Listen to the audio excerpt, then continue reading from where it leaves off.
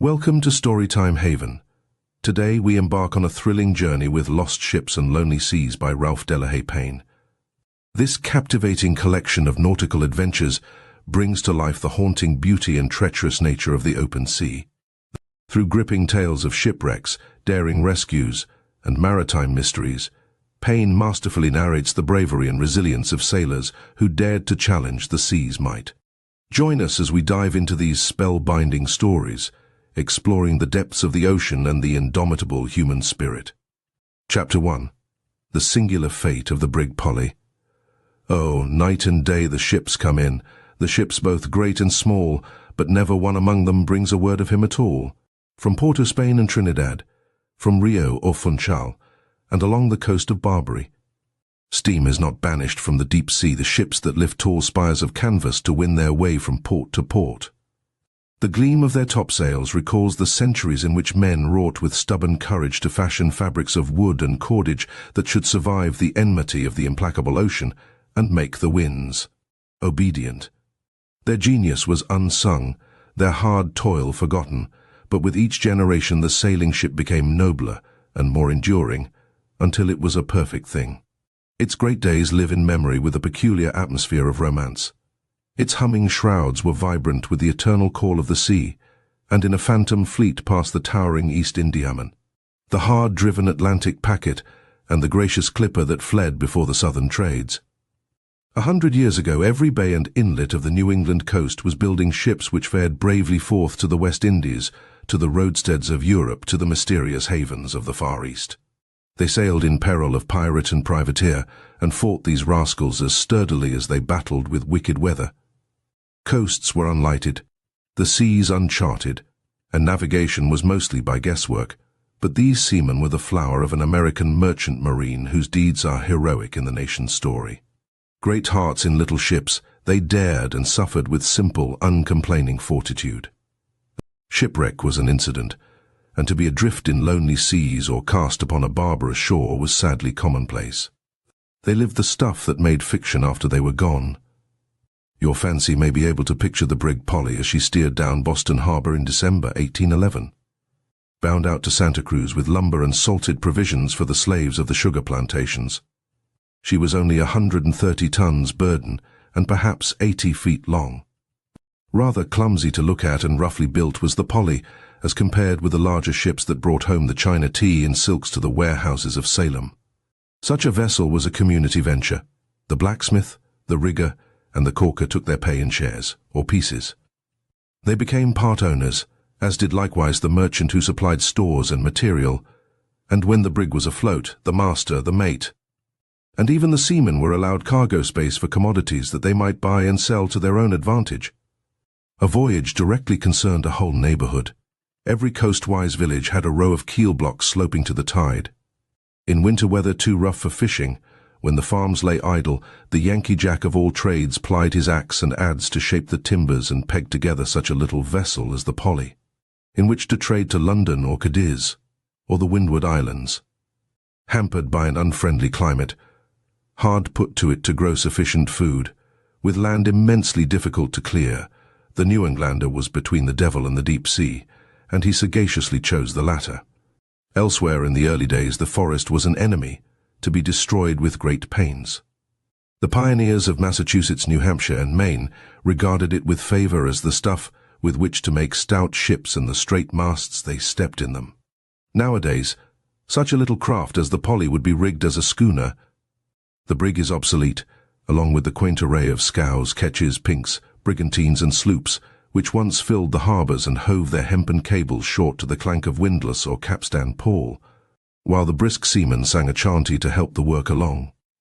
The Polly had yards on both masts, and it was a bitter task to lie out in a gale of wind and reef the unwieldy single topsails. She would try for no record passages, but jog sedately and snug down when the weather threatened. On this tragic voyage she carried a small crew, Captain W. L. Casno, a mate, 4 sailors, and a cook who was a native Indian. No mention is to be found of any ill omens that forecasted disaster, such as a black cat or a cross-eyed fin in the forecastle. 2 passengers were on board, Mr. J.S. Hunt and a Negro girl 9 years old. We know nothing whatever about Mr. Hunt, who may have been engaged in some trading adventure of his own. Perhaps his kinsfolk had waved him a fare ye well from the pier head when the Polly warped out of her berth. The lone pickaninny is more intriguing. She appeals to the imagination and inspires conjecture. Was she a waif of the slave traffic whom some benevolent merchant of Boston was sending to Santa Cruz to find a home beneath kindlier skies? Had she been entrusted to the care of Mr. Hunt? She is unexplained, a pitiful atom visible for an instant on the tide of human destiny.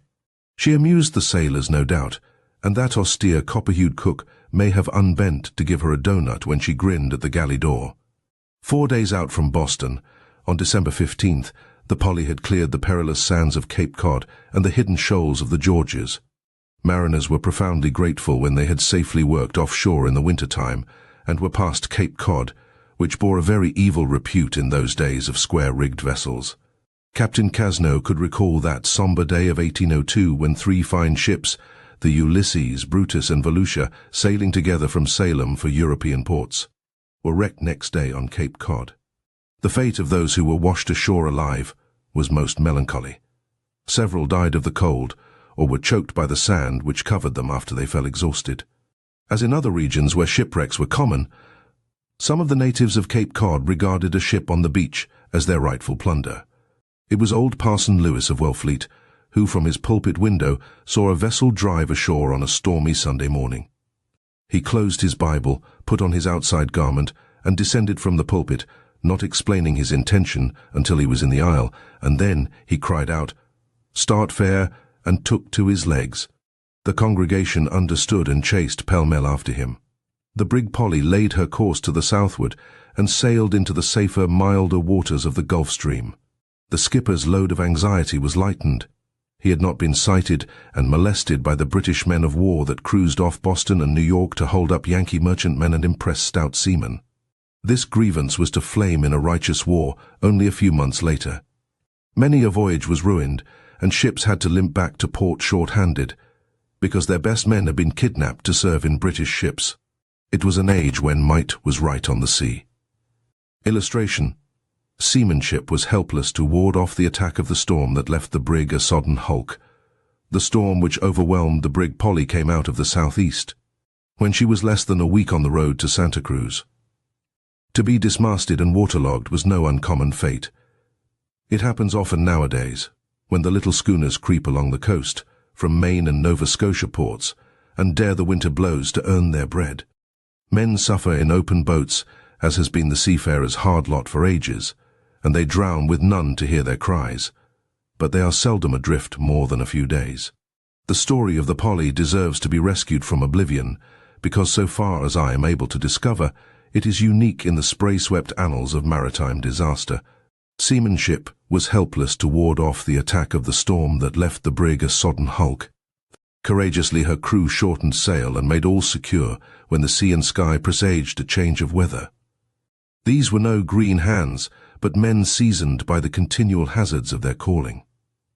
The wild gales smote them in the darkness of night.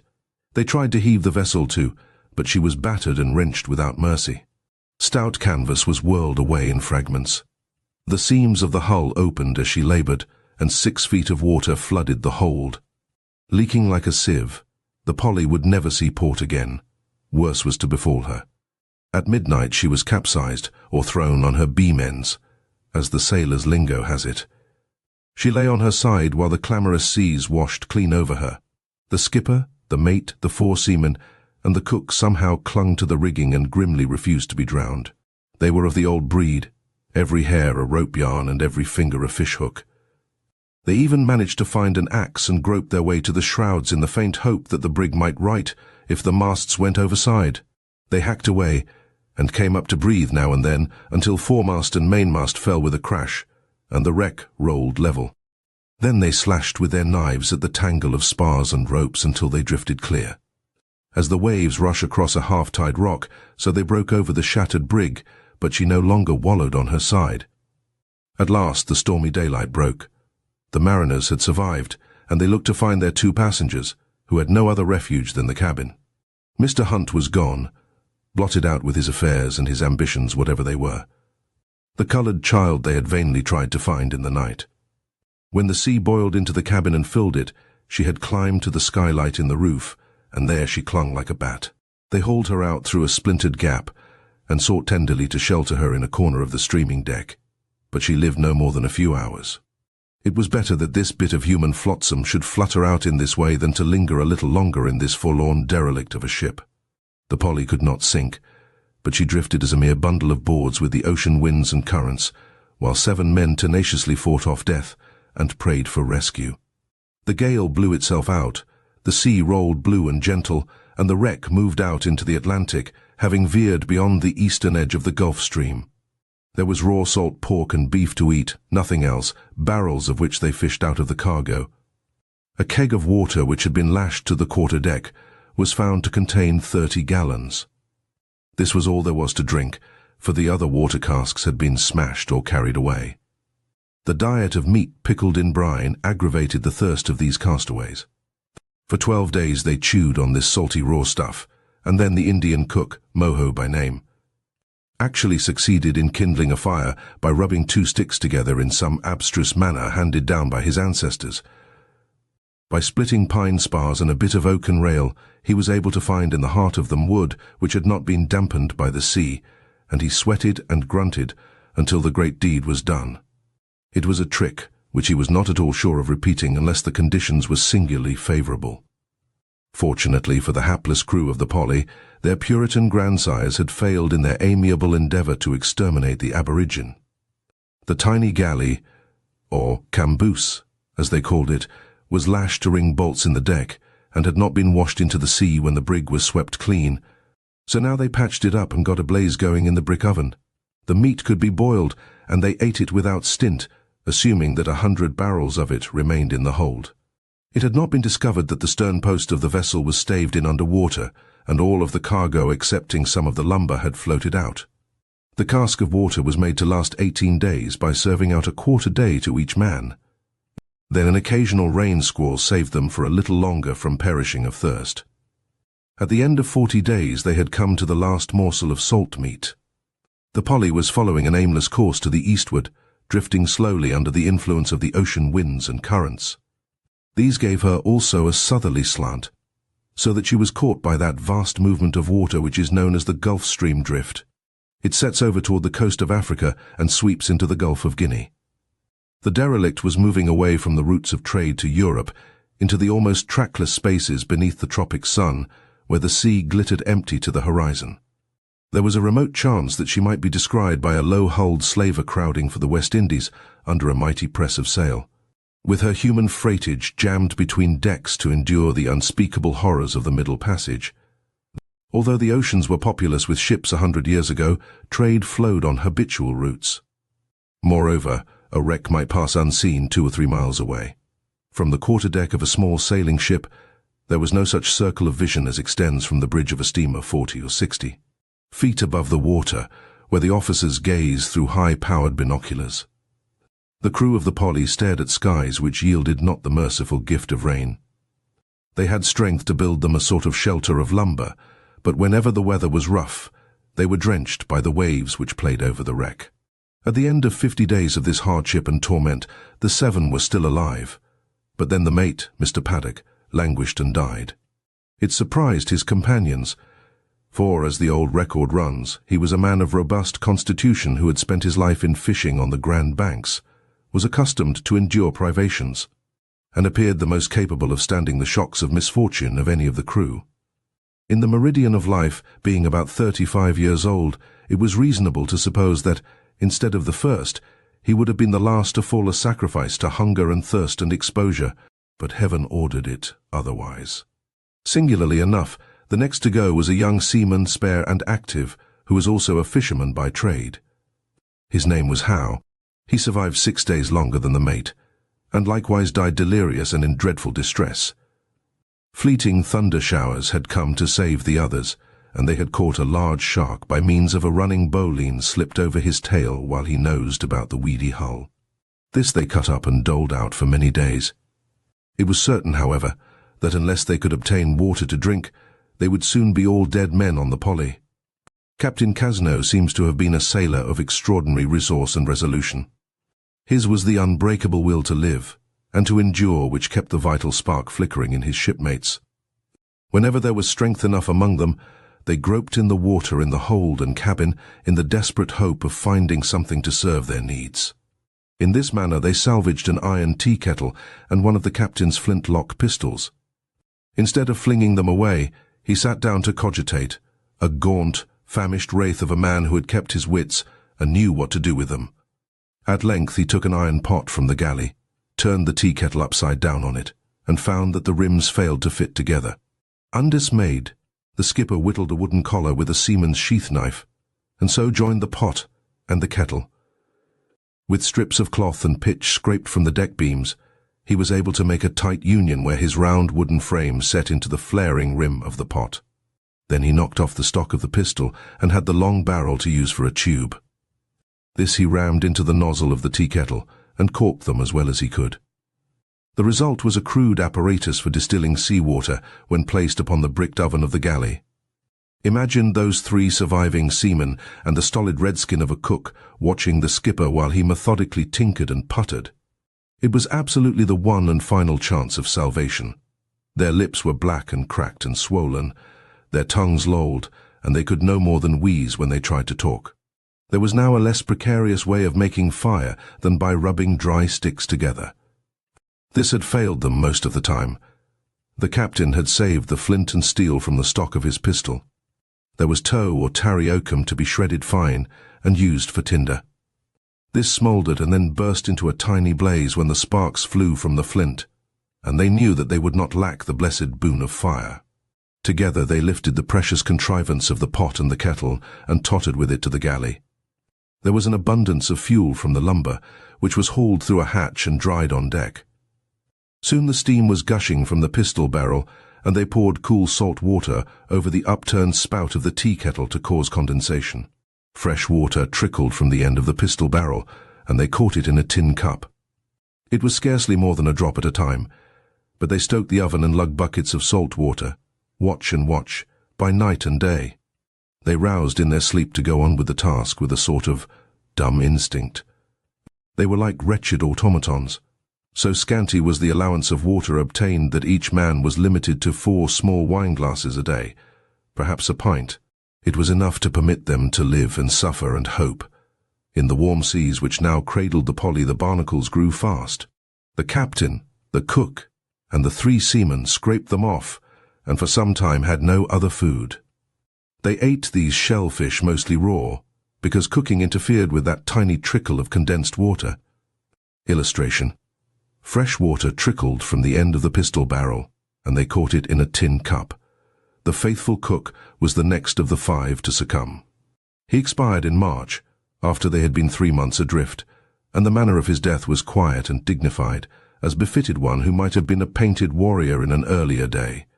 The account says of him, on the 15th of March, according to their computation, poor Moho gave up the ghost, evidently from want of water, though with much less distress than the others, and in the full exercise of his reason. He very devoutly prayed and appeared perfectly resigned to the will of God who had so sorely afflicted him. The story of the Polly is unstained by any horrid episode of cannibalism, which occurs now and then in the old chronicles of shipwreck. In more than one seaport the people used to point at some weather-beaten mariner who was reputed to have eaten the flesh of a comrade. It made a marked man of him, he was shunned, and the unholy notoriety followed him to other ships and ports. The sailors of the Polly did cut off a leg of the paw, departed Moho, and used it as bait for sharks, and they actually caught a huge shark by so doing. It was soon after this that they found the other pistol of the pair, and employed the barrel to increase the capacity of the still. By lengthening the tube attached to the spout of the tea kettle, they gained more cooling surface for condensation, and the flow of fresh water now amounted to 8 junk bottles full every 24 hours. Besides this, wooden gutters were hung at the eaves of the galley and of the rough shed in which they lived, and whenever rain fell, it ran into empty casks. The crew was dwindling fast. In April, another seaman, Johnson by name, slipped his moorings and passed on to the haven of Fiddler's Green. where the souls of all dead mariners may sip their grog and spin their yarns and rest from the weariness of the sea. 3 men were left aboard the Polly, the captain and 2 sailors. The brig drifted into that fabled area of the Atlantic that is known as the Sargasso Sea, which extends between latitudes 16° and 38° north, between the Azores and the Antilles. Here the ocean currents are confused and seem to move in circles, with a great expanse of stagnant ocean where the seaweed floats in tangled patches of red and brown and green. It was an old legend that ships once caught in the Sargasso Sea were unable to extricate themselves, and so rotted miserably and were never heard of again. Columbus knew better, for his caravels sailed through these broken carpets of weed, where the winds were so small and fitful that the Genoese sailors despaired of reaching anywhere. The myth persisted, and it was not dispelled until the age of steam. The doldrums of the Sargasso Sea were the dread of sailing ships. The days and weeks of blazing calms in this strange wilderness of ocean mattered not to the blindly errant wreck of the Polly.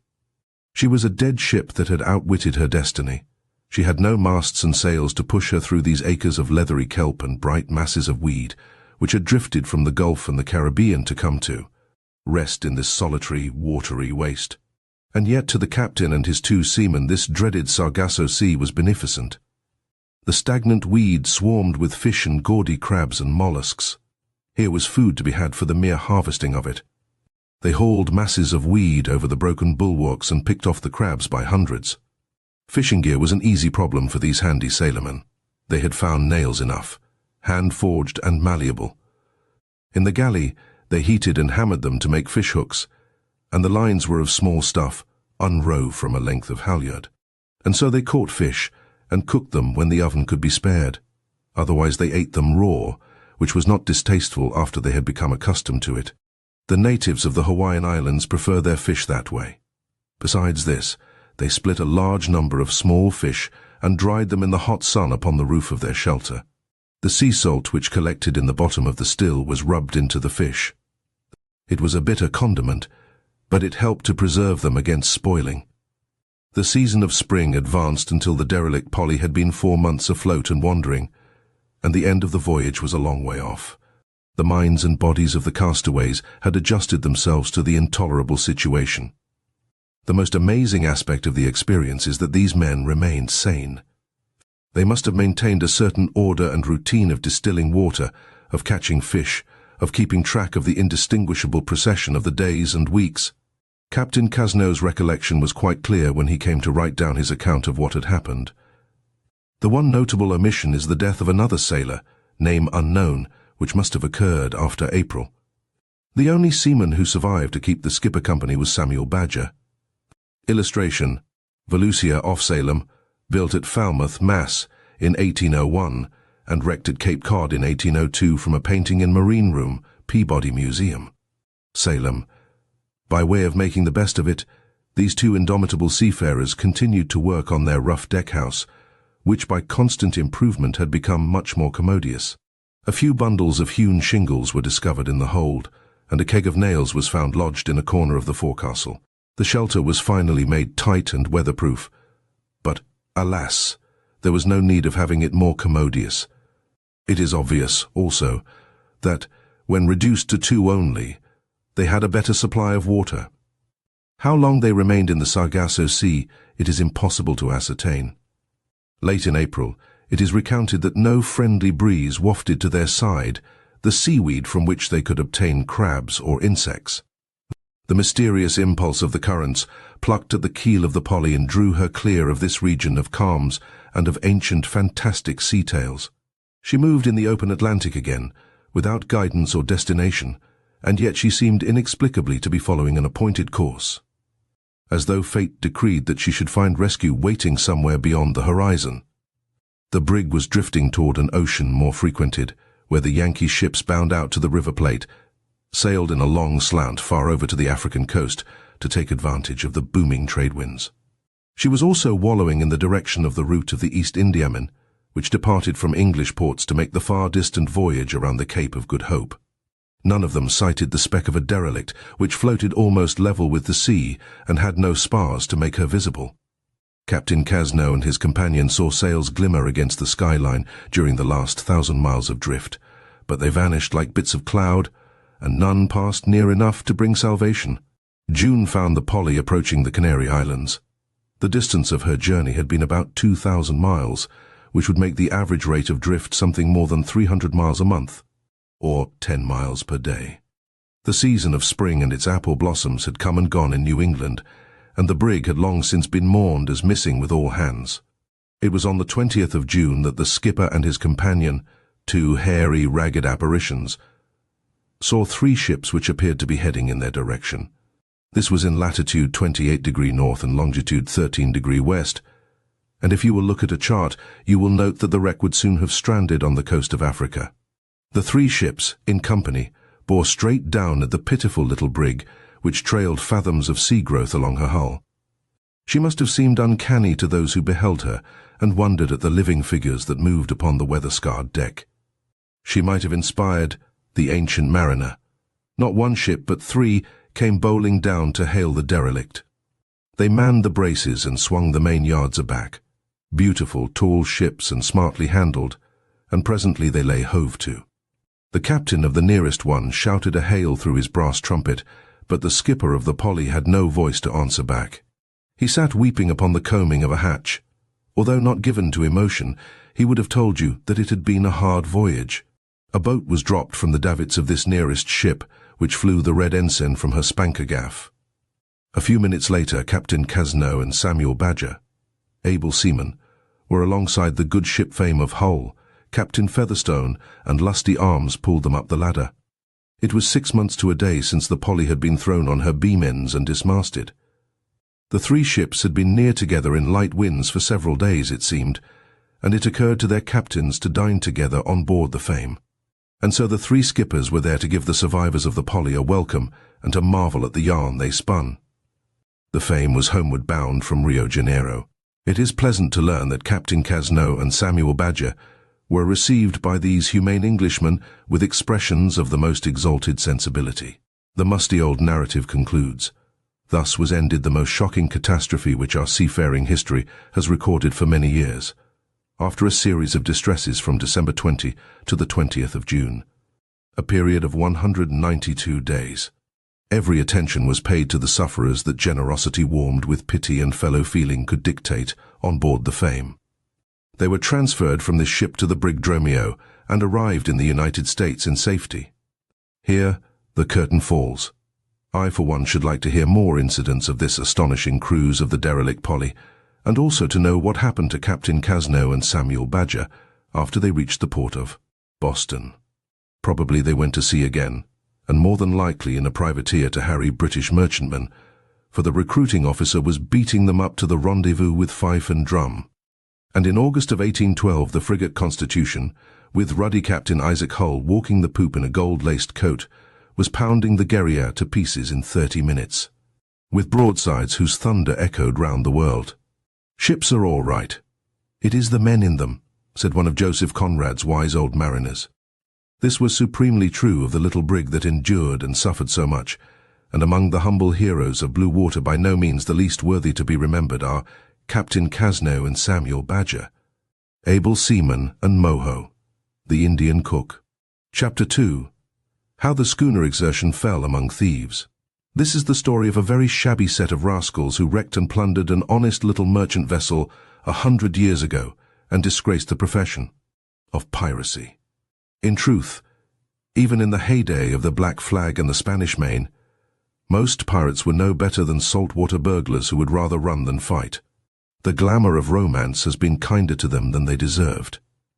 Their vocation had fallen to a low ebb indeed in the early part of the 19th century, when they still infested the storied waters of the Caribbean and struggled along, in some instances, on earnings no larger than those of a minister or schoolteacher of today.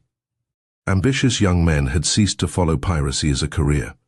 The distinguished leaders had long since vanished, most of them properly hanged in chains, and it was no longer possible to become a William Kidd, a Captain Ned England, or a Charles Vane.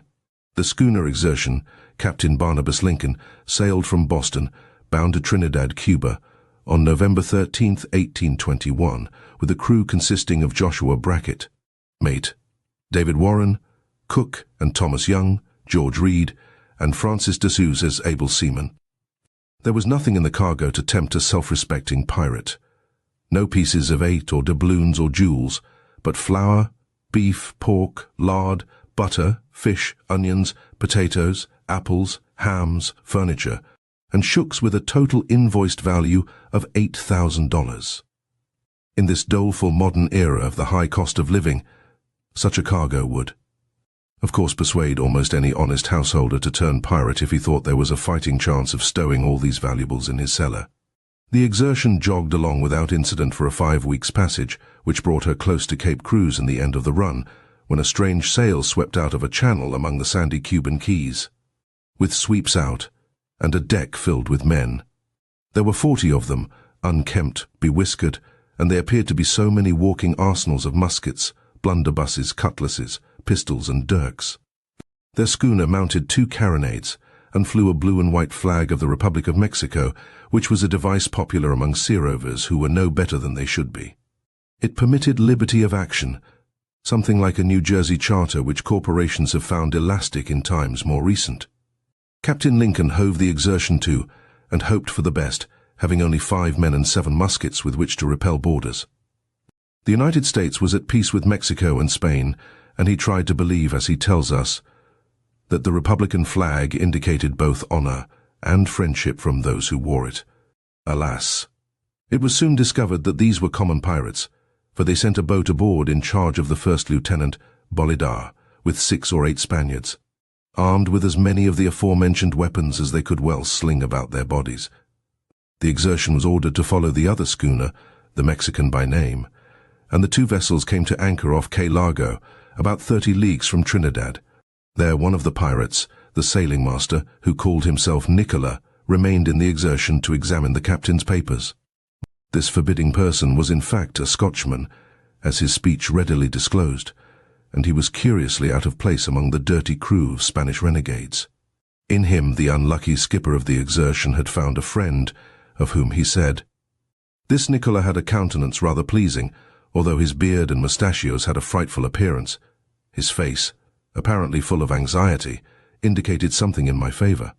He gave me back my papers, saying, 'Take good care of them, for I am afraid you have fallen into bad hands.' The pirates then sent a boat to the Exertion with more men and arms, leaving a heavy guard on board, and taking Captain Lincoln and his Yankee seamen off to their own low, rakish craft, where they served out the rum and vainly tried to persuade them to enlist, with promise of dazzling booty. Captain Lincoln was not at all attracted by this business opportunity, and sadly he returned to his schooner, where he found Lieutenant Woodard in the cabin and the place in a sorry mess. It is well known that whatever their other virtues, pirates as a class had no manners. With a few exceptions, the best of them lived like pigs and behaved like hooligans. The captain's narrative declares they had emptied a case of liquors, and broken a cheese to pieces and crumbled it on the table on the cabin floor, and, elated with their prize, as they called it, they had drunk so much as to make them desperately abusive. I was permitted to lie down in my berth, but, reader, if you have ever been awakened by a gang of armed desperadoes who have taken possession of your habitation in the midnight hour, you can imagine my feelings. Sleep was a stranger to me, and anxiety was my guest. Woodard, however, pretended friendship and flattered me with the prospect of being set at liberty, but I found him, as I suspected, a consummate hypocrite. Indeed, his very looks indicated it. He was a stout and well-built man, of a dark swarthy complexion, with keen, ferocious eyes, huge whiskers and beard under his chin and on his lips. He was a Portuguese by birth, but had become a naturalized Frenchman, had a wife and children in France, and was well known there as commander of a first-rate privateer. His appearance was truly terrific. He could talk some English, and had a most lion-like voice. Illustration: the pirate captain boarding the captured Exertion. Next day the scurvy knaves began plundering the Exertion of her cargo of potatoes, butter, apples, beans, and so on. Ripped up the floors in search of more liquor, found some hard cider, and guzzled it until officers and men were in a fight, all tipsy together, and then simmered down to sing sentimental ditties in the twilight. Soon after this, both schooners got under way and sailed to another haven in the lee of Brigantine Quay. Captain Lincoln now saw something more of the roving scapegrace of a Scotchman who called himself Nicola. He was a pirate with a sentimental streak in him and professed himself to be unhappy in his lawless employment, and declared he had signed articles in the belief that he was bound privateering. A theatrical person was the bewhiskered Nicola, who properly belonged to fiction of the romantic school. Sympathetic Captain Lincoln wrote that he lamented most deeply his own situation, for he was one of those men whose early good impressions were not entirely effaced. He told me that those who had taken me were no better than pirates and their end would be the halter, but he added, with peculiar emotion, "I will never be hung as a pirate," showing me a bottle of laudanum which he had found in my medicine chest, and saying, "If we are overtaken, this shall cheat the hangman before we are condemned." Another day's cruise to the eastward, and the trim, taut little Exertion suffered the melancholy fate of shipwreck, not bravely in a gale, but mishandled and wantonly gutted by her captors. First, she stranded on a bar while making in for a secluded creek, and was floated after throwing overboard the deck load of shooks for making sugar barrels. Then her sails were stripped, the rigging cut to pieces, and the masts chopped over the side lest they be sighted from seaward. After that, the pirates hewed gaps in the deck and bulwarks in order to loot the rest of the cargo more easily, and the staunch schooner was left to bleach her bones on the Cuban coast. The amiable Nicola found himself in trouble because of his friendly feeling for Captain Lincoln. The Spanish sailors tied him to a tree and were about to shoot him as a soft-hearted traitor who was guilty of unprofessional conduct. But a courageous French pirate surged into the picture with several men of his own opinion, and remarked that when the shooting began, there would be other targets besides Nicola. This convinced the mob that it might be healthier to let the Scotchman alone. The captain and crew of the Exertion were threatened and ill-used, but there seemed to be no intention of making them walk the plank or hewing them down with cutlasses. What to do with them was a problem rather perplexing, which was proof that the trade of piracy had fallen from its former estate. These were thrifty freebooters, however, and the business was capably organized. There were even traces of the efficiency management which was to become the religion of the 20th century.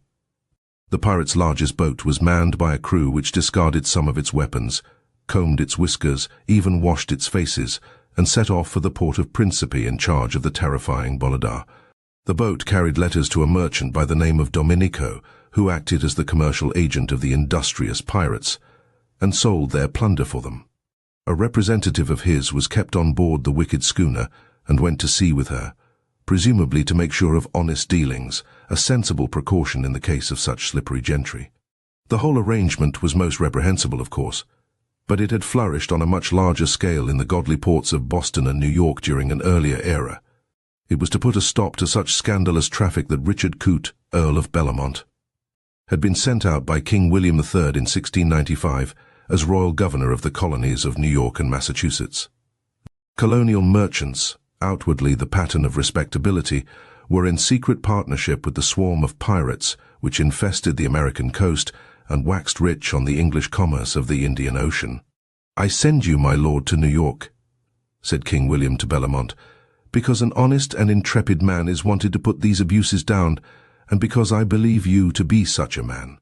As a result of these instructions, Captain William Kidd was employed to hunt the pirates down by sea, while Governor Bellamont made it hot for the unscrupulous merchants ashore who were, no doubt, the ancestors of the modern American profiteers in food and clothing, who were also most respectable men. Captain Kidd was a merchant shipmaster of brave and honorable repute, who had a comfortable home in Liberty Street, New York, was married to a widow of good family, and was highly esteemed by the Dutch and English people of the town. A shrewd trader who made money for his owners, he was also a fighting seaman of such proved mettle that he had been given command of privateers which cruised off the coasts of the colonies and harried the French in the West Indies. His excellent reputation and character are attested by official documents. Illustration: armed with as many of the aforementioned weapons as they could well sling about their bodies, how Captain Kidd, sent out to catch pirates, was convicted of turning pirate himself rather than sail home empty-handed is another story. Fate has played strange tricks with the memory of this 17th-century seafarer who never cut a throat or scuttled a ship. and who was hanged at Execution Dock for the excessively unromantic crime of cracking the skull of his mutiner's gunner with a wooden bucket. Poor Captain Barnabas Lincoln of Boston, having lost his schooner and cargo, was righteously indignant at discovering how the infamous business was carried on. Said he, "I was informed by a line from Nicola that the pirates had a man on board, a native of Principe, who in the garb of a sailor was a partner with Domenico, but I could not get sight of him. This lets us a little into the plan by which this atrocious system has been conducted. Merchants having partners on board of these pirates. Thus pirates at sea and robbers on land are associated to destroy the peaceful trader. Nicola remained true to Captain Lincoln, even sending him a letter from Principe to tell him about the disposition of the stolen cargo and what prices it was fetching.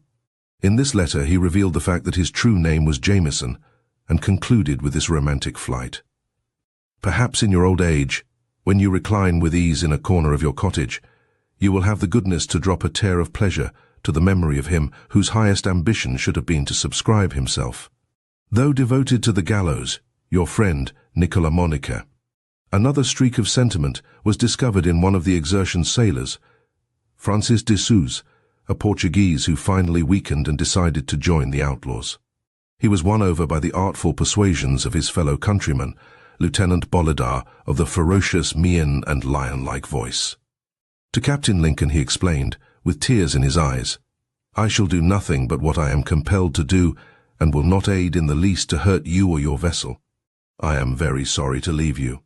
The pious master of the Exertion bore up under his troubles with a spirit truly admirable, but it was one thing after another, and under date of Sunday, December 30, he wrote in his diary, "This day, which particularly reminds Christians of the high duties of compassion and benevolence, is never observed by these pirates.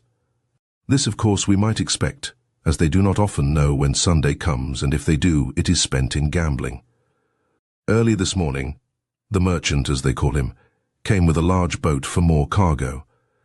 I was ordered into a boat with my crew without any breakfast, and carried about 3 miles to a small island out of sight of the Exertion, and left there by the side of a pond of thick, muddy water with nothing to eat but a few biscuits. One of the boat's crew told us that the merchant was afraid of being recognized, and when he had gone the boat would return for us, but we passed the day in the greatest anxiety.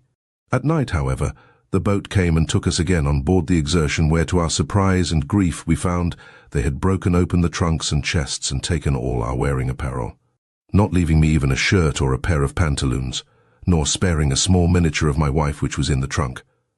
The pirate schooner was employed a few days later to fill her hold with cargo from the Exertion and hoist sail for Principe. They lifted the stuff out with a yo-ho-ho, which made Captain Lincoln so unhappy that he pensively wrote, "How different was this sound from what it would have been, had I been permitted to pass unmolested by these lawless plunderers, and been favoured with a safe arrival at the port of my destination, where my cargo would have found an excellent sail. Then would the yo-ho-ho on its discharging have been a delightful sound to me." As a final touch to affect the modern reader with a sense of comedy, and the captain with additional woe, the pirates fished out the Exertion's consignments of furniture and, for lack of space below, sailed off with chairs lashed to the rail in rows and tables hung in the rigging. There now appears the figure of the pirate commander himself, for Bolidar was merely the lieutenant, or executive officer. To Captain Lincoln, gloomily watching the pirate schooner in the offing, with her picturesque garniture of hand-made New England furniture, came Bolidar with 5 men, his own personal armament consisting of a blunderbuss, cutlass, a long knife, and a pair of pistols. This fearsome lieutenant took Captain Lincoln by the arm, led him aside, and imparted, "My Capitan sends me for your wash." Properly resentful, the master of the Exertion replied, "Damn your eyes. I have no clothes, nor any soap to wash with. You have stolen them all." "Ah, but I will have your wash," cried Bolidar, waving the blunderbuss. "What you call him that makes tick-tock? Same as the clock." Disgustedly, Captain Lincoln extracted his watch from the place where he had hidden it. The cloud had a silver lining, for Bolidar graciously handed over a small bundle at parting. It contained a pair of linen drawers sent me by Nicola, also the Reverend Mr. Brooks' family prayer book. This gave me great satisfaction. Soon after, Bolidar returned with his captain, who had one arm slung up, yet with as many implements of war as his diminutive self could conveniently carry. He told me, through an interpreter who was his prisoner, that on his last cruise he had fallen in with 2 Spanish privateers and beat them off, but had 14 of his men killed and was himself wounded in the arm. Bolidar turned to me and said, "It is a D, en lie," which words proved to be correct, for his arm was not wounded, and when I saw him again, he had forgotten to sling it up. An accurate and convincing portrait, this, and painted with very few strokes. The strutting little braggart of a pirate chief who resorted to such cheap and stagey tricks as bandaging his arm to make an impression. Having disposed of the cargo, it now transpired that the prisoners were to be marooned and left to perish. After all, the traditions of piracy had not been wholly lost, and these sordid rascals were running true to form. With an inkling of this fate, Mr. Joshua Brackett, the mate of the Exertion, was heard to say, "I cannot tell what awaits us, but it appears to me that the worst is to come." This is how Captain Lincoln quoted it in his diary, but the mate of the schooner, sorely tried as he must have been, was more likely to exclaim, "I can't fathom all their tricks, but it looks to me as if the bloody rogues had made up their minds to scupper us. And may they sizzle in hell for 1,000,000 years?" The pirate chief and his officers held a whispered conference, and then spent the last night ashore in gambling. The diminutive leader, in hopes of getting back some of the $500 he had lost a few nights before, which made him unusually fractious.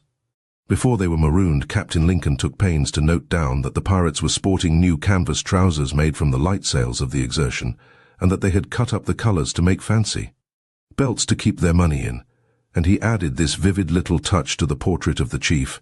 The captain had on one of my best shirts, a cleaner one than I had ever seen him wear before. At sunset, the crew of the Exertion, with several prisoners taken out of a Spanish merchant prize, were put into a boat. At this lamentable moment, Nicola stepped to the front again and said to Captain Lincoln, "My friend, I will give you your book, a volume of Reverend Mr. Coleman's sermons. It is the only thing of yours that is in my possession. I dare not attempt anything more. Never mind, I may see you again before I die." There were 11 prisoners in all, without arms, and to sustain life only a 10-gallon keg of water, part of a barrel of flour, 1 ham, and a little salt fish, not forgetting the precious volume of Mr. Coleman's sermons.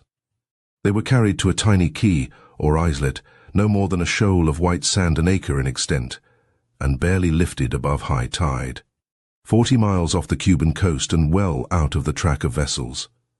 No wonder that Captain Lincoln was moved to ejaculate, "Look at us now, my friends, left benighted on a little spot of sand in the midst of the ocean, with every appearance of a violent thunder tempest and a boisterous night.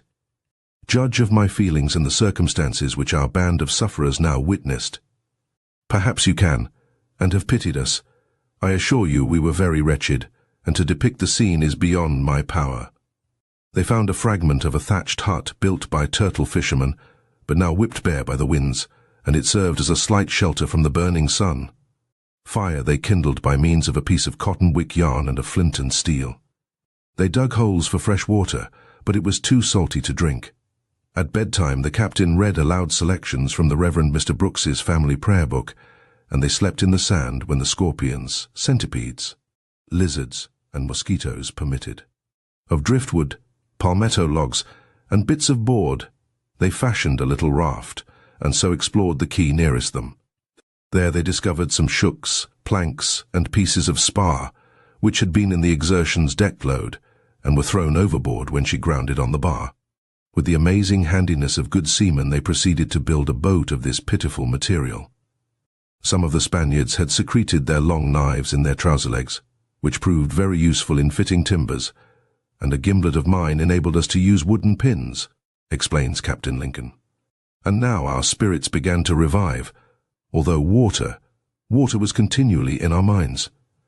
Our labor was extremely burdensome, and the Spaniards considerably peevish, but they would often say to me, "Never mind, Captain, by and by Americans or Spanish catch 'em and we go see 'em hung."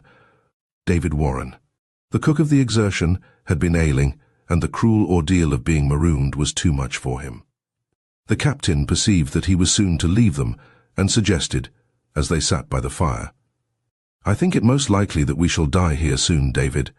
But as some one of us may survive to carry the tidings to our friends, if you have anything to say respecting your family, now is the time." The young sailor, he was only 26, replied to this, "I have a mother in Sako where I belong. She is a second time a widow. Tomorrow, if you can spare a scrap of paper and a pencil, I will write something." No tomorrow came to him. He passed out in the night, and the skipper thought of his own wife and children in Boston. They dug a grave in the sand, made a coffin of shooks, and stood with bare heads while Captain Lincoln read the funeral prayer from the consolatory compilation of the Reverend Mr. Brooks. One of the Spanish prisoners, an old man named Manuel, made a wooden cross, and with great pains carved upon it the words, "Jesus Christ hath him now," and placed it at the head of the grave. There was the old Puritan strain in Captain Lincoln, who commented, "Although I did not believe in the mysterious influence of the cross, yet I was perfectly willing it should stand there." Enfeebled and lacking food and water, they stubbornly toiled at building the boat, which was shaped like a flat iron. When at length they launched the wretched little box, it leaked like a basket, and, to their dismay, would hold no more than 6 of them and stay afloat. 4 to row, 1 to steer, and 1 to bail. 3 Spaniards and a Frenchman argued that they should go in search of help, because they were acquainted with the lay of the coast and could talk to the people. This was agreed to, and Mr. Brackett, the mate, was also selected to go, because the captain considered it his duty to stay with his men.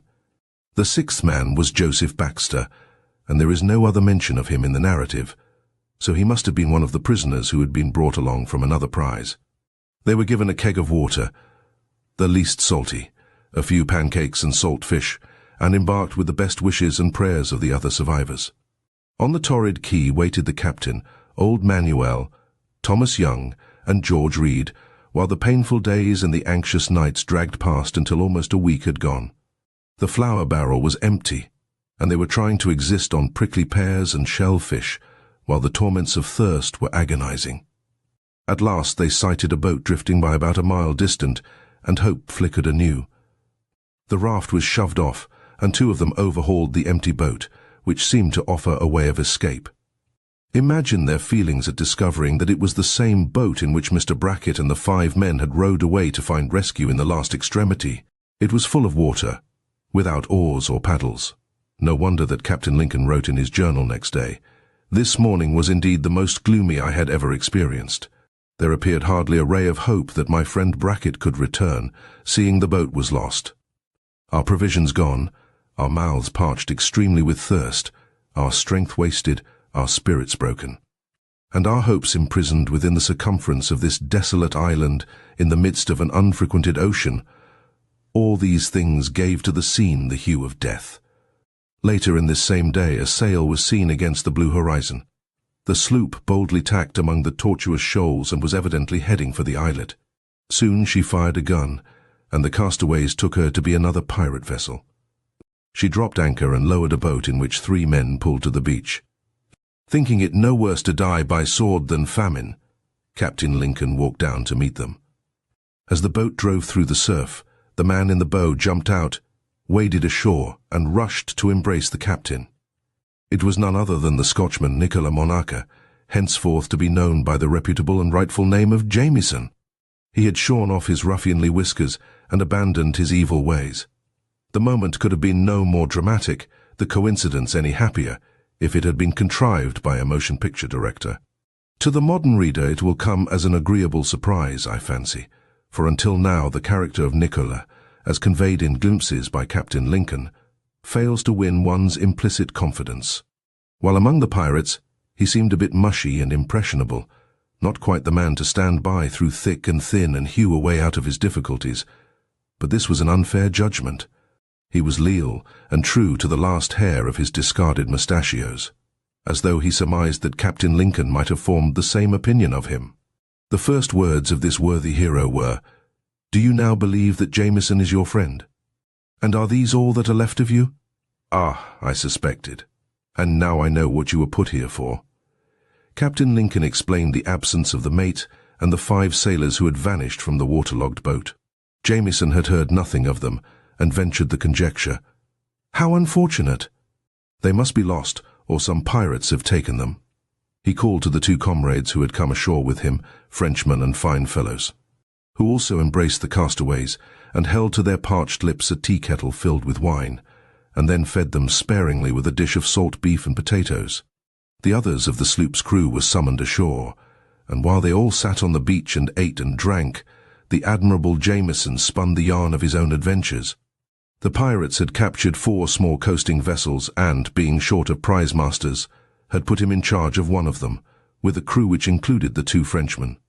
The orders were to follow the piratical Mexican into a harbour.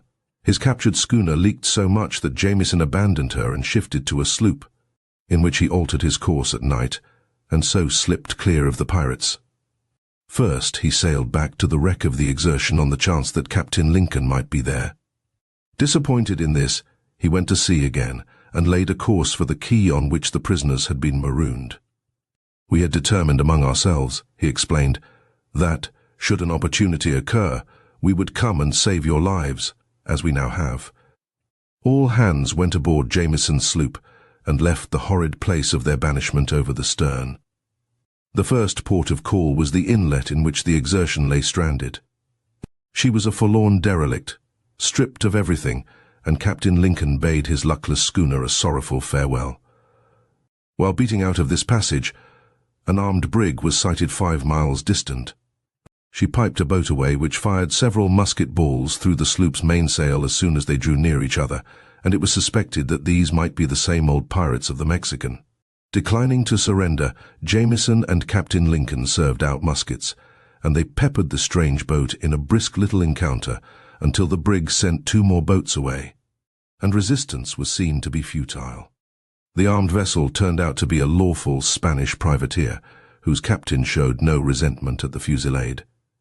Indeed, he was handsomely cordial, a very gentlemanly sailor, and invited Captain Lincoln and his men into the cabin for dinner, where he informed them that he had commanded a Yankee privateer out of Boston during the War of 1812. Jameson and his crew, for reasons best known to themselves, signed articles as privateersmen and stayed in the brig. This was preferable to risking the halter ashore.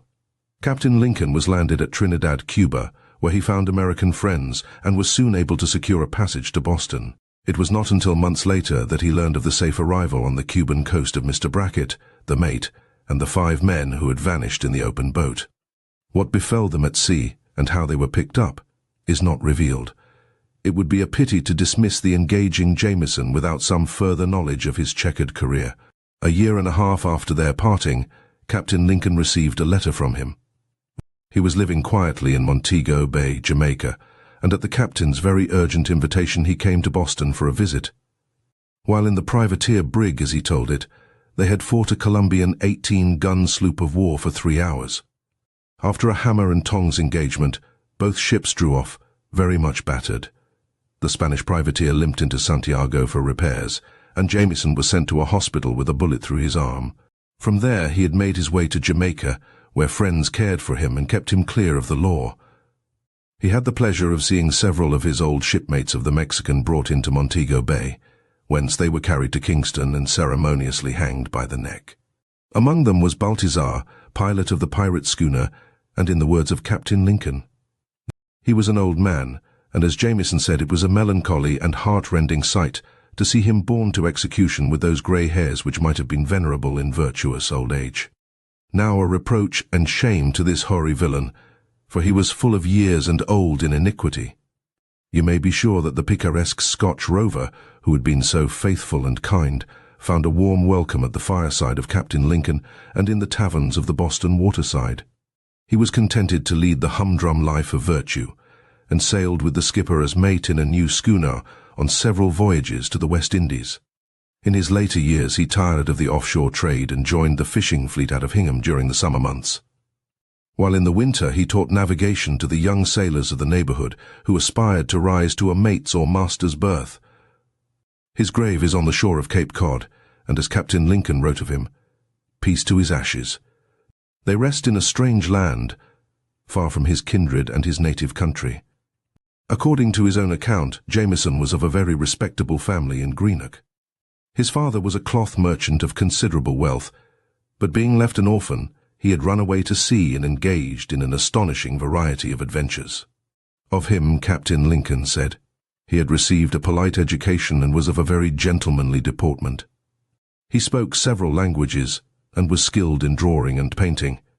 He had travelled extensively, and his wide fund of information made him a most entertaining companion. His observations on the character of different nations were very liberal, with a playful humorousness quite free from bigotry and narrow prejudice. An entertaining companion and philosopher, indeed, whose outlook had been mellowed by the broadening influence of piracy. And you and I would like nothing better than to have sat down with this reformed gentleman of fortune 100 years ago and listened to his playful comments on the virtues and the vices of mankind, and his wondrous yarns of men and ships and the winds that tramp the world. Perhaps as he moved so sedately in the ordered life of Boston and Hingham, or fared to the southward again as mate of a trading schooner, he shivered at recollection of that day in Kingston when 10 of his old shipmates of the Mexican dangled from the gallows tree and the populace crowded to enjoy the diverting spectacle. And in his dreams he may have heard the wailing voice of Pedro Nondre when the rope broke and he fell to the ground alive. "Mercy, mercy, they kill me without cause.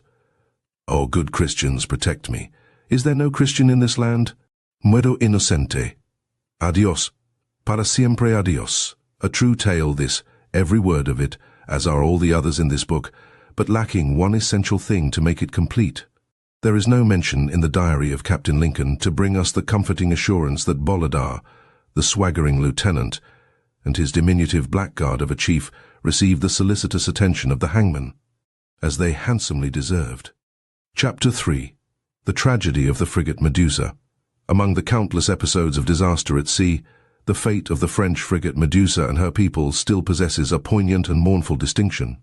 Other ships have gone down with much greater loss of life, including such modern instances as the Titanic and the Lusitania, or have been missing with all hands. But the story of the Medusa casts a dark shadow across the chronicles of human suffering, even though a century has passed since the event. There are some enterprises which seem foredoomed to failure by a conspiracy of circumstances, as if a spell of evil enchantment had been woven to thwart and destroy them. Of such a kind was this most unhappy voyage. As an incident of the final overthrow of Napoleon, Great Britain returned to France the colonial territory of Senegal on the west coast of Africa, between Cape Blanco and the Gambia River. A French expedition was equipped and sent out to reoccupy and govern the little settlements and clearings which thinly fringed the tropical wilderness. It included officials, scientists, soldiers, servants, and labourers who sailed from Rochefort in the Medusa frigate and 3 smaller vessels on the 17th of June 1816. The French navy had been shattered and swept from the seas by the broadsides of Nelson's fleets, and its morale had ebbed. This mission, moreover, was not a strictly naval affair, and the personnel of the frigate was recruited with no particular care. The seamen were the scrapings of the waterfront, and the officers had not been selected for efficiency. They were typical neither of the French arms nor people. It seemed a commonplace task, no doubt. To sail with the summer breezes on a voyage not much farther than the Cape Verde Islands and disembark the passengers and cargo. Captain de Chamorres of the Medusa was a light-hearted, agreeable shipmate, but he appears to have been a most indifferent seaman and a worse master of men and emergencies. When no more than 10 days out from port, he discovered that his reckoning had set him 30 leagues, or almost 100 miles, out of his course. This was not enough to condemn him utterly, because navigation was a crude art a century ago, and ships blundered about the high seas, and found their way to port in the most astonishing manner. But Captain de Chamorres was not made cautious by his error, and he drove along with fatuous confidence in his ability, and would pay no heed to the opinions of his officers. He also managed to lose touch with the 3 smaller ships of the squadron, and they vanished from his ken. It was one fatal mischance after another. On the 1st of July, when the frigate crossed the Tropic of Cancer, the debonair captain made it an excuse for a holiday and took personal charge of the gaieties which so absorbed him that he turned over the command of the ship to M. Richefort, one of the civilian officials who had seen naval service.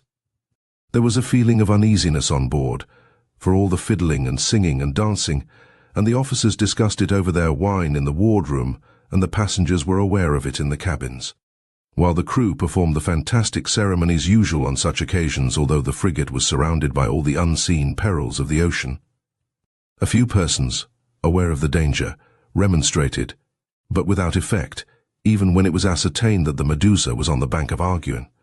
The ship was, in fact, entrapped among the shoals and reefs which extended like a labyrinth far out from the African coast. It was an area of many disasters to stout ships, whose crews had been taken captive or killed by savage tribes if they survived the hostility of the sea. M. Richefort, who was so obligingly acting as commander of the Medusa, insisted that there were 100 fathoms of water under the keel and not the slightest cause for anxiety, and they still danced on deck to the scraping of the fiddles. With a crash that flung the merrymakers this way and that, and brought the spars tumbling about their ears, the Medusa struck in only 16 feet of water, and the deadly sands had inextricably gripped her. She was a lost ship on this bright day of calm seas and sunny weather, and the sailors blithely tripping it heel and toe. It was soon realized that the frigate might pound to pieces in the first gale of wind, and that advantage had best be taken of the quiescent ocean to get away from her. The coast was known to be no more than 40 miles distant, and the hope of escape was strong. There was ample time in which to abandon ship with some order and method, to break out provisions and water barrels, to build a number of buoyant rafts and carefully equip them, to safeguard the lives of the people as far as possible. The frigate carried carpenters, mechanics and other artisans, and all manner of tools for the colony of Senegal. Hundreds of people had been saved from other ships in situations even more desperate than this. There had been strong men, unwavering authority, and disciplined obedience in them, however, but this doomed frigate was like a madhouse, and panic ran from deck to deck. The crew was slack at best, but it could not be held altogether responsible for the demoralization. The soldiers and laborers were Spanish, French, Italian and Negroes, many of whom had probably been in prison or the convict hulks, and were sent to Africa for their country's good. The frigate had 5 seaworthy boats, which were hurriedly launched and filled with people whose only thought was to save their own skins. In one of them was the governor of Senegal and his family, and in another were placed 4 children and the wives of the officials. In this respect the ancient chivalry of the sea was lived up to. There were heroes among the French army officers, as might have been expected, for they kept clear of the struggle for the boats, and succeeded in holding most of their men, who were assigned to the one raft which had been frantically thrown together. The 5 boats shoved off and waited for the raft, which it was proposed to take in tow. Barrels of bread and wine and water had been hoisted on deck, but in the confusion almost all the stores were thrown into the boats. M. Corriard, geographical engineer attached to the expedition, had gallantly volunteered to take chances with his own men on the raft. He had kept his wits about him, and delayed to ask Captain de Chaumaris whether navigation instruments and charts had been provided for the raft. He was assured that a naval officer was attending to these essentials, and would be in charge of the party. Forgetting his duty entirely, this faithless officer scrambled into one of the boats, and the raft was left without means of guidance. There are cowards in all services, afloat and ashore, but they are seldom conspicuous. Among those who fled away in the boats was the gay Captain de Chaumaris, who oozed through a porthole without delaying a moment. In this manner he disappeared from the narrative, the last glimpse of him as framed in the porthole, while his ship was still crowded with terrified castaways, for whom there were no boats. He was a feather-brained poltroon who, by accident, happened to be a Frenchman. Illustration: boats were filled with men whose only thought was to save their skins. There were intrepid men in the Medusa who bullied the others into helping make a raft. The best that they could do was to launch a pitiful contrivance of spars and planks held together by lashings. It was 65 feet long and 20 broad, not even decked over, twisting and working to the motion of the waves which slapped over it or splashed between the timbers when the ocean was smooth. As soon as it floated alongside the frigate, 150 persons wildly jammed themselves upon it, standing in water to their waists and in danger of slipping between the spars and planks. The only part of the raft which was unsubmerged when laden had room for no more than 15 men to lie down upon it. The weather was still calm, and the ship rested solidly upon her sandy bed, the upper decks clear of water. It seems incredible that no barrels of beef and biscuit were lashed to the timbers of the raft, No water casks rolled from the tiers and swung overside. A kind of mob hysteria swept these people along, and the men of resolution were carried with it. They were unaccustomed to the sea, and a frenzied fear of it stampeded them. The flimsy, wave-washed raft floated away from the Medusa with only biscuit enough for one scanty meal and a few casks of wine.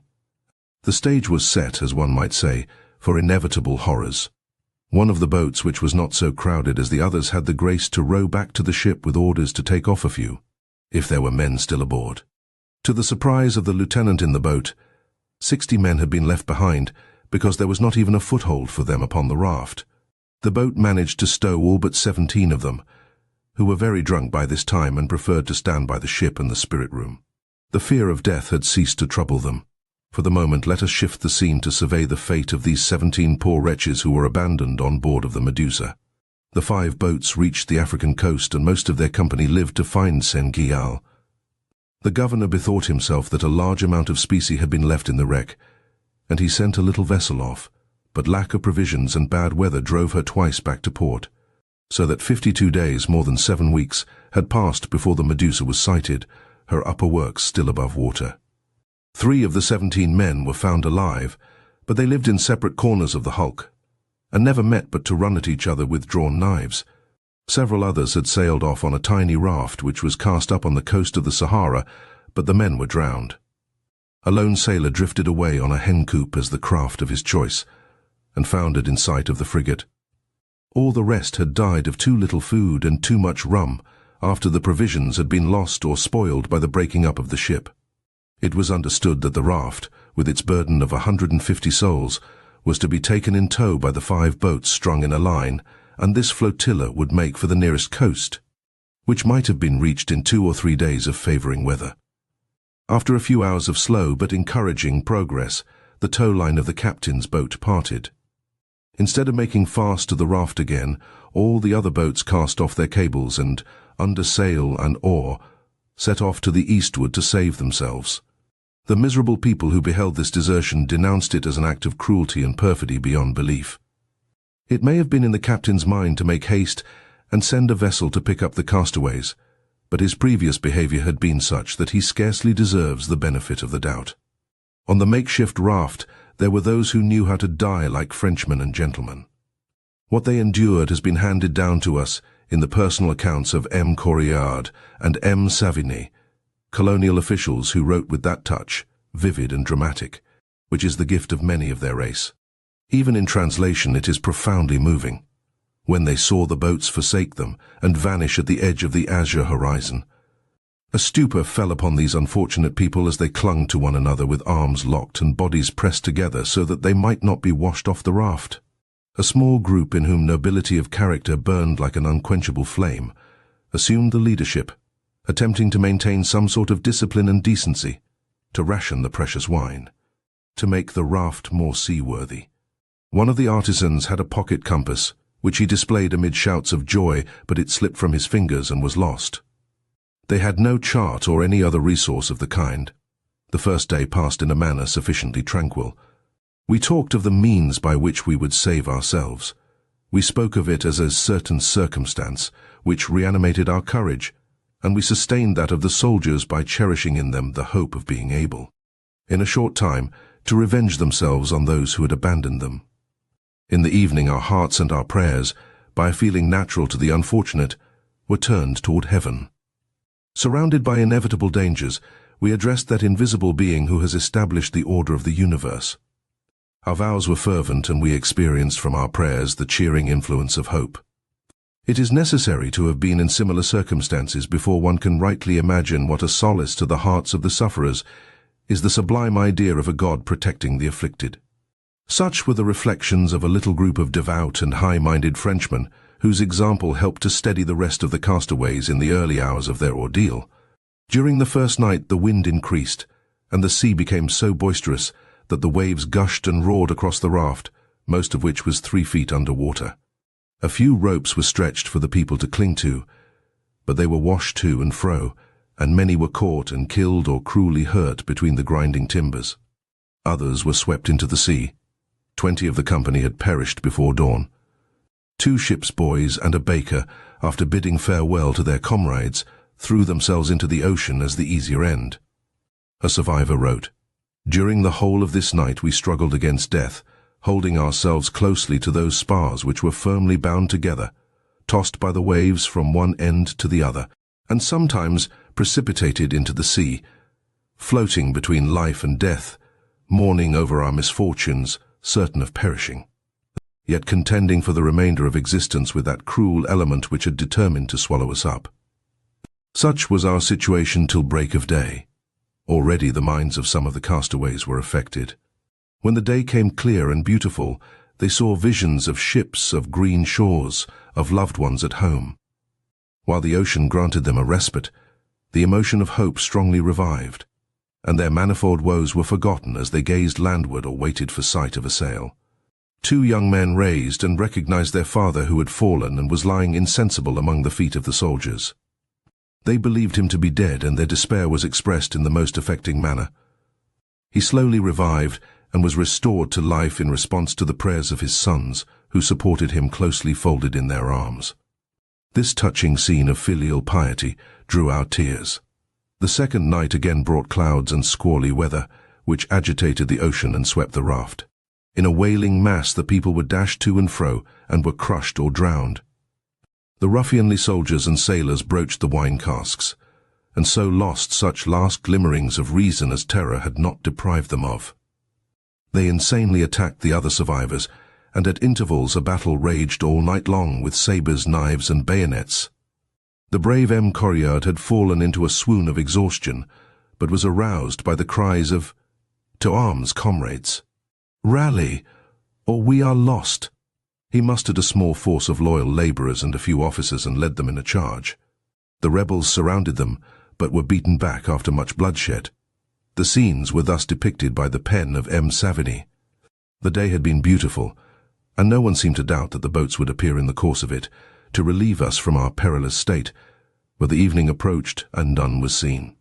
From that moment a spirit of sedition spread from man to man, and manifested itself by the most furious shouts. Night came on, the heavens were obscured by thick clouds, the wind rose and with it the sea. The waves broke over us every moment, numbers were carried into the sea, particularly at the ends of the raft. And the crowding towards the centre of it was so great that several poor people were smothered by the pressure of their comrades who were unable to keep their legs. Firmly persuaded that they were all on the point of being drowned, both soldiers and sailors resolved to soothe their last moments by drinking until they lost their reason. Excited by the fumes acting on empty stomachs and heads already disordered by danger, they now became deaf to the voice of reason, and boldly declared their intention to murder their officers, and then cut the ropes which bound the raft together. One of them, seizing an axe, actually began the dreadful work. This was the signal for revolt. The officers rushed forward to quell the tumult, and the mutineer with the axe was the first to fall, his head split by a sabre. The passengers joined the officers, but the mutineers were still the greater number. Luckily they were but badly armed, or the few bayonets and sabres of the opposite party could not have kept them at bay. One fellow, detected in secretly cutting the ropes, was immediately flung overboard. Others destroyed the shrouds and halyards of the sail, and the mast, deprived of support, fell upon a captain of infantry and broke his thigh. He was instantly seized by the soldiers and thrown into the sea, but the officers saved him. A furious assault was now made upon the mutineers, many of whom were cut down. At length this fit of desperation subsided into weeping cowardice. They cried out for mercy and asked for forgiveness upon their knees. It was now midnight and order appeared to be restored, but after an hour of deceitful calm the insurrection burst forth anew. The mutineers ran upon the officers like madmen, each having a knife or sabre in his hand, and such was the fury of the assailants that they tore with their teeth the flesh and even the clothing of their adversaries. There was no time for hesitation. A general slaughter took place, and the raft was strewn with dead bodies. There was one woman on the raft, and the villains had thrown her overboard during the struggle, together with her husband, who had heroically defended her. M. Corriard, gashed with sabre wounds as he was, leaped into the sea with a rope and rescued the wife, while Lavalette, the head workman, swam after the husband and hauled him to the raft. Illustration: the brig, which had made a long tack and was now steering straight toward the raft. The first thing the poor woman did, after recovering her senses, was to acquaint herself with the name of the person who had saved her and to express to him her liveliest gratitude. Finding that her words but ill reflected her feelings, she recollected that she had in her pocket a little snuff and instantly offered it to him. Touched with the gift, but unable to use it, M. Corriard gave it to a wounded sailor, which served him 2 or 3 days. But it is impossible to describe a still more affecting scene, the joy this unfortunate couple testified when they were again conscious, at finding they were both saved. The woman was a native of the Swiss Alps who had followed the armies of France as a sutler or vivandier for 20 years through many of Napoleon's campaigns. Bronzed, intrepid, facing death with a gesture, she said to M. Corriard, "I am a useful woman, you see, a veteran of great and glorious wars. Therefore, if you please, be so good as to continue to preserve my life. Ah, if you knew how often I have ventured upon the fields of battle and braved the bullets to carry assistance to our gallant men. Whether they had money or not, I always let them have my goods. Sometimes a battle would deprive me of my poor debtors, but after the victory others would pay me double or triple for what they had consumed before the engagement. Thus I came in for a share of the victories. It was during a lull of the dreadful conflict among these pitiful castaways that M. Savigny was moved to exclaim, 'The moon lighted with her melancholy rays this disastrous raft, this narrow space on which were found united so many torturing anxieties, a madness so insensate, a courage so heroic, and the most generous, the most amiable sentiments of nature and humanity.' Another night came, and the crazed mutineers made an attack even more savage. It was not altogether impelled by the blind instinct of survival, for again they tried to tear the raft apart and destroy themselves with it. They were so many ravening beasts. Those who resisted them displayed many instances of brave and beautiful self-sacrifice. One of the loyal labourers was seized by 4 of the rebels, who were about to kill him, but Lavalette, formerly a sergeant of Napoleon's old guard, rushed in and subdued them with the butt of a carbine and so saved the victim of their rage. A young lieutenant fell into the hands of these maniacs, and again there were volunteers to rush in against overwhelming numbers and effect a rescue, regardless of their grievous wounds. Bleeding and exhausted, M. Coudin had fallen upon a barrel, but he still held in his arms a 12-year-old sailor boy whom he was trying to shield from harm. The rebels tossed them both into the sea, but M. Coudin clung to the lad and insisted that he be placed upon the raft before he permitted himself to be helped. During these periods of hideous combat among men who should have been brethren and comrades in tribulation, as many as 60 of them were drowned or died of their wounds. Only 2 of these belonged to the little party of finely tempered souls who had shown themselves to be greatly heroic. They had withstood one onslaught after another, and there were never more than 20 of them, in honour preferring one another, untouched by the murderous delirium which had afflicted the others. True, they saw phantasms and talked wildly, but the illusions were peaceful. M. Corriard imagined that he was travelling through the lovely, fruitful fields of Italy. One of the officers said to him, quite calmly, "I recollect that we were abandoned by the boats, but there is no cause for anxiety. I am writing a letter to the government, and in a few hours we shall be saved." And while they were babbling of the cafes of Paris and Bordeaux and ordering the most elaborate meals, they chewed the leather of the shoulder belts and cartridges, and famine took its daily toll of them. In these circumstances it was inevitable that sooner or later they would begin devouring one another for food. The details are repugnant, and it is just as well to pass over them. With this same feeling in mind, one of the survivors confessed. It was necessary, however, that some extreme measure should be adopted to support our miserable existence. We shudder with horror on finding ourselves under the necessity of recording that which we put into practice. We feel the pen drop from our hands, a deadly coldness freezes all our limbs, and our hair stands on end. Readers, we entreat you not to entertain, for men already too unhappy, a sentiment of indignation, but to grieve for them, and to shed a tear of pity over their sad lot. On the 4th day 12 more had died, and the survivors were extremely feeble, and bore upon their faces the stamp of approaching dissolution. Shipwrecked crews have lived much longer than this without food, but the situation of these sufferers was peculiarly dreadful. And yet one of them could say, "This day was serene, and the ocean slumbered." Our hearts were in harmony with the comforting aspect of the heavens, and received a new array of hope. A shoal of flying fish passed under our raft, and as there was an infinite number of openings between the pieces which composed it, the fish were entangled in great numbers.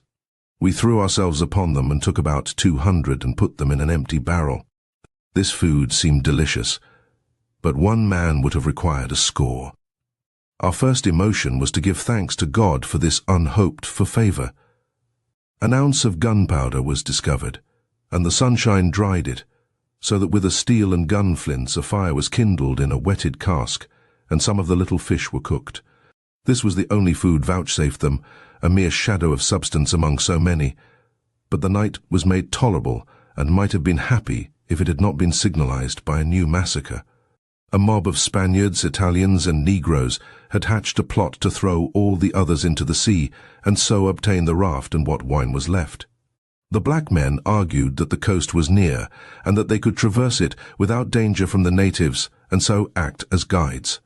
The leader of this outbreak was a Spaniard who placed himself behind the mast, made the sign of the cross with one hand, waved a knife in the other, and invoked the name of God as the signal to rush forward and begin the affray.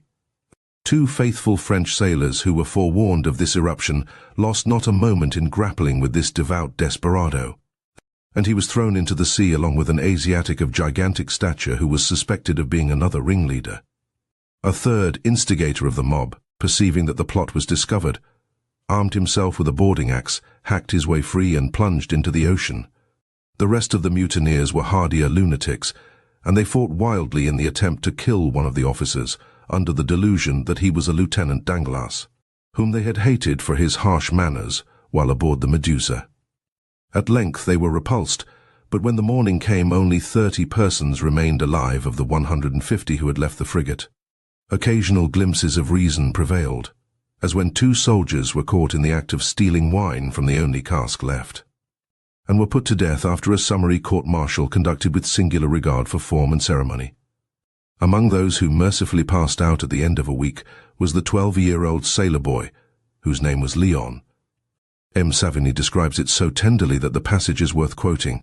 He died like a lamp which ceases to burn for want of aliment. All spoke in favor of this young and amiable creature who merited a better fate. His angelic form, his musical voice, the interest inspired by an age so infantile, increased still more by the courage he had shown and the services he had performed. For he had already made a campaign in the East Indies, moved us all with the deepest pity for this young victim. Our old soldiers, and all the people in general, did everything they could to prolong his existence. Neither the wine of which they deprived themselves without regret, nor all the other means they employed, could arrest his melancholy doom. He expired in the arms of his friend M. Coudin, who had not ceased to give him the most unwearied attention. Whilst he had strength to move, he ran incessantly from one side to the other, loudly calling for his mother, for water and for food. He trod upon the feet and legs of his wounded companions, who in their turn uttered cries of anguish, but these were rarely mingled with threats or reproaches. They freely pardoned all that the poor little lad caused them to suffer. When the number of the living was reduced to 27, a solemn discussion was held, and a conclusion reached upon which it is not for us to pass judgment. It was evident that 15% of the number were likely to live a few days longer, which gave them a tangible hope of rescue. The other 12 were about to die, all of them severely wounded and bereft of reason. There was still some wine in the last cask. To divide it with these doomed 12 was to deprive the 15 stronger men of the chance of survival. It was decided to give these dying people to the merciful obliteration of the sea. The execution of this decree was undertaken by 3 soldiers and a sailor, chosen by lot, while the others wept and turned away their faces. Among those whose feeble spark of life was snuffed out in this manner was that militant woman, the sutler who had followed Napoleon to the plains of Italy. Both she and her husband had been fatally wounded during the last night of the mutiny, and so they went out of life together, which was as they would have wished it. More than once in war the hopelessly wounded have been put out of the way in preference to leaving them in the wake of a retreat or burdening a column with them. In this tragedy of the sea, the decision was held to be justifiable when the French government investigated the circumstances. With so few of them remaining, the 15 survivors were able to assemble themselves upon a little platform raised in the center of the raft and to build a slight protection of plank and spars. To rehearse their sufferings at greater length would be to repel the modern reader. It is only in fiction that shipwreck can be employed as a theme for romance and enjoyable adventure. The reality is apt to be very stark and grim. It is more congenial to remember such fine bits as this, when the handful of them huddled upon the tiny platform in the final days of their agony.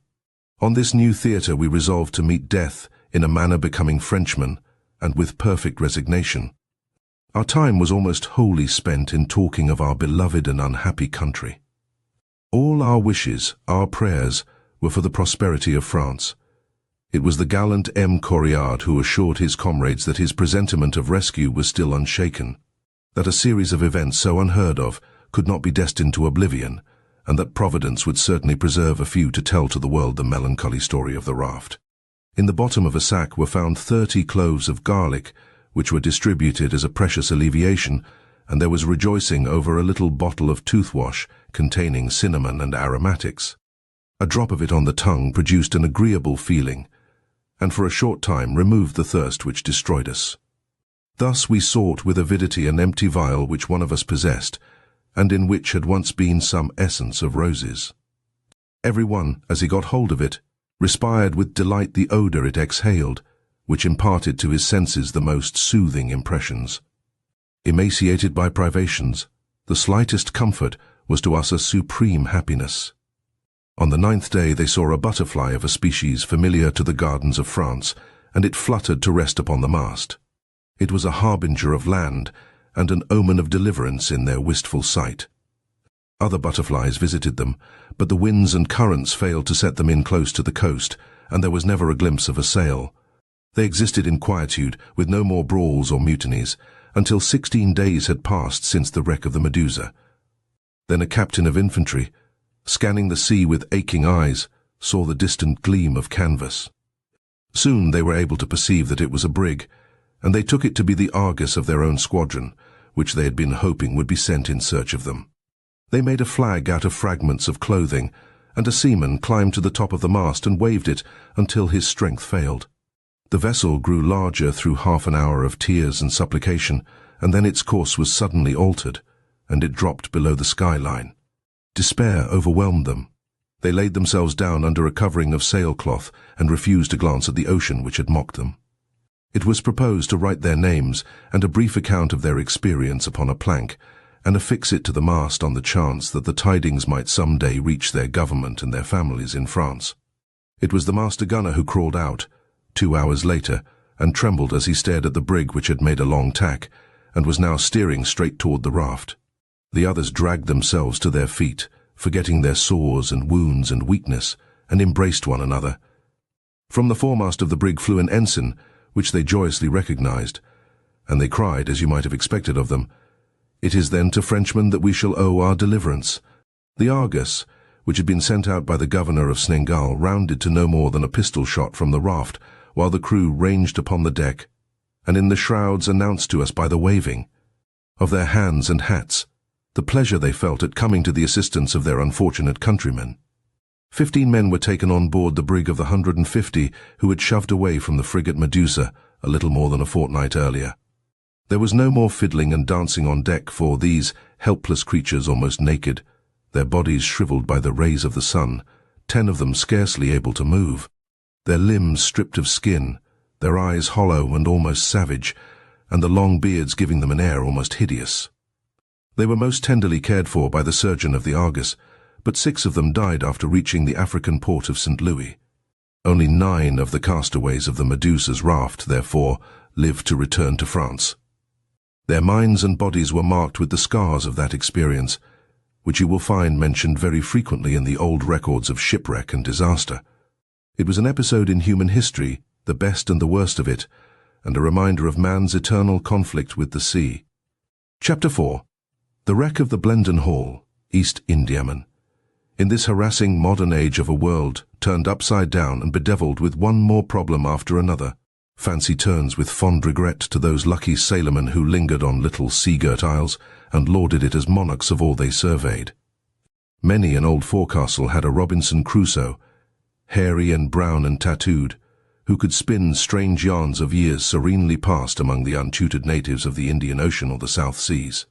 Now and then one of them had lived in more solitary fashion on some remote, unpeopled strand, a hermit cast up by the sea, and was actually contented because he had freed himself of the tyranny of bosses and wages and trousers and all the other shackles of civilization.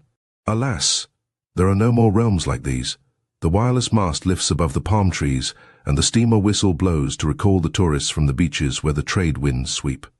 There are still some very lonely places on the watery globe, however, and one of them is the tiny group of 3 volcanic islands in the South Atlantic, which is known as Tristan da Cunha.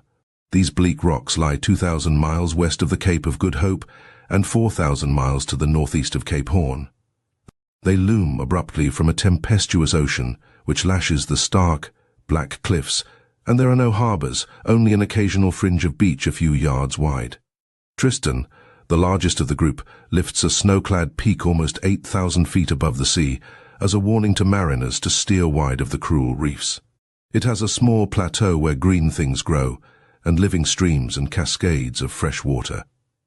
The islands were discovered as early as 1506 by the Portuguese Admiral Tristan da Cunha, and in later years the Dutch navigators and the pioneers of the British East India Company hove to in passing, but it was not thought worthwhile to hoist a flag over the group.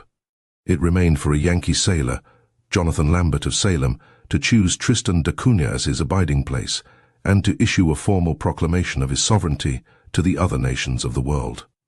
Said he, "I ground my right and claim on the sure and rational ground of absolute occupancy." This was undeniable, and the British Empire rests upon foundations no more convincing. Jonathan Lambert was of the breed of Salem seafarers who had first carried the American flag to India, Java, Sumatra, and Japan, who opened the trade with the Fiji Islands and Madagascar, who had been the trailbreakers in diverting the commerce of South America and China to Yankee ships. They had sailed where no other merchantman dared go. They had anchored where no one else dreamed of seeking trade. It was therefore nothing extraordinary for Jonathan Lambert to tire of roving the wide seas, and to set himself up in business as the king of Tristan da Cunha, which had neither ruler nor subjects. What his ambitions were, and how a melancholy end overtook them, is to be found in the Sea Journal of Captain John White, who sailed the American brig Franklin out to China in 1819. He wrote, "On March 12th we saw and passed the island of Tristan da Cunha, which was taken possession of in 1810 by Jonathan Lambert. He published a document setting forth his rights to the soil, and invited navigators of all nations, whose routes might lie near that ocean, to touch at his settlement for supplies which he anticipated his industry would draw from the earth and the adjacent sea.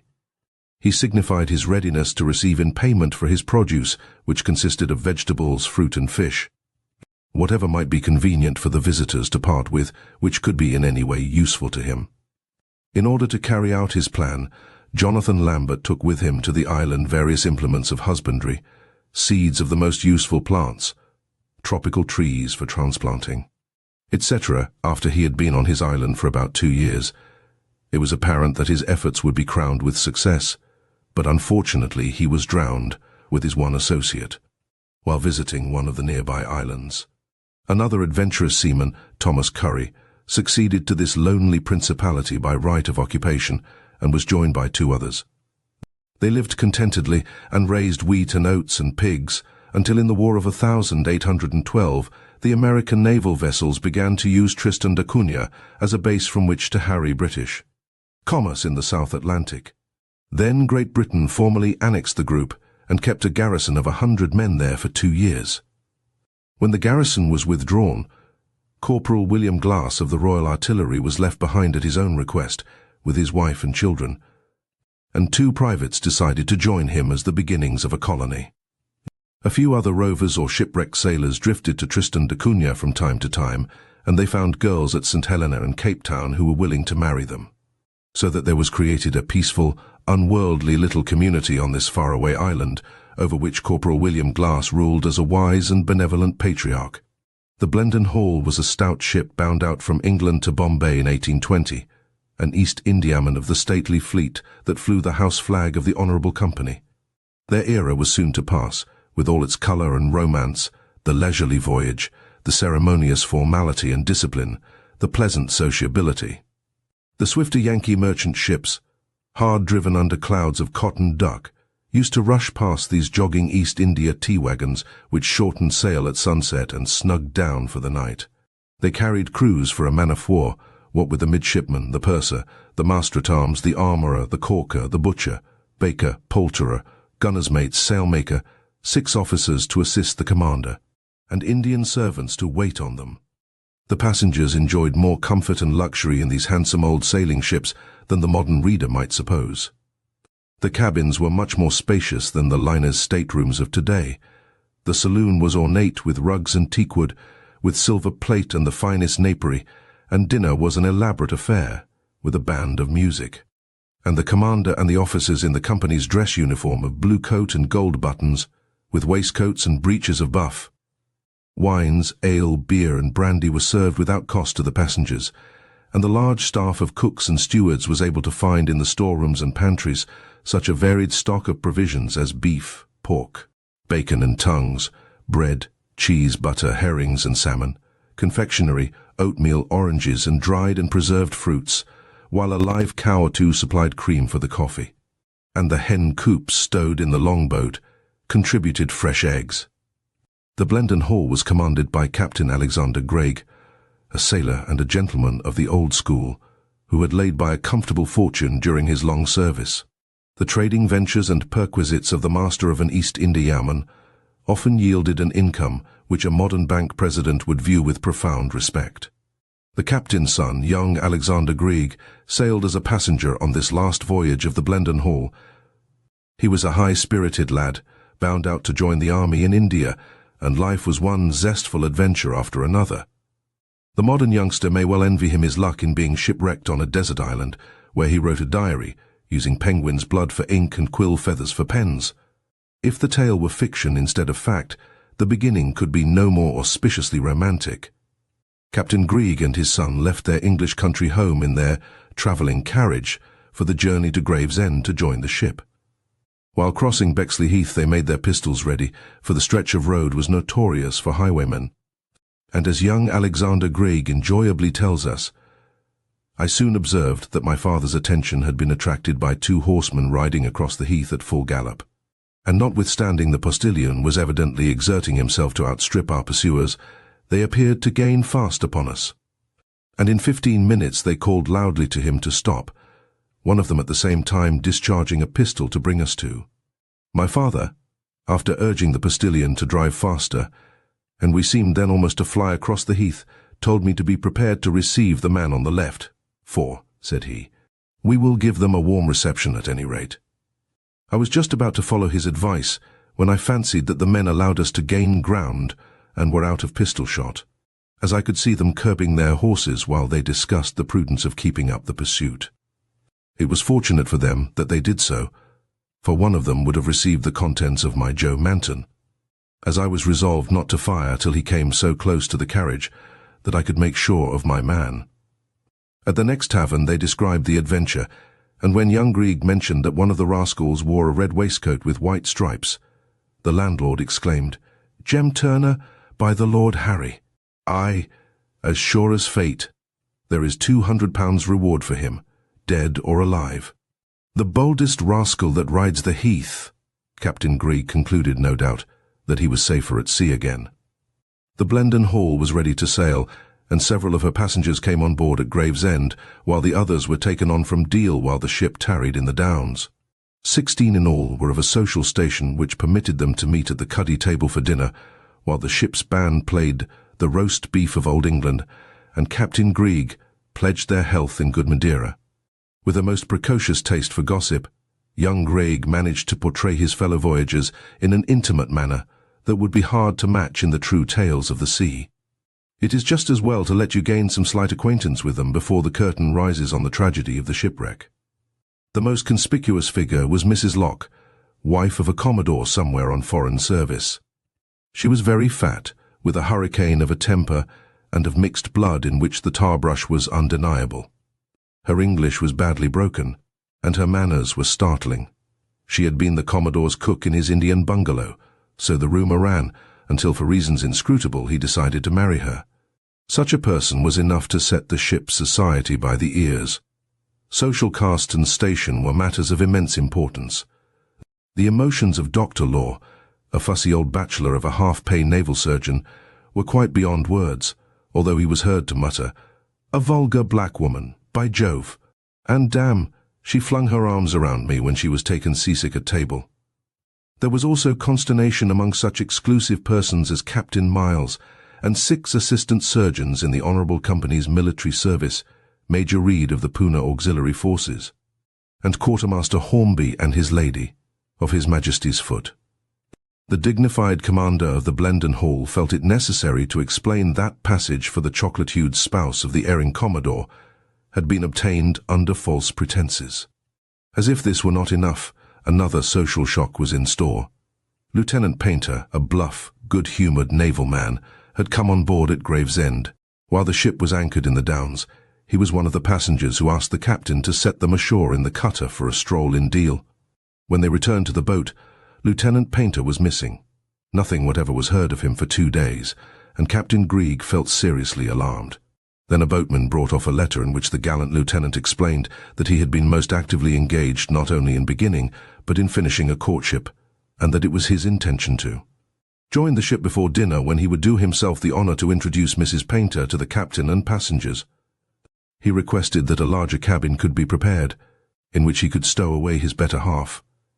There was great excitement and curiosity in the cuddy of the Blenden Hall as the dinner hour drew near. The impetuous romance of the brisk Lieutenant Painter was sensational. At length, a boat was pulled alongside, and a chair rigged and lowered from the lofty deck.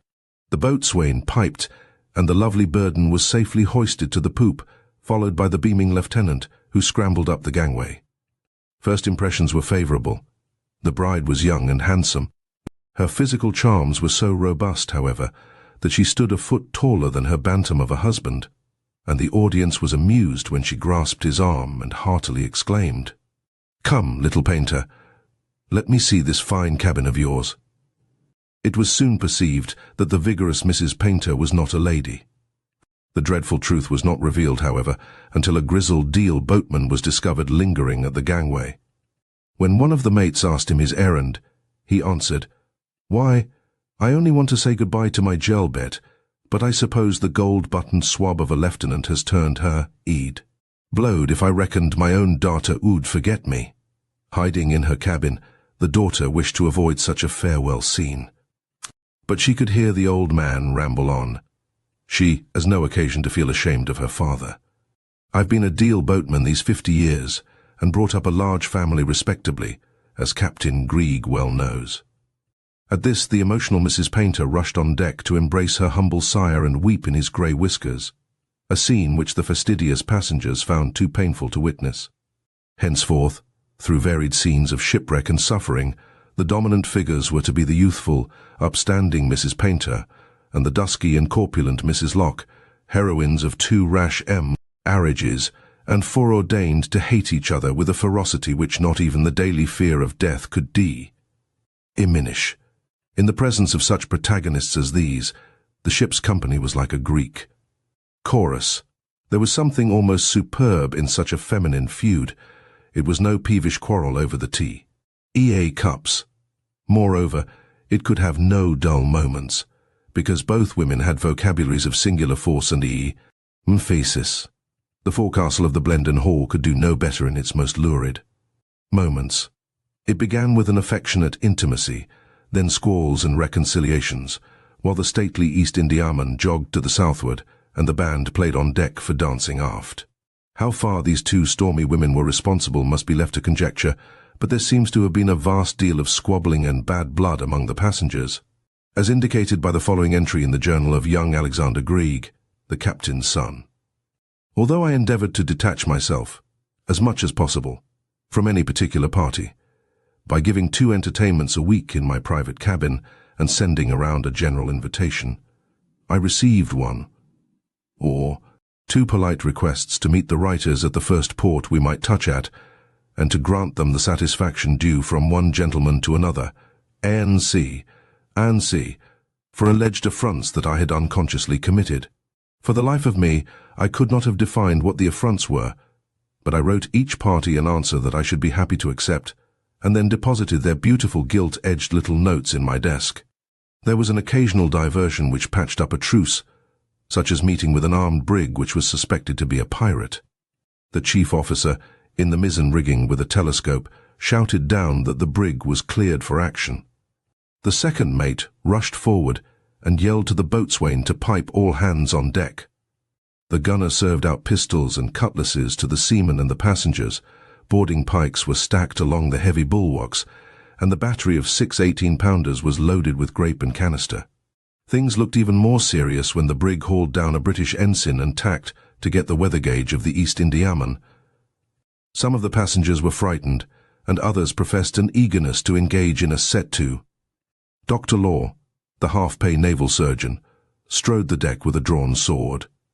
He was filled with valour and Scotch whisky, and offered to wager any man 100 guineas that he would be the first to board the enemy. Mrs. Commodore Locke waddled about uttering loud lamentations, and vowed that a friend of hers had been eaten alive by pirates. Nightfall closed down, however, before the brig could overtake the Blenden Hall, which surged before the wind with studding sails spread. Captain Brig was in some doubt as to his reckoning, because of thick weather, when the ship had entered the lonely expanse of the South Atlantic, and he therefore steered for a sight of Tristan da Cunha in order to make certain of his position. He proceeded cautiously, but soon after breakfast, on July 23, 1820, breakers were descried close at hand. The wind died, and the ship was drifting. Anchors were let go, but the water was too deep to find holding ground, and a dense fog obscured the sea. The ship struck in breakers so violent that the decks were swept, the boats smashed, and the houses filled with water. The masts were promptly cut away, but the Blenden Hall was rapidly pounding to death with a broken back. All hands rushed forward and crowded upon the forecastle just before the rest of the ship was wrenched asunder and floated away. 2 seamen had been killed by falling spars, but all the rest of the ship's company, 80 souls of them, were alive and praying for rescue. After several hours of misery, a few sailors managed to knock a raft together, and so reached the shore, which had disclosed itself as frightfully forbidding and desolate. The ship had been wrecked among the reefs of Inaccessible Island, one of the Tristan da Cunha group. By a sort of miracle, the bow of the ship finally detached itself from among the rocks and washed toward the tiny strip of beach. Clinging to the stout timbers of the forecastle, all the survivors were safely delivered from the terrors of the sea. Through the first night, they could only shiver in the rain and wonder what fate had befallen them. At dawn, they began to explore the island, which appeared to be no more than a gigantic rock, black and savage, which towered into the clouds. Fresh water was found, but hunger menaced them. The first bit of flotsam from the wreck was a case of Hibbert's celebrated bottled porter, which was a beverage with a kick to it, and for the moment life looked not quite so dismal. On the beach were huge sea lions, creatures 20 feet in length, but there was no way to slay and use them for food. Many seabirds were killed with clubs and eaten raw, which postponed famine for the time. And now there floated ashore bales of red broadcloth, which was promptly cut up for clothing. It was grotesque to see the sailors and passengers parading in gorgeous tunics and robes of crimson, with white turbans fashioned from bolts of muslin. With bamboo poles, also washed from the ship, Captain Brig set his men to making tents for the women. There was very little material, however, and most of the people sat around in a sort of wretched stupor, drenched, benumbed, hopeless. Several barrels of strong liquors came rolling in with the surf, and the sailors, of course, drank all they could hold. One of them, an old barnacle named John Dulliver, showed a streak of marked sagacity.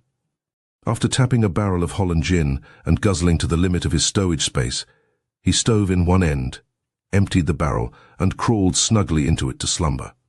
This seemed such a brilliant notion that as fast as the ship's water barrels drifted ashore, they were tenanted by castaways who resembled so many hermit crabs. For 6 days the party forlornly existed in continuous rain, with no means of kindling a fire, and eating raw pork that was cast up by the sea and such birds as they could obtain. Then a case of surgical instruments was found on the beach, and it contained a providential flint and steel. Fire was made, and spears were contrived of poles, with knives lashed to them, so that the monstrous sea lions could be killed and used for food. There were millions of penguins, and their eggs could be had for the gathering. It was hard, revolting fare, but other castaways had lived for months and even years on food no worse, and the horrors of famine were averted. Captain Brig was taken ill, and his authority therefore amounted to little. His officers were not the men for such a crisis as this, and they do not appear to have been able to master it. The sailors were insolent and lazy, no doubt of it, and young Mr. Brig devotes many pages of his diary to abuse of them. It is quite evident, however, that the officers and passengers felt themselves to be superior beings and expected the sailors to wait on them as menials. In such a situation as this, one man was as good as another, and the doctrines of caste and rank properly belonged in the discard. It was rather pitiful and absurd, as one catches glimpses of it in the ingenuous narrative of the very young Mr. Brig. For a few days after the wreck it was hail fellow. Well met, but Jack, once put upon an equality, began to take unwarrantable liberties, and as familiarity is generally the forerunner of contempt, so it proved in this case. Quarrels soon began, and the passengers now took the opposite course of attempting to issue orders to the sailors and treating them as servants. This exasperated the crew, and they swore that no earthly power should ever induce them to render the least assistance to the passengers. Large sums of money were offered the sailors to forage for provisions, but I am firmly persuaded that the man who accepted such an offer would have been murdered by his comrades. Mrs. Locke, for instance, incensed a seaman by telling him, "You common sailor, why you no wait on lady? You ought to wait on officers, lady. You refuse me, captain will flog you plenty." Inaccessible Island was properly named, and 1 week after another passed without the sight of a sail or any tangible hope of rescue. Flimsy shelters were contrived, and nobody died of cold or hunger, but they were a gaunt, unkempt company, with much illness among them. Arrayed in their makeshift garments of crimson broadcloth, the camp was more like a travesty than a tragedy. No hardship could dull the militant spirits of Mrs. Commodore Locke, and that young and handsome virago, Mrs. Lieutenant Painter. During one of their clashes, which was about to come to blows, the little lieutenant was trying to drag his strapping spouse into their tent, while several passengers laid hold of the ponderous Mrs. Locke. Poor Captain Brig was heard to murmur, "Thank God we have almost no respectable ladies with us to witness such scenes as these." Mrs. Locke had 2 small children with her, and it pleased the fancy of Mrs. Painter to say that, in her opinion, the paternity of the offspring would have been better established if the Commodore had offered marriage a few years earlier. Mrs. Painter put it even more forcefully than this. At the deadly insult, Mrs. Locke broke out in impassioned accents. "What you think? That vile hussy of a painter woman, she say me no Commodore Locke's wife. Me lose my, what you call it, wedding tiffcate on board ship, so me no have proof now, but when we come to Bombay my Commodore he kicks dirty little painter out of the service. And me get 10,000 rupees of defamation damage. That painter woman's father am a common dirty boatman." At this Mrs. Painter, with lofty disdain, let fall the remark, "Behold the she-devil and her 2 little imps." The sailors felt so little respect for the Commodore's wife that one of them coarsely observed, within her hearing, "If we run short of them penguins' eggs, Bill, and there ain't nothing else to eat, we'll pop the old girl's young uns into the pot for a bit of broth." This was reported to Captain Brig by the explosive Mrs. Locke, who declared that the sailors had called her names much stronger than old girl. The chivalrous commander was resolved that no man of his crew should insult a woman and go unpunished, wherefore he mustered the seamen loyal to him. And they maintained order while the boatswain gave the chief offender 50 lashes on the bare back with a rope's end. The dreary exile was further enlivened by the discovery that Lieutenant Painter's tent had been robbed of jewellery and other valuables. A formal trial was held, with young Alexander Brig as judge and a water cask as the official bench.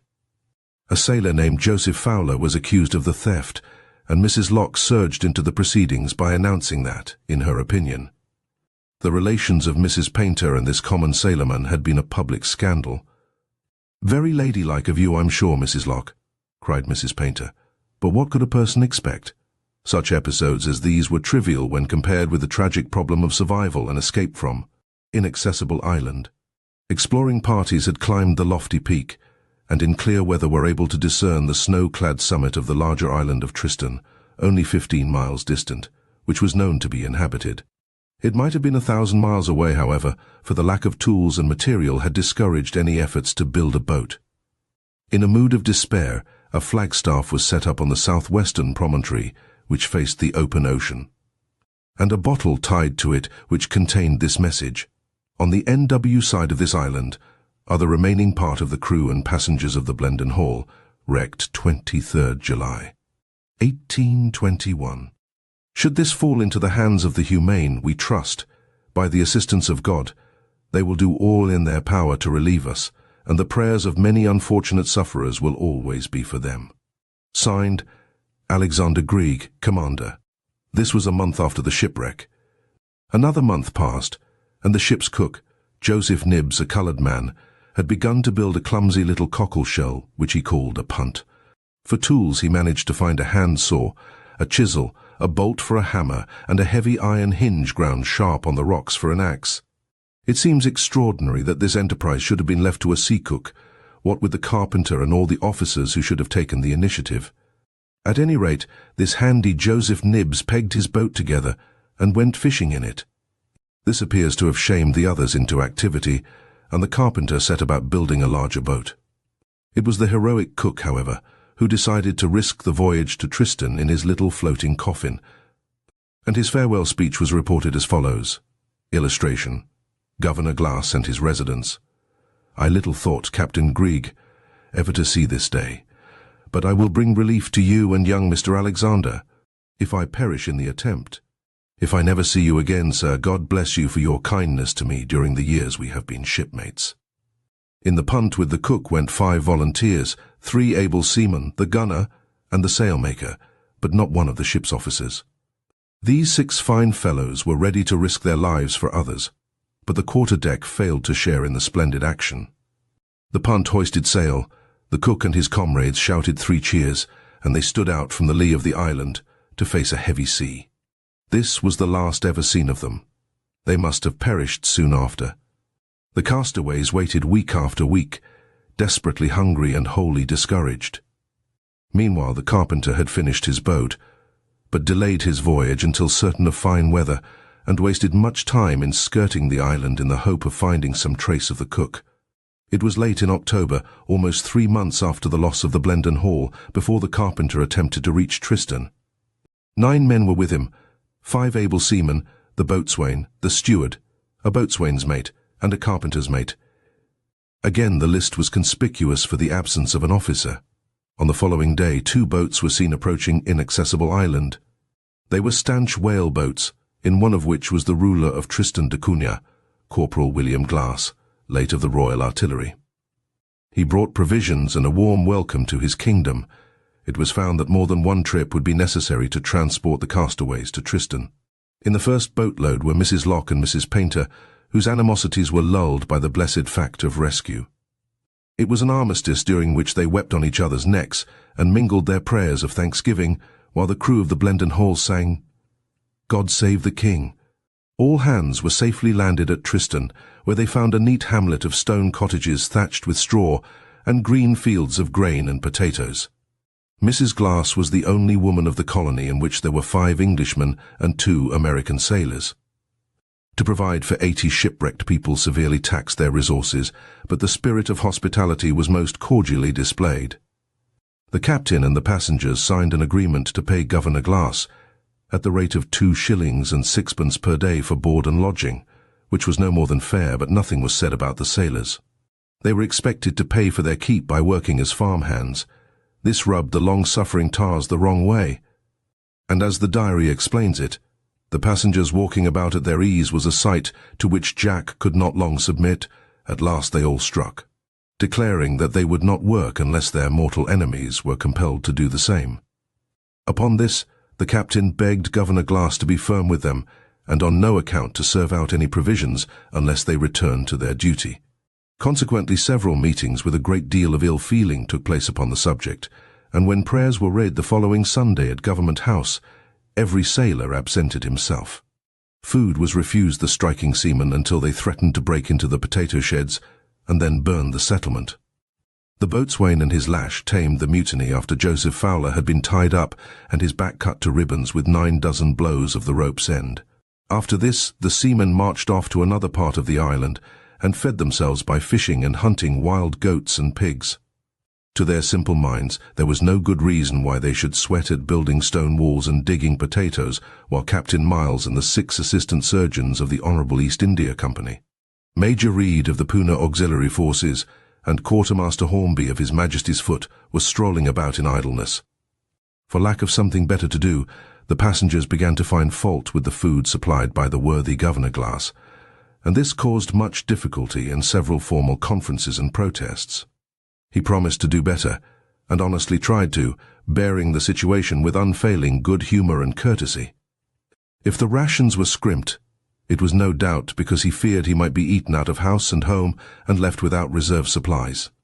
On New Year's Day there was a notable celebration, when the 4 children of the Glass family were formally christened by Dr. Hatch of the Blenden Hall, who had taken holy orders in his youth. Governor Glass wore his scarlet uniform of the Royal Artillery. Mrs. Locke stuck so many white feathers in her hair that it resembled a cauliflower, while Mrs. Painter sported a white turban of such ample dimensions that the Grand Sultan himself might have envied her. Bonfires blazed, flags flew from every roof, and the islanders were dressed in their best. On January 9th, the English merchant ship Nerinai hove to off Tristan da Cunha to fill her water casks. She was bound from Buenos Aires to Table Bay with a hold filled with live mules. Uncomfortable shipmates these, but the people of the Blenden Hall were not in a captious mood. They were taken on board and sailed away from Governor Glass after spending 3 months with him, and it is to be fancied that he felt no profound regrets. A bit of romance touched the parting scenes.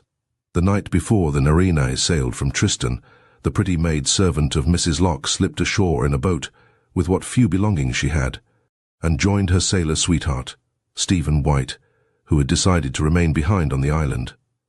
This Peggy was a Portuguese half-caste from Madras, who is referred to in the diary as a female attendant. Seaman White is called a worthless fellow, but this may be taken for what it is worth. The important fact is that he had found a sweetheart during the weary exile on Inaccessible Island, and that they were resolved to stay together and let the rest of the world go hang. Governor Glass was quite competent to unite them in the bonds of a marriage that was proper in the sight of God. There is one final glimpse of Mrs. Locke and Mrs. Painter shortly before the good ship Nerinai, with her freightage of mules and castaways anchored in Table Bay. The 2 ladies having for a considerable time been very quiet, Captain Brig thought he would make another trial at reconciliation, and begged Mrs. Locke to shake hands with Mrs. Painter, which the latter was willing to do, but the Commodore's wife declared, "Me do anything Captain like, but me will bring action for defamation against little Painter and his damn wife, please God me ever get back to Bombay." Mrs. Locke used to say that she fully expected to find her dear Commodore dead with grief. Mrs. Painter repeatedly retorted that it was far more likely she would find him with another wife, but she might make up her mind it would not be a black one. Thus concludes the story of the Blenden Hall, East Indiaman, but it is so interwoven with the fortunes of Tristan da Cunha and its colonists that further tidings of them may prove interesting.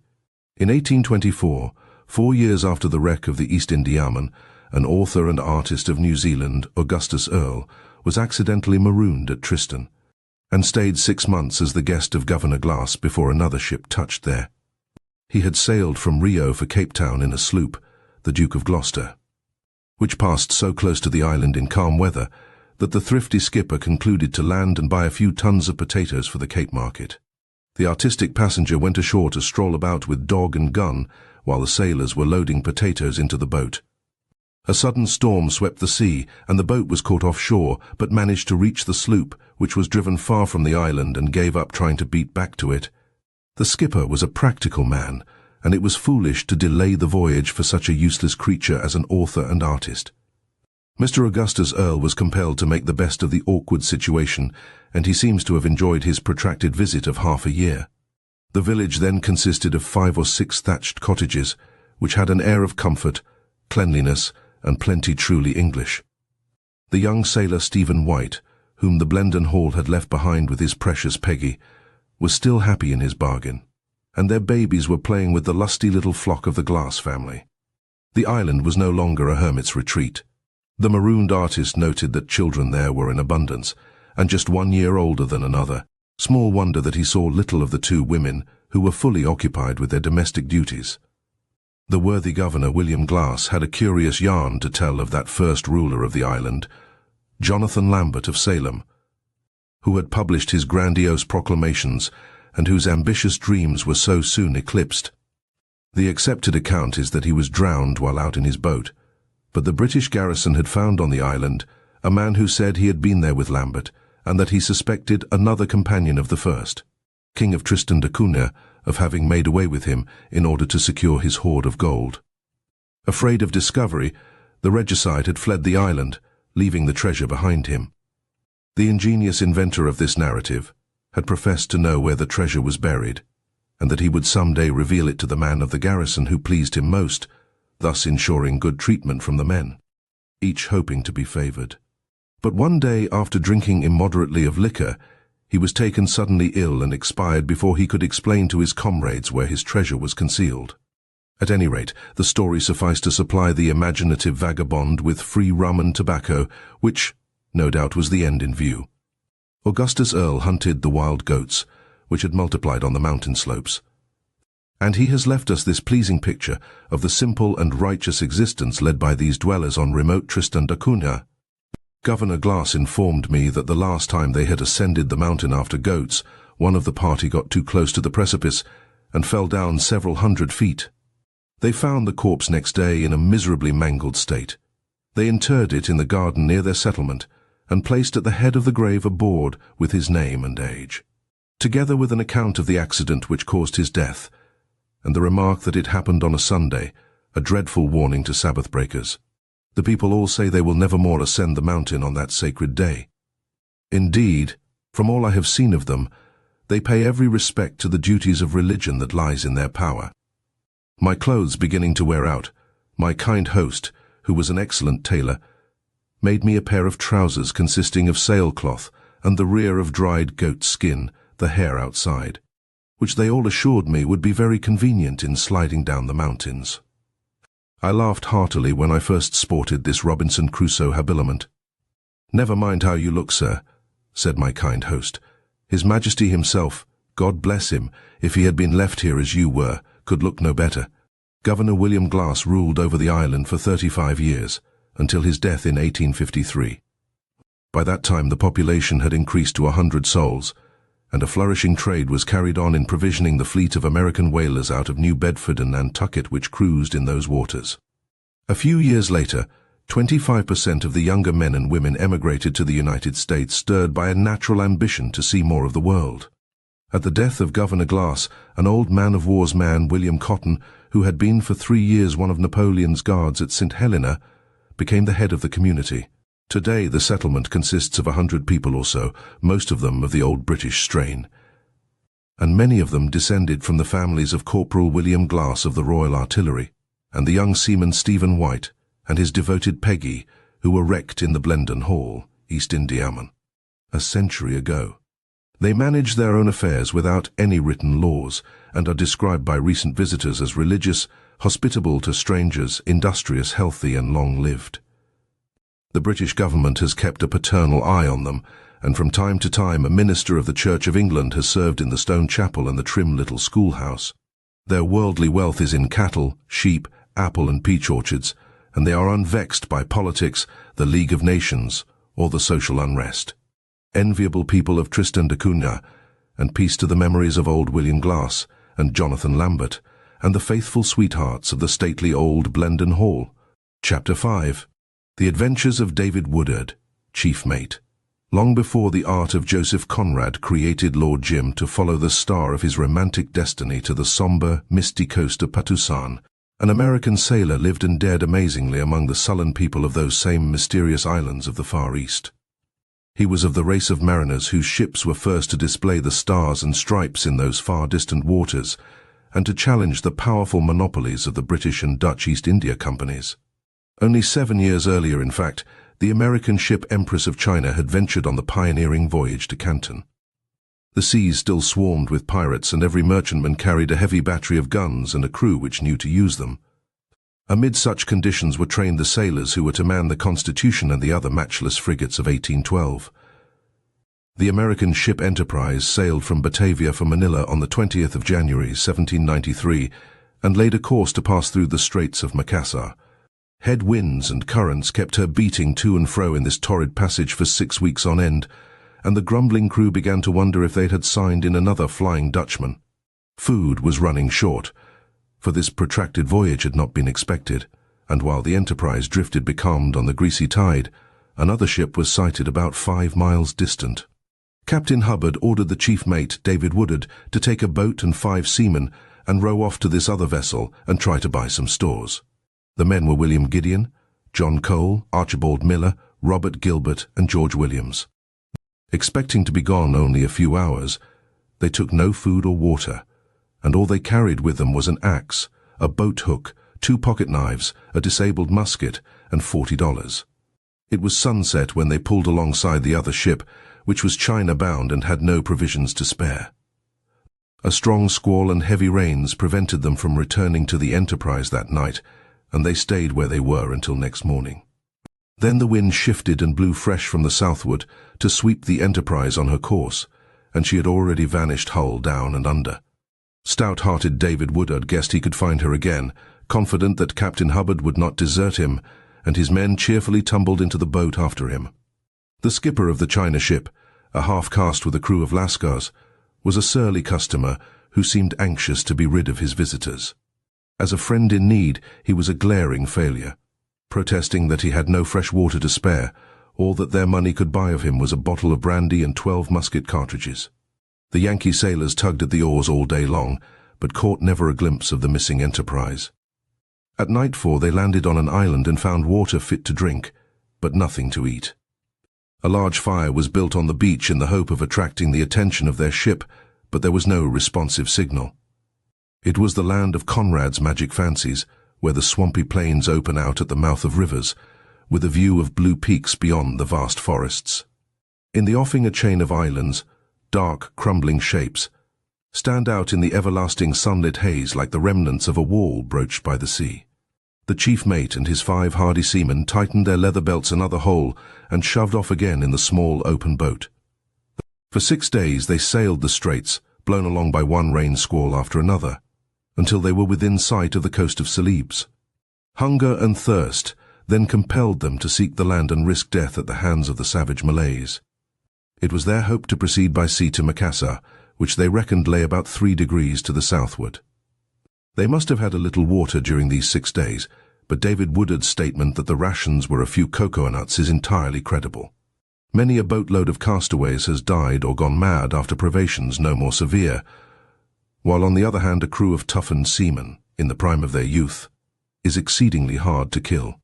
Toward a cove on this unknown hostile shore of Celebes the gaunt sailors wearily steered their boat and beached it in the languid ripple of surf. They had no sooner crawled ashore than 2 prows skimmed in from seaward, dropping anchor and making ready to send off a canoe filled with armed Malays. Woodard shouted to his men, and they pushed the boat out and scrambled into it before they were discovered. Skirting a bight of the shore, they headed for the open sea and dodged away from the prows.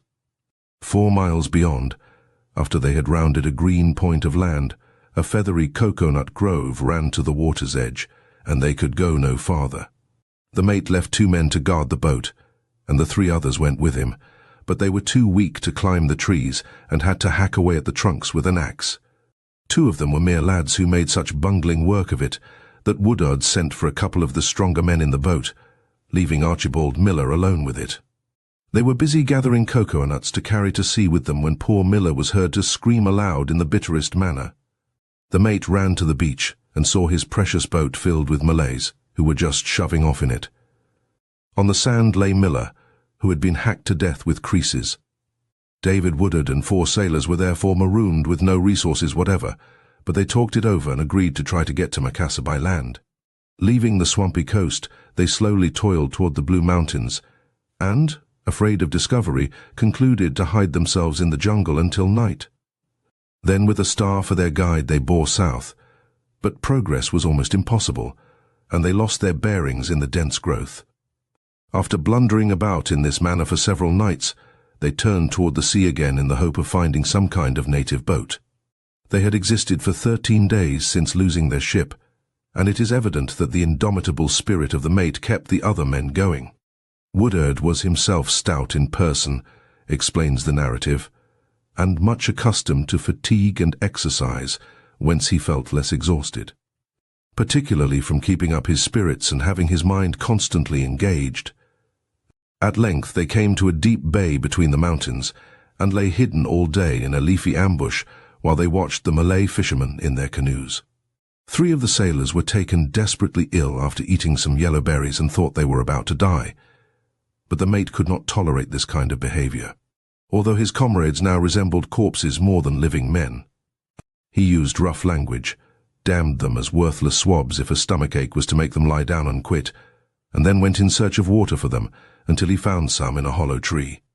But his strength and courage could haul them along no farther, and reluctantly he admitted that they would have to surrender themselves to the natives. Illustration. Woodard raised his empty hands to ask for peace and mercy. They went down to the beach of the bay, wondering what their fate might be. John Cole, who was a stripling lad of 17, blubbering that he would sooner die in the woods than be killed by the Malays. The canoes had gone away, but 3 brown-skinned girls were fishing in a brook, and they fled when they saw the tattered castaways. Presently a group of men came down a forest path, and Woodard walked forward to meet them, raising his empty hands to ask for peace and mercy. The Malays stood silent for a long time, and then the chief advanced to lay down his creese and ceremoniously accept the strangers as captives. They were given food and conducted to a little town of bamboo huts, there to await the pleasure of the Rajah in what Woodard called the Judgment Hall, while all the villagers gathered about them. Soon the Rajah strode in, tall and straight and warlike, a long naked creese in his hand. These were the first white men that had ever been seen in his wild domain. He gazed admiringly at the stalwart chief mate, who looked him straight in the eyes, while the people murmured approval of the captive's bearing, for he was 6 feet and an inch high, strong in proportion, and the largest-boned person they had ever beheld. These were 2 bold, upstanding men who stood face to face in the judgment hall, and the Rajah, after consultation with his chiefs, gave each of the 5 American sailors a betel nut to chew as a token of his gracious inclination to spare their lives. For 20 days they were closely held as prisoners in this forest settlement, during which time 2 old men arrived from another town and displayed a lively interest in the situation. They toddled off into the jungle, but came again with a Mohammedan priest called Tuan Haji, who was a bit of a linguist in that he spoke a few words of English and Portuguese, and a smattering of the Moorish tongue. He was a man of the world, having journeyed to Bombay and Bengal on his way to Mecca, and displayed a letter from the British governor of Balambangan on the island of Borneo, to show that he was a good and trustworthy person, and was empowered to assist all distressed Englishmen. This Tuan Haji lived up to his credentials, for he offered the Rajah $100 in gold dust as ransom for the 5 seamen, which price was haughtily refused, and the kindly priest went away to see what else could be done about it. Nothing more was seen of this amiable pilgrim, and the Americans were set to work in the forest to clear the fields or to gather sago. After 2 months they were left unguarded by day, but shut up in a house at night. Week after week dragged by in this wearisome drudgery, but they kept alive, and their spirit was unbroken, although the food was poor and scanty and the tropical heat scorched the very souls out of them. At the end of half a year of this enslavement, another Rajah, who seems to have been a kind of overlord of the region, summoned them into his presence at a town on the seacoast. There Woodard almost died of fever, but a woman befriended him and greatly helped to save his life. The episode suggests a romance, and this Viking of a sailor who drifted in so strangely from an unknown world was a man to win the love of women. In this respect, however, he was discreetly silent when it came to relating the story of his wanderings in Celebes, and the interest which he inspired is sedately described as follows. At her first visit, she looked at him some time in silence, then went to the bazaar and bought some tobacco and bananas, which she presented to him, as also a piece of money. Seeing him scantily clothed, she asked whether he had no more clothing and whether he would have some tea. Then, carrying one of the other sick men home with her, she gave him tea and a pot to boil it in. She likewise sent rice and some garments. with a pillow and 2 mats. This good woman was of royal blood and married to a Malay merchant. These were not her only gifts, for she proved a kind friend to the seamen while they were at that place. Another house being provided for the 5 men, Woodard, unable to walk, was carried thither accompanied by a great concourse of young females who immediately on his arrival kindled a fire and began to boil rice. His fever still continued very severe, and on the morning of the 4th day of his residence, an old woman appeared with a handful of boughs, announcing that she was come to cure him, and that directly. In the course of a few minutes 4 or 5 more old women were seen along with her, according to the custom of the country in curing the sick. They spent the day in brushing him with the boughs of the trees and used curious incantations. The ceremony was repeated in the evening, and he was directed to go and bathe in the river. Although he put little faith in the proceedings, the fever abated, and he speedily began to recover. From a Dutch fort 70 miles away, the commandant came to see Woodard and invited him to return with him, offering to buy him out of slavery. The chief mate refused, because he was afraid of being compelled to join the Dutch military service. He was shrewd enough to perceive that this was what the commandant had in mind, and he therefore begged to be sent to Makassar, whence he could make his way to Batavia. At this, the commandant lost interest in the castaways and made no more attempt to help them. Soon after this, they were carried back to the village of their first imprisonment. But Woodard had seen blue water again, and he was resolved to risk his life for liberty. Eluding his guards, he took a spear for a weapon and followed the forest paths all night until he emerged on a beach, where he discovered a canoe and paddled out to sea. Rough water swamped the ticklish craft, and he had to swim half a mile to get to land again. Back he trudged to his hut on the mountainside and crawled into it before dawn. Undiscouraged, he broke away again and made for a town called Dungala, where he had a notion that his friend Tuan Haji, the priest, might be found. He somehow steered a course through the forests and ravines and fetched up at the stockade which surrounded Dungala. As a disquieting apparition, he alarmed a nervous old gentleman who scampered off to shriek to the village that a gigantic white devil was sitting on a log at the edge of the clearing. The old codger turned out to be a servant of Tuan Haji, who warmly welcomed the chief mate and took him into his house as a guest. The Rajah, to whom Woodard belonged, got wind of his whereabouts and wrathfully demanded that he be sent back. The prideful Rajah of Dungala refused in language no less provocative. Woodard smuggled a message through to his men, urging them to escape and join him. This they succeeded in doing, and the people of Dungala were delighted to receive them. This episode strained the relations of the 2 Rajahs to the breaking point, and war was promptly declared. Inasmuch as they were the bone of contention, Woodard and his seamen promptly offered to fight on the side of the Rajah of Dungala, so they proceeded to imperil their skins in one of those tribal feuds which eternally flicker and smoulder in the Malaysian forests. Woodard was placed in command of a tower upon the stockade wall, where he served a brass swivel and hammered obedience into a native detachment. His sun-blistered, leech-bitten sailors, clad only in sarongs, held the other barricade with creeses and muskets, and were regarded as supernatural heroes by the simple soldiery of the Rajah. A drawn battle was fought, with about 200 men in each army, and a good many were killed or wounded. After that the war dragged along and seemed to be getting nowhere, and the chief mate lost all patience with it, so he bearded the Rajah and flatly told him that his men would fight no longer unless some assurance was given that they would be conveyed to Makassar.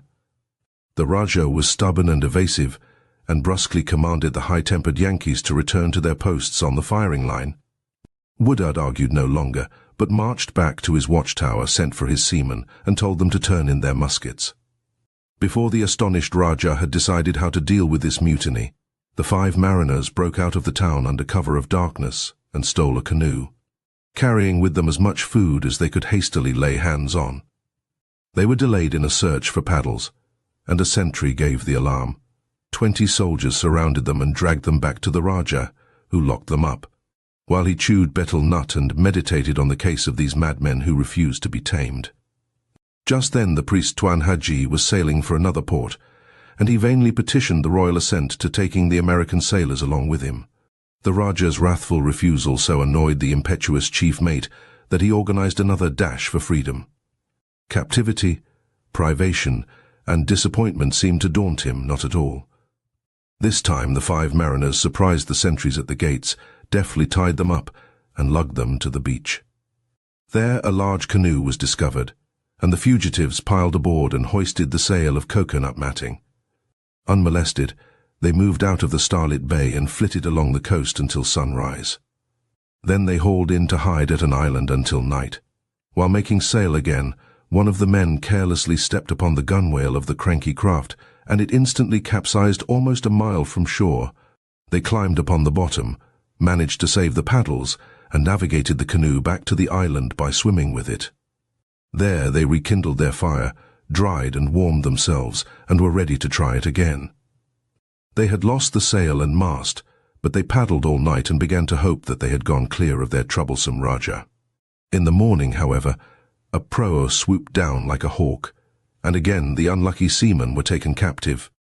They told the Malay captain that they were bound to the port for which Tuan Haji had sailed, as he was a friend and protector of theirs, and requested that they be landed there. Apparently the amiable priest had some power and influence even among the cutthroats who manned these proas, for the captain agreed to do as he was asked, and he proved to be as good as his word.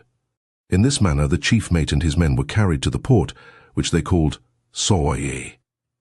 Tuan Haji was there, and he gave them a house, and was a genial host while they looked the situation over and endeavored to unravel the strands of their tangled destiny.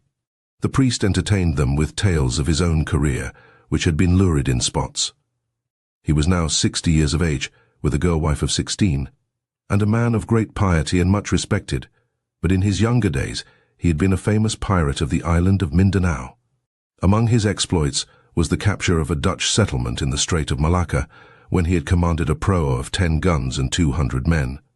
He had been in a fair way of becoming one of the most successful pirates of those seas, but while chasing a merchant vessel, his proa had turned turtle in a gale of wind, and he thereby lost all his property and riches.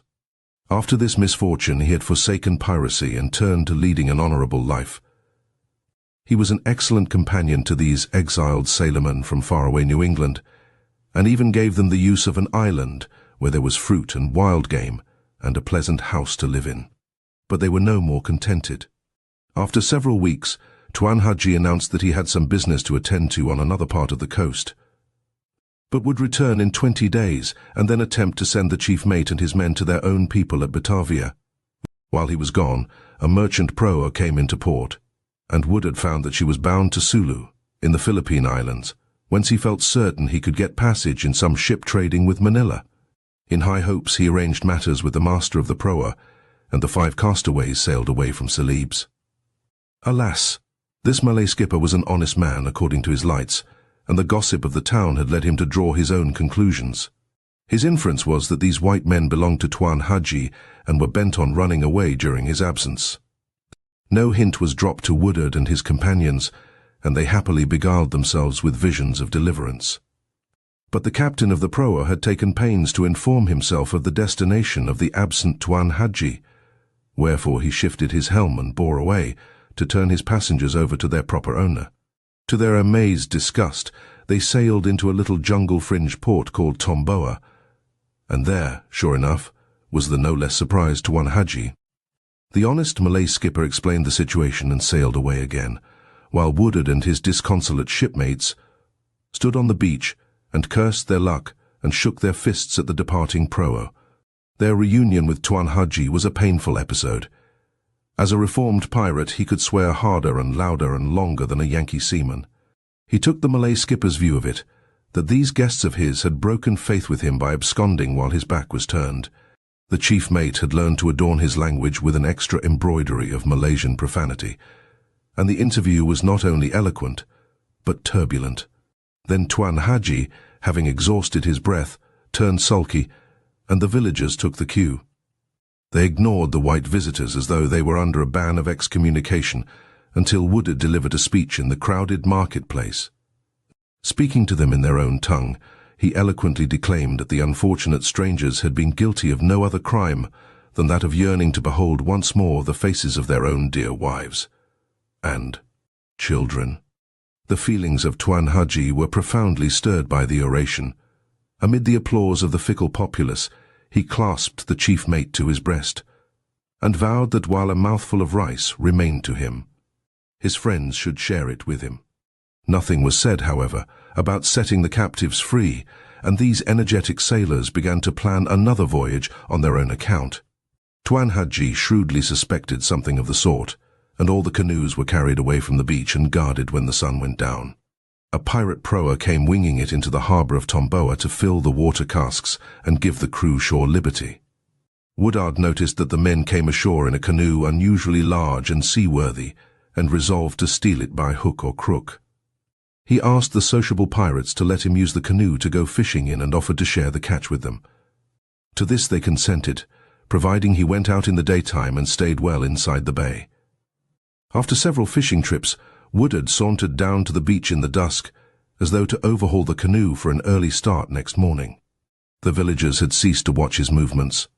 The proa rode at anchor only a few yards away, where the channel ran close to a steep bank. The pirates were lounging on deck and in the cabin, and none of them happened to glance in the direction of the canoe. Woodard waited a little and slid the canoe into the quiet water. As silent as a drifting leaf, it moved away with the tide, while he lay in the bottom with a fishing line over the side as a pretext if he should be hailed from the proa. Unobserved, he landed at another beach where his comrades awaited him. They embarked and stole out of the bay with food and water to last them several days. At last they were bound for Makassar and again ready to defy the devil and the deep sea. For 3 days they held on their way and began to think the luck had turned when a small proa tacked out from the land and overtook the canoe. Woodard recognized the crew as acquaintances of his from Tomboa and frankly told them where he was going. They commanded him to fetch his men aboard the proa, and they would be given up to the Rajah of Tomboa, but the odds were so nearly even, 5 Americans against 7 natives, that Woodard laughed at them. Hoisting sail, he drove his canoe to windward of the proa and handled it so well that he fairly ran away from pursuit. The wind was too strong for the fragile canoe, and they had to seek refuge in the mouth of a river, where they built a fire to cook some rice. Here they encountered 2 natives who had come ashore from a trading proa, one of them a captain who had seen the fugitives while at Tomboa. He insisted that they surrender and return with him. Tired of so much interference, the chief mate knocked him down and held a knife at his throat until the Malay mariner changed his opinion. The proa chased them, however, when the canoe resumed its voyage, but night came on, and a thunder squall enabled them to slip away undiscovered. 8 days after leaving Tomboa, they began to pass many towns, and a great deal of shipping on the coast of Celebes, but they doggedly kept on their course to Makassar. They fought off a war canoe, which attacked them with arrows and spears, but had no serious misadventures until a large boat came swiftly paddling out of an inlet and fairly overwhelmed them by force of numbers. Captives again, the 5 long-suffering seafarers were carried into Pamboon, where the Rajah found them unsatisfactory to interview. David Woodard, chief mate, was in no mood to be thwarted, and it is related of him that he was examined in the presence of the Rajah and all the head men of the place. He made the same answers as before, saying that he must not be stopped and must go on immediately, thus being more desperate and confident from the dangers and escapes he had experienced. The Rajah asked him if he could use a musket well, which he denied, having formerly found the inconvenience of acknowledging it. The Rajah then showed him 100 brass guns, but he declined taking charge of them. His wife, a young girl, sat down by the mate and, calling her sister and about 20 other girls, desired them to sit down and asked Woodard to select a wife from among them. This he refused, and rising up, bade her good night and went out of the house, where they soon brought him some supper. In the morning this redoubtable Yankee mate, who, like Ulysses, was deaf to the songs of the sirens, and was also as crafty as he was brave, waited on the Rajah of Pamboon and very courteously addressed him in the Malay tongue, requesting prompt passage to Makassar on the ground that the Dutch governor had urgently summoned him, and if he were detained at Pamboon, it would be most unpleasant for the Rajah, whose proas would be seized and his ports blockaded, no doubt, by way of punishment. This gave the haughty Rajah something to think about. The fearless demeanour and impressive stature of this keen-eyed mariner made his words convincing. After due reflection, the Rajah sent for the captain of a proa and told him to take these troublesome white men to Makassar with all possible haste. Woodard was worn out, His bare back terribly burned and festered, his strength almost ebbed, and he had to be hoisted aboard the proa upon a litter, but he was still the resolute, unconquerable seaman and leader. The accommodations were so wretched that after 3 days of suffering he ordered the proa to set him ashore and to send word to the nearest Raja. This was done, and the dusky potentate who received the message did all in his power to make the party comfortable, fitting out a proa, which enabled them to make the final run of the voyage with no more hardship. Tales of Woodard had passed by word of mouth along the coasts of Celebes until he was almost a legendary character. It was on June 15, 1795, that these 5 wanderers reached their goal of Macassar after 2 years and 5 months of captivity among the Malays. They were not only alive, every man of them, but not one was permanently broken in health. The Dutch governor of the island and the officers of the garrison of the Dutch East India Company treated them with the most generous hospitality, providing clothes and money and refusing to listen to promises of recompense. They soon sailed for Batavia, where the 4 sailors, William Gideon, John Cole, Robert Gilbert, and George Williams, signed articles in an American ship bound to Boston, and resumed the hard and hazardous toil of the sea to earn their bread. Their extraordinary experience was all in the day's work, and it is unlikely that they thought very much about it. Woodard took a berth as chief mate in another American ship that was sailing for Calcutta, and while in that port was offered command of a country ship engaged in the coastwise trade. During one of his voyages he was strolling ashore when he came face to face with Captain Hubbard of the Enterprise, which had vanished in the Straits of Macassar and left its unlucky boat adrift. The delighted captain explained that he had waited and cruised about for 3 days in a search for the missing boat, and had given it up for lost. He warmly urged Woodard to join him in his fine new ship, the America, and go to Mauritius. The former chief mate gladly accepted the invitation, for he was homesick for his own flag and people. At Mauritius, Captain Hubbard gave up the command because of ill health and turned it over to David Woodard. Thus the true story all turned out precisely as should be, and it was Captain Woodard who trod the quarterdeck of his taut ship America as she lifted her lofty spars in the lovely harbour of Mauritius. Coincidence is often stranger in fact than in fiction. Before he left Mauritius, Captain Woodard ran across 3 of his old sailors of the open boat and the 2 years of captivity among the Malays. They had been wrecked on another China voyage, and were in distress for lack of clothes and money. Their old chief mate, now a prosperous shipmaster, with a share in the profits of the voyage, outfitted them handsomely and left them with dollars in their pockets. In later years, Captain David Woodard traded to Batavia and met more than one Malay who had seen him or had listened to fabulous tales of his prowess during his long durance in the jungles and mountains of Celebes. In 1804, this splendid adventurer of the old merchant marine was able to retire from the sea with an independent income. Near Boston he bought a farm and lived on it, and this was the proper way to cast anchor, for such is the ambition of all worthy mariners when they cease to furrow the blue sea. Chapter 6. Captain Paddock on the coast of Barbary. The veterans of the Revolution of '76, who had won a war for freedom, were still young men when American sailors continued to be bought and sold as slaves for a few dollars a head on the farther side of the Atlantic. It was a trade which had flourished during the colonial period, and was unmolested even after the Stars and Stripes proclaimed the sovereign pride and independence of this union of states. Indeed, while hundreds of American mariners were held in this inhuman bondage, their government actually sent to the Dey of Algiers $1 million in money and other gifts, including a fine new frigate, as humble tribute to this bloody heathen pirate, in the hope of softening his heart. It was the bitterest touch of humiliation that this frigate, the Crescent, sailed from the New England harbour of Portsmouth, whose free tides had borne a few years earlier the brave keels of John Paul Jones's Ranger and America. The Christian nations of Europe deliberately granted immunity to these nests of sea robbers in Algiers, Morocco, Tunis, and Tripoli in order that they might prey upon the ships and sailors of weaker countries and destroy their commerce. This ignoble spirit was reflected in a speech of Lord Sheffield in Parliament in 1784. It is not now probable that the American states will have a very free trade in the Mediterranean. It will not be to the interest of any of the great maritime powers to protect them from the Barbary states. If they know their interests, they will not encourage the Americans to be ocean carriers. That the Barbary states are advantageous to maritime powers is certain. It was not until 1803 that the United States, a feeble nation with a little navy, resolved that these shameful indignities could no longer be endured. While Europe cynically looked on and forbore to lend a hand, Commodore Preble steered the Constitution and the other ships of his squadron into the harbour of Tripoli, smashed its defences, and compelled an honourable treaty of peace. Of all the wars in which the American Navy had won high distinction, there is none whose episodes are more brilliant than those of the bold adventure on the coast of Barbary. The spirit of it was typical of Preble, the fighting Yankee Commodore, who fell in with a strange ship one black night in the Straits of Gibraltar. From the quarterdeck of the Constitution he trumpeted a hail, but the response was evasive, and both ships promptly manoeuvred for the weather gauge. "I hail you for the last time. If you don't answer, I'll fire into you," roared Preble. "What ship is that?"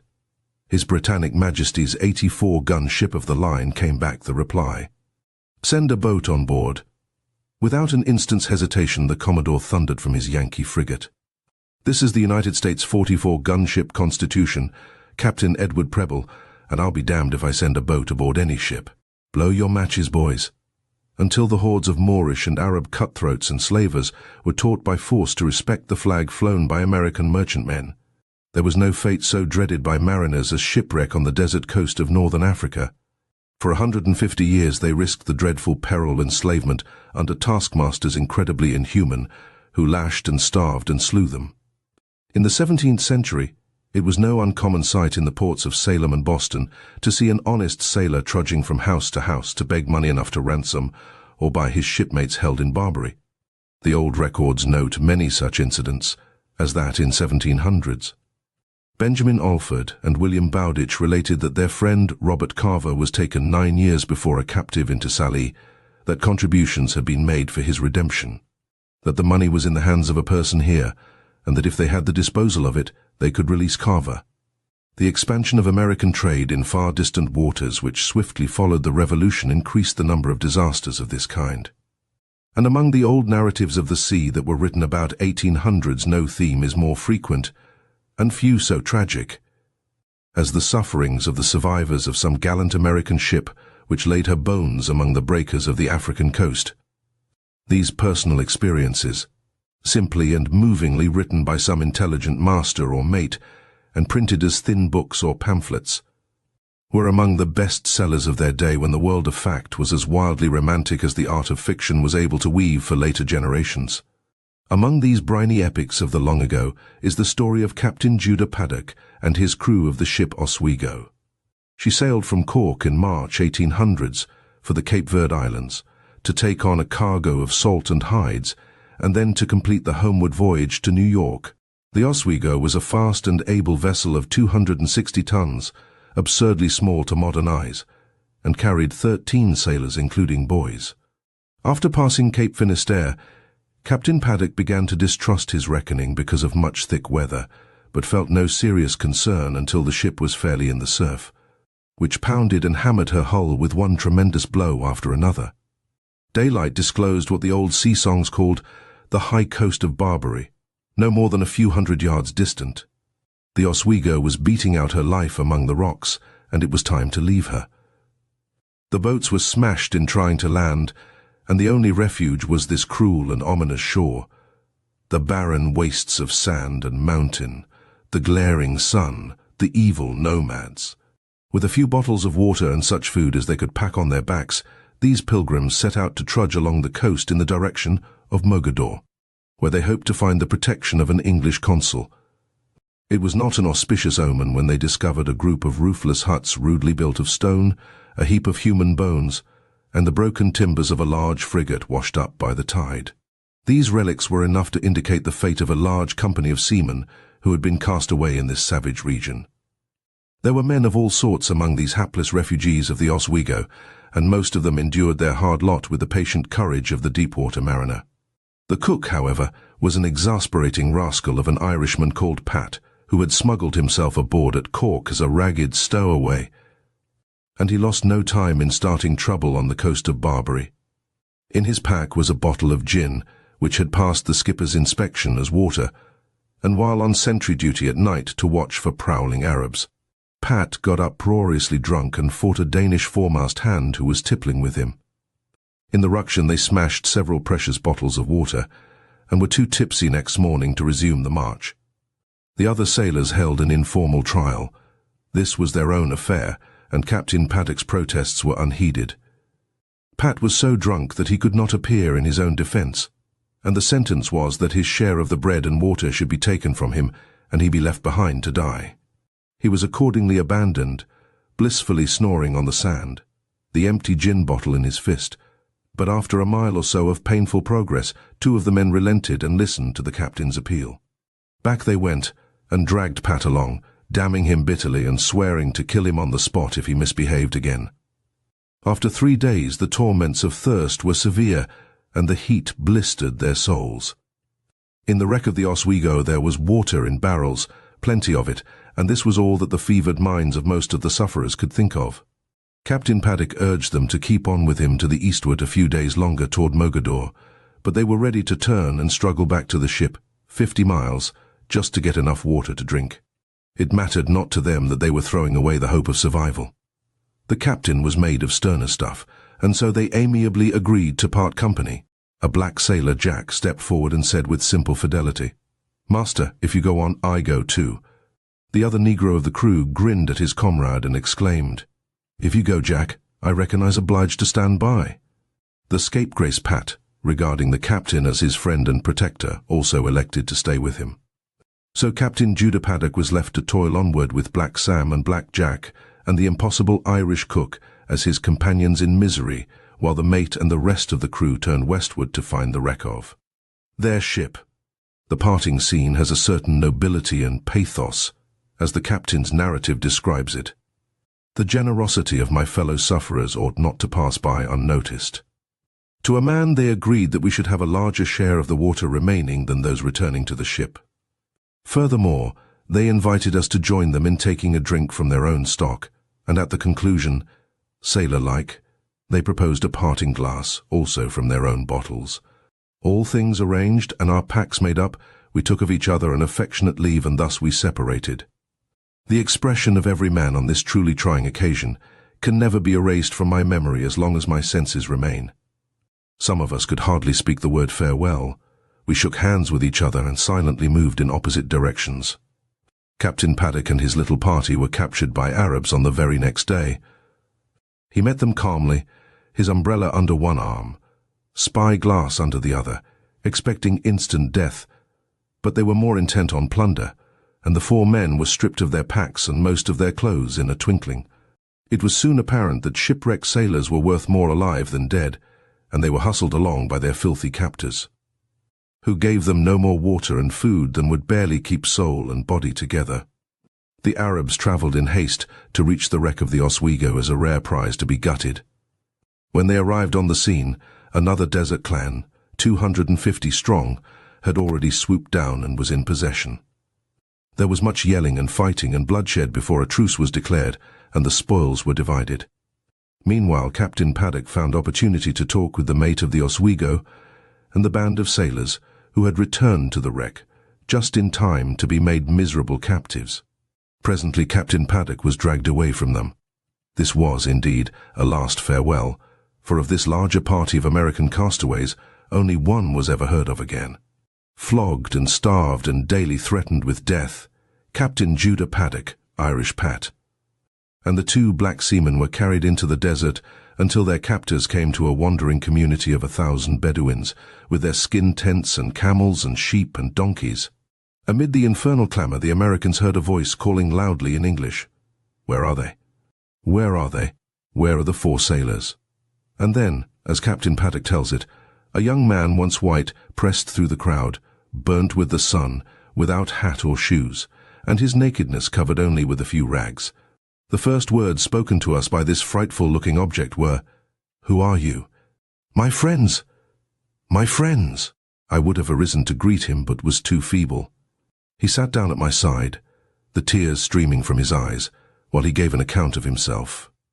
His name was George, and he had been the steward of a ship called the Martin Hall of London, cast away upon that coast more than a year before.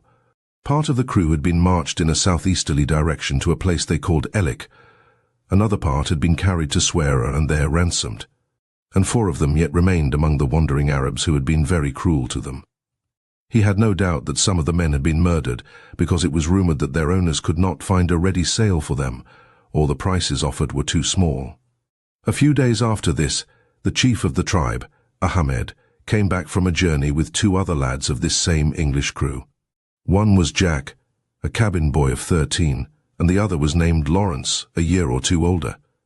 Curiously enough, the English-born urchin, Jack, seemed contented among these wild Bedouins and was rapidly forgetting his own people and the memories of childhood. These 3 youngsters from the Martin Hall had learned to speak Arabic quite readily, and they informed Captain Paddock that all the white slaves were to be sold at once and that bargaining had already begun. The captain of the Oswego and his 2 black seamen were held at very high prices, and apparently there was no immediate market for them. In this year of 1800s, thrifty New England skippers and merchants were piling up money in the African slave trade, and there was logic in the argument of Ahmed, the Bedouin chief. I do not wish to sell these 2 black men at any price. They are used to our climate and can travel the desert without suffering. They are men that you Christian dogs stole from the Guinea coast, and you are going there to get more of them.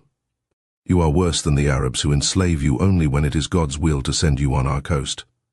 Captain Paddock confessed that never did he feel a reproach more sensibly, that a great many wearing the Christian name did force away from their homes and carry into perpetual slavery the poor African Negroes, and thereby did make themselves worse than the Arabs.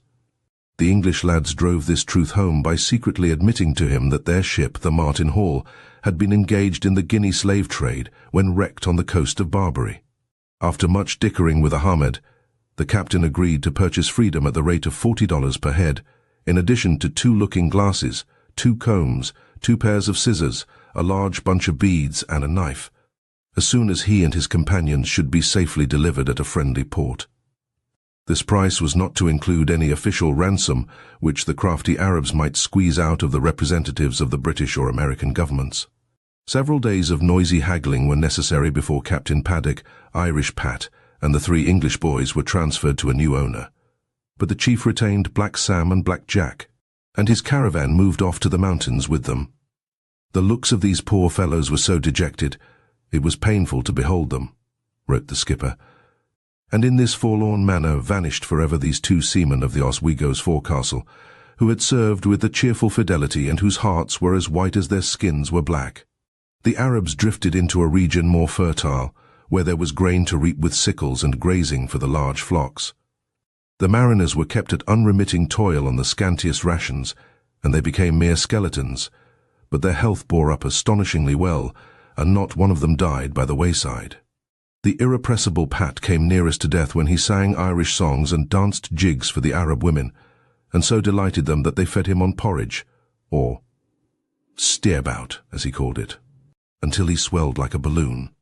That astute chieftain, Ahmed, reappeared on some important errand of tribal conference, and again held discourse with Captain Paddock concerning the ethics of the slave trade. In his stately fashion he declaimed, "You say that if I were in your country, your people would treat me better than I treat you. There is no truth in you, nothing but lies. If I were there, I should be doomed to a lifetime of slavery and be put to the hardest labor in tilling your fields. You are too lazy yourselves to work in your fields, and therefore you send your ships to the Negro coast, and in exchange for the worthless trinkets with which you cheat those poor blacks, you take away ship loads of them to your country from which never one returns. We pray earnestly to Almighty God to send Christians ashore here in order that we may gain a little profit of the same kind, and God hears our prayers and often sends us some good ships."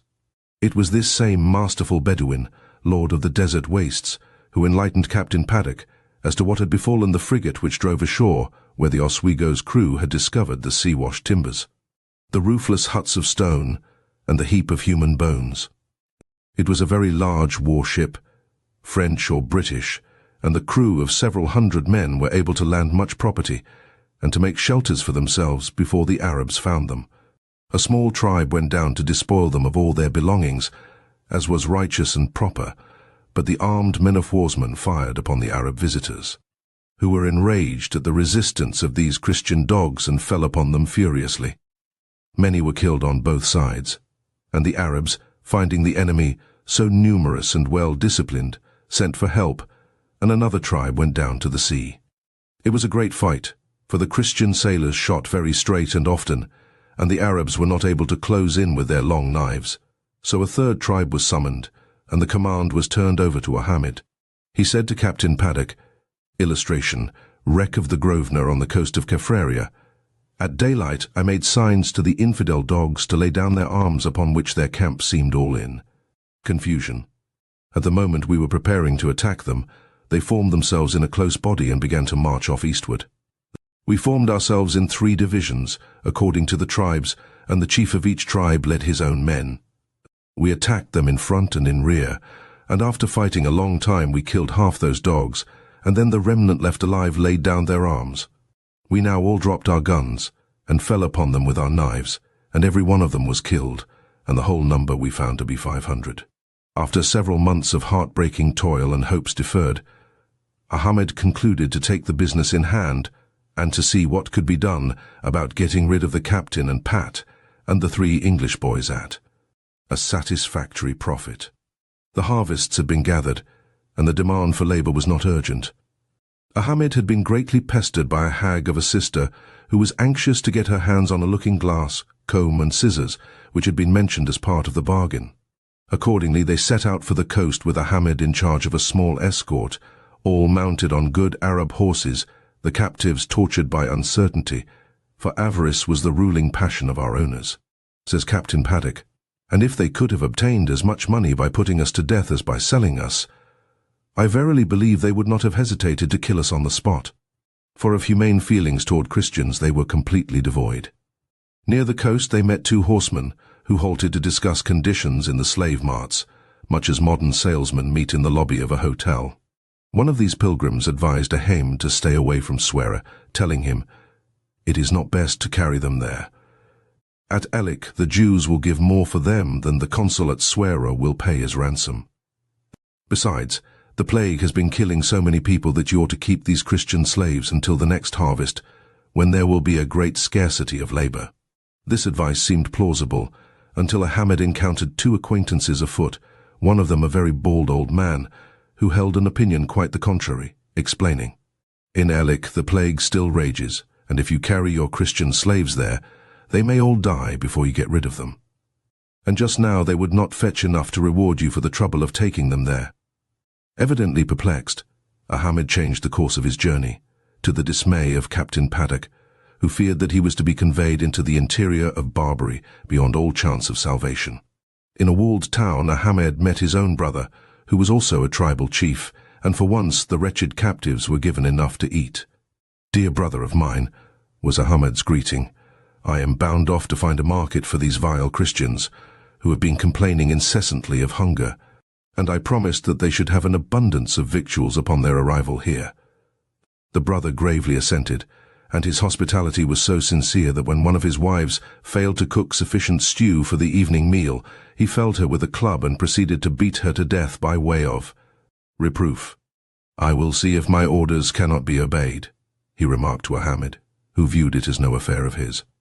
An exchange of gossip persuaded Ahmed to seek the little Moorish seaport of St. Cruz or Agadir, and try to dispose of them to the best advantage.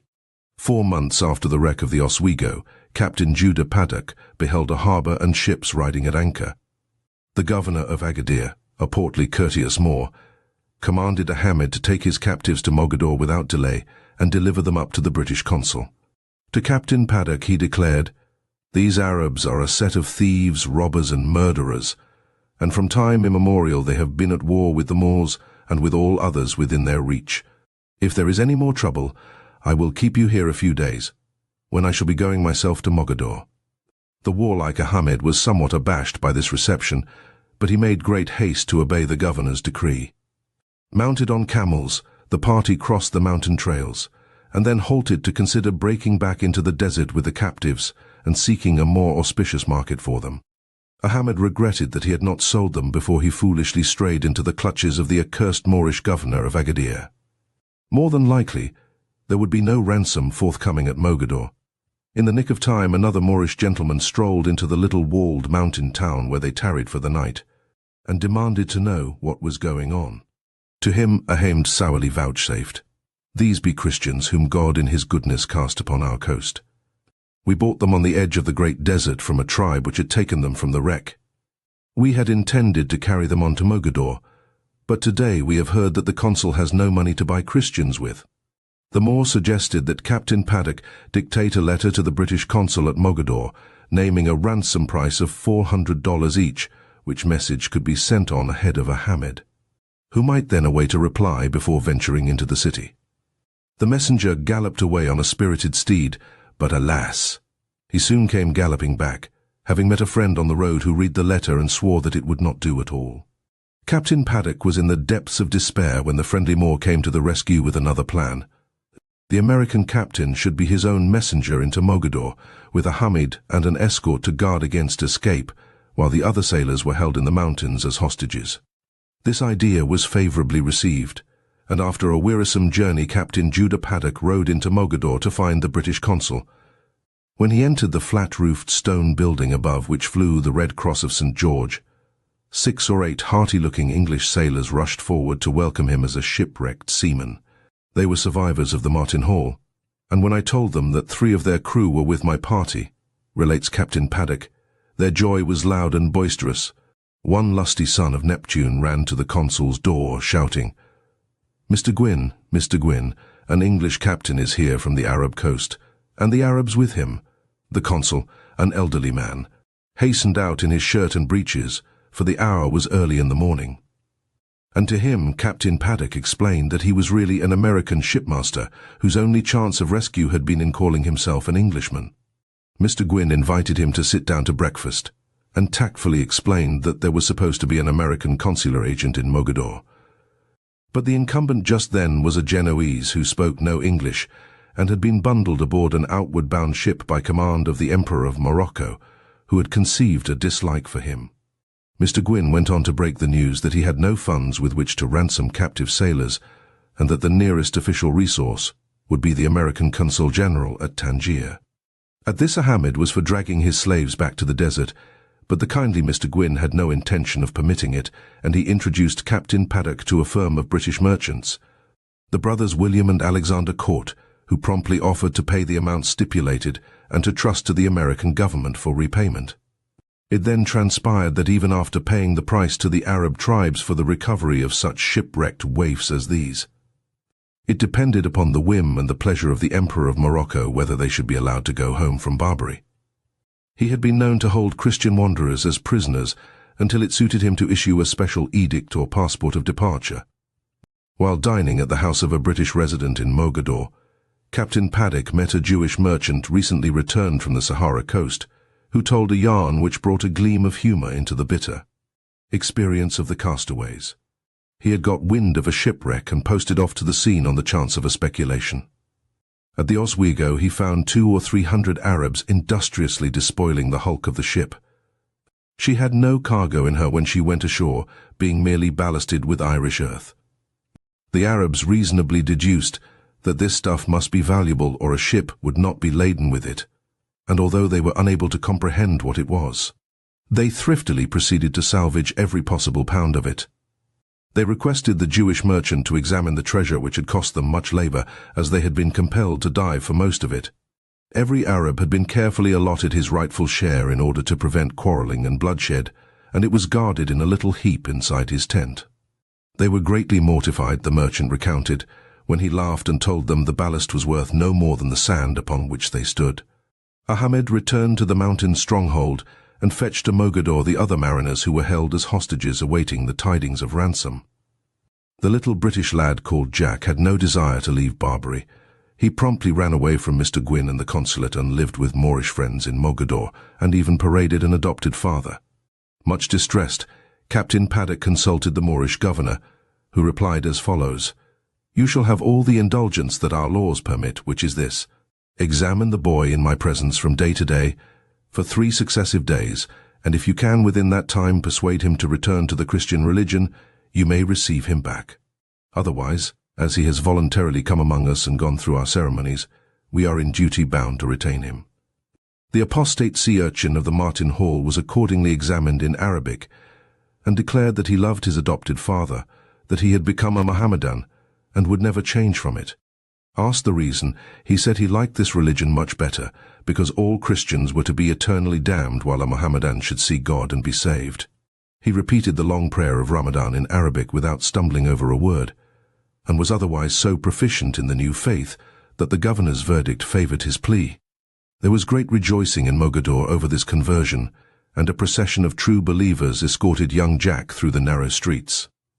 Captain Judah Paddock waited in Mogador until the word came from the imperial palace in Fez that granted him the decree of liberty for himself and any of his men who should be detained elsewhere in Barbary. Soon after this, an English brig stood into the harbour, but there was no room for passengers in her, and Captain Paddock lingered in tedious exile until a Portuguese schooner came in from Lisbon. Pat, the Irish cook, refused to leave Mogador, but the reasons had nothing to do with religion. He told his skipper that the mate and the men of the Oswego had sworn to kill him wherever they should cross his horse, afloat or ashore, and if any of them were lucky enough to escape from Barbary. His life would not be worth a candle.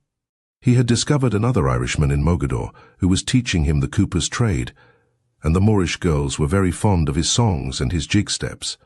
From Lisbon, Captain Paddock sailed homeward bound in the good ship Perseverance of Baltimore, and set foot on his native soil in November, almost a year after his disaster on the coast of Barbary.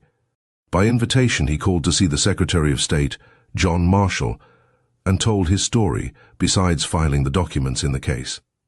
4 years later than this, he was walking through Water Street in New York when he met John Hill, one of the sailors of the ill-fated crew of the Oswego. He was the sole survivor of the party of the mate and a dozen men who had been carried away from the wreck into the Barbary desert. He had been sold separately, and often resold by one owner and another, so that he had heard never a word of his companions, who had been scattered among the wandering tribes of the desert. He had chanced to meet and talk with one other Christian slave, a sailor from an American schooner out of Norfolk, who had swum ashore on a spar when the vessel stranded, and was the only man saved. Seaman John Hill of the Oswego and this poor derelict from Norfolk had comforted each other for a little spell, and then they were parted. Hill had finally disguised himself as an Arab, and after a series of wonderful escapes and adventures had managed to reach Agadir, where he was promptly sold to a Jew, who kept him at hard labor for 12 months before the American consul general heard of his plight and obtained his release. In concluding his narrative, Captain Judah Paddock ventured this opinion, which was no doubt the truth. All that I was able to learn while a slave in Barbary confirmed my belief that many unfortunate mariners have been wrecked on that shore and there perished, who were supposed by their relatives and friends to have foundered at sea. Another story well known in its day was that of Captain James Riley of the American brig Commerce, which was lost on the Barbary coast in 1815. The torments of his crew while in the hands of their Arab captors are really too dreadful to describe in detail.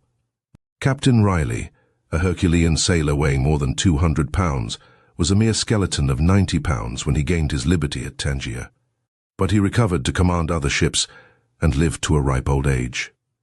His soul wrung with the memories of the experience. He wrote, "Not less than 6 American vessels are known to have been lost on this part of the coast since the year 1800s, besides numbers of English, French, Spanish, Portuguese, etc., which are also known to have been wrecked there, and no doubt many other vessels that never have been heard from. But it is only Americans and Englishmen that are ever heard from after the first news of the shipwreck. The French, Spanish, Portuguese, and Italian governments, it is said, seldom ransom their unfortunate shipwrecked subjects, and they are thus doomed to perpetual slavery and misery.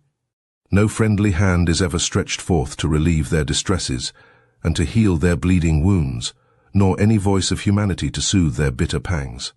Till worn out with sufferings indescribable, they resign their souls to the God who gave them, and launch into the eternal world with pleasure, as death is the only relief from their miseries."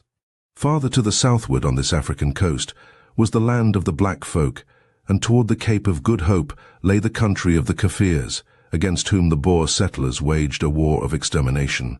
All white men looked alike to these savage warriors, and it ill befell the ship that was cast away among them. There are scenes in the wreck of the Grosvenor, East Indiaman, lost on the Kafir coast in 1782, that are distinguished for haunting pathos and somber tragedy. It was a large ship's company, with a total number of 135 men, women and children. And no more than a dozen survivors succeeded in reaching the Dutch settlements after 4 months of terrible suffering.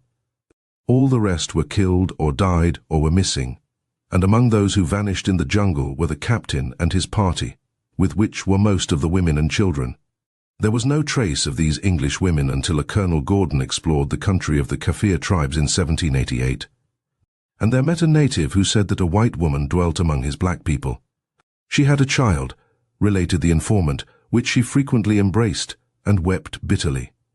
Bad health compelled Colonel Gordon to return homeward, but he promised to reward the native if he would carry a letter to the white woman, and he accordingly wrote in French, Dutch, and English, desiring that some sign, such as a burnt stick or any other token, might be sent back to him, and he would make every exertion to rescue her. The Kaffir undertook the mission with eagerness, but nothing more was ever heard of him. An account of the wreck of the Grosvenor, written before 1812, stated, "It is said by officers who've resided at the Cape that a general belief prevailed of the existence of some of the unfortunate females who survived the wreck.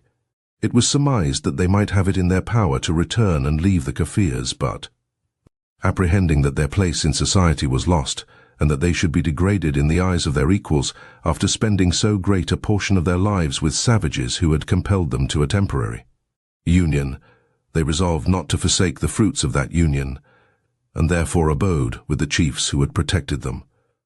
In 1796, the American ship Hercules, Captain Benjamin Stout, was wrecked on this same coast where the Grosvenor had been lost. These castaways were more fortunate, for the Kaffirs and the Boers happened to be at peace, and they made their way to the outlying farms of the white pioneers in the Hottentot country. Captain Stout wrote the story of his adventures, and a stirring yarn it is, but the reference of particular interest just here is as follows. "This being, as I conceived, at no great distance from the spot where the Grosvenor was lost in 1782, I inquired whether any of the natives remembered such a catastrophe. Most of them answered in the affirmative, and ascending one of the sandhills, pointed to the place where the Grosvenor had suffered. I then desired to know whether they had received any certain accounts respecting the fate of Captain Coxon, who was proceeding on his way to the Cape with a large party of people, including several men and women passengers that were saved from the wreck. They answered that Captain Coxon and the men were slain, one of the chiefs having insisted on taking 2 of the white ladies to his kraal. The captain and his officers resisted, and not being armed, were immediately destroyed. The natives at the same time gave me to understand that at the period when the Grosvenor was wrecked their nation was at war with the colonists, and as Captain Coxon and his crew were whites they could not tell, but they would assist the colonists. The fate of the unfortunate English ladies gave me so much uneasiness that I most earnestly requested the natives to tell me all they knew of the situation, whether they were alive or dead, and if living, what part of the country they inhabited. They replied with much apparent concern that one of the ladies had died a short time after her arrival at the kraal, but they understood that the other was living and had several children by the chief. "Where she is now, we know not," said they. There was evidence of an earlier mystery of this mournful kind when the Doddington was wrecked on a rock in the Indian Ocean in 1755. Her crew built a boat in which they coasted along Natal, and while ashore in search of food and water, the English sailors were extremely surprised to find among these savages, who were quite black, with woolly hair, a youth apparently 12 or 14 years of age, perfectly white, with European features, fine, light hair, and altogether different from the natives of this country, although he spoke only their language. The people of the Doddington remarked that he was treated as a servant, that the savages sent him on their errands and sometimes did not allow him to eat with them, but that he waited until the end of the repast before making his own. Chapter 7. 4,000 miles in an open boat. Of all the stories of blue water there is none so romantic and well remembered as that of the mutineers of the Bounty, who sought an Arcadia in the South Seas, and found it on Pitcairn Island, where their descendants today welcome the occasional ship that stops in passing. In 1787, 10 years after Captain Cook had been slain by the natives of Hawaii, a group of West India merchants in London, whose interest was stirred by the glowing reports of the discoverers, urged the government to explore the natural resources of those enchanted realms of the Pacific. and particularly to transport the breadfruit tree to Jamaica and plant it there. The ship Bounty was accordingly fitted out and sailed in command of Lieutenant William Bligh, who had been one of Cook's officers. After the long voyage to Tahiti, the ship tarried there 5 months while the hold was filled with tropical trees and shrubs. With every prospect of success, the Bounty hove anchor and sheeted topsails to roll out homeward bound. Every sturdy British sailor was leaving a sweetheart on the beach of languorous Tahiti, where the unspoiled, brown-skinned women were as kind as they were beautiful, and where every dream of happiness was attainable. These were the first white men who had ever lingered to form sentimental attachments in that fortunate isle, and they left it reluctantly to endure the bitter toil and tyranny that were the mariners' lot. Nor was Lieutenant Bligh a commander to soothe their discontent. His own narrative would lead you to infer that his conduct was blameless. But other evidence convicts him of a harsh and inflexible temper, and a lack of tact which helped to bring about the disaster that was brewing in the forecastle, and among the groups of seamen who loafed and whispered on deck during the dog watches. The explosive crises of life are very often touched off by the merest trifles, and a few cocoa nuts appear to have played a part in the melodramatic upheaval of the Bounty's crew. Boatswain's mate James Morrison kept a journal in which he set down that Lieutenant Bligh missed some of his own personal cocoa nuts, which had been stowed between the guns. The sailors solemnly denied stealing them, and the irate commander questioned Fletcher Christian, the master's mate, who indignantly protested. "I do not know who took your cocoa nuts, sir, but I hope you do not think me so mean as to be guilty of pilfering them." Lieutenant Bligh, who was red in the face and hot under the collar, burst out in this most unlucky tirade. "Yes, you hound, I do. You must have stolen them from me, or you would be able to give a better account of them. You are all thieves, you scoundrels, and the officers combine with the men to rob me. I suppose you will steal my yams next, but I'll make you sweat for it, you rascals, if I have to make half of you jump overboard before we get through Endeavour Straits." This is one of the stories told by the boatswain's mate to extenuate the mutiny, and it may be taken for what it is worth, though with so much smoke there was sure to be flame. At any rate, it was only a day after the cocoa nut episode that Fletcher Christian, the master's mate, led the famous rebellion of the Bounty. He was a leader of extraordinary intelligence and character who had always led a godly life. Commander Bligh had provoked him beyond endurance, and he was persuaded that he could lead his comrades to a palm-shaded kingdom where they would be safe against discovery and capture.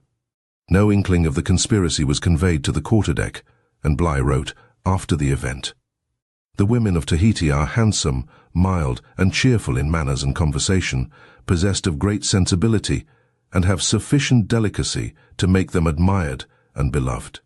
The chiefs were so much attached to our people that they rather encouraged their stay among them than otherwise, and even made them promises of large possessions. Under these circumstances, it ought hardly to be the subject of surprise that a set of sailors, most of them without home ties, should be led away where they had the power of fixing themselves in the midst of plenty, and where there was no necessity to labour, and where the allurements to dissipation are beyond any conception that can be formed of it. The utmost, however, that a commander could have expected was desertions, such as have always happened more or less in the South Seas, and not this act of open mutiny, the secrecy of which was beyond belief. It was a bloodless uprising and conducted with singular neatness and dispatch. At sunrise of April 28, 1789, Fletcher Christian and an armed guard entered the commander's cabin and hauled him out of bed in his nightshirt. His arms were bound, and he was led on deck, where he observed that some of his men were hoisting out a boat. Those of the ship's company who had remained loyal, 17 officers and men, were already clapped under hatches to await their turn in the very orderly programme.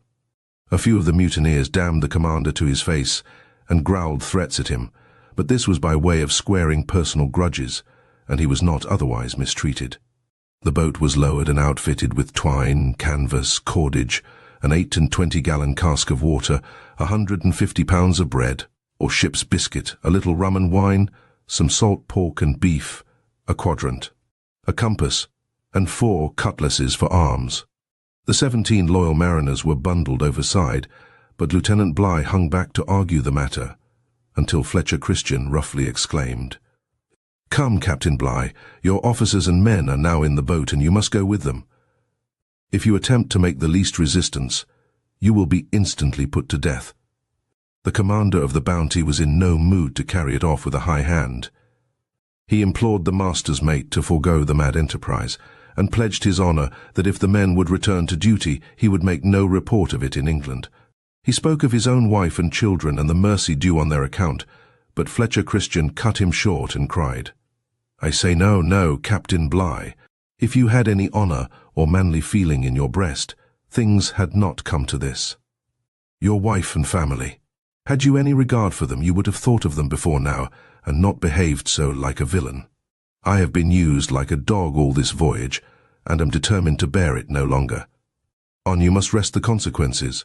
This ended the argument, and the boat was soon cast adrift, while the mutineers shouted a cheery farewell, and then roared out, "Huzzah for Tahiti," while the Bounty swung off and filled away with a pleasant breeze. Lieutenant Bligh assumed that it was the deliberate intent to leave him to perish, because dead men tell no tales. But if this were true, the mutineers would not have been so careful to stock the boat with food and water and stores to last the party at least a fortnight without severe hardship. They were within easy sailing distance of peopled islands, on some of which they might hope to find a friendly reception. By drowning them, Fletcher Christian could have obliterated all traces of the mutiny, and the Bounty would have vanished from human ken, gone to the port of missing ships. So infrequented were the islands of the South Seas that the mutineers might have lived and died there unmolested and unsought. Fletcher Christian was too humane a man for such a deed, the most upright and pious outlaw that ever risked the gallows. The tale of the Bounty and of the tragic fate which overtook these rash and childlike wanderers in search of Elysium had been familiar to later generations. But the wonderful voyage of Lieutenant Bligh and his exiles in the open boat has been forgotten and unsung. Even to this day it deserves to be called one of the prodigious adventures of seafaring history. A man disgraced and humiliated beyond expression by the ridiculously easy manner in which his ship had been taken from him. Bligh superbly redeemed himself and wiped the stain from his record by keeping his open boat afloat and his men alive through a voyage and an experience unequalled before or since. The boat was a small, undecked ship's yawl, only 23 feet long, such as one may see hanging from a schooner's davits.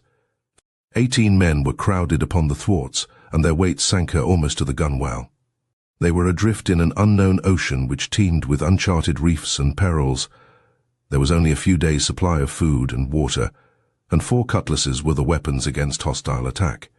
In the boat, besides Commander Bligh, were the master, the acting surgeon, botanist, gunner, boatswain, carpenter, 3 mates, 2 quartermasters, the sailmaker, 2 cooks, the ship's clerk, the butcher, and a boy.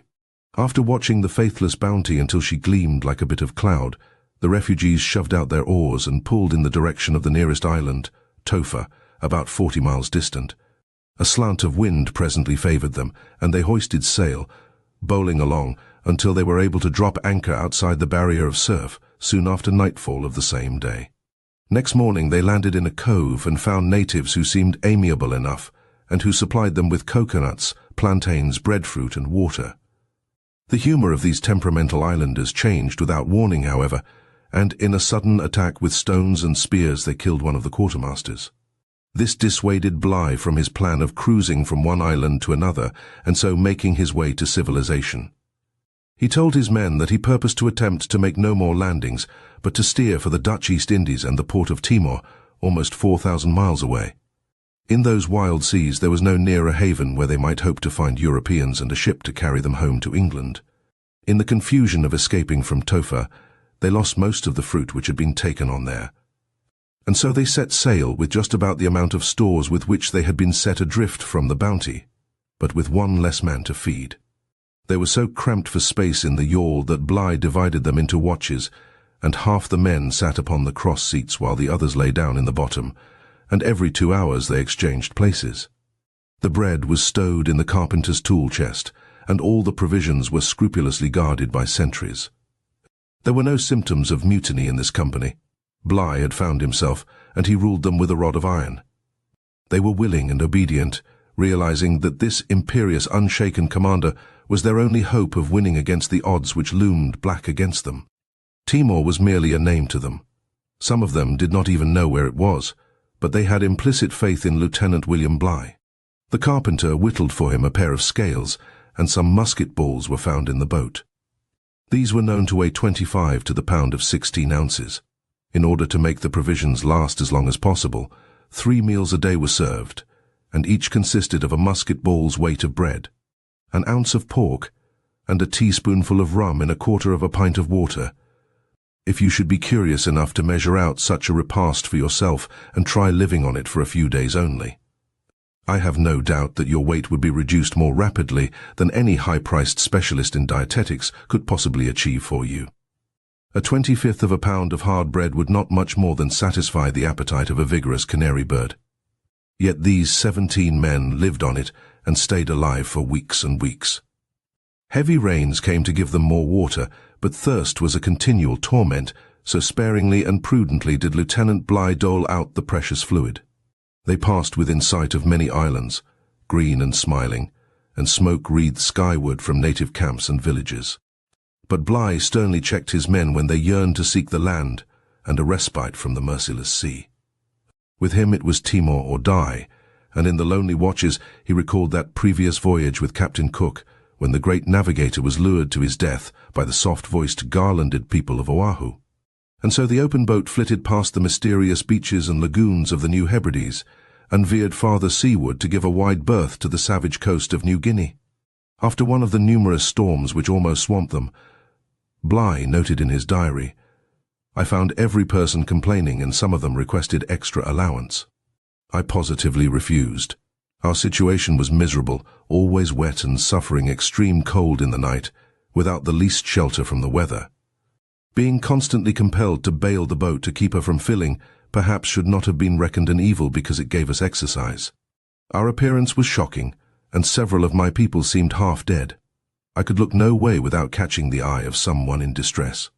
The little sleep we got was in the midst of water, and we always awoke with severe cramps and pains in our bones." This was on May 22, or 18 days after they had left the island of Tofa, during most of which time there had been drenching rains and somber skies and heavy seas, which broke into the boat and almost swamped her time and again. The 17 men were still existing on the morsels of bread and pork carefully weighed out with the musket ball, which they said was little better than starving, but Bligh held them in hand, and there was no rebellion even when he explained that the system of rationing would permit them to exist for 29 days longer, though he was not at all certain that they could fetch Timor in that time, and he purposed to make the stores hold out for 6 weeks. In order to do that, they would have to omit their supper and get along on 2 meals of a 25th of a pound of bread. "I was apprehensive that a proposal on this head would be ill-received," Lieutenant Bligh commented, "and that it would require my utmost resolution to enforce it. However, on representing to the people the necessity of guarding against casual delays, from adverse winds and other causes, they all cheerfully assented. There was never a more methodical man than this Lieutenant William Bligh. When they caught a couple of boobies, seafowl as large as a duck, the bodies were divided into 17 portions, and one man was detailed to turn his back while another pointed at the pieces and asked, 'Who is to have this?' The first sailor named a companion at random and drew the fragment designated. In this manner a fair distribution was assured, and the man who drew the feet of the bird to chew could have no quarrel with the lucky sailor who got a bit of the breast. Bligh was a capable navigator with the quadrant and compass which the mutineers had given him, and he was driving for a passage to the southward of Endeavour Straits and an offing on the coast of New Holland, as Australia was then called. His crew was exceedingly low-spirited, but he diverted them with the hope of finding smoother water inside the far-flung reefs and a landing where they might eat fresh fruits and ease their weary bones for a little while. After 3 weeks of misery, this speck of an open boat in a trackless waste of ocean descried the wooded headlands of New Holland and a surf which beat against the outer ramparts of coral. They found an opening and rowed into a lagoon where they hauled the boat out upon the white sand and feasted luxuriously on oysters. These they roasted in a fire which Lieutenant Bligh kindled with a lens of his spyglass. Then they cooked a stew, and were so mightily refreshed that all retained strength and fortitude sufficient to resist what might be expected in our voyage to Timor. 2 or 3 days of assiduous attention to the oysters, and they were ready to put to sea again, with water breakers filled. Before they shoved off, Bligh directed all hands to attend prayers. So they knelt on the beach with bared heads while he read service from the Church of England prayer book. A group of natives, black and naked, came scampering out of the forest just as the boat took the water, but there was no clash with them. As they steered through the mazes of the Malay archipelago, many small islands swam in the seas of azure and emerald, and they ventured to land again. Here Bligh had the first trouble with the tempers of his sick and weary men. When ordered to go scouting for food, one of them went so far as to tell me, with a mutinous look, that he was as good a man as myself, relates this inflexible commander who had made such a sorry mess of things in the Bounty. He added, "It was impossible for me to judge where this might end. Therefore, to prevent such disputes in future, I determined either to preserve my authority or die in the attempt." Seizing a cutlass, I ordered him to take hold of another and defend himself, on which he cried out that I was going to kill him, and immediately made concessions. I did not allow this to interfere further with the harmony of the boat's crew, and everything soon became quiet. For a week they coasted along New Holland in this manner before risking the open sea again. They caught some turtle and went ashore at night to hunt the noddies, or seabirds, and knock them over on their nests. One of the sailors, Robert Lamb, stole away from his companions, contrary to orders, and blundered into the birds, which fled away. Much provoked, Bligh gave the culprit a drubbing and made him confess that he had eaten 9 noddies raw. It goes without saying that greedy Robert Lamb promised not to do it again. Much more sanguine of some day reaching the destination of Timor, the Argonauts endured another long stretch of the voyage, almost 2,000 miles more, but it was fast breaking the strength which they had so amazingly displayed.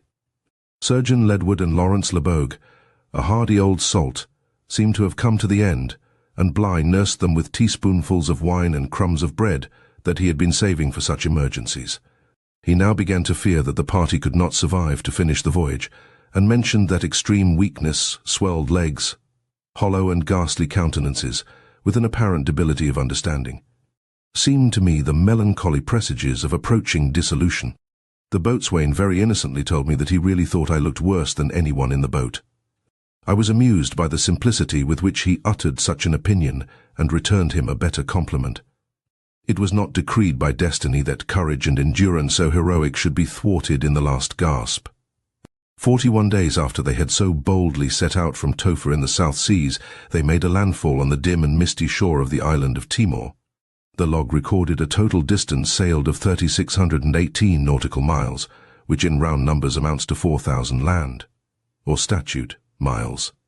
No wonder that the feat appeared scarcely credible to these castaways themselves, whom the mutineers of the Bounty had turned adrift with no more than a fortnight's provisions in a fearfully overcrowded, open boat. And every man of the 17 was alive and ready to be patched up and set on his feet again. Bligh had no idea where the Dutch settlements were, so he held on along the coast, past very lovely landscapes of mountain, woodland, and park-like spaces. Coming to a large bay, he tacked in and saw a little village of thatched huts. Natives paddled out to meet the boat and told the party where to find the Dutch governor of Timor. In the next harbour they discovered 2 square-rigged vessels, so they hoisted the Union Jack as a distress signal and anchored off the fort and town of Kupang. This was the end of their troubles. Bligh bought a small schooner from the courteous Dutch governor, and so carried his men to Samarang, where they found passage to Batavia, and was sent home in a Dutch East Indiaman. It was Commander Bligh himself who took to England the first tidings of the mutiny of the Bounty, which aroused great popular interest and indignation. In 1790 he published an account of his sufferings and the heroic voyage to Timor. And in response to the public clamour, the Admiralty speedily fitted out the frigate Pandora to hunt down Fletcher Christian and his fellow criminals and fetch them home for trial and punishment. The voyage of the Pandora resulted in tragic shipwreck and another sensational episode of open boats. As a sequel, it is inseparable from the strange and unhappy romance of the Bounty and her people. Captain Edwards of the Pandora frigate was a martinet of a naval officer, without sympathy or imagination, and the witchery of the South Seas held no lure for him. His errand was to run down the mutineers as outlaws who deserved no mercy and to take them home to be hanged. First touching at Tahiti, the Pandora found that a number of the sentimental sinners still remained on that island. But that Fletcher Christian and the rest had sailed away in the Bounty to search for a retreat elsewhere. With 150 bluejackets to rake the valleys and beaches of Tahiti, Captain Edwards soon rounded up 14 fugitives, who were marched aboard the Pandora and clapped into irons. Illustration: early American ship of the 18th century. A small house was knocked together on deck to serve as a jail for them, and was rightly enough dubbed Pandora's Box by the sailors. It was only 11 feet long, without windows or doors, and was entered by a scuttle in the roof. In this inhuman little den, the 14 mutineers were kept with their arms and legs in irons, which were never removed to permit exercise. Sweltering in a tropical climate, the wonder is that they did not perish to a man. There was suffering far worse to endure, however: the anguish of broken hearts. All of these men were torn from the native wives to whom they had been faithful and true, and their infants were left fatherless. Pitiful was the story of Peggy, the beautiful Tahitian girl who was beloved by Midshipman Stewart of the mutineers, and to whom she had borne a child. She was allowed to visit him in the wretched deck-house of the Pandora, but her grief was so violent that she had to be taken ashore by force, and the young husband begged the officers not to let her see him again. The light of her life had gone out, and she died of sorrow a few months later, leaving her infant son as the first half-caste born in Tahiti. 6 years after this, a band of pioneering English missionaries visited Tahiti and heard of the boy and his story. They took this orphan of British blood under their own care and brought him up and educated him. It is quite evident that Captain Edwards isolated his prisoners and treated them so harshly because of his fear that the bluejackets of his frigate might be stirred to a sympathetic mutiny of their own. It must have wrung the hearts of these honest British tars, who had sweethearts waiting at the end of the long road home, when, as the story runs, the families of the captives were allowed to visit them, a permission which gave rise to the most affecting scenes. Every day the wives came down with their infants in their arms, the fathers weeping over their babes, who were soon to be bereft of paternal care and protection, and husband and wife mingling cries and tears at the prospect of so calamitous a separation. The 14 mutineers had built a little schooner only 35 feet long, in which they were hoping to flee to an island more remote, but the Pandora swooped down before they were quite ready to embark. Captain Edwards seized this vessel to use as a tender, and manned her with 2 petty officers and 7 sailors, who sailed away on a cruise of their own to assist in the search for the rest of the pirates, as they were called. The voyage of this tiny cock-boat of a schooner is one of the most remarkable tales in the history of South Sea discovery, but not even a diary or log remains to relate it in detail. These adventurers were the first white men to set foot on the great group of the Fiji Islands, which Tasman and Cook had passed by. The exploit is sung to this day in one of the poems of the Fijian language, which have handed down the traditions of the race from father to son. The little schooner was never seen again by the Pandora after they parted at Tahiti to go their separate ways, but after many months the master's mate, the bold midshipman, and the 7 handy seamen who comprised the crew came sailing into the Dutch East Indies. The Pandora ransacked the South Seas in vain for Fletcher Christian and his party, and turned homeward after 9 months of cruising on this quest. Having cleared the coast of New Guinea, the frigate crashed into the Great Barrier Reef while trying to find a passage through, and foundered after 11 hours of endeavour to keep her afloat by pumping. The discipline was admirable, and in the ship's dying flurry 4 boats were filled and sent away, besides some rafts and canoes. During those long hours, however, while the sailors were trying to save themselves in the frigate, the hapless mutineers were left in the Pandora's box, in leg irons and manacles and utterly helpless. 3 of them were finally allowed to work at the pumps, still wearing their chains, but Captain Edwards paid no heed to the prayers of the others, who foresaw they were to drown like rats in a trap.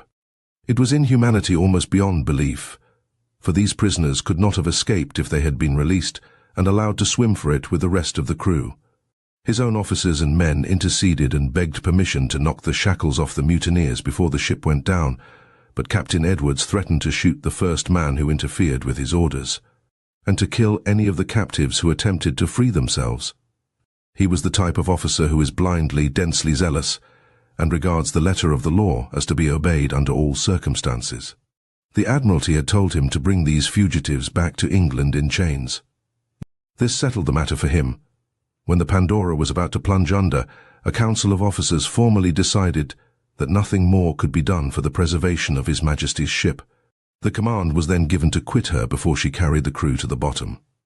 But even then, 2 sentries of the Royal Marines guarded the scuttle of Pandora's box, with instructions to shoot if the mutineers tried to smash their irons. The master-at-arms was a man with a heart, as well as a ready wit, and as he scrambled over the roof of the deckhouse with the sea racing at his heels, he dropped his bunch of keys through the open scuttle. The frantic prisoners heard the keys fall and knew what they meant.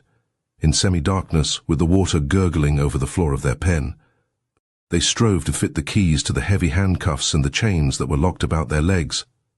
It is a scene that requires no more words to appeal to the emotions 130 years after these unhappy British sailors fought their last fight for life. 10 of them succeeded in releasing themselves and were washed off into the sea, where the boats were kind enough to pick them up, but 4 of the mutineers were drowned with the ship, still wearing the irons from which Captain Edwards had refused to free them. It is probable that with the bunch of keys which the master-at-arms had dropped among them, these 4 men had died while doing unto others as they would have been done by. It was almost impossible for a prisoner so heavily manacled to fit a key in the padlock that bound his own wrists together. One comrade helped another, perhaps, and so those who awaited their turn were doomed to die. And thus they redeemed the folly and the crime of that fantastic adventure in the Bounty. 30 men of the Pandora's company were also drowned, but the survivors made a successful voyage of it in their open boats, across 1,000 miles of the Indian Ocean, and reached the same Dutch port of Kupang where Lieutenant William Bligh had found refuge. Here they met the actors in still another thrilling drama of an open boat. A party of British convicts, including a woman and 2 small children, had stolen away from the penal settlement of Port Jackson on the coast of Australia in a ship's gig, and had fled by sea all the way to Timor, living on shellfish and seabirds and surviving 10 weeks of exposure and peril. They told the Dutch governor at Kupang that they were castaways from an English ship, and he believed the tale until the people of the Pandora came into port. Assuming they were survivors of the same wreck, a Dutch officer remarked to one of the convicts that the captain of their ship had reached Kupang. Caught off his guard, the fellow blurted, "Damn me, we have no captain." The cat was out of the bag, and the slip proved fatal.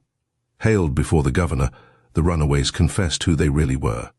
The tale they told was interwoven with a romance. The leader of the party, William Bryant, had been transported to Botany Bay for the crime of smuggling, and with him went his sweetheart, Mary Broad, who was convicted of helping him to escape from Winchester Gaol. They were married by the chaplain of Botany Bay, and Bryant was detailed to catch fish for the table of the governor and other officials of that distressful colony. It was while employed as a fisherman that he was able to steal a boat and plan the escape, and they carried their 2 children with them. His Excellency, the Dutch governor of Timor, admired their courage, but he could not be turned from his duty, and the runaway convicts were therefore sent to England.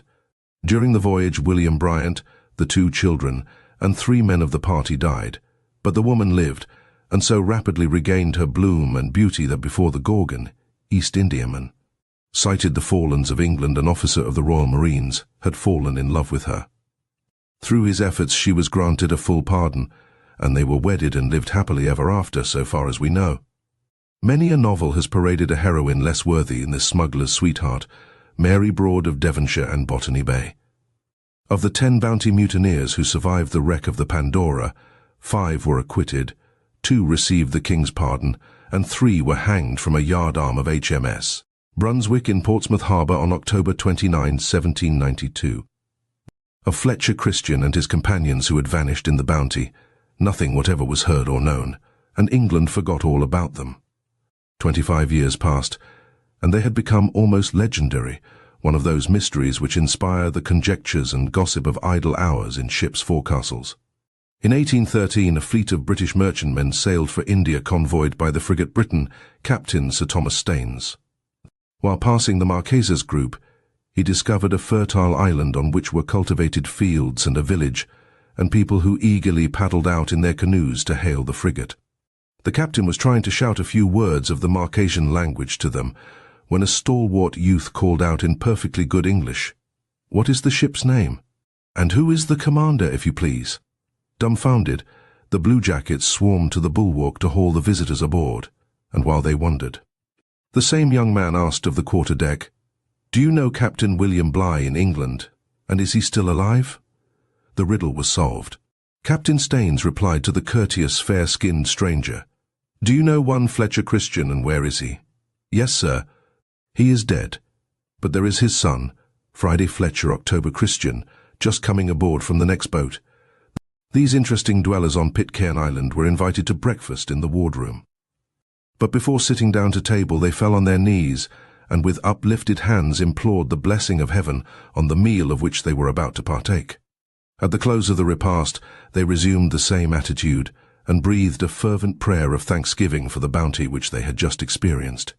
Captain Staines went ashore with his guests and found a very beautiful village, the houses set around a small park, the streets immaculately clean, the whole aspect of it extraordinarily attractive.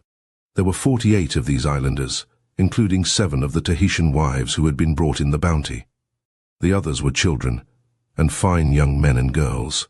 Of the fathers of the flock, only one was left alive, John Adams, a sturdy, dignified man of 60, who welcomed Captain Staines and frankly revealed the whole story of the bounty, admitting that by following the fortunes of Fletcher Christian, he had lost every right to his country, and that his life was even forfeited to the laws. He was now at the head of a little community by whom he was adored, and whom he carefully instructed in the duties of religion, industry, and friendship. It was explained by John Adams that the native women had preferred the British sailors to their own suitors, which inspired a fatal jealousy. And Fletcher Christian and most of his comrades had been killed in quarrels and uprisings against them. The few survivors had founded a new race in this dreamy island of the South Seas, and, as Captain Staines perceived, a society bearing no stamp of the guilty origin from which it sprung. John Adams, the admirable counsellor and ruler, had taught them to use the English tongue and to cherish all that was good in the institutions of their mother country. He had even taught the children to read and write by means of a slate and a stone pencil. They were a vigorous, wholesome stock, sheltered from disease and vice, and with a sailor's eye for a pretty girl, Captain Staines noted that the young women had invariable beautiful teeth, fine eyes, and an open expression of countenance, with an engaging air of simple innocence and sweet sensibility. The captain gave John Adams what books and writing materials he could spare, and the crew of the frigate added many a gift of clothing and useful trinkets from their ditty boxes. 12 years passed before any other word was heard from Pitcairn Island, and then the ship Blossom made a call. It was found that a wandering whaler had left a seaman named John Buffet, who felt called to serve as schoolmaster and clergyman to the grateful islanders. England now became interested in this idyllic colony, and there was no desire to recall or avenge the mutiny of the Bounty. John Adams had long since atoned for the misdeeds of himself and his misguided shipmates, and his good works were to live after him. In 1830, HMS Seringapatam was sent out by the British government to carry a cargo of agricultural implements, tools, livestock, and many other things which might increase the happiness and well-being of the people of Pitcairn Island. John Adams had passed away a little while before that, full of years and honour, and it may be safely assumed that he was not logged on the books of the recording angel as a mutineer. The mantle of his leadership fell upon the broad shoulders of Friday Fletcher October Christian. It was only a year or so ago that the generous captain of a freight steamer bound out across the South Pacific wrote a letter to a New York newspaper to inform the public that he would be glad to go out of his course to touch at Pitcairn Island and leave any books or other gifts which might be sent in his care. It was near the Christmas season, and the spirit moved him to play Santa Claus to the people of that happy island, whose forefathers were the mutineers of the Bounty in the year of 1789. Chapter 8. The Frigates that Vanished in the South Seas. When our forefathers were fighting in the Revolution, which was not so very long ago in history, the world was a vastly entertaining place for a man who loved to wander in quest of bold adventures. Nowadays the unknown seas have all been charted, and it is not easy to realize that a great part of the watery globe was unexplored and trackless when George Washington led his ragged Continentals. There were no lean, hard-bitten Australian troops to rally to the call of the mother country when England was fighting most of Europe, as well as the American colonies. because not a solitary Briton had then set foot upon the mighty continent of the South Pacific. For 3 centuries, the high-pooped merchant ships and the roving buccaneers of all flags had been sailing on the trade routes to the New World and to the East Indies. But scarcely a solitary keel had furrowed the immense expanse of blue water which is called the South Seas. Daring traders, as were the old skippers of Salem, it was not until 1811 that the first of them, in the bark Active, bartered a cargo with the Fiji Islanders. And he was only 4 years later than the pioneer ship of the British East India Company. In the rivalry for the honours of discovery, France was moved by the desire to continue on the sea the illustrious traditions of her great explorers who had won empire in North America. The Peace of Versailles in 1783 had ended her conflict with England, and although that absurd blockhead of a monarch, Louis XVI, was far more interested in exploring the menu of his next meal, there were noble spirits eager to win victories in peace as well as in war, and they persuaded the ministry to send a splendidly equipped expedition to the mysterious Pacific and the legendary coasts of Asia. Their choice of a leader was Captain Jean-François de Galaup, Comte de la Prousse, soldier and sailor, who had proved his mettle by destroying the Hudson's Bay posts as an act of war, and thereby wringing with anguish the hearts of the directors of that opulent British company. La Prousse is a shadowy name to this generation and wholly forgotten by most of us, but he was a great and gallant gentleman, who was of the rare company of those that wrought enduring deeds in a younger, ruder world, and so helped to build for those who should come after him. It was his fate to vanish with his ships, and so utterly were those fine frigates and their hundreds of sailors erased from the seas that no fragment of tidings was discovered for almost 40 years. Their disappearance was one of the sensations of an era in which shipwrecks were so frequent that they had to be quite extraordinary to arouse public attention. The 2 frigates carried an elaborate party of scientists, which included a geographer, a civil engineer, a noted surgeon, an astronomer, a physicist, a botanist, and a clockmaker. They were prepared to survey, map, and investigate any distant shores which had been overlooked by the persistent English, Dutch, and Portuguese navigators. It was typical of French thoroughness that Fleurien, the superintendent of ports and arsenals, contributed an entire volume of learned notes and discussions upon the results of all known voyages since the time of Christopher Columbus. Laden with all manner of stores and merchandise, the 2 ships, La Boussole and L'Astrolabe, sailed bravely out of the ancient port of Brest on August 30, 1785.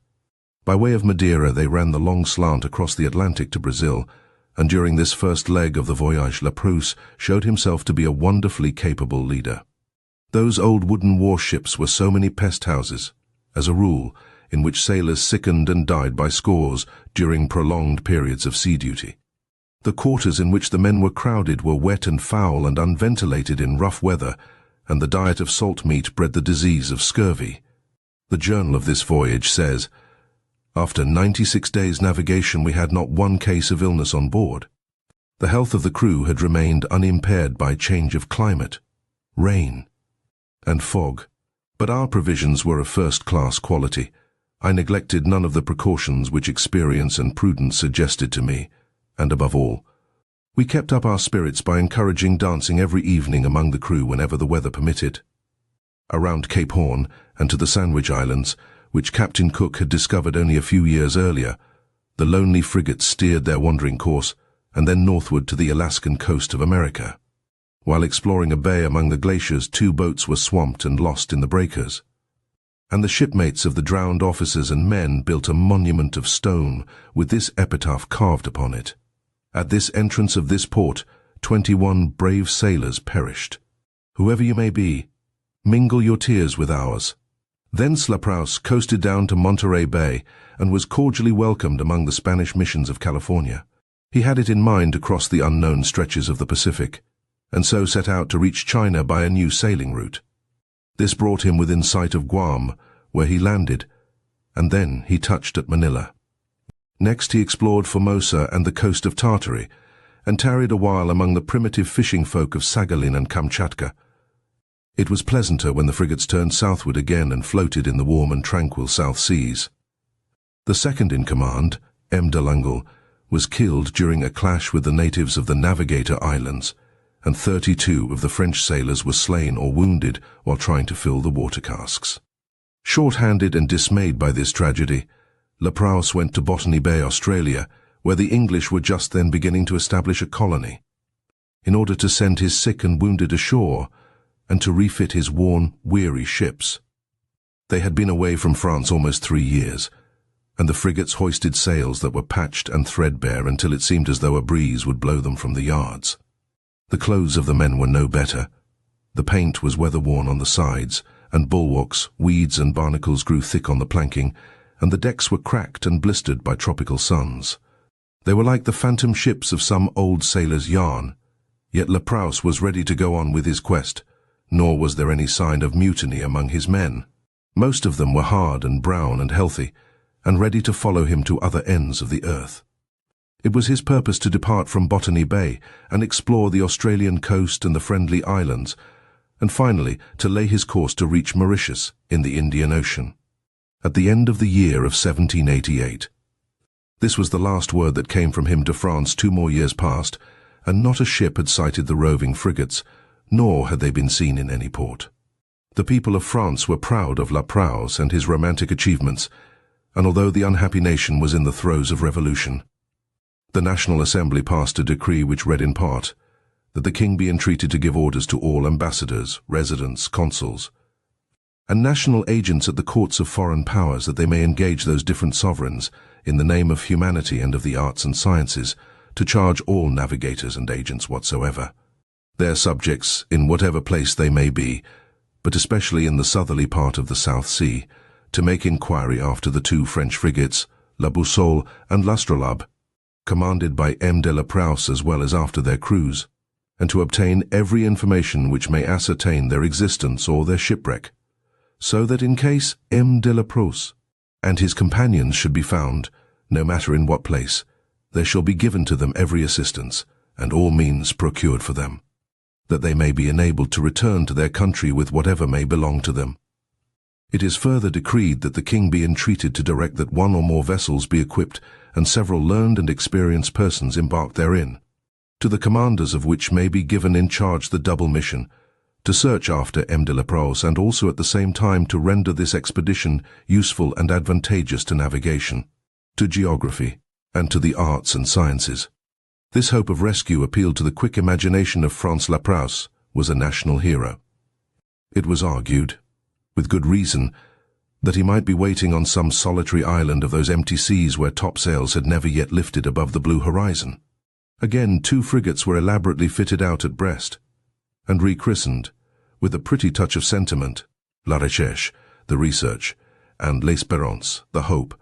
They sailed early in 1791, touching at the Cape of Good Hope, where the Vice-Admiral in command got wind of a curious rumour that near the Admiralty Islands in the Pacific Ocean, the captain of a British sloop of war had seen men dressed in the European style and in what he took to be French uniforms. This fanned the spark of expectation and seemed a promising trail to follow, but the most careful search failed to confirm the report. Among the reefs and islands the frigates cruised in vain until they had been away from home more than 2 years. Then, without finding a trace of Laprouse and all his gallant officers and patient, resolute seamen, they sailed to the Dutch East Indies. There they received amazing news from their beloved France. Louis XVI had been beheaded, and the agonized Republic was at war with the armies of Europe. The Dutch officials of Surabaya, regarding all Frenchmen as lawful enemies, held the crew of the frigates as prisoners, and this was the end of the search for Laprouse. The people of storm-tossed France had other things to think of, and they forgot all about the lost explorer and his ship's companies. There was reason to believe that some of them were alive when the 2 frigates had been trying to find them. In 1791, Captain Edwards was roaming the South Seas in the British frigate Pandora, whose mission was to run down and carry home for punishment the famous mutineers of the Bounty. He sighted the island of Vanikoro and ran along its shore, no more than a mile outside the barrier reef. In his log he noted that natives appeared to be attempting to communicate with him by means of smoke signals. Captain Edwards was a brave, but stupid, officer of the Royal Navy, and it failed to occur to him that the natives of this little island, which had been undiscovered until then, would be most unlikely to try to talk to him in this manner. In the light of later information, there is every probability that this smoke was made by survivors of Laprouse's party, and they were still marooned on Vanikoro several years after their shipwreck. Their emotions must have been profoundly melancholy when they saw the tall British frigate glide past unheeding and drop from their wistful vision. It was not until 1813 that the first thread of this tangled skein of mystery was disclosed. La Prowse had vanished a quarter of a century before, and his ships were long since listed on the sadly eloquent roll of missing with all hands. It is hard to astonish a deep-water sailor, because nothing is too strange to happen at sea. The British merchantman Hunter, on a voyage from Calcutta to New South Wales and Canton, stopped at the Fiji Islands to pick up some sandalwood and bichet de mer by way of turning over a few dollars in trade. Already the beachcomber had begun to find a refuge from toil in the South Sea Islands, and Fiji was plagued with runaway sailors whose idea of paradise was to loaf and get drunk and dance with the girls. While the Hunter was taking on her cargo, a party of these saltwater vagabonds engaged in a murderous row with the natives, who decided to be rid of them.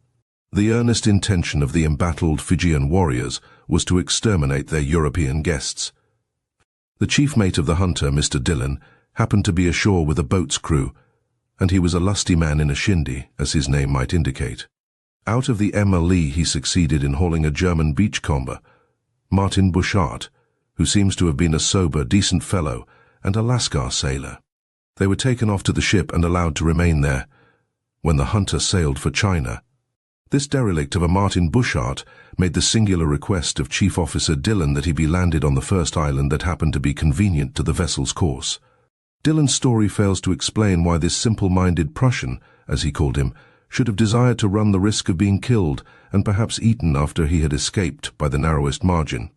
However, the captain and the mate of the Hunter were obliging mariners who sensibly concluded that it was a man's own business if he yearned to hop from the frying pan into the fire, and so they let the ship go toward the first land sighted after leaving Fiji. This happened to be the island of Tukopia, and if you care to prick it off on the chart. Chief Officer Dillon gives the position as latitude 12°15', and longitude 169°E, the Lascar sailor who also had been saved from the irate Fijians and their uplift movement elected to seek this new place of exile, along with Martin Buschart, as a sort of Man Friday to a Prussian Robinson Crusoe, and so the singular pair were left on the beach of Tukopia, where they waved an unperturbed farewell, while the Hunter hoisted colours and fired a gun to express her regards and best wishes. What kind of welcome the natives extended them is left to conjecture. Mr. Dillon, when it came to writing about the episodes, unconsciously employed the trick of the playwright who permits so many years to elapse between the acts of the drama. Nothing could be more concise than his method of joining the facts together. He tells us, "We landed Martin Buschart and the Lascar on this island, the 20th September 1813. On the 13th of May, 1826, in command of my own ship, the St. Patrick, bound from Valparaiso to Pondicherry, I came in sight of the island of Tukopia. Prompted by curiosity as well as regard for an old companion in danger, I hove my ship to off the island of Tukopia. Shortly, a canoe put off from the island and came alongside. In it was the Lascar. Immediately after, another canoe came off with Martin Buschart, the Prussian. They were both in sound health and were extremely rejoiced to see me. They informed me that the natives had treated them kindly, that no ship had touched there from the time they were first landed until about a year previous to my arrival, when an English whaler visited the island for a short time.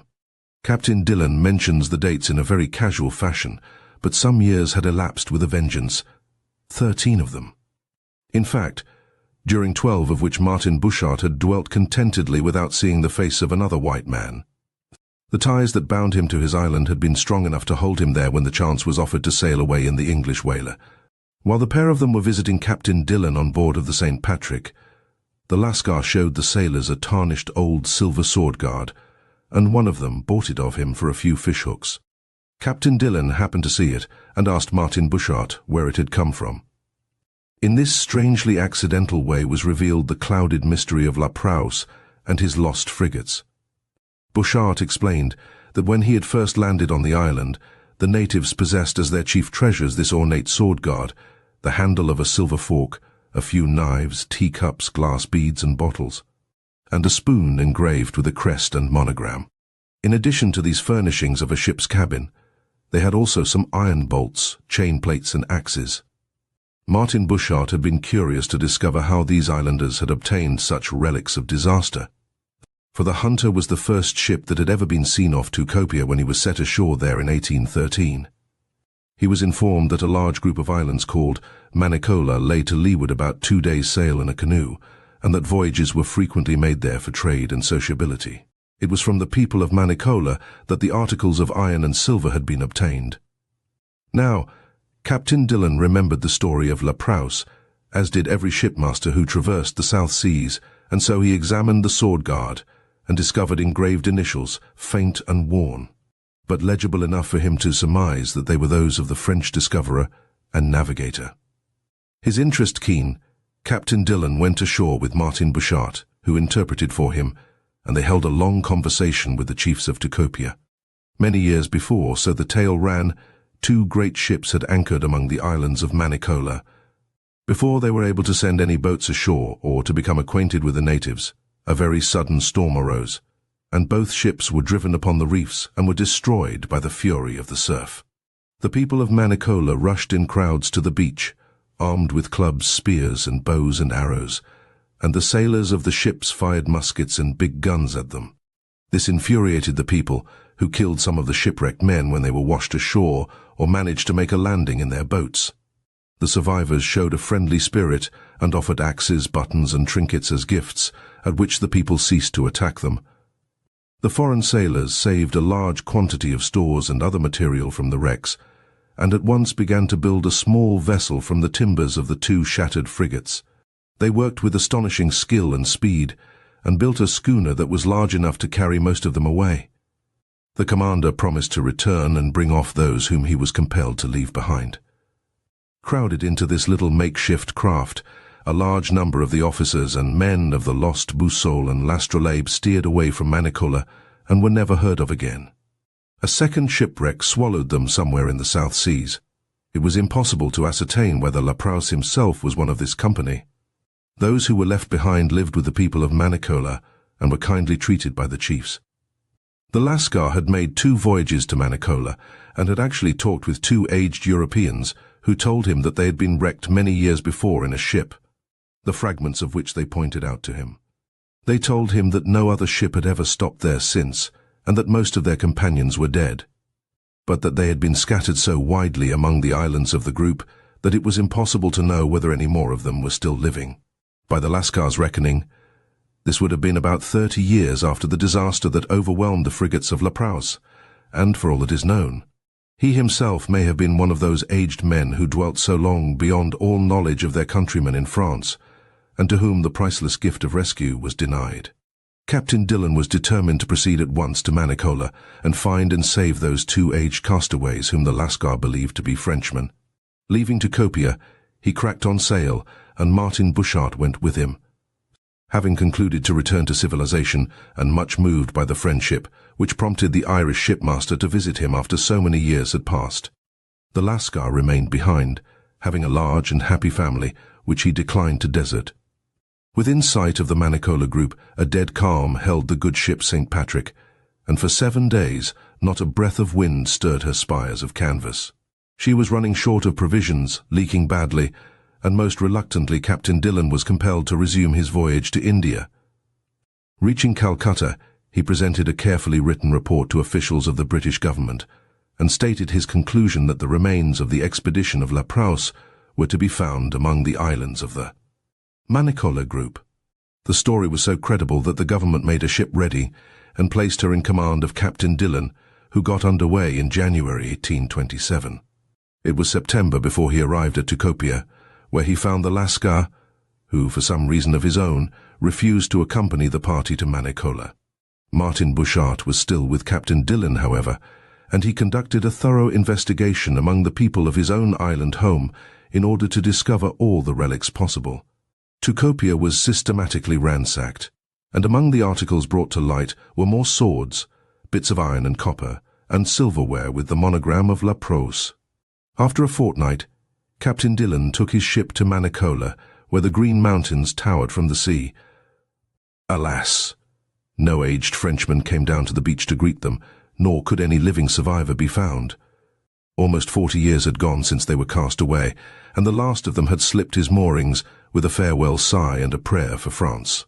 When Captain Dillon's party went ashore in a flotilla of armed boats, all the chief men of the island were assembled in the council hall, and the most venerable and influential of them delivered himself of a long oration, the facts of which differed somewhat from the story, as the natives of Tucopia had retold it to Martin Bouchard and the Lascar. It is probable, however, that the patriarchal chief, speaking at first hand, told the truth when he said to Captain Dillon, "A long time ago the people of this island, upon coming out one morning, saw part of a ship on the reef opposite Peo, where it held together until the middle of the day, when it was broken by the sea, and fell to pieces, so that large parts of it floated on shore along the coast. The ship got on the reef in the night when it blew a tremendous hurricane which broke down great numbers of our fruit trees. We had not seen the ship there the day before. Of those saved from her 4 men were on the beach at this place, whom we were about to kill, supposing them to be evil spirits, when they made a present to our chief of something, and he saved their lives. These men lived with us for a short time, and then joined the rest of their own people on the other island of Peo. None of these 4 men was a chief. They were only subordinate men who obeyed orders. The things which we have brought together to show you were procured from the ship wrecked on that reef, where at low water our people were in the habit of diving and bringing up what they could find. Several pieces of the wreck floated on shore, from which we obtained some things, but nothing more has been found for a long, long time. We killed none of the ship's crew at this place, but many dead bodies were cast up on the beach. On the same night another great ship struck a reef near another of our islands, Wanu, and went down. There were many men saved from her, and they built a little ship, and went away 5 moons after the big one was wrecked. While building it, they had a high fence of logs all around them to keep out the islanders, who were also afraid of them, and therefore there was not much intercourse between them. The white men often used to look at the sun through something made of wood and brass, but they carried it away with them as being very precious. 2 white men remained behind after the rest went away. These I remember, although there were more, no doubt. One of them was a chief and the other a common person who attended on this other his master. The white chief died about 3 years ago. His servant went away to another island with one of our chiefs some time before that.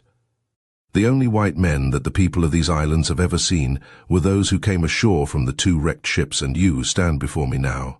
Obedient to orders, the friendly islanders had assembled for Captain Dillon's inspection everything that had been fished up or handed down to them from the pitiful fragments of La Prouse's frigates.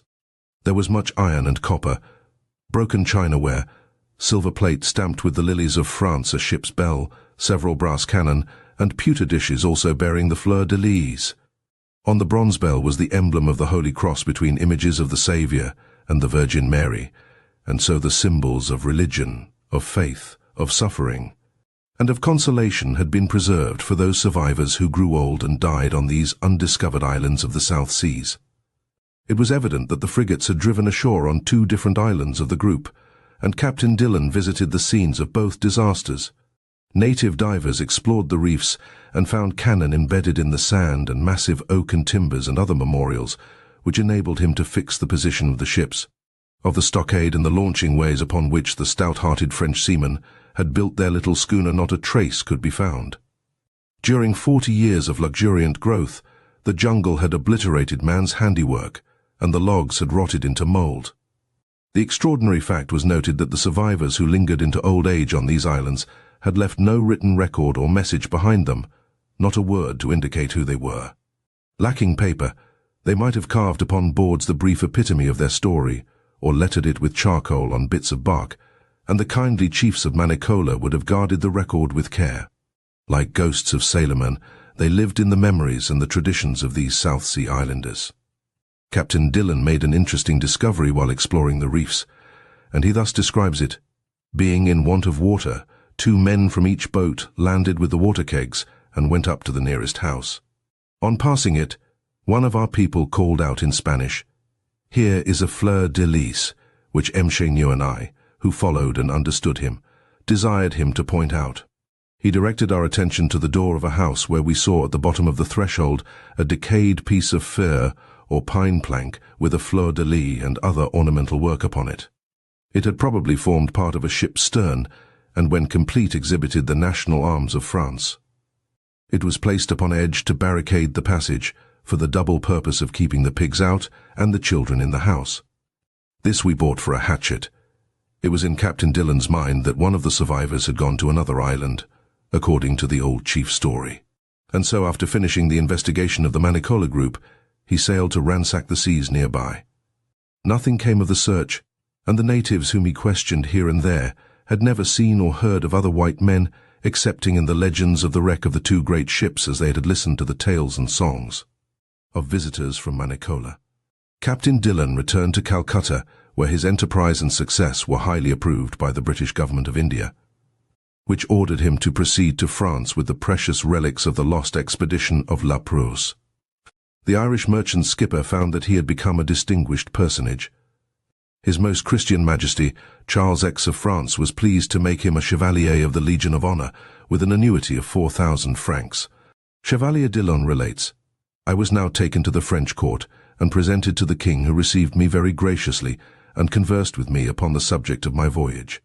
He was well acquainted with the history of La Prouse's expedition and addressed several judicious questions to me respecting the loss of that celebrated navigator, and inquired what was my opinion as to the probability of any of the crew being yet alive on the Solomon Islands. While in Paris I met several times with the Viscount Sesseps, who is the only person of La Prouse's expedition now known to be alive. He was attached to it 26 months and was landed at Kamchatka to convey dispatches and the charts and journals to France. He is now 65 years of age and in good health. He accompanied me one day to the Ministry of Marine for the purpose of viewing the relics procured at Manicola, which he examined minutely. The piece of board with the fleur-de-lis on it, he observed, had most probably once formed a part of the ornamental work of the Boussol's stern, on which the national arms of France were represented. The silver sword handle he also examined, and said that such swords were worn by the officers of the expedition. With regard to the brass guns, having looked at them attentively, he observed that the 4 largest were such as stood on the quarter-deck of both ships, and that the smallest gun was such as they had mounted in the long boats when going on shore among the savages. On noticing a small millstone, he turned around suddenly and expressed his surprise, exclaiming, "That is the best thing you have got." We had some of them mounted on the quarter-deck to grind our grain. Savants and naval officers weighed all the evidence, and were of the opinion that at least 2 of the survivors had been alive as late as 1824, or 36 years after the shipwreck, and that one of them was possibly La Prouse. The theory was advanced that after his great adventure had been eclipsed by a misfortune so enormous, he might have been unwilling to return to France, fancying himself disgraced, and that he perhaps chose to maroon himself at Manicola when his comrades sailed away in their tiny schooner. Be that as it may, their fate was no less tragic, for the sea conquered them and left no sign or token. Long after Captain Dillon had made his famous voyage of discovery, the belief still persisted in France that La Prouse and some of his officers and men were existing somewhere in the South Seas and awaiting the rescue. That never came. Soon after Captain Dillon visited Manicola, a French ship arrived there on a similar mission. Having satisfied himself as to the location of the wreck of the flagship, L'Astrolabe, the captain sent his crew ashore to erect an enduring monument of stone, upon which was carved the words, "To the memory of La Prouse and his companions." Chapter 9. When HMS Phoenix drove ashore, "Where Blake and mighty Nelson fell, your manly hearts shall glow, as ye sweep through the deep, while the stormy winds do blow, while the battle rages loud and long, and the stormy winds do blow." It was a British admiral, Sir Lewis Bailey, who told the officers of the American destroyers operating out of Queenstown, "To work with you is a pleasure. To know you is to know the best traits of the Anglo-Saxon race." In the same spirit, it is generous to recall the enduring traditions of the English Navy, which were welded through many centuries of courageous conflict with the sea and the enemy. The wooden frigates and the towering ships of the line gave place to the steel-walled cruiser and the grim, squat dreadnought. But for the men behind the guns, the salty lineage was unbroken. As Beatty and his squadrons kept watch and ward in the misty Orkneys, so had Nelson maintained his uneasy vigil off Toulon. Among the annals of the vanished days of the old navies, of the tarry, pigtailed seamen with hearts of oak. The story of a shipwreck has been preserved in a letter written to his mother by a lieutenant of the frigate Phoenix in the year 1780.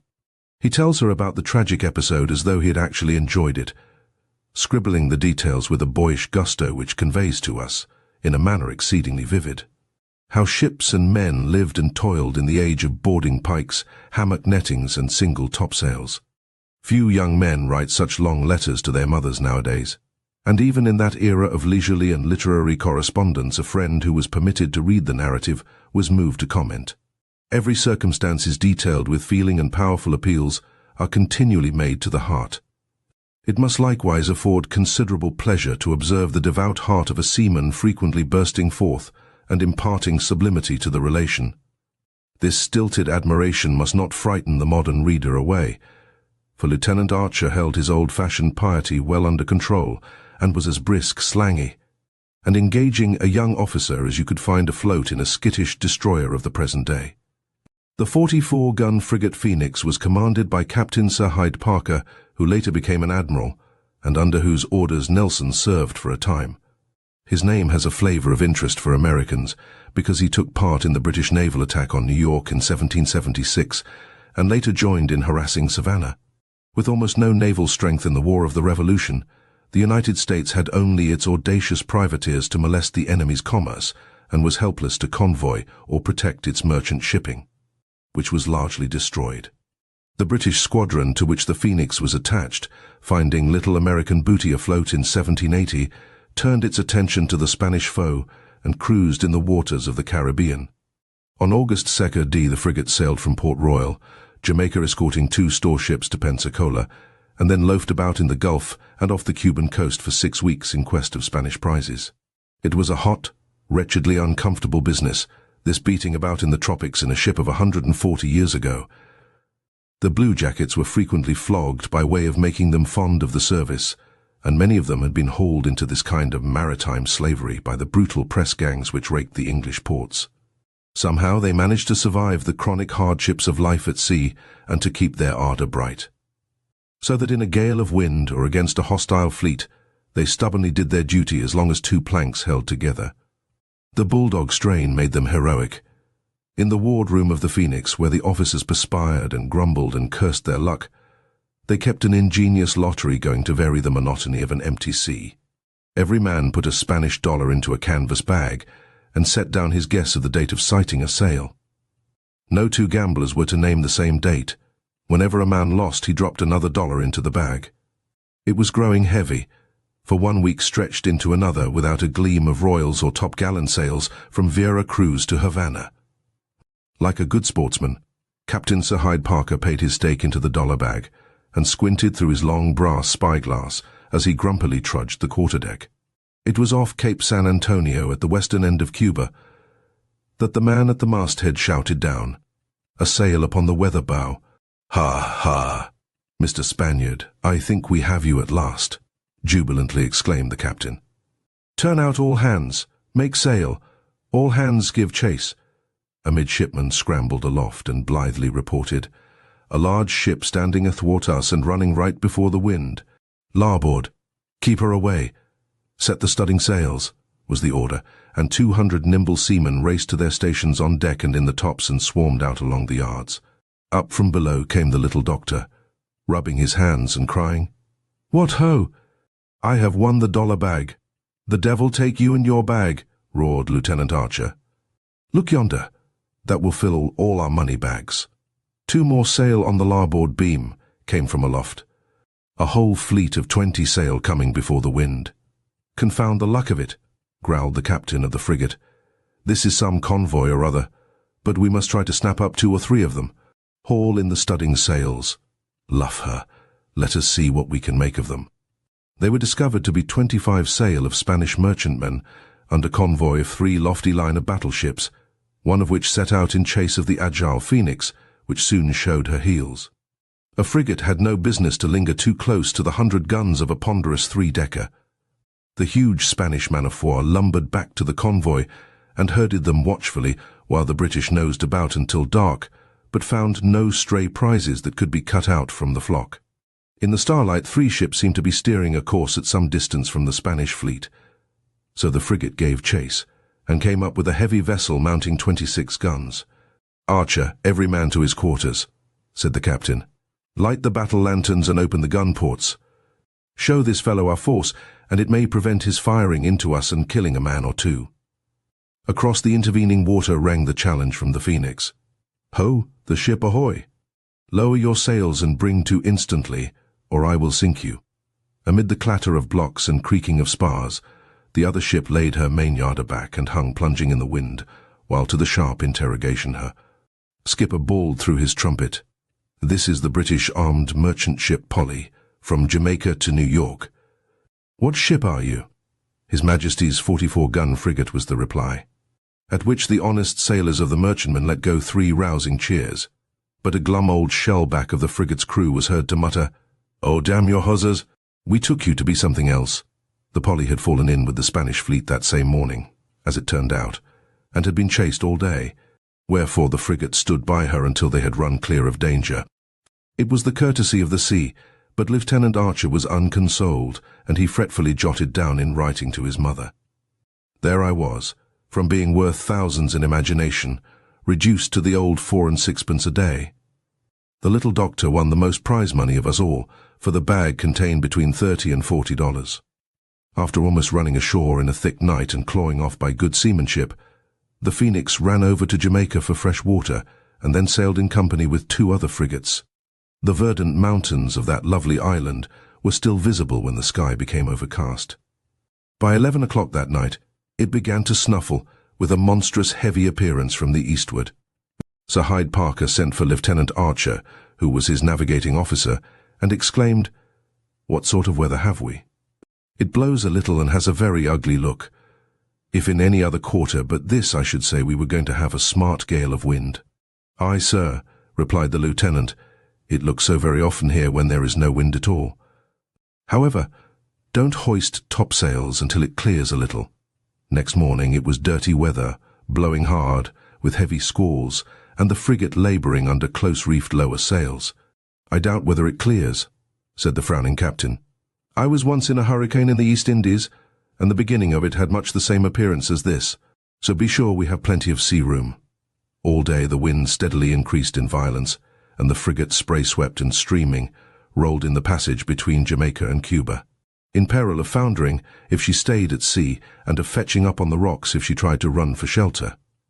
There was nothing to do but to fight it out. I shall let Lieutenant Archer describe something of the struggle in his own words, old sea lingo and all, because he depicts it with a spirit so high-hearted and adventurous, quite as you would expect it of a true blue young sailorman. At 8 o'clock a hurricane, the sea roaring but the wind still steady to a point, did not ship a spoonful of water. However, got the hatchways all secured, expecting what would be the consequence should the wind shift, placed the carpenters by the mainmast with broad axes. Knowing from experience that at the moment you may want to cut it away to save the ship, an axe may not be found. Went to supper, bread, cheese, and porter. The purser frightened out of his wits about his bread bags, the 2 marine officers as white as sheets, not understanding the ship's working and groaning in every timber, and the noise of the lower deck guns, which by this time made a pretty screeching and straining to people not used to it. It seemed as if the whole ship's side was going at each roll. Old Woodenhead, our carpenter, was all this time smoking his pipe and laughing at the doctor, the 2nd lieutenant upon deck, and the 3rd in his hammock. At 10 o'clock I thought to get a little sleep, came to look into my cot. It was full of water for every seam. By the straining of the ship had begun to leak, and the sea was also flooding through the closed gun ports. I stretched myself, therefore, upon the deck between 2 chests and left orders to be called, should the least thing happen. At 12, a midshipman came up to me. "Mr. Archer, we are just going to wear ship, sir." "Oh, very well, I'll be up directly." "What sort of weather have you got?"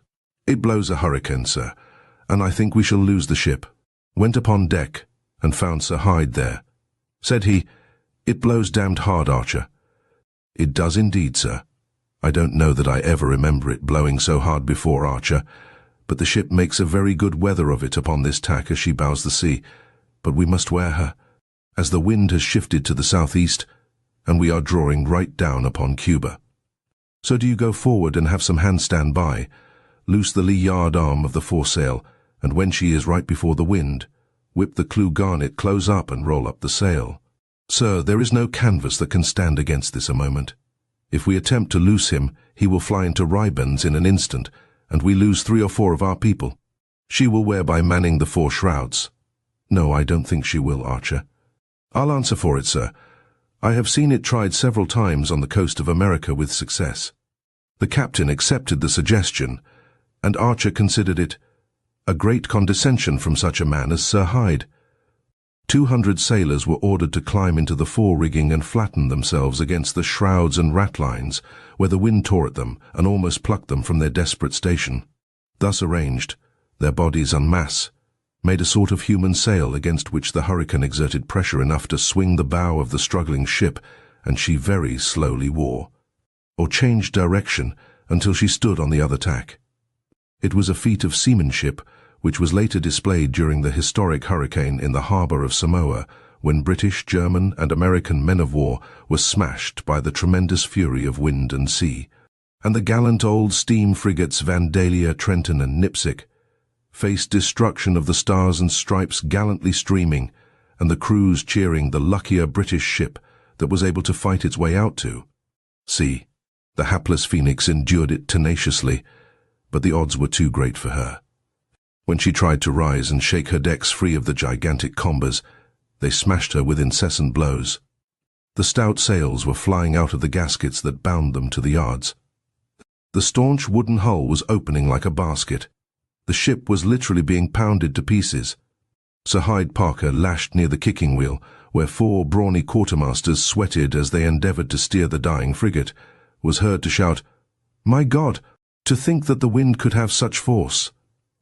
There was a terrific racket below decks, and fearing that one of the guns might have broken adrift from its tackles, Lieutenant Archer clambered into the gloomy depths, where a marine officer hailed him, announcing, "Mr. Archer, we are sinking. The water is up to the bottom of my cot. All the cabins are awash, and the people flooded out." "Pooh, pooh," was the cheery answer. "As long as it is not over your mouth, you are well off. What the devil are you making all this noise about?" The unterrified Archer found much water between decks, but nothing to be alarmed at, and he told the watch below to turn to at the pumps, shouting at them, "Come pump away, my lads. Will you twiddle your thumbs while she drowns the lot of you? Carpenters, get the weather chain pump rigged." "All ready, sir." "Then man it, and keep both pumps going. The ship is so distressed that she merely comes up for air now and then. Everything is swept clean but the quarterdeck." Presently one of the pumps choked, and the water gained in the hold, but soon the bluejackets were swinging at the brakes again, while Lieutenant Archer stood by and cheered them on. A carpenter's mate came running up to him with a face as long as his arm and shouted, "Oh, sir, the ship has sprung a leak in the gunner's room. Go, then, and tell the carpenter to come to me, but don't say a word about it to anyone else." When the carpenter came tumbling aft, he was told, "Mr. Goodnow, I am informed there is a leak in the gunner's room. Do you go and see what is the matter, but don't alarm anybody and come and make your report privately to me." "Sir, there is nothing there," announced the trusty carpenter a few minutes later. "'Tis only the water washing up between the timbers that this booby has taken for a leak." "Oh, very well, go up on deck and see if you can keep the water from washing down below." "Sir, I have 4 people constantly keeping the hatchways secure, but there is such a weight of water upon the deck that nobody can stand it when the ship rolls." Just then the gunner appeared to add his bit of news. "I thought some confounded thing was the matter, and ran directly," wrote Lieutenant Archer. "Well, what is the trouble here?" "The ground tier of powder is spoiled," lamented the faithful gunner, "and I want to show you, sir, that it is not because of any carelessness of mine in stowing it, for no powder in the world could be better stowed. Now, sir, what am I to do? If you don't speak to Sir Hyde in my behalf, he will be angry with me." Archer smiled to see how easily the gunner took the grave danger of the ship, and replied, "Let us shake off this gale of wind first and talk of the damaged powder later." Illustration: perilous situation of the ship. At the end of his watch below, Archer thought that the toiling gangs at the pumps had gained on the water a little. When he returned to the deck, he was rather appalled by the situation, although his courage was unshaken. When he later tried to convey a picture of it for the entertainment of his mother, part of the letter read like this: "If I were to write forever, I could not give you an idea of it. A total darkness all above, the sea on fire.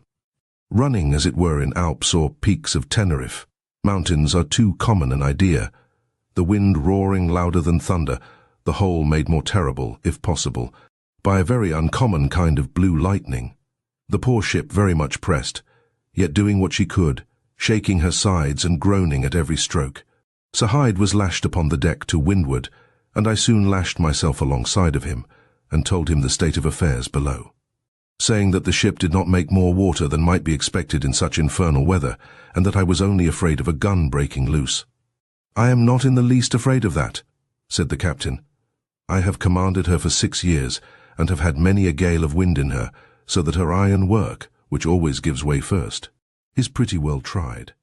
Hold fast, Archer, that was an ugly sea. We must lower the yards, for the ship is much pressed. If we attempt it, sir, we shall lose them, for a man aloft can do nothing. Besides, their being down would ease the ship very little. The mainmast is a sprung mast. I wish it were overboard without carrying everything with it, but that can soon be done. The gale cannot last forever. 'Twill soon be daylight now. Found by the master's watch that it was 5 o'clock, glad it was so near dawn, and looked for it with much anxiety. Cuba, thou art much in our way. Sent a midshipman to fetch news from the pumps. The ship was filling with water despite all their labour. The sea broke halfway up the quarterdeck, filled one of the cutters upon the booms, and tore her all to fragments. The ship lying almost upon her beam ends, and not attempting to right again. Word from below that the water had gained so fast they could no longer stand to the pumps. I said to Sir Hyde, "This is no time, sir, to think of saving the masts. Shall we cut away?" "Aye, Archer, as fast as you can." I accordingly went into the chains with a pole-axe to cut away the lanyards. The boatswain went to leeward, and the carpenters stood by the mast. We were all ready when a very violent sea broke right on board of us, carried away everything that was left on deck, filled the ship with water. The main and mizzen masts went. The ship righted, but was in the last struggle of sinking under us. As soon as we could shake our heads above water, Sir Hyde exclaimed, "We are gone at last, Archer, foundered at sea." "Yes, sir, and the Lord have mercy upon us." The unlucky crew of the Phoenix frigate, more than 300 souls, had behaved with disciplined fortitude. The captain, who had commanded her for 6 years, knew his ship and her people, and they had stood the test. In this weltering chaos of wind and sea, which extended far over the Caribbean, 12 other ships went down, all of them flying the white ensign of the Royal Navy, and more than 3,000 seamen perished. Maritime disasters were apt to occur on a tremendous scale in those olden days when ships sailed in fleets and convoys. It was not ordained that the brave and dogged ship's company of the Phoenix should be entirely swallowed by the sea. While they fought the last fight for life in the broken, sinking hulk, the keel thumped and ground along the back of a reef. Lieutenant Archer and Captain Sir Hyde Parker were floundering about together and had given themselves up for lost. The lieutenant was filled with reflections profoundly religious, as well as with salt water, and he took pains to expound them at length in writing to his mother, and these were a great solace, no doubt, to the good woman who waited for infrequent tidings in a home of green England. Sir Hyde Parker was swearing and spluttering at his men who were crying, "Lord have mercy on us. Keep to the quarter-deck, my boys, when she goes to pieces," he yelled. "'Tis your best chance." The shattered remnants of the frigate were being flailed upon the Cuban reef, but the boatswain and the carpenter rallied volunteers who cut away the foremast, which dragged 5 men to their death when it fell. All this was in the black, bewildering darkness just before the stormy day began to break, but the crew held on until they were able to see the cruel ledges and the mountainous coast, which was only a few 100 feet away. Lieutenant Archer was ready to undertake the perilous task of trying to swim ashore with a line, but after he'd kicked off his coat and shoes, he said to himself, "This won't do, for me to be the first man out of the ship, and the senior lieutenant at that. We may get to England again, and people may think I paid a great deal of attention to myself, and not much to anybody else. No, that won't do. Instead of being the first, I'll see every man, sick and well, out of her before me." 2 sailors managed to fetch the shore, and a hawser was rigged by means of which all of the survivors succeeded in reaching the beach. True to his word, Archer was the last man to quit the wreck. Sir Hyde Parker was a man of more emotion than one might infer, and the scene is appealing as the lieutenant describes it. The captain came to me, and taking me by the hand was so affected that he was scarcely able to speak. "Archer, I am happy beyond expression to see you on shore, but look at our poor." I turned about, but could not say a single word. My mind had been too intensely occupied before, but everything now rushed upon me at once, so that I could not contain myself. And I indulged for a full quarter of an hour in tears. The resourceful bluejackets first entrenched themselves and saved what arms they could find in the ship, for this was no friendly and hospitable coast. They were on Spanish soil, and it was not their desire to be marched off to the dungeons of Havana as prisoners of war.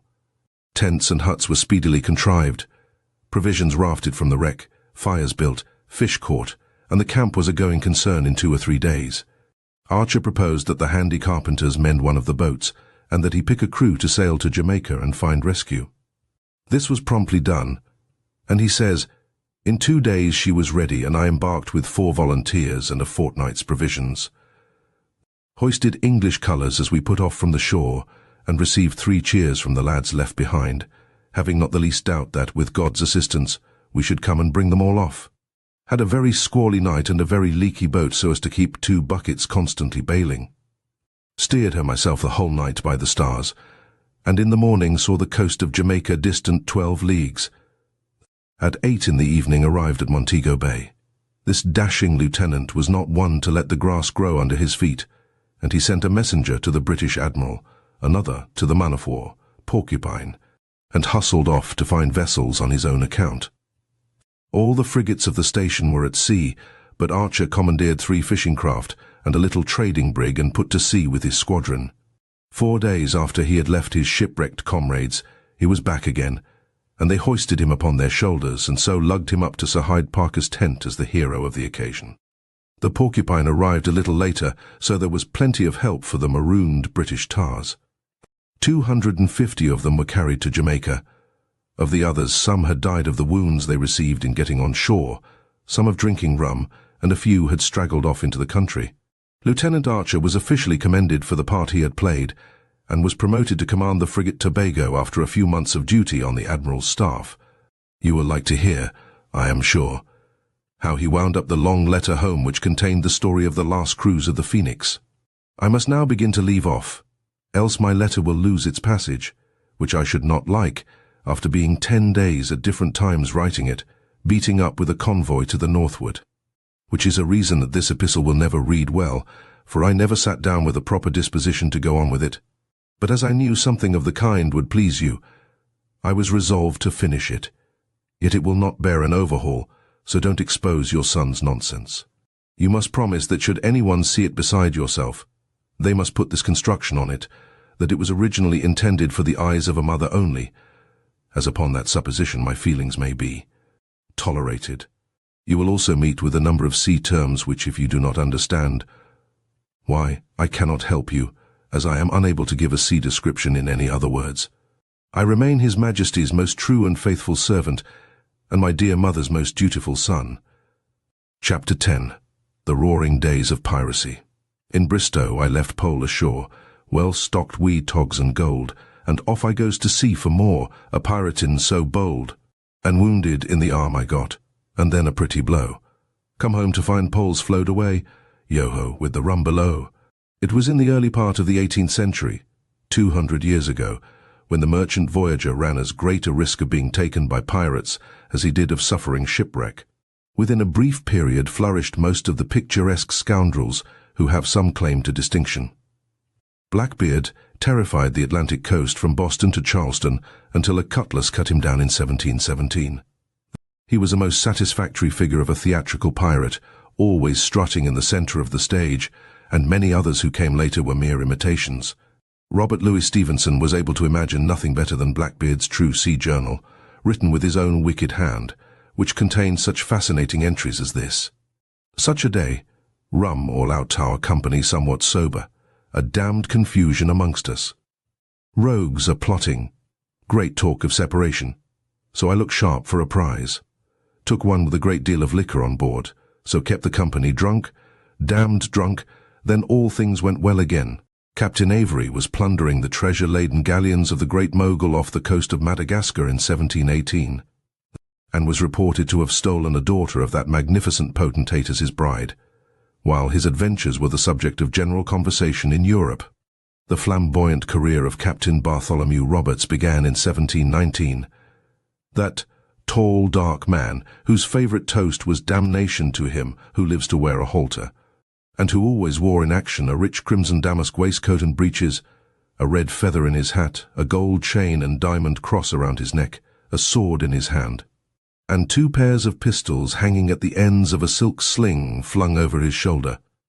In this same year, Captain Ned England was taking his pick of the colonial merchantmen, which were earning a respectable livelihood in the slave trade of the Guinea coast. He displayed his merry and ingenious spirit by ordering his crew to pelt to death with broken rum bottles a captured shipmaster, whose face and manners displeased him. Mary Red, the successful woman pirate, was then in the full tide of her exploits, and notably demonstrated that a woman had a right to lead her own life. When her crew presumed to argue with her, she pistoled them with her own fair hand, and neatly killed in a duel a rash gentleman pirate who had been foolish enough to threaten her lover. When asked why she preferred a vocation so hazardous, Mary Red replied that, as to hanging, she thought it no great hardship, for were it not for that every cowardly fellow would turn pirate, and so infest the seas, and men of courage would starve. It was in the same period that the bold Captain John Quelch of Marblehead stretched hemp with 5 of his comrades, and a Salem poet was inspired to write, "Ye pirates who against God's laws did fight, have all been taken, which is very right. Some of them were old and others young, and on the flats of Boston they were hung." In 1724, 2 notorious sea rovers, Nutt and Phillip, were cruising off Cape Ann within sight of Salem harbour's mouth. They took a sloop commanded by one Andrew Harraden, and thereby caught a Tartar. Harraden and his sailors erupted from the hold into which they had been flung, killed Nutt and Phillip and their officers, tossed the rest of the rascals down below, and sailed into Boston harbour, where their cargo of pirates speedily furnished another entertainment for the populace that trooped to the row of gibbets on the flats of the town. The old sea chronicles of New England are filled with episodes of these misfortunes, encounters and escapes, until the marvel grows that the seamen of those quaint brigs catches, and scows could be persuaded to set out from port at all. The appalling risk became a habit, no doubt, just as the people of today dare to use the modern highway on which automobiles slay many more victims than ever the pirates made to walk the plank. The experience of an unlucky master mariner in that era of the best-known and most successful pirates may serve to convey a realization of the gamble with fortune which overshadowed every trading voyage when the perils of the deep were so cruel and so manifold. And it is easy to comprehend why the bills of lading included this petition, "And so God send the good sloop to her desired port in safety. Amen." In the year of 1718, the Bird Galley sailed from England in command of Captain Snelgrave to find a cargo of slaves on the coast of Sierra Leone. The galley, as sailors then used the term, was a small, square-rigged vessel not unlike a brig, although properly the name belonged to craft propelled by oars as well as sails. But seamen in all ages have had a confusing habit of mixing the various classifications of vessels. It was nothing against the character of Captain Snelgrave that he was bound out to the Gold Coast in the rum and nigger trade. The ship chandlers of Liverpool made special displays in their windows of handcuffs, leg shackles, iron collars, short and long chains, and furnaces and copper kettles designed for slave ships. The English Missionary Society owned a plantation and worked it with slaves. In America, the New England colonies took the lead in the slave trade, and the enterprising lads of the coastwise ports sought berths in the forecastles of the African traders because of the chance of profit and promotion. It was not held to the discredit of John Paul Jones that he learned seamanship before the mast in the slaver King George, before he hoisted the first naval ensign of the United States above the quarterdeck of an American man-of-war. No sooner had the Bird Galley dropped anchor in the river of Sierra Leone than 3 pirate ships came bowling in with a fair breeze. They had been operating together, and had already captured 10 English vessels. Captain Snelgrave eyed these unpleasant visitors with suspicion, but hoped they might be on the same errand as himself. At 8 o'clock in the evening, however, he heard the measured thump of oars and descried the shadow of an approaching boat.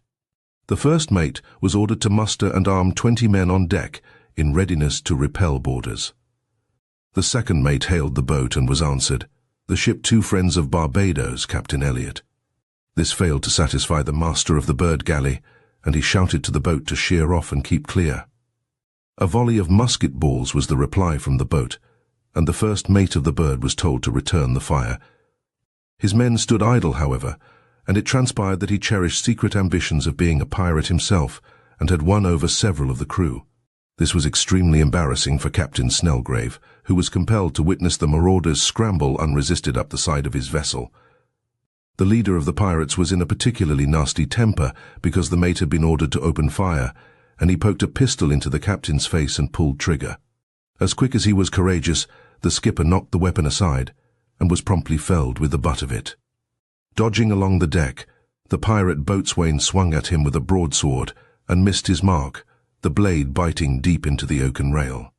There was a grain of spunk left in the crew of the bird, and they rushed upon the evil boatswain before he could kill the captain. For this behavior they were mercilessly slashed with cutlasses, kicked and cursed, and then trussed in a row. With a touch of ferocious whimsicality, the pirate chief declared that he would let Captain Snellgrave be tried by his own crew. If they had any complaints to make of him as a shipmaster, he would be swung to a yard, and they should haul the rope. He must have been a just and humane man, for not a sailor voiced a grudge, and the ruffians appeared to forget all about murder. After firing volleys to let their ships know that a prize had been captured, they turned with tremendous enthusiasm to the business of guzzling and feasting. The captive sailors were released and told to dress all the hens, ducks, and geese that were in the coops on deck, but no sooner were the heads chopped off than these childish blackguards refused to have supper delayed. The bird carried a huge furnace, or oven, contrived for cooking the food of the 500 slaves which were expected aboard. Into a roaring fire the pirates flung the hens, ducks, and geese, feathers and all, and hauled them out as soon as they were singed and scorched. The same culinary method was employed for 6 Westphalia hams and a sow with 12 little pigs. A few finicky pirates commanded the ship's cook, under pain of death, to boil the meat in the great copper cauldrons designed for the slaves' porridge. The prodigious banquet made these unmannerly guests feel in better humour, and they even told their surgeon to dress the wounds of the bird's sailors. They amused themselves by playing football with Captain Snellgrave's excellent gold watch, and drank themselves into a state of boisterous joviality. The old record puts it mildly, to say the least, in affirming that the captain's situation was by no means an agreeable one, even under these circumstances, as ferocious men are generally capricious. He now fared very hard, enduring great fatigue with patience and submitting resignedly to the almighty will. Before the wild night ended, he was taken aboard the pirates' flagship, where he was questioned by a sort of commodore or commander-in-chief of the squadron. His name was Coughlin, and he had ambitions to conduct operations on a scale even larger. He wanted to win over the bird's crew and to fly his black pennant from her, as his talk disclosed, and this was why the lives of her company had been spared. Now occurred one of those romantic incidents which the novelist would hesitate to invent as stretching the probabilities. But in these ancient narratives of the sea, things were set down as they actually happened. This is how the story was written in 1724. Soon after the captain was on board the pirate ship, a tall man, well armed, came up to him and told him his name was Jack Griffin, one of his old schoolfellows. Upon Captain Snellgrave appearing not to recollect him, he mentioned many pranks of their youth together. He said he was forced into the pirate service while chief mate of a British vessel, and was later compelled to act as master of one of the pirate ships. His crew he described as most atrocious miscreants. This Jack Griffin, a bold and ready man, promised to watch over the captain's safety, as the pirates would soon be worse intoxicated with the liquors on board their prize. Griffin now obtained a bowl of punch and led the way to the cabin, where a carpet was spread to sit upon, as the pirate ship was always kept clear for action. They sat down cross-legged, and Coughlin, the chief captain, drank Snellgrave's health, saying his crew had spoken well of him. A hammock was slung for Captain Snellgrave at night by the intercession of Griffin, but the pirates lay rough, as they styled it, because their vessel, as already observed, was always cleared for action. Griffin, true to his promise of guarding his old schoolfellow while asleep, kept near the captain's hammock, sword in hand, to protect him from insults. Towards morning, while the pirates were carousing on deck, the boatswain came toward the hammock in a state of intoxication, swearing that he would slice the captain for ordering the crew to fire. Dragged him from his hammock, and would, no doubt, have executed his savage threat if it had not been for Griffin who, as the boatswain pressed forward to stab the sleeping Captain Snellgrave, cut at the fellow with his sword, and after a sharp struggle succeeded in beating him off. At length the wretches fell asleep and the captain was no longer molested. Griffin next day complained of the boatswain's conduct, and he was threatened with a whipping. However, Captain Snellgrave wisely pleaded for him by saying he was in liquor. Shielded from harm by this lawless but devoted old schoolmate of his, the master of the bird galley was in no great danger of being sliced by some impulsive pirate who was careless with a cutlass. His perfidious first mate and 10 of the sailors now signed on as pirates, and assisted the others in ransacking Captain Snellgrave's unfortunate ship. Such merchandise as did not happen to please their fancy was pitched overboard, and they saved little more than the provisions, the clothing, and the gold coin. They were like a gang of hoodlums on a lark, and wanton destruction was their very stupid idea of a pastime. This wild carnival went on for several days. Barrels of claret and brandy were hoisted on deck, the heads knocked in, and the drink bailed out with cans and buckets until the roisterers could hold not another swallow.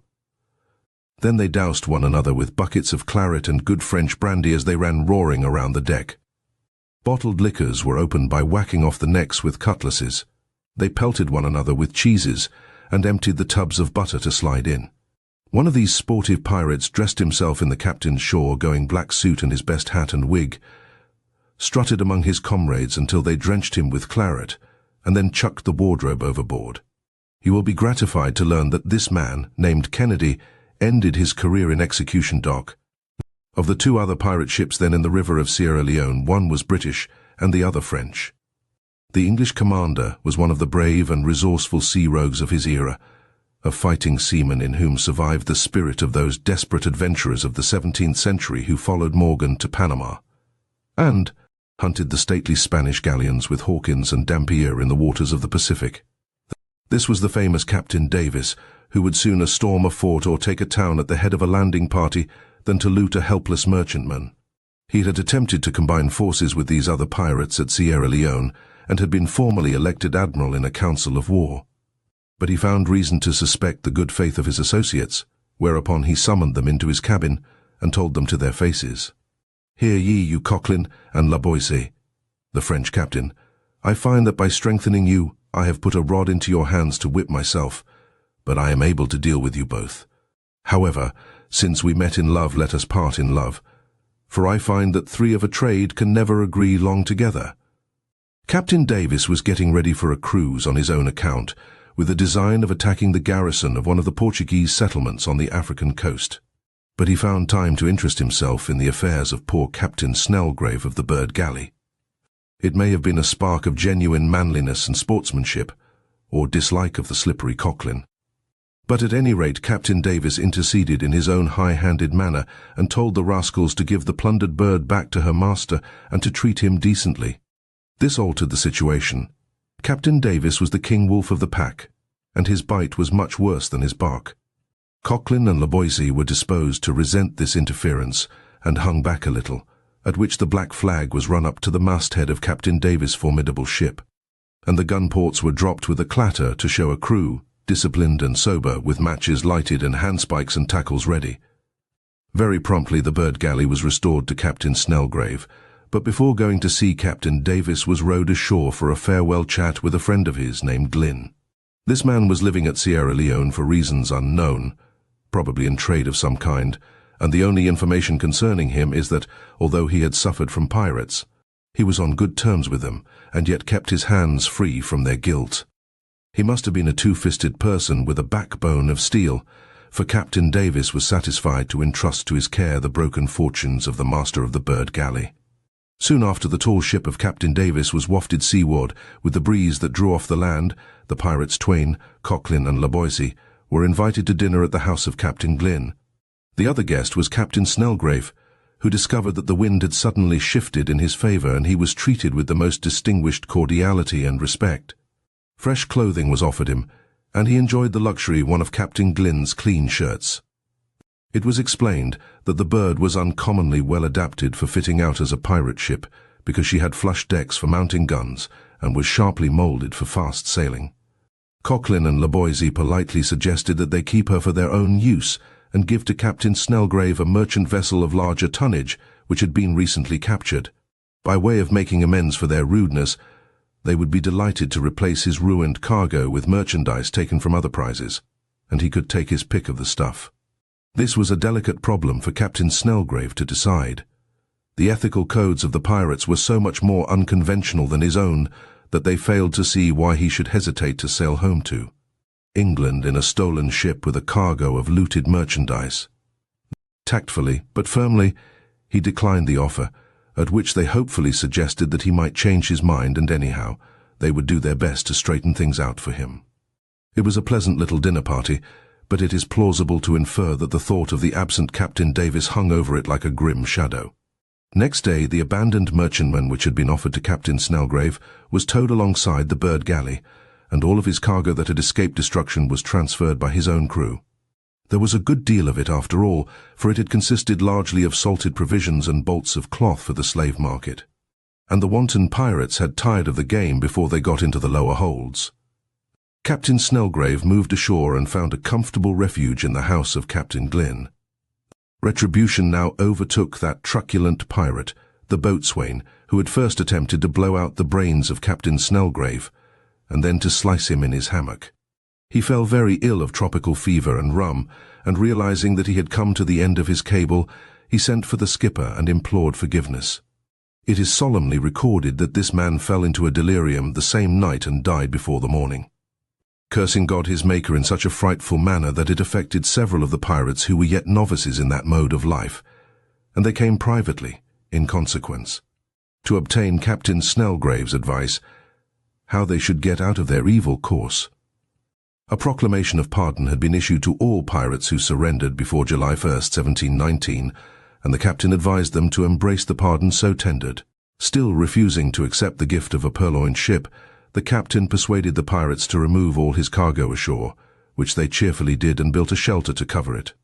Then they busied themselves at the task of arming the Bird for their own wicked use, and were amazingly sober and industrious for as much as a fortnight. When they were ready to put the ship into commission, Captain Snelgrave was invited aboard to a jollification in his own cabin. There was a certain etiquette to be followed, it seemed, and the observance was punctilious. Toasts were drunk to a lucky cruise, and every man smashed his glass upon the table or floor. The ship was renamed the Wyndham Galley, and they all trooped out on deck and waved their hats and huzzed when the Jolly Roger broke out of stops and showed aloft like a sinister blot against the clean sky, from the mast which had displayed the British ensign. The new batteries were fired in salute, with a great noise and clouds of gunpowder smoke, and then, of course, all hands proceeded to get most earnestly drunk, though they laid no violent hands upon Captain Snelgrave. The ships were still in the harbour when the redoubtable Captain Davis came sailing in from his voyage. It had been shorter than expected, for rich booty was overtaken at sea, and he delayed the adventure with the Portuguese fort until he could dispose of his profits and refit. First, he had laid alongside 2 English and 1 Scotch ship, and lifted out of them such goods as attracted his fancy, permitting them to proceed. A few days later, the lookout aloft sighted a sail, and in the words of the record, it may be proper to inform our readers that, according to the laws of pirates, the man who first discovers a sail is entitled to the best pair of pistols in the ship, and such is the honour attached to these that a pair of them has been known to sell for £30. Captain Davis chased this tempting ship until she drove ashore and the terrified crew took to the jungle. She proved to be a gorgeous prize, a heavily armed packet, having on board the governor of Accra, with all his substance, going to Holland. There was in her money to the amount of £15,000, besides a large quantity of merchant goods and other valuable articles. This ship had the men and guns to have stood up to it, and given Captain Davis a battle royal, but the sight of his evil flag, and perhaps his own bloody repute, made cowards of them. It was quite otherwise with another Dutchman overhauled soon after this. These stolid seamen had the proverbial tenacity of their race, and they scorned the notion of hauling down colours at the sight of a scurvy pirate. To the insolent summons they replied with a broadside and killed 9 surprised pirates, who were smelling brimstone in another world before they realized how it happened. Excessively annoyed, Captain Davis closed in, and soon found that he had a hard nut to crack. With 30 guns and 90 men, the Dutchmen stood him off, and they fought a stubbornly heroic sea action that lasted from 1 o'clock at noon until after daylight next morning, occasionally hauling off for rest and repairs and tackling each other again, hammer and tongs.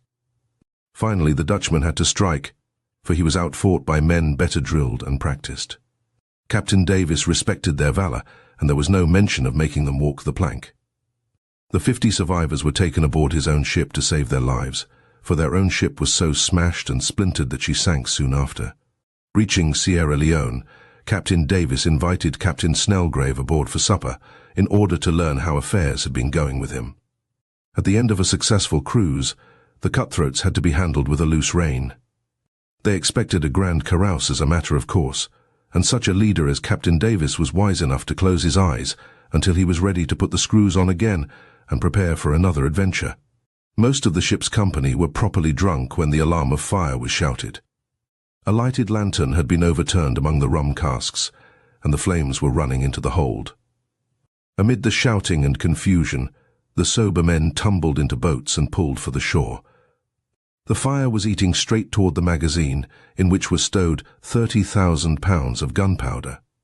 One pirate, who was both astonishingly brave and sober, dropped through a hatchway, groped through the smoke, and yelled that unless they fetched him blankets and buckets of water, the ship would blow up. Captain Snellgrave gathered all the rugs and blankets he could find and rushed below to join the fellow. Other men rallied when led by Captain Davis, and formed a bucket brigade to douse the blankets and stuff them against the bulkhead of the magazine. It was a ticklish situation, taking it by and large, for the night was dark, the crew drunk, and no hope of mastering the fire seemed to remain.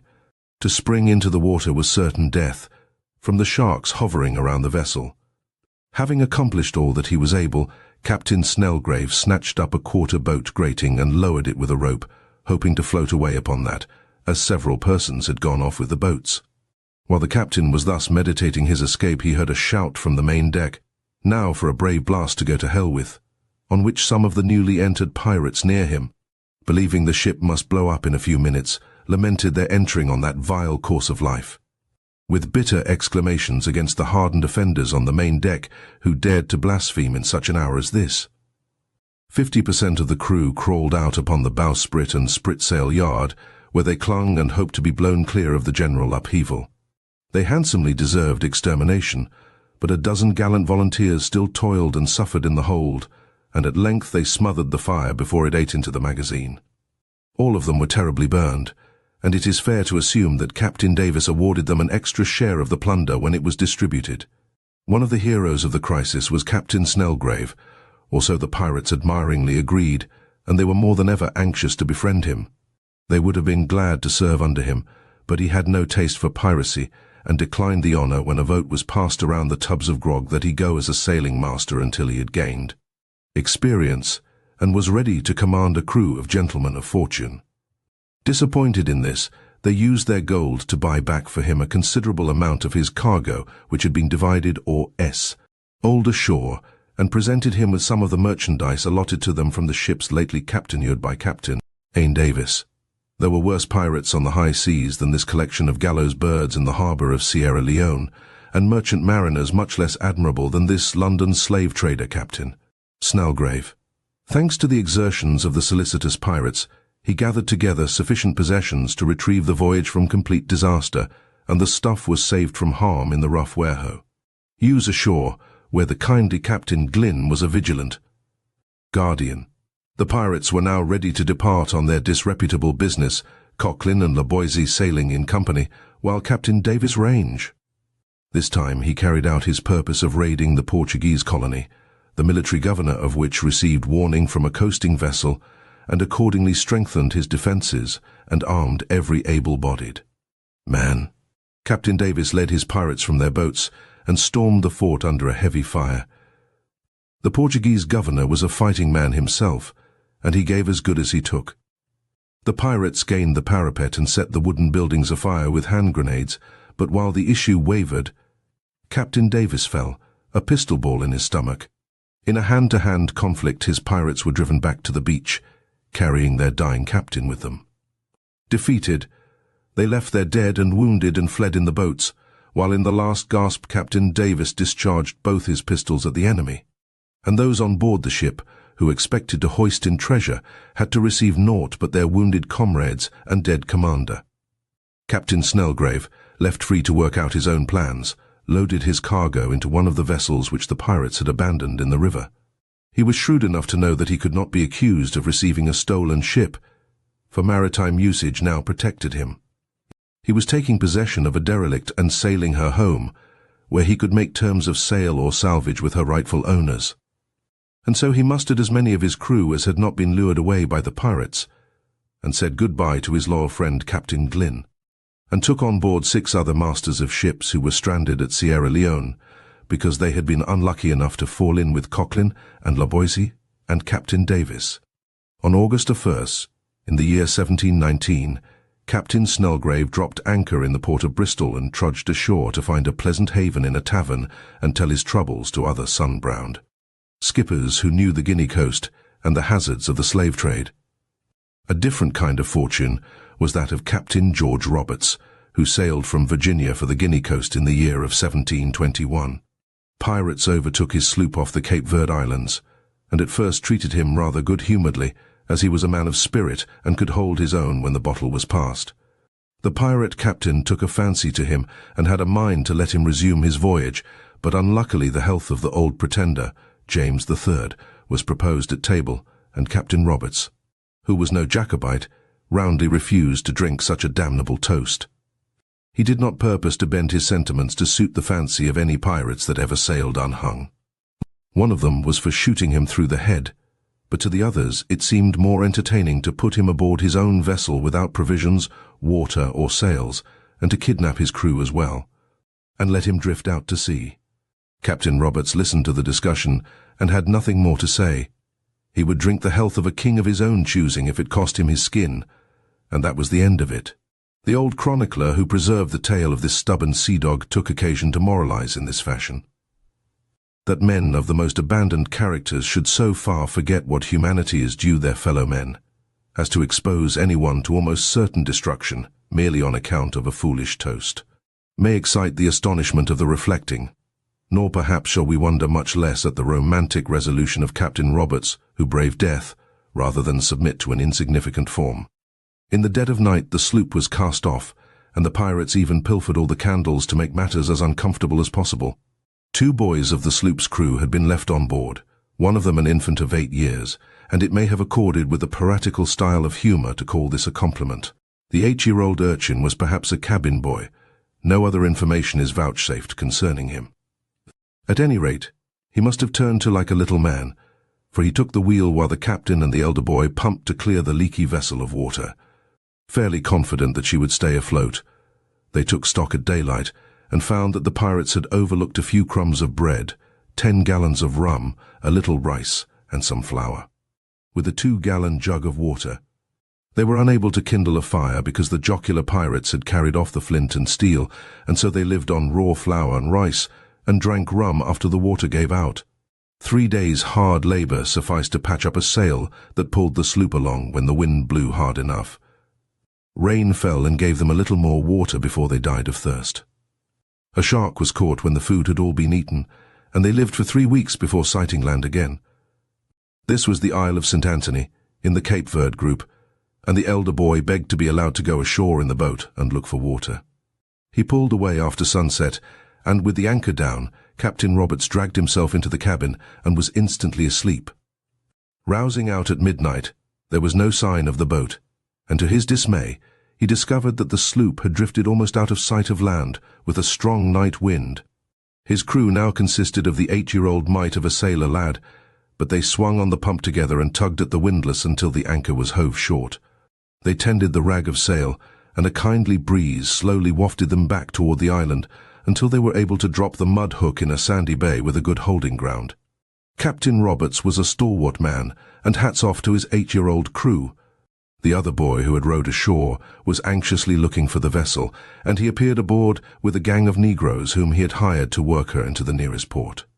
They brought food and water with them, and affairs seemed to have taken an auspicious turn, but during the first night out the sail split from top to bottom. There was no other canvas to set, and the Negroes promptly tumbled into the boat and made for the island. The voyage appealed to their simple intellects as very much of a failure. Captain Roberts sighed, and resumed the interminable task of finding a haven for his helpless sloop. His 2 boys did what they could, but they were completely worn out and unable to help rig up another sail of bits of awning, tarpaulins and so on, and bend it to the spars. Captain Roberts was inclined to believe that he had played his last card. But one is quite unable to fancy him as regretting his quixotic refusal to join a party of Jacobite pirates in toasting the Pretender. When another day came, he was grimly hanging to the tiller and trying to keep the sloop's head in the direction of land when he heard a commotion in the hold. One of the lads plucked up courage to peer over the hatch combing, and in the gloom he descried 3 Negroes in a very bad temper who were holding their heads in their hands. Ordered on deck, they anxiously rolled their eyes, and explained that they had found the puncheon of rum soon after coming on board, and had guzzled it so earnestly that they sneaked below to sleep it off. Their comrades had deserted the ship in the darkness, and Captain Roberts, assuming that all hands were quitting him, had not counted them. Here was a crew provided by a sort of unholy miracle, and they were ready to help take the ship to port to save their own perfectly worthless lives. They managed to carry her close to a harbour called St. John's, and one of the black rascals declared that he was an able pilot. But when the vessel drew close to the rocks, he lost his courage and dived overboard, whereupon his comrades followed him, and all swam ashore like fishes. The afflicted Captain Roberts let go his anchor and waited through the night, after which other natives came off to the sloop and brought fresh provisions and water. It seemed as if their troubles might be nearing an end, but a storm blew next day, and the sloop went upon the rocks. Captain Roberts and the 2 lads were rescued by the kindly natives, who swam out through the raging surf, but the sloop was soon dashed to pieces. She deserved to win a happier fortune. The voyage to the Guinea coast was ruined, and Captain Roberts had no money to back another venture, but he set about building a boat from the wreck of his sloop, and made such a success of it that with the 2 lads and 3 Negro sailors he was soon doing a brisk trade from island to island. Having accumulated some cash, he decided to return to London, where he arrived after an absence of 4 years. Chapter 11. The Loss of the Wagerman of War. To the modern generation, one of the great adventures of seafaring history is familiar only in an eloquent reference of Robert Louis Stevenson, and few readers, I venture to say, have taken the trouble to delve for the facts which inspired the following tribute in the essay called The English Admirals. It was by a hazard that we learned the conduct of the 4 Marines of the Wager. There was no room for these brave fellows in the boat, and they were left behind upon the island to a certain death. They were soldiers, they said, and knew well enough it was their business to die, and as their comrades pulled away, they stood upon the beach, gave 3 cheers, and cried, "God bless the King." Now 1 or 2 of those who were in the boat escaped, against all likelihood, to tell the story. That was a great thing for us, but surely it cannot, by any possible twisting of human speech, be construed into anything great for the Marines. You may suppose, if you like, that they died hoping their behavior would not be forgotten, or you may suppose they thought nothing of the subject, which is much more likely. What can be the signification of the word fame to a private of Marines who cannot read and knows nothing of past history beyond the reminiscences of his grandmother? But whatever supposition you make, the fact is unchanged, and I suppose their bones were already white. Before the winds and the waves and the humour of Indian chiefs and governors had decided whether they were to be unknown and useless martyrs or honoured heroes. Indeed, I believe this is the lesson. If it is for fame that men do brave actions, they are only silly fellows after all. If the Marines of the Wager gave 3 cheers and cried, "God bless the King," it was because they liked to do things nobly for their own satisfaction. They were giving their lives, there was no help for that, and they made it a point of self-respect to give them handsomely. In 1739, the bitter rivalry between England and Spain for the trade and treasure of the New World flamed afresh in war. A squadron of 6 British men of war under Commodore George Anson was sent out to double Cape Horn and vex the Dons in their South American ports, and on the routes of the Pacific where the lumbering galleons steered for, Panama or Manila. With these fighting vessels went a supply ship called the Wager, an old East Indiaman which had been armed and filled with stores of every description. Clumsy, rotten and overladen, the Wager was no better off for a crew, which consisted of sailors long exiled on other voyages and pining for home. The military guard was made up of worn-out old pensioners from Chelsea Hospital, who were very low in their minds at the prospect of so long and hazardous a cruise. They could not be called a dashing lot aboard the Wager, and as for the captain of her, his name was Cheap, and he was not much better than that. You shall have the pleasure of damning him as heartily for yourselves as did his forlorn ship's company. The crazy old hooker of a store ship began to go to pieces as soon as she encountered the wild gales and swollen seas off the Horn. Decks were swept, boats smashed, and the mizzenmast carried clean out of her. Disabled and leaking, the Wager was somehow worked into the Pacific, but the captain had no charts of the coast, and he blundered along in the hope of finding the rest of the squadron at the Rend, Esvus, which was the island of Juan Fe. He was warned by the first lieutenant, the gunner, and other officers that the floating weed, the flocks of land birds and the longitude as they had figured it out, indicated a lee shore not many miles distant. The gunner was a man of sorts, and he was bold enough to protest. "Sir, the ship is a perfect wreck. Our mizzenmast gone, and all our people ill or exhausted. There are only 12 fit for duty. Therefore it may be dangerous to fall in with the land." Captain Cheap stubbornly held on until he was disabled by a fall on deck which dislocated his shoulder and confined him to his cabin. The officers were better off without him. On the morning of May 13, 1740, the carpenter's keen eyesight discerned the lift of land through a rift in the cloudy weather, but the others disagreed with him until they saw a gloomy peak of the Cordilleras. The ship was driving bodily toward the land, and the utmost exertions were made to crowd her offshore, but the sails split in the heavy gale, and so few men were fit for duty that there were no more than 3 or 4 active seamen to a watch. In darkness next morning the Wager struck a sunken rock, and her ancient timbers collapsed. She split open like a pumpkin, rolled on her beam ends, and lodged against other projections of the reef, with the seas boiling clean over her. Then a mountainous billow or two lifted her clear, and she went reeling inshore, sinking as she ran. Several of the sick men were drowned in their hammocks, and others scrambled on deck to display miraculous recoveries. Because the commander of the ship was worthless and disabled besides, the discipline of the ship in this crisis was abominable. The brave men rallied together as by instinct, and tried to hammer courage and obedience into the frenzied mob. The mate, Mr. Jones, was a man with his 2 feet under him, and he shouted to the cowards, "Here, lads, let us not be discouraged. Did you never see a ship amongst breakers before? Come, lend a hand. Here is a sheet, and there is a brace. Lay hold. I doubt not that we can bring her near enough to land to save our lives." Mr. Jones thought they were all dead men without a ghost of a show of salvation, as he later confessed, but his exhortations put heart into them, and he was not one to die without a gallant struggle. Soon the wreck of the Wager piled up in the breakers between 2 huge rocks, where she stayed fast.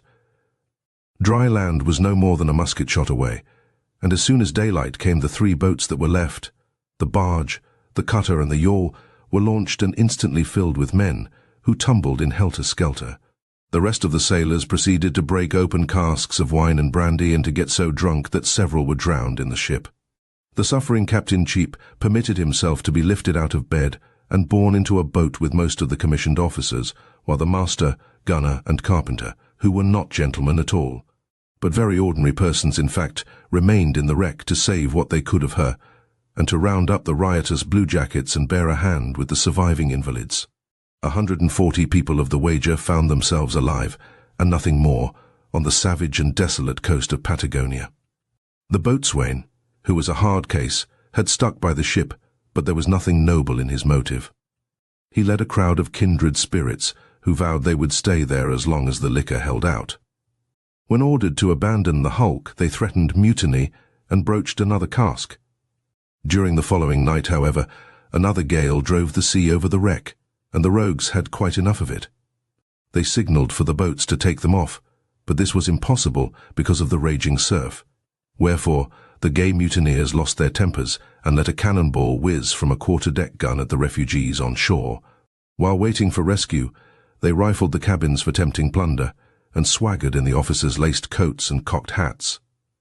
The boatswain, who egged them on, saw to it that they were well armed, for he proclaimed defiance of all authority, and there was to be no more of the iron-handed code of sea law. These were pressed men, poor devils, who broke all restraint because they had not been wisely and humanely handled.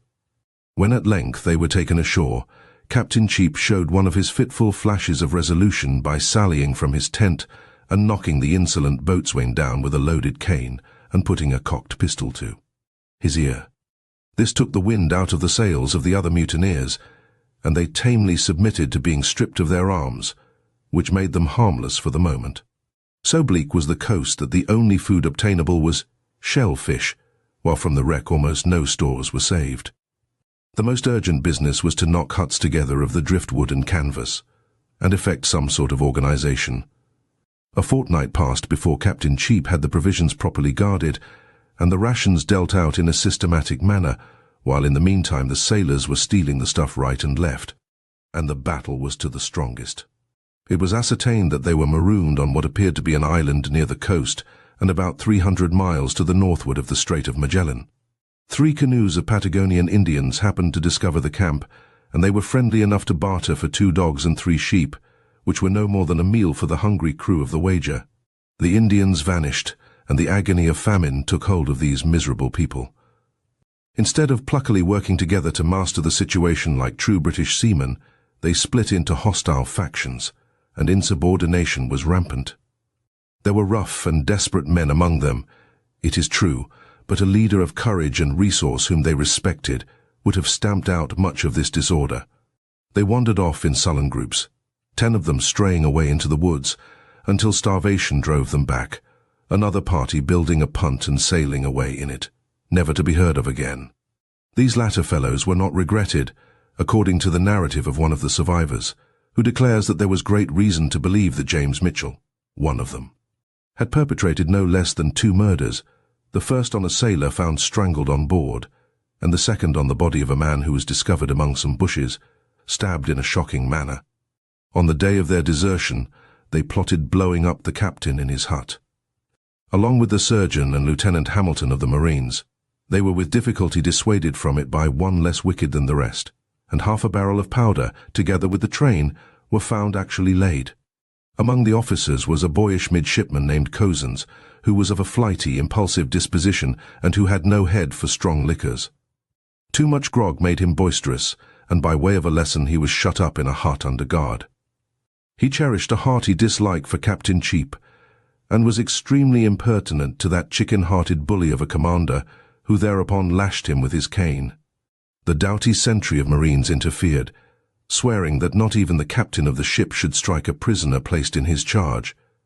The midshipman took the disgrace to heart, and what with anger, drink, and privation he seems to have become a bit unbalanced. There had been no more popular young officer in the Wager, easy, genial, affectionate. But now he quarrelled with the surgeon and had a more serious row with the purser, taking a shot at him and vowing that he was ready to mutiny to get rid of the blockheads and villains who had brought ruin to the expedition. Captain Cheap heard a report of the uprising of Midshipman Cozens, and delayed not to investigate, but rushed out and shot the rash youngster through the head. There was nothing novel in talking mutiny. The whole camp was infected with lawlessness. If it was a crime to ignore authority, all hands were guilty. Flouted and held in contempt, Captain Cheap killed the midshipman as an example to the others, and of course, they hated and despised him more than before. Poor young Cozens lived long enough to take the hand of his chum, Midshipman Byron, and to smile a farewell to the sailors who had been fond of him.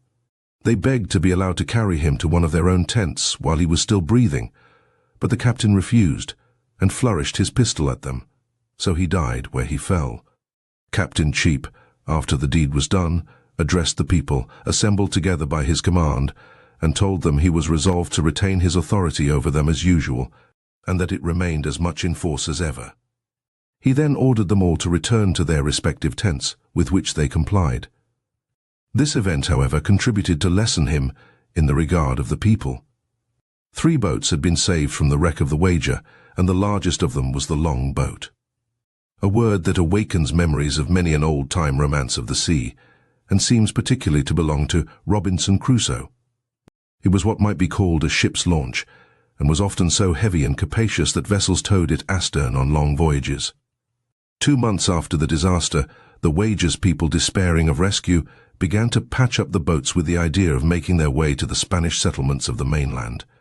The Long Boat was hauled up on the beach, and the carpenter undertook the difficult task of sawing it in 2 and building in a section in order to make it 12 feet longer.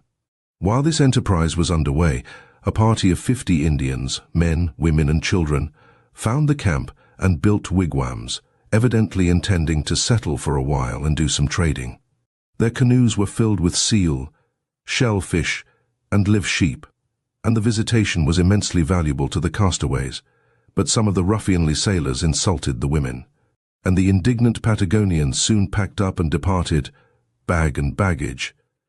As a result, the ravages of famine became so severe that the muster roll was reduced to 100 men. This meant that 1/3 of the survivors of the wreck were already dead. Throughout the whole story of suffering, mutiny, and demoralization, the deeds of those who bravely and unflinchingly endured seemed to gleam like stars against a somber background. You will find frequent mention of Midshipman Byron, a lad in his teens, who was the real hero of the Wager, although he never realized it. He achieved nothing spectacular in a way, but he always tried to do his duty and something more. The British midshipman of that era was often a mere rosy-cheeked infant who pranced into the thick of a boarding party with his cutlass and dirk, or bullied a boat's crew of old salts in some desperate adventure on an enemy's coast. The precocious breed survives in the Royal Navy of today, and in the great battleships of the Grand Fleet, at Rosyth or Scapa Flow. You might have seen these bantam midshipmen standing a deck watch with all the dignity of a 4-starred admiral. Midshipman Byron of the Wager built himself a tiny hut in which he lived alone after the captain killed his messmate Cozens, and his companion was a strayed Indian cur which adored him. The dog faithfully guarded the hut when Byron was absent from it, and they shared together such food as could be found, mostly mussels and limpets. At length a deputation of seamen called to announce that they must eat the dog or starve. Byron made a gallant fight to save his 4-legged friend, but was subdued by force, and for once during the long and terrible experience he wept and was in a hopeless state of mind. Among the minor characters who commend themselves to our approval was a reckless devil of a boatswain's mate, who noticed that the seabirds roosted and nested on reefs and islets out to seaward. In the words of one of his shipmates, having got a water puncheon, he scuttled it, then lashing 2 logs, one on each side of it, he went to sea in this extraordinary and original piece of embarkation. Thus he would frequently provide himself with wild fowl when all the rest were starving, and the weather was bad indeed when it deterred him from adventuring. Sometimes he would be absent a whole day. At last he was unfortunately overset by a heavy sea when at a great distance from shore, but being near a rock, though no swimmer, he contrived to scramble to it.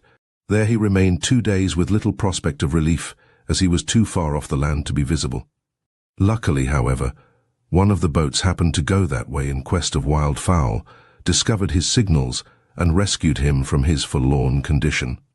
Yet he was so little discouraged by this accident that, soon after, he procured an ox's hide from the Indians and, by the assistance of hoops, fashioned something like a canoe in which he made several successful voyages. In August, the 3 boats had been made seaworthy enough to undertake an escape from the miseries of this hopeless island. Then, as usual, there arose confusion of purpose and violent disagreement.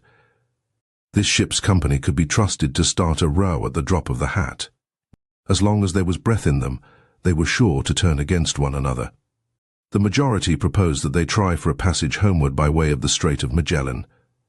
Captain Cheap and his partisans were for steering northward, capturing a Spanish vessel of some sort, and endeavoring to find the British squadron from which the Wager had become separated. He blustered about his authority, insisted that his word was law, and so on, until the high-handed majority grew tired of his noise and decided to take him along as a prisoner and hand him over to justice for killing Midshipman Cozens. They hauled their commander out of bed and lugged him by the head and the heels to the purser's tent, where he was guarded by a century of Marines, and very coarsely derided by these unmannerly rebels. The gunner informed Captain Cheap that he was to be carried to England as a prisoner, at which he retorted, with proper spirit, that he would sooner be shot than undergo such humiliation, and, given his choice, he preferred to be left behind on the island. This was agreeable to the mob, who gave 3 cheers and thought no more about him. His 2 loyal companions, the surgeon and Lieutenant Hamilton, elected of their own free will to remain with the fallen commander, and this devotion was one of the admirable episodes of the tragedy. The mutineers recognized it as such, and they distributed the provisions fairly with these exiles, and gave them arms and ammunition. Illustration: the Charlemagne, a New York packet ship from the painting by Frederick Roux of Havre, 1838. There were now 81 men to embark in the long boat, the cutter, and the barge, and set sail for the Strait of Magellan. They started off with huzzas and ho for merry England, with about 1 chance in 1,000 of getting there, and coasted along for 2 days when the wind blew some of their rotten canvas away, and they halted to send the barge back to the wreck for more sailcloth. Midshipman Byron found the company uncongenial, to put it mildly, and the venture seemed so confused and hazardous that he shifted into the barge to return to the island and resume existence in his little hut. The crew of the barge were of the same opinion, and so they announced to Captain Cheap that they would take chances with him. 8 deserters came straggling out of the woods to join the party, and there were in all 20 men to contrive a voyage of their own. The most unruly lot had departed in the long boat and the cutter, and mutiny no longer kept the island in a turmoil. Order was restored to the extent that a sailor was flogged and banished for stealing food, and the party sensibly toiled at the wreck until they salvaged several barrels of salt beef from the hold, and so recruited health and strength. They patched together the remnants of the yawl, and in this and the barge they put to sea to cruise to the northward in December, or more than half a year after the loss of the wager. Misfortune beset them at every turn. It seemed as though their ship had been under a curse. A gale almost swamped the 2 boats as soon as they were clear of the island, and to keep afloat they had to throw overboard all their salt beef and seal meat. Most of the other stuff was washed out, and they made a landing in worse plight than before. With fitful weather they skirted a swampy coast, with nothing to eat but seaweed, until they were chewing the shoes they had sewed together from raw sealskin. It was Christmas Day or thereabouts, when the yawl was smashed beyond mending by dragging its anchor and driving into the surf. The barge was not large enough to carry all hands, and it was agreed that 4 of them should be abandoned ashore. There was no obstreperous argument over it. They had become careless of such matters as life and death. Just how these 4 men were chosen, or whether they volunteered, is left to conjecture. The story written by Midshipman Byron, which is the most detailed account of the episode, describes it as follows. They were all Marines, who seemed to have no great objection to the determination made with regard to them. They were so exceedingly disheartened and exhausted with the distress and dangers they had already undergone. Indeed, I believe it would have been a matter of indifference to most of the others whether they should embark or take their chance. The captain distributed among these poor fellows arms, ammunition, and some other necessaries. When we parted, they stood upon the beach, giving us 3 cheers and calling out, "God bless the King." We saw them a little after setting out upon their forlorn hope and helping one another over hideous tracts of rocks, but considering the difficulties attending this only mode of travelling, left them, for the woods are impenetrable from their thickness, and the deep swamps everywhere met within them, and considering, too, that the coast is here rendered inhospitable by the heavy seas that are constantly tumbling upon it, it is probable that they all experienced a miserable fate.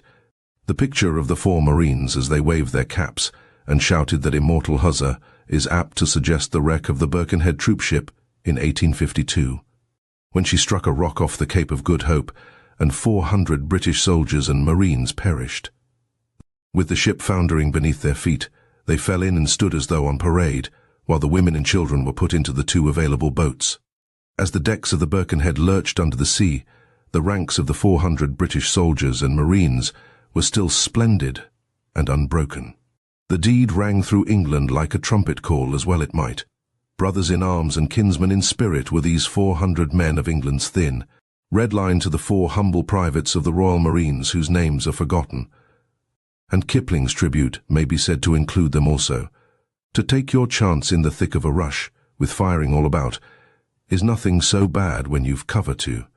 And leave and liken to shout. But to stand and be still to the Birkenhead drill is a damn tough billet to chew, and they done it. The jollies are Majesty's jollies, soldier and sailor too. The wretched voyage of the Wager's barge was so delayed by headwinds and battering seas, and the necessity of landing, often in search of food, that all hope of reaching a Spanish port was relinquished. And finally they put about and trailed wearily back to the island and the wreck of the Wager, after 2 months of futile endeavour. The superstition of the sea perturbed these childish sailormen, who laid their distresses to the fact that one of the crew who was murdered on the island had never been given burial. Therefore the first errand when they tottered ashore at their old camp was to dig a grave and say a prayer. They were so tormented with famine that they talked, or rather whispered, of choosing one of their number by lot, that dreadful old expedient, and boiling him for a square meal, but the discovery of some rotten beef cast up from the wreck averted this procedure. They existed for a fortnight, and then a party of Indians appeared, among them a chief. He spoke a little Spanish, and an officer of the Wager managed to convey to him that they desired guidance to the nearest white settlement. The promise of the barge as a gift persuaded the mercenary Patagonian to lead them out of the wilderness. 13 survivors were left of the 20 who had attempted to fare to the northward. The 4 Marines had been left to their heroic fate, and 3 others had later died of hunger. The Indian chief had not bound himself to furnish food, and it soon appeared as though the castaways would all perish to a man before they came to the end of the journey. They were trying to pull the barge up a turbulent river with a rapid current. And there occurred an incident or two which illumined the characters of Midshipman Byron and Captain Cheap, and showed what very different men they were. I quote the old record. Mr. Byron had hitherto steered the boat, but one of the men dropping down, and dying of fatigue, he was obliged to take his oar. While thus engaged, John Bosman, who was considered the stoutest man among them, fell from his seat under the thwarts, complaining that his strength was quite exhausted from want of food, and that he should soon expire. While he lay in this manner, he would, every now and then, break out into the most pathetic wishes for some little sustenance, expressing that 2 or 3 mouthfuls might be the means of saving his life. At this time, the captain had a large piece of boiled seal by him, and was the only one in possession of anything like a meal. But they were become so hardened to the sufferings of others, and so much familiarized to similar scenes of misery, that the poor man's dying entreaties were in vain. Mr. Byron sat next him when he dropped, and having about 5 or 6 dried shellfish in his pocket, put one from time to time in his mouth, which only served to prolong his misery. From this, however, death released him soon after his benefactor's little supply was exhausted. For him and the other man, a grave was made in the sand. It would have greatly redounded to the tenderness and humanity of Captain Cheap if he had remitted somewhat of that attention which he testified to. Self-preservation, and spared in those exigencies what might have been wanted, consistently with his own necessities.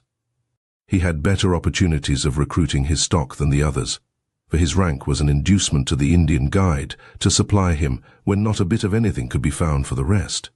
On the evening of the same day, Captain Cheap produced a large piece of boiled seal, of which he permitted no one excepting the surgeon to partake. His fellow sufferers did not expect it, as they had a few small mussels and herbs to eat, but the men could not suppress the greatest indignation at his neglect of the deceased, saying that he deserved to be deserted for such savage conduct. If one may hazard a personal conjecture, it seems plausible to assume that Captain Cheap was the Jonah of the Wager expedition, and that the spell might have been lifted if he had been thrown overboard much earlier in the adventure. Be that as it may, the curse was still potent, for as the next mishap 6 sailors and one of the Indians stole the barge and made off to sea with it. This left the others stranded and bereft of everything that belonged to them. Besides this affliction, the Patagonian chief was disgruntled because the barge was to have been his reward for befriending them. He was for killing them at once as the easiest way to settle the account, but it was Midshipman Byron, of course, who cajoled him out of his mood and pleased him with the gift of a fowling piece. The 6 seamen who stole the barge passed into oblivion at the same time, and so were justly punished for their perfidy. They joined the great majority of the Wager's company who never saw port again. Over the rocks and through the swamps panted and staggered the few survivors, hauling and paddling canoes like galley slaves, and abused immoderately by their Indian guides, or captors. They were cold and wet and famished, and at last the surgeon died, and the others were little more than shadows. Captain Cheap grew more selfish and pompous, and adversity had no power to chasten him. One more picture, and we are almost done with him. The canoes were taken to pieces, and each man and Indian woman of the party, except Captain Cheap, had something to carry. Mr. Byron had a piece of wet, heavy canvas to carry for the captain, in which was wrapped a piece of seal which had that morning been given to him by some of the Indians. The way was through a thick wood and quagmire, often taking them up to the knees, and stumps of trees in the water obstructing their progress. Their feet were wounded besides, with the ruggedness of the ground. Mr. Byron, whose load was equal to what a strong, healthy man might have carried, was left behind by 2 Indians who accompanied him. Alarmed lest the whole should be too far advanced for him to overtake them, he strove to get up, and in his exertions fell off a tree crossing the road in a deep swamp, where he narrowly escaped drowning. Quite exhausted with the labor of extricating himself, he sat down under a tree and there gave way to melancholy reflections. Sensible that if he indulged them in inactivity, his companions could not be overtaken, he marked a great tree, and depositing his burden, hastened after them. In some hours he came up, and Captain Cheap began asking for his canvas, and on being told the disaster that had befallen Mr. Byron, nothing was heard but grumbling for the loss. Mr. Byron made no answer but, resting himself a little, rose and returned at least 5 miles to the burden, with which he returned just as the others were embarking to cross a great lake which seemed to wash the foot of the Cordilleras. He was left behind to wait the arrival of some more Indians without a morsel of food, or even a part of the seal meat that had cost him so much anxiety. When they were led at last to a small Spanish garrison called Castro, only 4 of the party had survived the journey: Midshipman Byron, Lieutenant Hamilton of the Royal Marines, Lieutenant Alexander Campbell, and Captain Cheap. Although the English were enemies, the corregidor and the Jesuit priests felt pity for these poor victims and treated them with great kindness. When they had recovered, they were escorted to the larger town of Chaco with a guard of 30 Spanish soldiers. At this seaport of the Chilean coast, the governor entertained them handsomely and invited them to travel on his annual tour through the districts of his province. Midshipman Byron was so popular with the ladies that he had to steer a very careful course to avoid entanglements. He was the guest of one doting mother who had 2 very handsome daughters, and she straightway sent a message to the governor asking that the young Englishman be sent back to spend a month with the family. This was not so serious as the affair with the niece of the rich and venerable priest, a highly educated damsel whose person was good, though she was not a regular beauty. Casting an amorous eye on Mr. Byron, she first proposed to her uncle to convert him and then begged his consent to marry him. The old man's affection for his niece induced his ready acquiescence to her wishes, and on the next visit Mr. Byron was acquainted with the lady's designs. The uncle unlocked many chests and boxes before him, first showing what a number of fine clothes his niece had, and then exhibiting his own wardrobe, which he said should be Mr. Byron's at his death. Among other things, he produced a piece of linen, engaging that it should immediately be made up into shirts for his use. Mr. Byron felt this last article a great temptation, yet he had the resolution to withstand it, and declined the honor intended him, with the best excuses he was able to frame. Some time after they had been at Chaco, a ship arrived from Lima which occasioned great joy amongst the inhabitants, as no ship had been there the year before on account of the alarm of Commodore Anson's squadron. The captain of her was an old man, well known upon the island, who had been trading there for 30 years past. He had a remarkably large head and was commonly known by the nickname of Cabuco de Toro, or Bull's Head.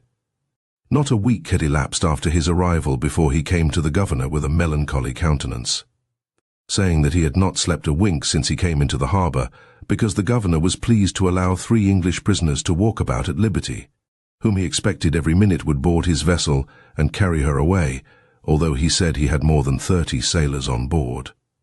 The governor answered that he would be responsible for the behaviour of the 3 Englishmen, but could not help laughing at the old man.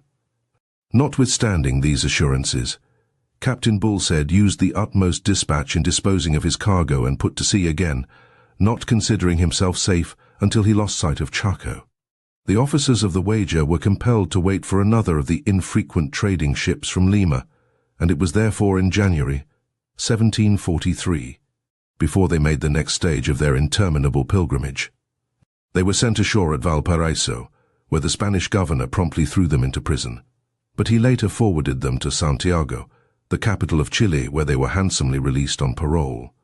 In Santiago at that time were Admiral Pizarro and several officers of the squadron which had been sent out from Spain to intercept Commodore Anson and drive him away from the rich trade routes of the Pacific.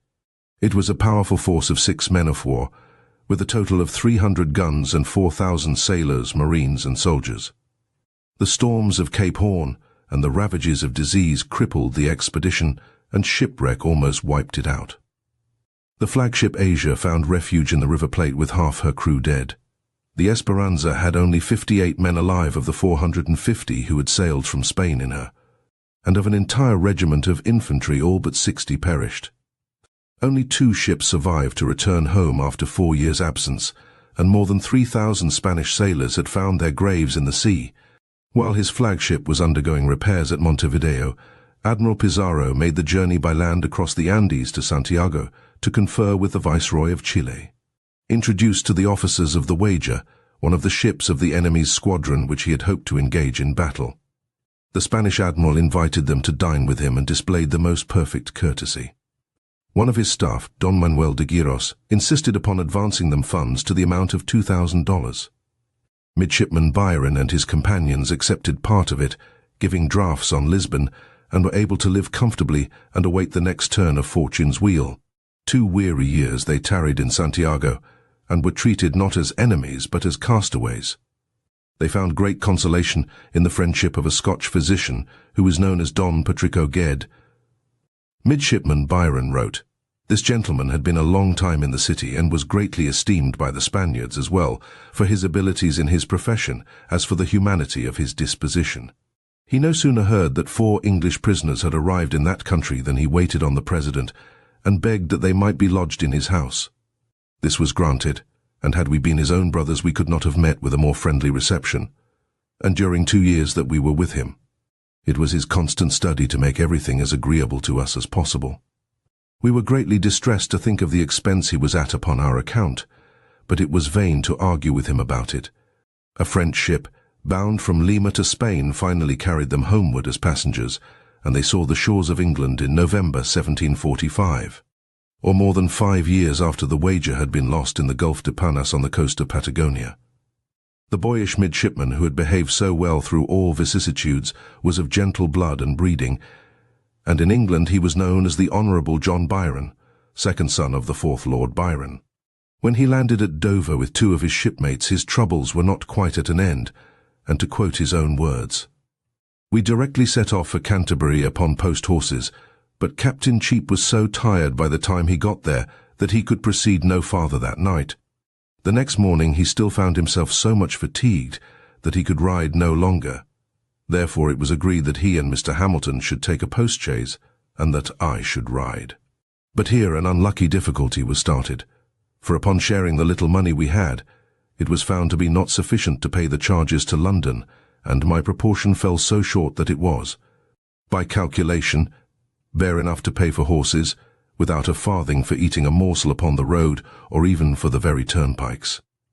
Thus I was obliged to defraud by riding as hard as I could through the toll gates, not paying the least regard to the men who called out to stop me. The want of refreshment I bore as well as I could. When I got to the Borough of London, I took a coach and drove to Marlborough Street where my friends lived when I left England, but when I came there I found the place shut up. Having been absent so many years, and having in all that time never a word from home, I knew not who was dead or who was living or where to go next, or even how to pay the coachman. I recollected a linen draper's shop, not far from thence, at which our family used to deal. I therefore drove thither, and, making myself known, they paid the coachman.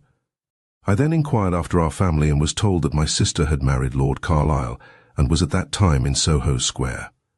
I immediately walked to the house and knocked at the door, but the porter, not liking my figure, which was half French and half Spanish, with the addition of a large pair of boots covered with dirt, was going to shut the door in my face, but I prevailed upon him to let me in. I need not acquaint the reader with what surprise and joy my sister received me. She immediately furnished me with money to appear like the rest of my countrymen. Till that time I could not properly be said to have finished all the extraordinary scenes in which I had been involved by a series of adventures for the space of 5 years and upwards. The Honourable John Byron became a British Vice-Admiral, and was also the grandfather of the poet, who transmuted some of the exploits of the midshipman of the Wager into the pages of Don Juan. As one of the most famous fighting sailors of his era, Admiral Byron earned the nickname of Foul Weather Jack, because he contended so constantly with gales and headwinds. And it is to this that Lord Byron refers in his epistles to Augusta.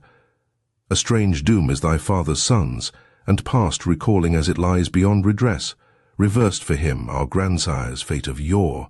He had no rest at sea, nor eye on shore. You will find that Stevenson mentions him in that same tribute to the English admirals. Most men of high destinies have high-sounding names. Pym and Habakkuk may do pretty well, but they must not think to cope with the Cromwells and Isaiahs. And you could not find a better case in point than that of the English admirals. Drake and Rooke and Hawke are picked names for men of execution. Frobisher, Rodney, Boscawen, and Foulweather Jack Byron are all good to catch the eye in a page of naval history. Chapter 12. The Cruise of the Wager's Longboat. The story of the man-of-war Wager was by no means finished when young midshipman Byron rode into London, and was welcomed as one risen from the dead. It will be recalled that about 20% of the crew persisted in the attempt to sail homeward by way of the Strait of Magellan.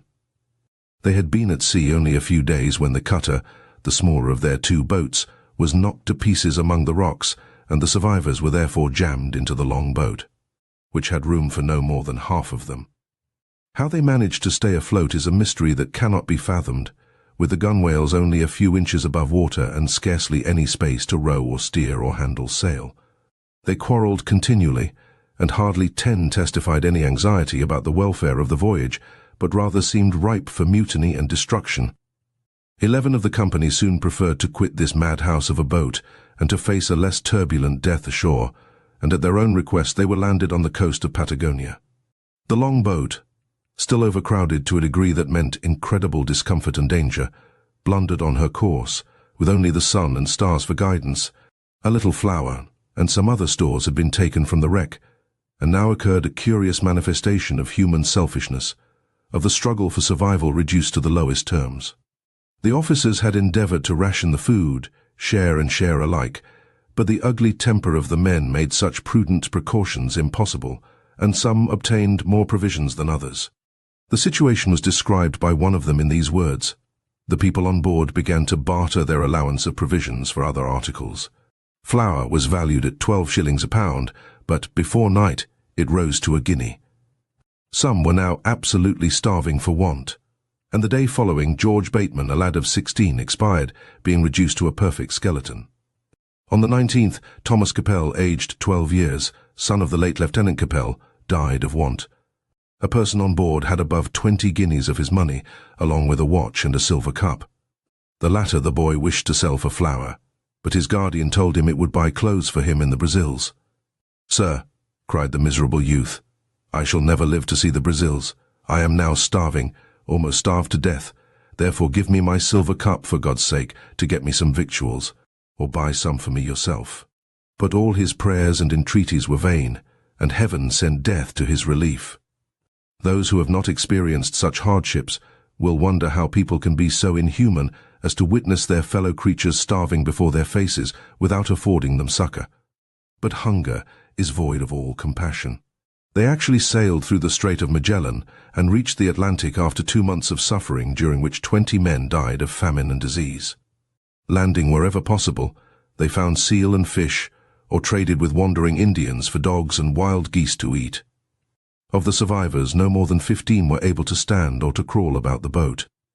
A happier fate was granted them when they coasted along the wilderness of the Argentine and found thousands of wild horses, which kept them plentifully supplied with meat.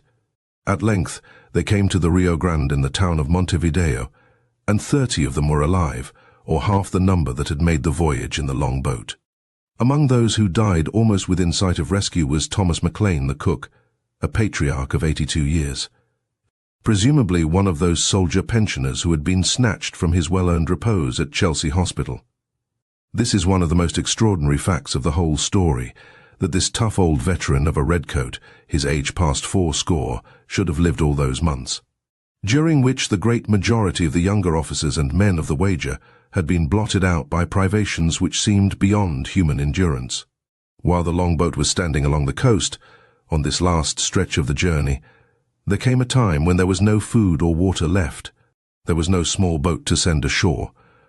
So 9 of the strongest men offered to swim to the beach and see what they could find. Over they went, feeble as they were, and all reached shore except one marine, who had so little strength to spare that he sank like a stone. Those in the longboat let several empty water casks drift to the land, and tied to them some muskets and ammunition wrapped in tarred canvas. A gale blew the longboat out to sea and disabled her rudder.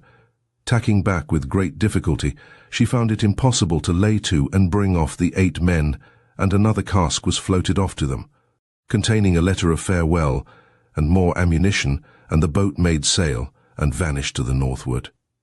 The adventures of this little band of seamen, accidentally marooned in this manner, were most remarkable. They are almost unknown to history, although a century and more ago much was written about the wager. The heroism and manliness of this group of actors go far to redeem many other episodes of the disaster which were profoundly shameful, and they are the chief reason for recalling the cruise of the longboat. Said Isaac Morris, one of them, "We found ourselves on a wild, desolate part of the world, fatigued, sickly, and destitute of provisions.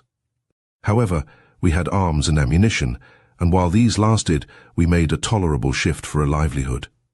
The nearest inhabited place of which we knew was Buenos Aires, about 300 miles to the northwest. But we were then miserably reduced by our tedious passage through the Straits of Magellan, and in a poor condition to undertake so hazardous a journey. Nothing remained but to commit ourselves to kind Providence and make the best of the melancholy situation until our health became recruited. We were 8 in number thus abandoned by our comrades, for whose preservation we had risked our lives by swimming ashore for provisions, and our names Guy Broadwater, Samuel Cooper, Benjamin Smith, John Duck, Joseph Clinch, John Andrews, John Allen, and myself. After deliberating on our unhappy circumstances and comforting each other with imaginary hopes, we came to the resolution of taking up our quarters on the beach, where we landed until becoming strong enough to undergo the fatigue of a journey to Buenos Aires. There was no senseless chatter about mutiny, no selfish bickering. They were sturdily resolved to stick together and make the best of a bad bargain.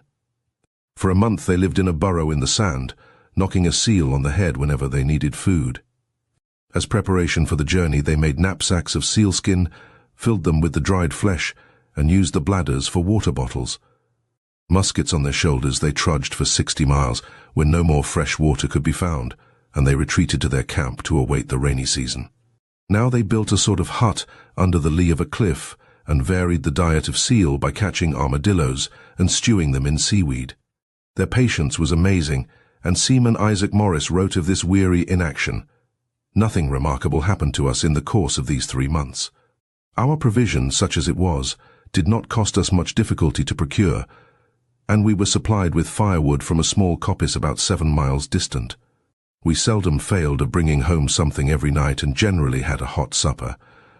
The time passed as cheerfully as might be with poor fellows in such circumstances as ours.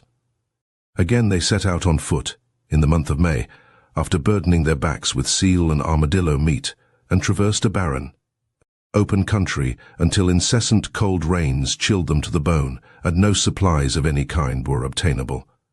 There was prolonged argument, and the majority was for returning once more to the hut they had left behind as the nearest refuge. Back they toiled over the same old trail, cast down, but not disheartened, and still loyal comrades who bound themselves never to quit each other unless compelled by superior force. They had a certain amount of order and discipline, 4 of them out hunting for food on one day and remaining in camp the next day, while the other 4 ranged the country for deer and the coast for seal. Wild dogs were numerous, and several litters of puppies were adopted, until every man had a brace of them as his faithful friends and helpers. Several young pigs were also taken into the family, and they trotted contentedly along with the dogs.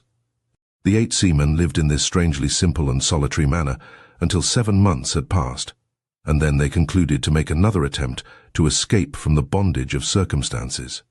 Not an Indian had been seen, and there was no reason to believe that they had been discovered or observed. They merited good fortune, did these stanch and courageous castaways, but the curse of the wager had followed them. While they were getting together supplies for another journey toward Buenos Aires, Samuel Cooper, John Andrews, John Duck, and Isaac Morris went some distance along the beach to hunt seals. Late in the day they were returning to the hut when the dogs were seen to be running and barking in much agitation. The 4 men hurried to the hut, which was empty and plundered of muskets, powder and ball, sealskin clothes, dried meat, everything they possessed. Scouting outside, one of the sailors shouted to Morris, "Aye, Isaac, something much worse has happened, for yonder lie poor Guy Broadwater and Benjamin Smith murdered. One poor fellow was found with his throat cut, and the other had been stabbed in the breast. Their bodies were still warm, and, afraid the assassins might be somewhere near, the 4 men ran hard and hid in a rocky bight a mile away until next morning, for they had no firearms left. Of the 4 who had been overtaken in this tragedy, Joseph Clinch and John Allen had vanished, nor was any trace of them discovered. It was sadly agreed that Indians must have killed 2 and carried the 2 others away with them. The 4 survivors were deprived not only of their comrades, but of their precious muskets and the means of making fire.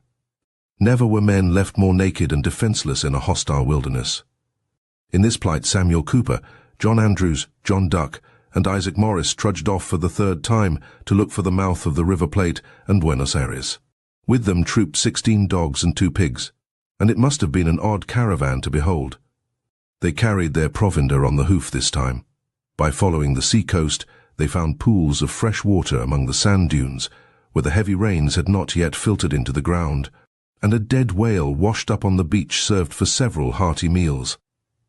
They got along without great difficulty until 10 days of travel found them mired in endless swamps and bogs, which they could find no way of crossing. Again they retreated to the starting place at the hut, but the amiable pigs were no longer in the troop. There were not so many dogs, and their number steadily dwindled, for there would have been no bill of fare without them. 3 months more the 4 unconquerable seamen lingered in their exile, at their wits' ends to plan a way of escape, because the exodus to Buenos Aires had been given up as hopeless. Then they discovered a large trunk of a fallen tree on the beach, and conceived the wild notion of fashioning some kind of boat of it, and hoisting a sail of sealskins sewed together with sinews. They had no tools whatever, barring a pocket-knife or 2, but this could not discourage the handy mariners. John Duck happened to remember that during the first journey toward Buenos Aires 11 months before, he had thrown away his musket because the lock was broken. It occurred to one of them that the iron of the barrel might be pounded into something like a hatchet. And what did the quartet do but take a little seal meat and water and walk 60 miles to look for that musket? They found it, which was still more wonderful, and beat half the length of the barrel flat, using stones as hammer and anvil, and whetted an edge on the rough rocks. They were about to attack the project of making a boat when a dozen horses came galloping along the beach, and there were Indians on their backs. They were as astonished as the British seamen, but had no intention of shedding blood, and promptly whisked their prisoners up behind them.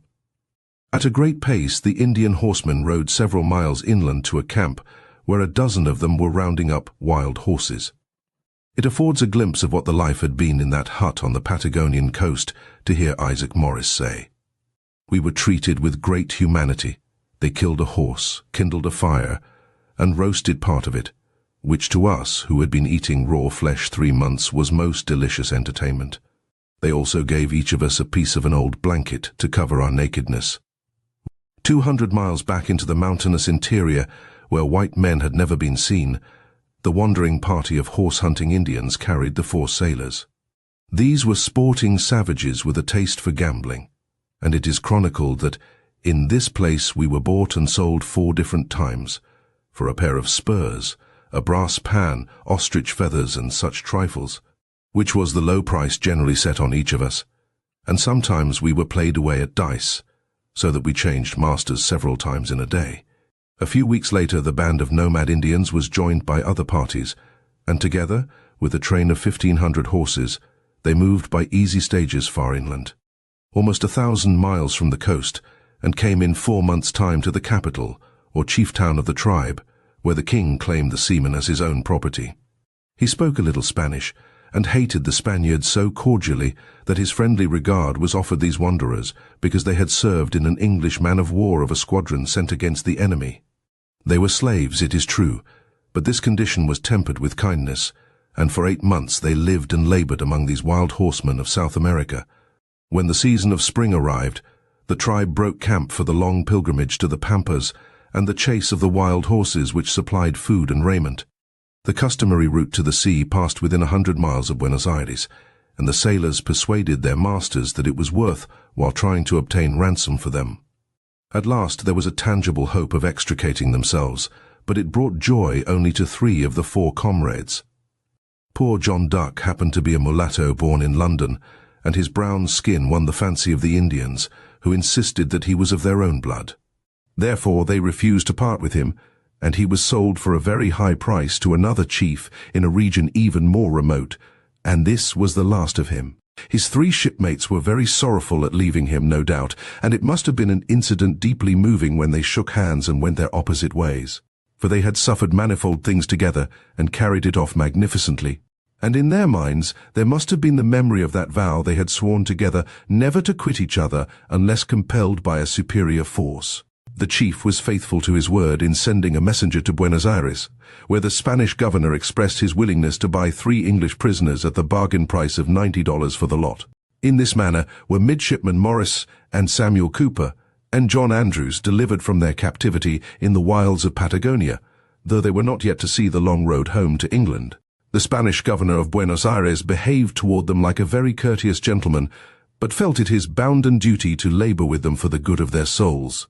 He sent for us several times, Midshipman Morris tells us, and earnestly urged us to turn Catholics and serve the King of Spain, to which we answered that we were Protestants and true Englishmen, and hoped to die. So, many tempting offers were made to seduce us, but, thank God, we resisted them all. This obstinacy vexed the conscientious governor, and he sent the 3 heretics on board of the man-of-war Asia, the flagship of Admiral Pizarro's squadron, which was then lying at Montevideo. Aboard the Asia, the 3 Englishmen were confined more than a year, with 16 other unlucky seamen of their own race. They complained that they were treated more like galley slaves than prisoners of war, and it was inevitable that they should try to escape. A sentry was tied and gagged one night, and the Britons swam for the shore, a quarter of a mile away. Most of them were overtaken in a boat, but Isaac Morris and 1 sailor, naked as the day they were born, scrambled into the jungle, and had such a piteous time of it that they were glad to surrender to the laborers of the nearest plantation. Taken back to the ship, they were thrust into the stocks, neck and heels, 4 hours a day for a fortnight as a hint to discourage such rash enterprise. Admiral Pizarro had journeyed overland to Chile, and in the very leisurely course of time, he returned to Buenos Aires to set sail for Spain in his flagship, having achieved nothing more than a wild goose chase in quest of the daring Anson. The towering, ornate Asia was refitted as completely as possible, but there was a great lack of seamen. More than half her crew had died of scurvy or deserted during the long voyage and the year at an anchorage. Press gangs combed the streets and dives of Buenos Aires and Montevideo, but the ship could not find a proper complement, and, as a last resort, 11 Indians were unceremoniously thrown on board. They had been captured while raiding the outposts of the thinly held Spanish settlements, and were of a fighting tribe which preferred death to submission to the cruel and rapacious invader. One of these 11 Indians was a chief by the name of Orellana, and a man to be considered noteworthy even in that age of high adventure. When dragged aboard the Spanish flagship, he and his fellows were of course handled like dogs, being treated with much insolence and barbarity by the Spaniards, the meanest officers among whom were accustomed to beat them on the slightest pretenses. Orellana and his followers, though apparently patient and submissive, meditated a severe revenge. He endeavored to converse with such of the English as understood the Spanish language, and seemed very desirous of learning how many of them were on board, and which they were. But not finding them so precipitate and vindictive as he expected, after distantly sounding them, he proceeded no farther in respect to their participation, but resolved to trust his enterprise to himself and his 10 faithful followers. In short, These 11 unarmed Indians were planning an uprising in a 60-gun ship with a crew of nearly 500 Spaniards. It was an enterprise so utterly insane that the level-headed English seamen refused to consider it. They regarded Orellana and his 10 comrades as poor, misguided wretches who knew no better, and who had been driven quite mad by abuse. Of all the tales of mutiny on the high seas, this must be set down as unparalleled, and it seems to fit in as a sort of climax, with the varied and almost endless adventures of the people who were wrecked in the wager. The 11 Indians first stole a few sailors' knives, which was fairly easy to do, and then they manufactured the singular weapon, still in use on the plains of the Argentine, and which Midshipman Morris described as follows. They were secretly employed in cutting out thongs from raw hides, to the ends of which they fixed the double-headed shot of the small quarter-deck guns. This, when swung round their heads and let fly, is a dangerous weapon and, as already observed, they are extremely expert with it.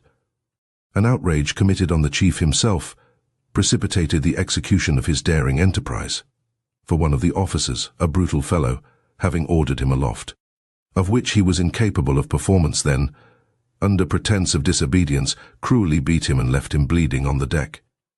It was a day or two after this, in the cool of the evening, when the Spanish officers were strolling upon the poop, that Orellana and his 10 companions came toward them and drifted close to the open doors of the great cabin, in which Admiral Pizarro and his staff were lounging, with cigars and wine. The boatswain roughly ordered the Indians away. With a plan of action carefully preconceived, the intruders slowly retreated, but 6 of them remained together, while 2 moved to each of the gangways, and so blocked the approaches to the quarterdeck. As soon as they were stationed, Orellana yelled a war whoop, which is the harshest and most terrific noise that can be imagined. With knives and with the deadly bolas, or thonged missiles, the 11 Indians made a slaughterhouse of the flagship's spacious poop. Spanish sentinels of the guard, seamen on watch, boatswains' mates, and the sailors at the steering tackles, sailing masters and dandified officers, were mowed down as by a murderous hurricane before they could find their wits or their arms. In the fury of this first onslaught, 20 of the ship's company were laid dead on the spot, and as many more were disabled. Those who survived were in no mood to mobilize any resistance. Some tumbled into the great cabin, where they extinguished the candles and barricaded the doors, while others flew into the main shrouds and took refuge in the tops or in the rigging. It was sheer panic which spread forward along the decks until it reached the forecastle. The officers were killed or in hiding, and the leaderless sailors assumed that the English prisoners were leading the upheaval. A few of the wounded men scrambled forward in the darkness and told the watch on deck that the afterguard had been wiped out and the ship was in the hands of mutineers. Thereupon the Spanish seamen prudently locked themselves in the forecastle, or swarmed out on the bowsprit and into the fore-rigging. Orellana and his 10 Indians were completely in possession of the 60-gun flag ship, the Admiral, and the crew of almost 500 Spaniards. For the moment they had achieved the impossible. Illustration: Brig Topaz of Newburyport, built in 1807, original in the Marine Room, Peabody Museum, Salem, painted by Anton Roux, Marseille. The officers and crew, who had escaped into different parts of the ship, were anxious only for their own safety, and incapable of forming any plan for quelling the insurrection. The yells of the Indians, indeed, the groans of the wounded, and the confused clamours of the crew, all heightened by the obscurity prevailing, greatly magnified the danger at first. The Spanish likewise, sensible of the disaffection of the impressed men, and at the same time conscious of the barbarity their prisoners had experienced, believed that it was a general conspiracy and that their own destruction was inevitable. A strange interval of silence fell upon the blood-stained ship as she rolled, without guidance, to the impulses of a gentle sea, while the canvas flapped and the yards creaked as the breeze took her aback. The conquering Indians were vigilant and anxious, unable to leave the quarter-deck, where they held the mastery, the Spanish crew lying low, as it were, and wondering what might happen next. Orellana promptly broke open the arms chest, which had been conveyed to the poop a few days previously as a safeguard against mutiny. In it, he confidently expected to find cutlasses enough to equip his men, and with these weapons they would hew their way into the great cabin and cut down the surviving officers. Alas! For the cleverly contrived plans, the chest contained only muskets and pistols, and the Indians had never learned how to use firearms. Meanwhile, that high and mighty personage, Admiral Pizarro, was using animated language in the great cabin, and Spanish oaths are beyond all others for crackling eloquence. His guests had begun to compose their scrambled wits, and through the windows and portholes they were able to talk things over with their friends who were hiding in the gunroom and between decks.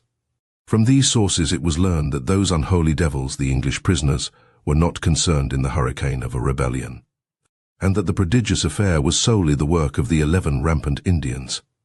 The Admiral looked less disconsolate, and his officers breathed easier. It was resolved to storm the quarter-deck before the storm gathered more headway.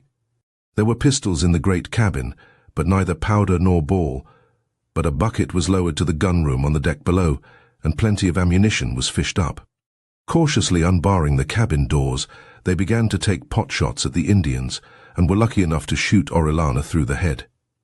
When his followers saw him fall and discovered that he was dead, to a man these 10 heroes leaped over the bulwark and perished in the sea. They knew how to finish in style, and the Admiral was deprived of the pleasure of swinging them to a yardarm to the flourish of trumpet and drum. Midshipman Isaac Morris and his 2 shipmates of the Wager witnessed this splendid undertaking, or bits of it, as they paced to and fro under guard in the middle of the ship. It seemed as though they might be granted a quieter life by way of a change, but when the flagship reached Spain, they were hustled ashore and put into a prison for a fortnight, where they were chained together like common criminals and fed on bread and water. After that they were marched off to an island by a file of musketeers, and held for 14 weeks in a sort of penal colony among thieves and felons. The longest lane has a turning, and there came at length a royal order providing that the 3 Englishmen should be sent to Portugal. At Oporto the English consul gave them quarters and a little money, and the end of the story is thus described by Isaac Morris. We embarked in the Charlotte, scow, on the 18th of April, 1746, and under convoy of the York and Folkestone men of war. Arrived at London on the 5th of July following. 3 only of the 8 men left on the coast of Patagonia, Samuel Cooper, John Andrews, and myself, being so happy as once more to see their native country. The Wager had sailed on her fatal voyage on September 18, 1740, and had been lost in May of 1741.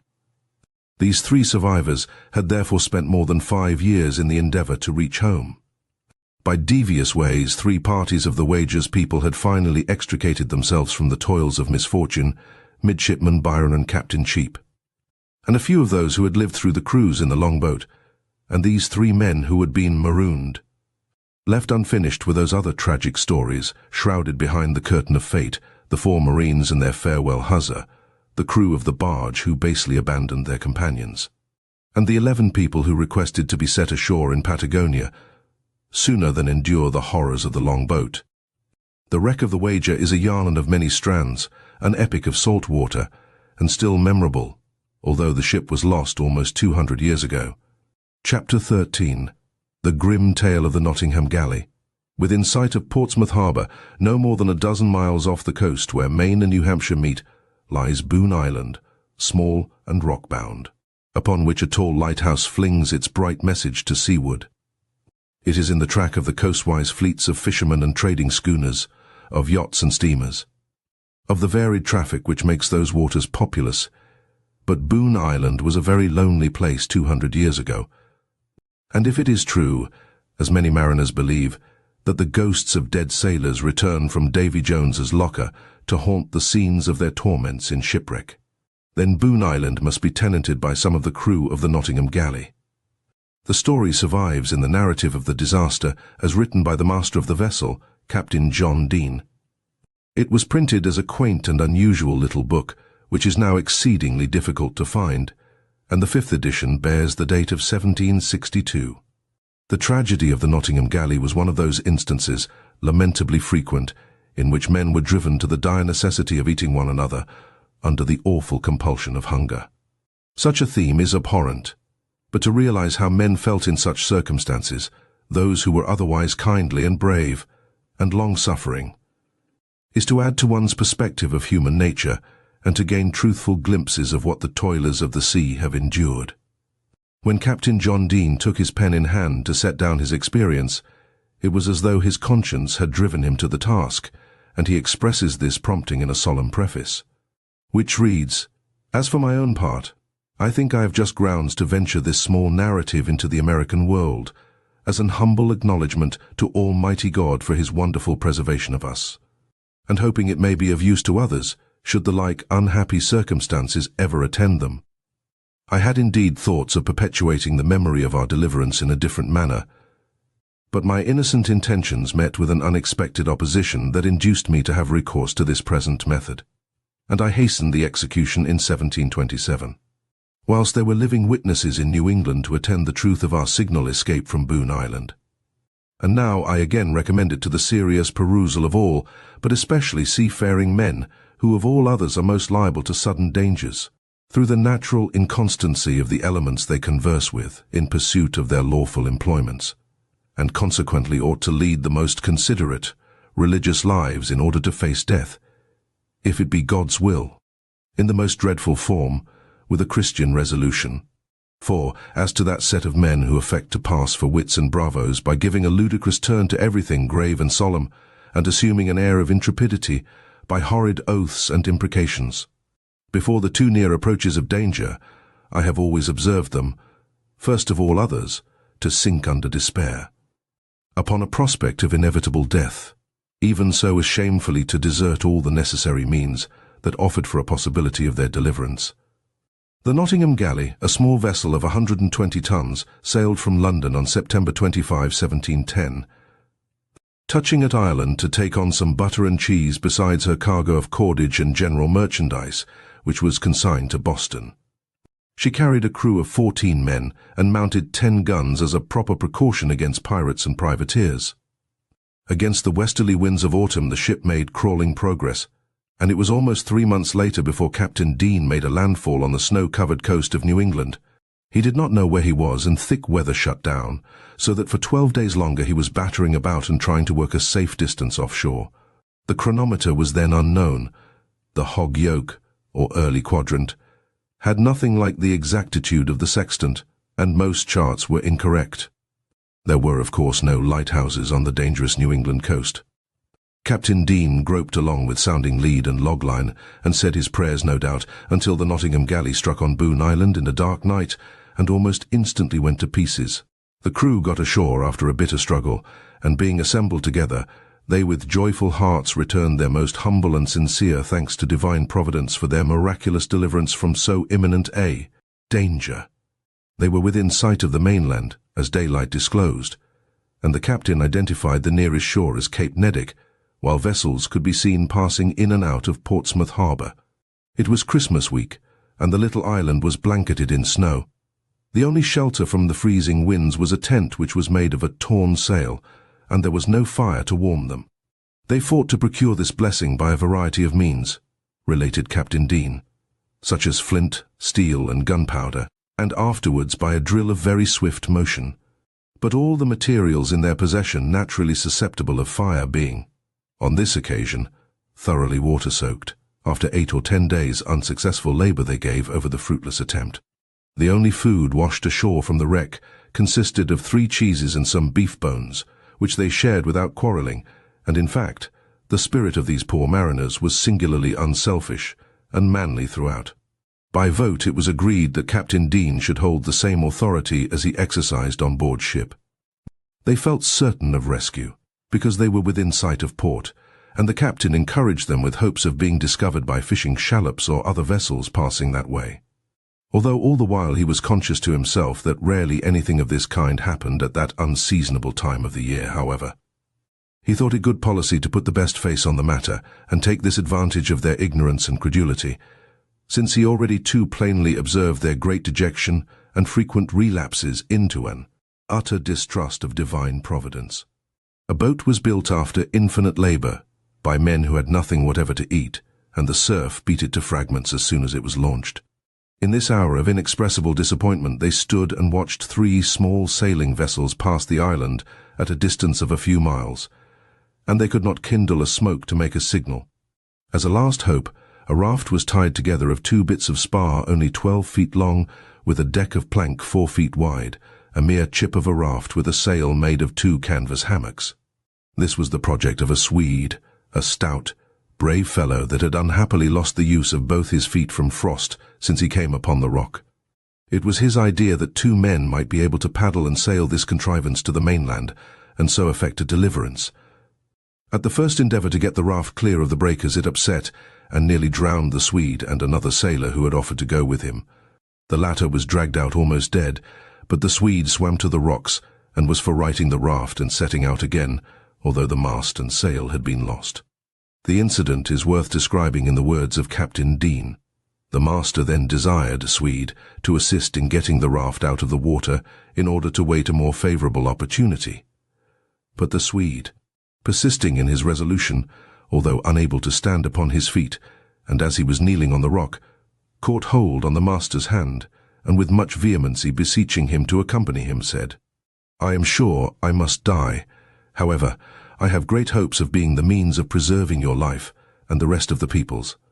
If you will not go with me, I beg your assistance to turn the raft and help me upon it, for I am resolutely bent to venture, even though by myself alone."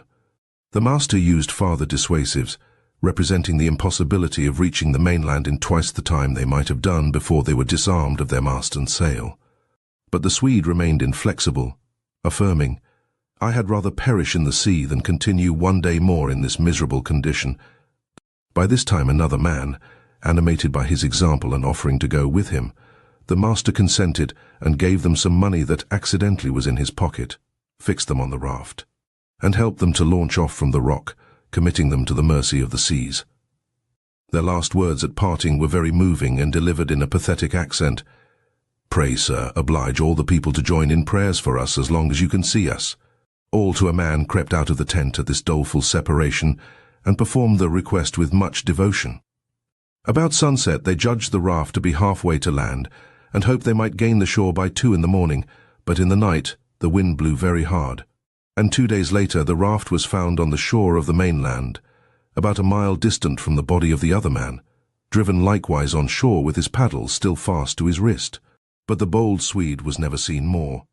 The ship's carpenter died of hunger at the end of a fortnight, during which rockweed and mussels had kept the breath of life in them. Inevitably, men in their condition were bound to turn to thoughts of preserving their own existence a little longer by eating the body of the carpenter.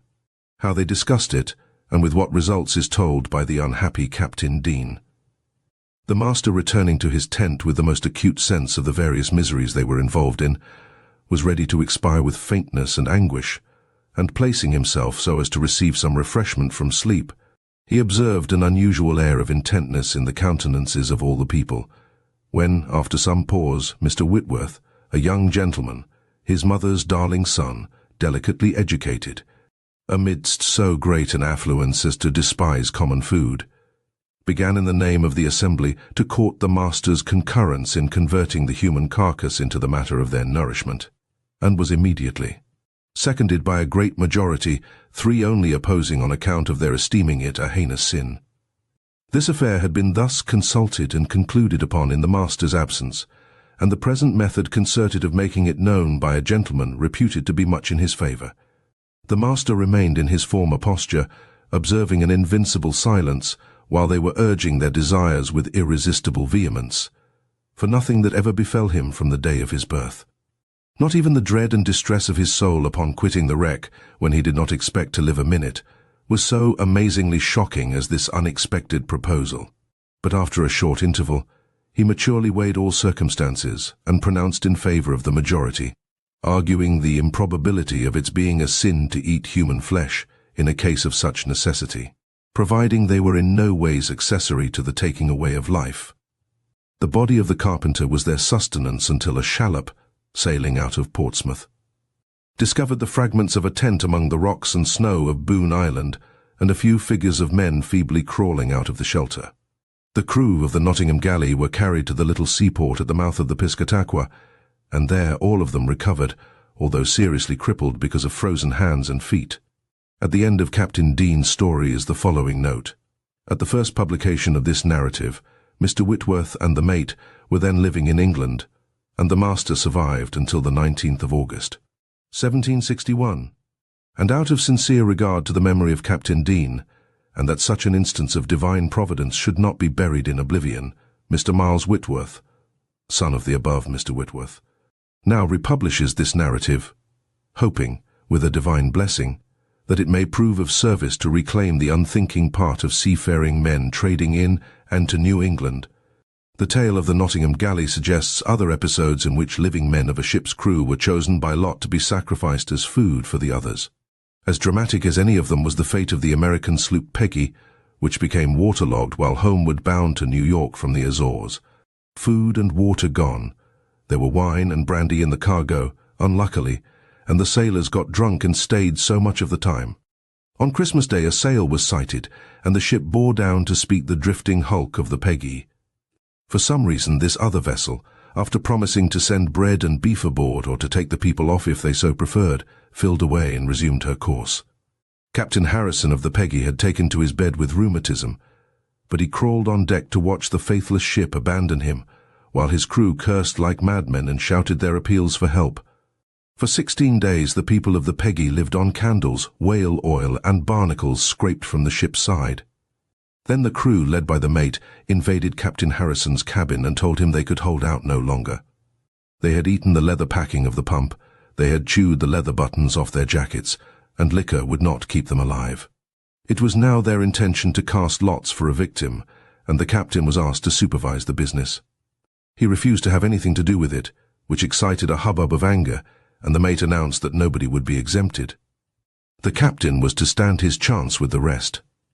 They tramped out of the cabin, remained a little while in the steerage, and returned to say that the lots had been drawn, and a Negro slave who was in the cargo had received the fatal number. Captain Harrison, bedridden as he was, had the courage to tell the men that he suspected them of dealing unfairly with the poor Negro, and that he had not been allowed a chance for his life. While they were wrangling, the slave came running into the cabin to beg the captain's protection, but he was dragged out and shot and turned over to the cook and the big copper pots in the galley. For 9 days this sufficed to keep the crew alive, while Captain Harrison steadfastly refused to touch the food they offered him. Then the mate and the men trooped into the cabin again, and roughly demanded that the skipper take charge of the lottery. This time he consented in order to be certain of fair play. Painfully raising himself upon his elbow, he tore up strips of paper and wrote numbers on them. In grim silence the 6 men who were left alive closed their fingers upon the slips of paper, and a seaman named David Flatt groaned as he discovered that his was the ticket of death.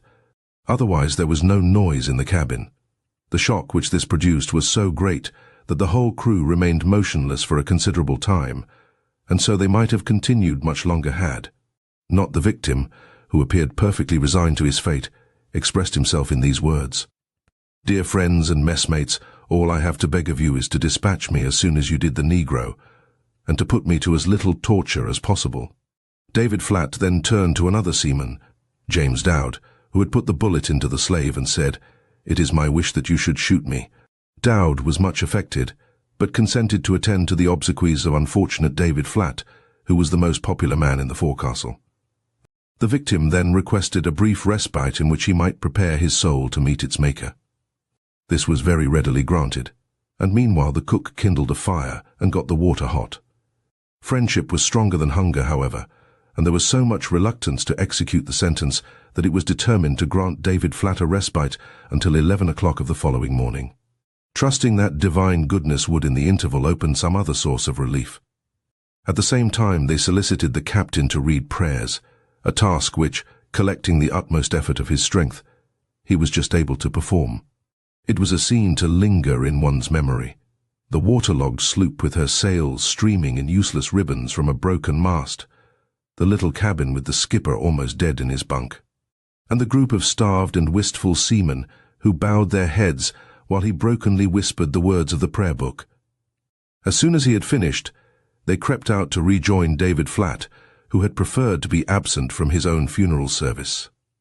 Through the companionway the captain overheard them talking to him with great earnestness and affection, and expressing their hope that God would interpose for his preservation. They assured him also that although they had never yet been able to catch a single fish, they would again put out their hooks and try whether in that manner any relief could be obtained. There was little comfort for David Flatt in this commiseration, and the situation benumbed his mind so that he was in a stupor, which changed to raving madness during the night. At 8 o'clock next morning, Captain Harrison was thinking of this faithful seaman of his, who had only 3 hours more to live, when 2 of the others came into the cabin and took hold of his hands. Their agitation was apparent, but they seemed unable to speak and explain themselves, and he surmised that they had concluded to put him to death instead of David Flat. He therefore groped for his pistol, but the sailors snatched it away and managed to tell him that a sail had been sighted. A large vessel to leeward which had altered her course and was beating up to them as fast as possible. The men on deck had been similarly affected, losing all power of speech for the moment, but presently they hurried into the cabin with strength renewed, to shout at the captain that a ship was coming to save them. They tried to make poor David Flat comprehend the tremendous fact, but he was babbling of other things, and his wits were still all astray. During the business of the death sentence, which had been conducted with such extraordinary dignity, the men had remained sober, keeping clear of the brandy keg, but now they proposed to celebrate. Captain Harrison succeeded in dissuading all excepting the mate, who filled a can and sat down by himself to liquor up. And so they were making a decent finish of it, although their nerves were tortured beyond endurance, when the breeze died out, and the other ship lay becalmed 2 or 3 miles away. They remembered the dreadful disappointment of Christmas Day, when another ship had deserted them after steering close enough to hail the sloop. This blessed stranger, however, lowered a boat, and the oars flashed on the shining sea until the rescuers were alongside the Peggy. As the captain was incapable of moving, they lifted him out of the cabin, and lowering him into the boat with ropes, he was followed by his people, among whom was David Flat, still raving. Just when putting off, it was discovered that the mate was missing. He was immediately summoned, and after his can of liquor, had no more than ability to crawl to the gunwale, having forgot everything that had happened. The unfortunate drunken wretch having been got down, the saviours rowed away to their own ship, which they reached in about an hour. This vessel was the Susanna of London, commanded by Captain Thomas Evers, who was engaged in the Virginia trade, and was now returning from Virginia to London. He received the Peggy's people with all possible tenderness and humanity. The Susanna proceeded on her voyage, and though in a very shattered condition and so much reduced in provisions that it was necessary to put her people on short allowance, she reached England early in March. The mate, as also James Dowd, who shot the Negro, and one James Warren, a seaman, died during the passage. Lemuel Ashley, Samuel Wentworth, and David Flat, who was to have been shot for food, all survived. Flat continued raving mad during the voyage, but whether he afterwards recovered is not ascertained. When Captain Harrison came on shore, he made an oath to the truth of the preceding melancholy facts, in order that the interests of his insurers might be preserved. In the case of the English ship Barrett, which was wrecked in mid-Atlantic in January 1821, the method of choosing the man who should die to serve as food was sufficiently novel and ingenious to merit attention. She was a much larger vessel than the Peggy, with a crew of 16, and had sailed from St. John, New Brunswick, in command of Captain Farragut, with a cargo of timber for Liverpool. Heavy gales blew her canvas away and strained her hull until it filled with water. Rations were reduced to 2 ounces of bread and a pint of water a day until this was almost gone. Then a sail was descried, and a brig bowled down to pass within hail, the master promising to send aboard what provisions he could spare. Then the wind chopped around to the westward, and, precisely as had happened to the sloop Peggy, the brig hauled her braces, sheeted her topsails home, and went driving away on her course. Mr. MacLeod, the mate of the Barrett, was a hardy young Scot with the endurance of iron and the soul of a hero. Day after day the ship wallowed in the wicked winter weather of the Western Ocean, and only the timber in the flooded hold kept her afloat. Cold and hunger laid the crew low until only the mate and 3 men were able to stand a watch on deck. But he kept a little canvas on her, and tended the tiller and somehow jammed her along until they had sailed 600 miles toward the Irish coast. Every eatable was consumed. Candles, oil, all were gone, and they passed the long, dreary, stormy nights of 16 and 17 hours in utter darkness, huddled together in the steerage, imploring the Almighty to help them, yet feeling reckless of existence. Such was their condition about the middle of January, and no one but the mate paid the slightest attention to the vessel. Captain Farragut succumbed to the strain, and died with a farewell message to his wife and children. The time came at length when one of the sailors, more brutalized than the rest, broke out with the words, "Here we are, 16 of us, perishing for food, and what prospect is there before us? Wouldn't it be better?"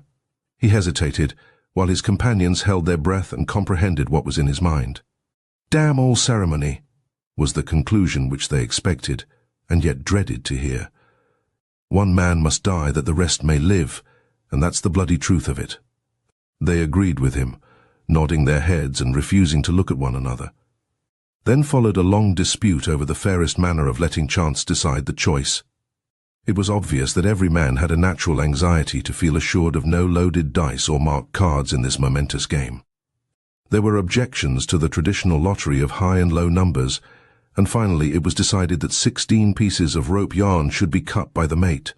14 of these were to be of precisely the same length, one a little shorter, and another shorter still.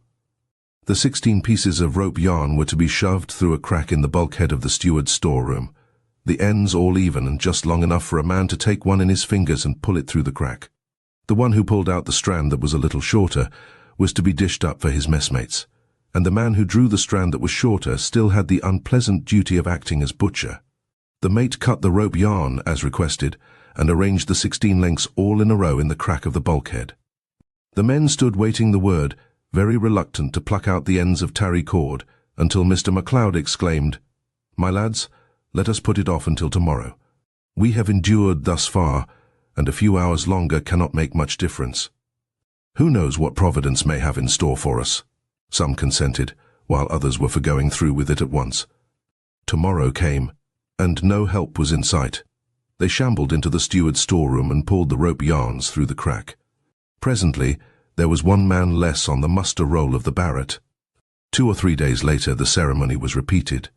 Before it became necessary to doom a third man, the mate came below, a spy-glass in his hand, and he was trembling so violently that he clutched the table for support.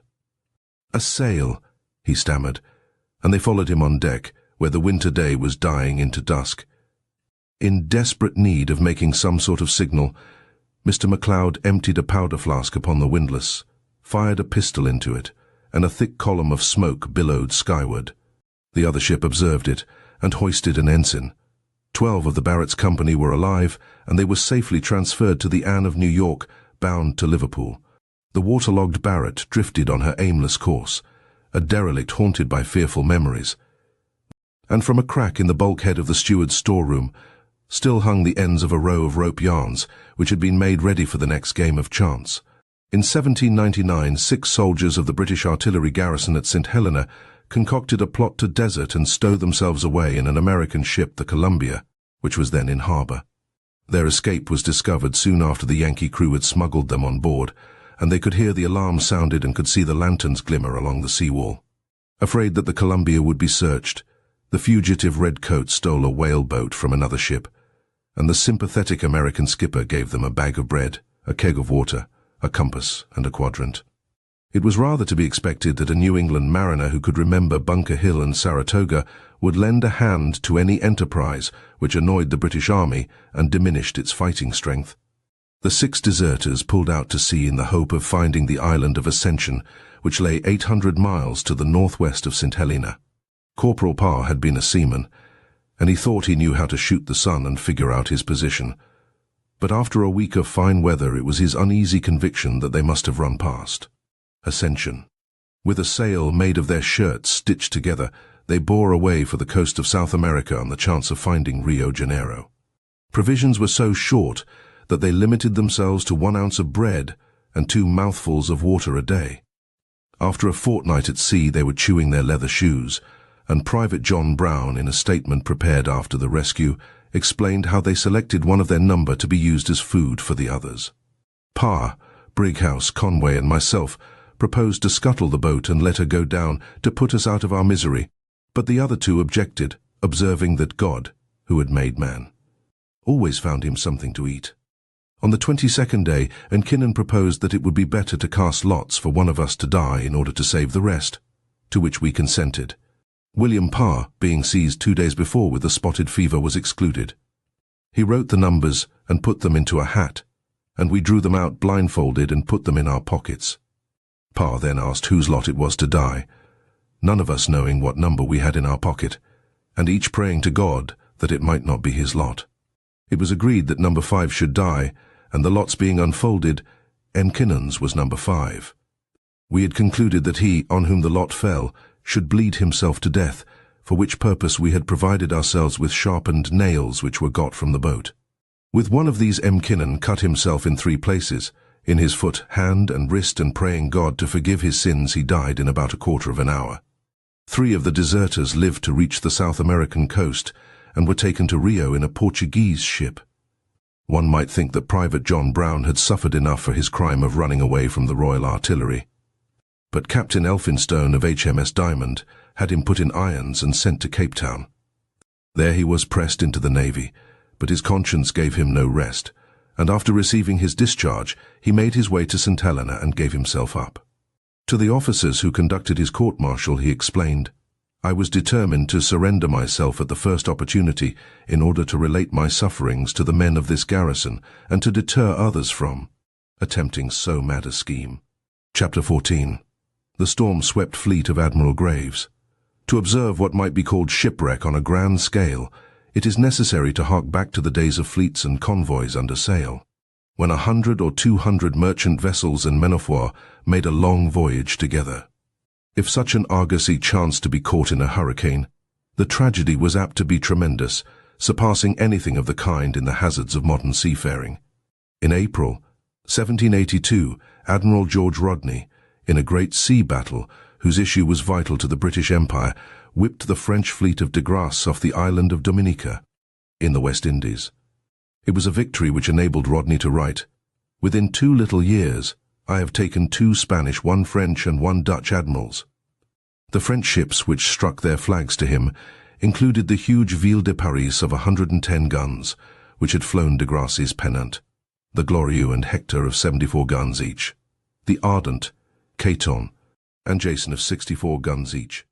As soon as these prizes could be repaired, they were ordered to sail for England, with several of the British ships of the line as an escort, and with them went more than 100 merchantmen from the West Indies. In command was Admiral Graves of Rodney's fleet, a sailor who was to prove himself as noble in misfortune as he had been lustrous in action. His ships were in no condition to encounter heavy weather, for the battle had pounded and shattered both antagonists, and refitting had to be done in makeshift fashion for lack of dockyards and material. British bluejackets and French prisoners were blithely willing, however, to run the risk of keeping afloat so long as they were homeward bound. The Ardent and the Jason came so near to sinking, even in smooth seas, that they had to be ordered back to Jamaica. But the rest of the fleet moved on until a few of the merchant ships parted company to steer for New York, leaving 93 sail in all to cross the Atlantic. The season was September, and strong gales blew from the eastward, which made it weary work thrashing into the head seas. 2 more of the crippled French men-of-war signalled that they were in distress, and the Admiral told them to bear away for Halifax. At length the wind shifted suddenly to the northward, and increased to a roaring storm. Foul weather had been expected, and from his flagship, the Ramillies, Admiral Graves warned the scattered fleet to close in and snug down. They came straggling in from the cloudy horizon, upper sails furled, decks streaming, until at sunset the anxious flock was within sight of the Shepherd, and the fluttering flags passed the word to make ready for the worst. The Ramillies, a majestic 74 gunship, was almost overwhelmed before daylight, mainmast gone by the board, all her upper spars splintered, rudder torn away, and the seas washing clean over her. The Admiral took it with unruffled courage, although he was flooded out of his cabin, and arrived on deck with 1 leg in his breeches and his boots in his hand. For all he knew, the ship was about to go to the bottom, but he ordered 2 of the lieutenants to examine into the state of the affairs below, and to keep a sufficient number of people at the pumps, while he himself and the captain kept the deck to encourage the men to clear away the wreckage which, by beating against the sides of the ship, had stripped off the copper sheathing and exposed the seams so much to the sea that the decayed oakum washed out, and the whole frame became at once exceedingly porous and leaky. The situation of the Ramillies seemed bad enough, but dawn disclosed other ships which were much worse off. Close to leeward was a large vessel, the Dutton, which had been a famous East Indiaman. She was lying flat upon her side, while the crew struggled to cut away the masts. Presently the naval lieutenant in command was seen to jump into the sea, which instantly obliterated him. A few of the crew slid one of the boats off the deck, and were whirled away in the foam and spray which soon engulfed them. Presently the ship dived under and was seen no more, and the last glimpse, as she miserably foundered, was the ensign hoisted Union down, which gleamed like a bit of flame. Of the 90-odd ships which had been seen in the convoy only a dozen hours earlier, no more than 20 could be counted. Some had been whirled away like chips before the storm, while others had gone down during the night and left no trace. Hull down was descried the Canada. The Centaur reeled far to windward, and the Glorieux was a distant hulk, all three of them dismasted and apparently sinking. Of these stout British men of war, only the Canada survived, and brought her people safely through. The Ville de Paris was still afloat and loomed lofty and almost uninjured, but a few hours later she filled and sank, carrying 800 men to the bottom with her. Of the merchantmen, not one within sight of the Ramillies had all her masts standing. They were almost helpless survivors, still battling for very existence. Admiral Graves had no intention of losing his flagship and his life without fighting in the last ditch. Long lines of sailors passed buckets to assist the labouring pumps, and storm sails were rigged upon the jagged stumps of the masts. The sturdy old Ramillies, with 6 feet of water in the hold, was somehow brought around before the wind and ran as fast as the merchant vessels that fled on each side of her.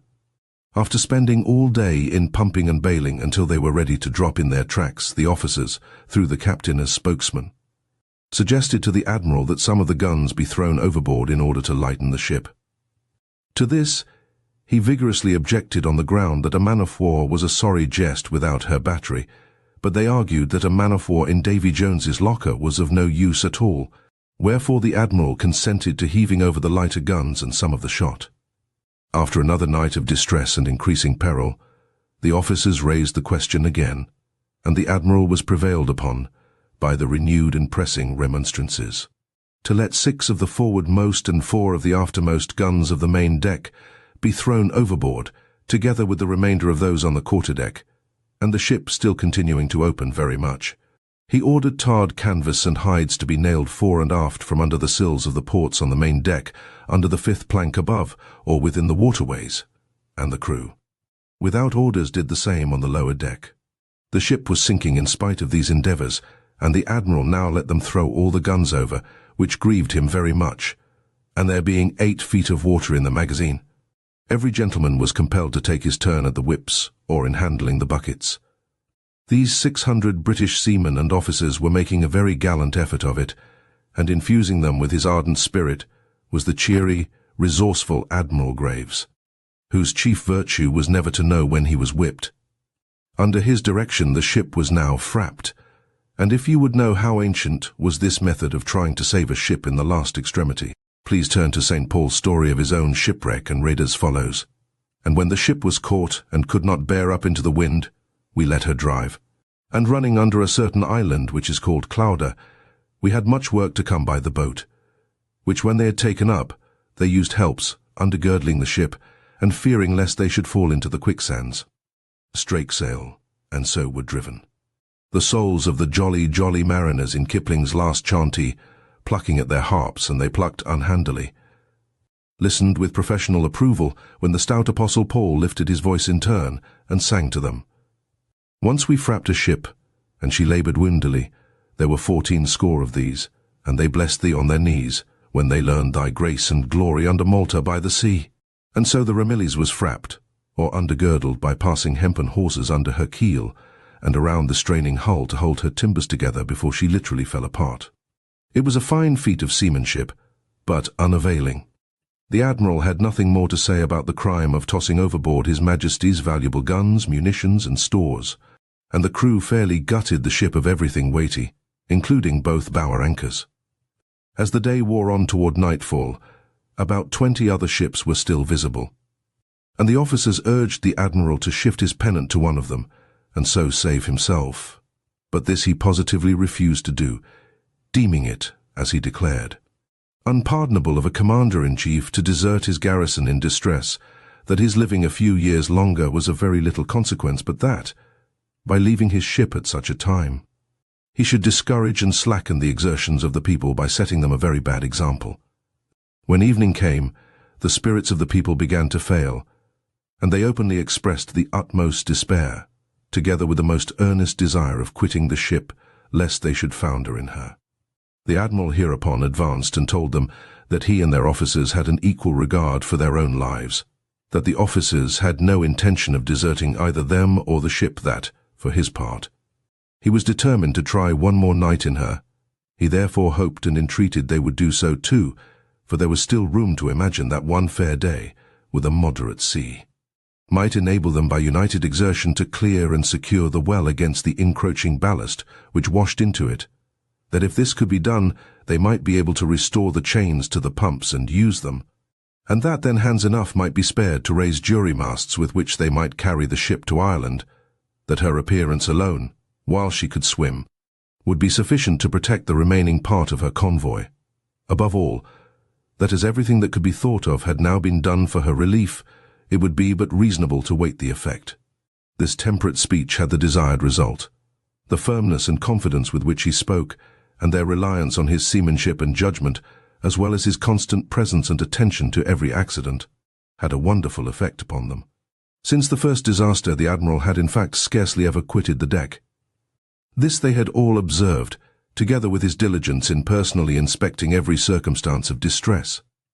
This simple picture of him portrays a fine figure of a man, of the sort who have created and fostered the spirit and traditions both of the British and the American naval services. In a sinking ship which had lost all her guns, he was still mindful of his duty of guarding the merchant convoy, or what was left of it, against any roving French or Spanish war vessels or privateers, and every fibre of him rebelled against deserting his ship as long as her flag flew above water.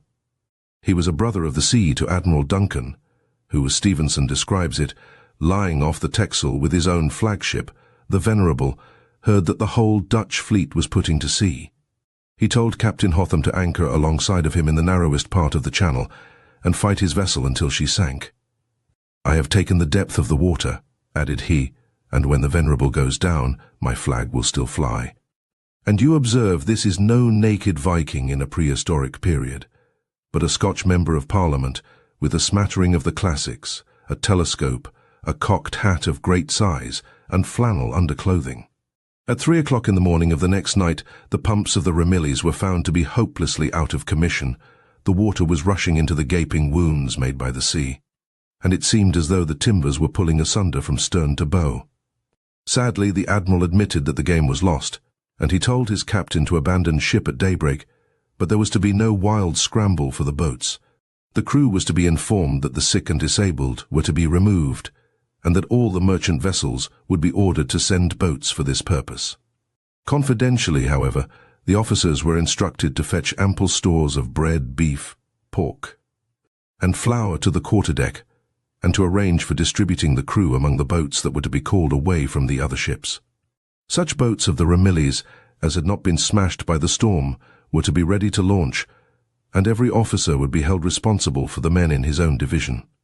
As soon as the invalids were safely out of the ship, the whole crew would be embarked in an orderly and deliberate manner. Accordingly, at dawn, the signal was made for the boats of the merchantmen, but nobody suspected what was to follow until the bread was entirely removed, and the sick gone.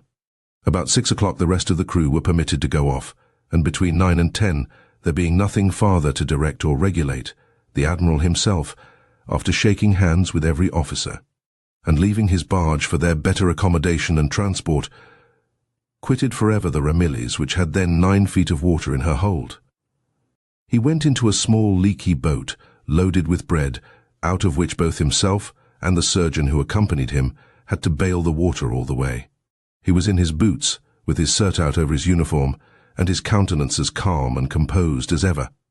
He had, at going off, left behind all his stock, wines, furniture, books, charts, A&C, which had cost him upwards of £1,000, being unwilling to employ even a single servant in saving or packing up what belonged to himself alone, in a time of such general calamity. or to appear to fare better in that respect than any of the crew. The Admiral rowed for the Belle, Captain Foster, being the first of the trading vessels that had borne up to the Ramillies the preceding night, and by his anxious humanity set such an example to his brother traders as had a powerful influence upon them, an influence which was generally followed by 16 other ships. 2 hours after the 600 men of the Ramillies had been taken off, the weather, which had moderated, became furious again. And during a whole week after that it would have been impossible to handle boats in the wicked seas. Admiral Graves had managed the weather as handsomely as he did his ship and her men, getting them away at precisely the right moment, and making a record for efficiency and resolution which must commend itself to every mariner, whether or not he happens to be a Britisher. On October 10th, the Belle safely carried the Admiral into Cork Harbour, where he hoisted his pennant aboard the frigate Myrmidon. The crew reached port in various ships, excepting a few who were bagged by French privateers, which swooped seaward at the news that the Great West India convoy had been dispersed by a storm. Of the other British men of war which went to the bottom, the story of the Centaur was reported by her commander, Captain Inglefield, who was one of the 13 survivors of a crew of more than 400 men. Whether or not he should have stayed with his hapless people and suffered the common fate is a difficult problem for a landsman to weigh, but the facts speak for themselves, and they afford opportunity to compare his behaviour with that of Admiral Graves of the Ramillies. Tried by an Admiralty court-martial, Captain Inglefield was honourably acquitted of all blame, and his official record is therefore without a stain. During the first night of the storm, the Centaur was thrown on her beam ends, and was to all appearances a capsized ship. The masts were cut away, and she righted suddenly. 3 guns broke adrift on the main deck, and the heavy round shot spilled out of the smashed lockers. There was a devil's game of bowls below, with these ponderous objects madly charging to and fro to the violent motion of the ship. Such a scene as Victor Hugo painted in a famous chapter of his 93. The bluejackets scrambled after these infernal guns, which could be subdued only by snaring them with ropes and tackles.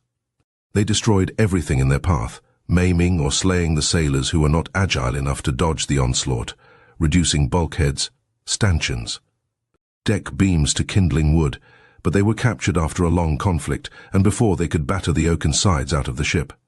There was a glimpse of hope in the early morning when the Ville de Paris was sighted 2 miles to windward. The storm had subsided, a sort of breathing spell between the outbreaks of terrific weather. The stately 3-decker of a Frenchman lifted all her masts against the foaming skyline and was even setting a topsail. Plunging her long rows of painted gun ports under, she climbed buoyantly to meet the next grey-backed comber, while the copper glinted almost to her keel as she wildly rolled and staggered. This captured flagship in which de Grasse, fresh from the triumph of Cornwallis's surrender at Yorktown, had confidently expected to crush Rodney and so sweep the seas of the New World for France, seemed to have been vouchsafed some peculiar respite by the god of storms. To those who beheld her from the drowning Centaur, the impression conveyed was the same as that reported by Admiral Graves, that she had miraculously come through unhurt, the only ship of this great fleet whose lofty spars still stood.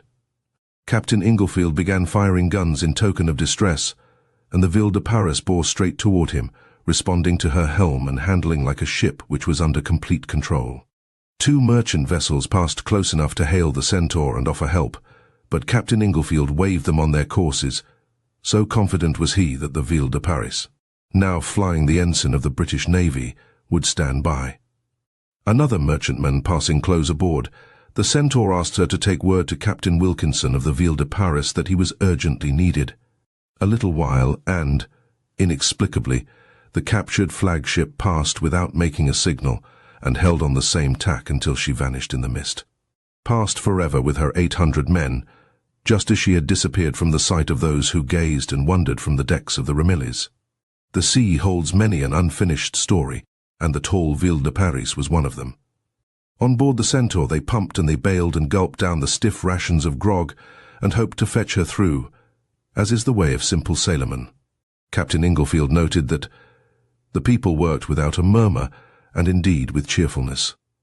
In 1782 men-of-warsmen were singing Dibdin's hearty sea-songs, which held sentiment enough to please a mariner's heart. And possibly the clattering beat of the chain pumps of the Centaur were timed to the chorus of blow high, blow low, and the gloomy, reeking main deck echoed the verses. And on that night when all the crew, the memory of their former lives o'erflowing cans of flip renew, and drink their sweethearts and their wives, I'll heave a sigh and think on thee. And, as the ship rolls through the sea, the burden of my song shall be blow high, blow low, let tempest tear the mainmast by the board. The Centaur was left on a lonely sea after the assistance of the crippled merchantmen had been courteously declined, and the Ville de Paris had so unaccountably sailed past.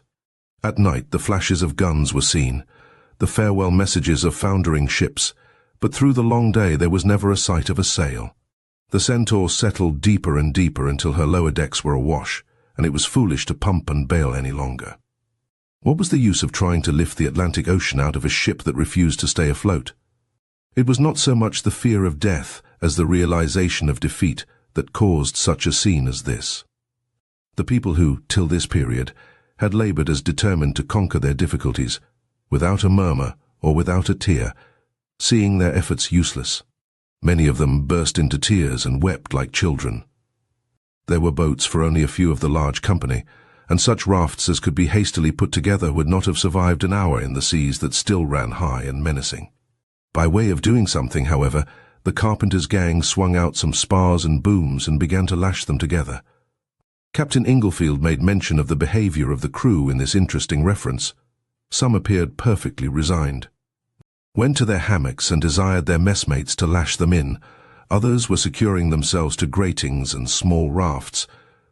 But the most predominant idea was that of putting on their best and cleanest clothes.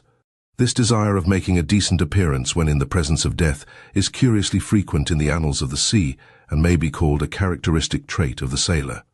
At random, two instances recur to mind.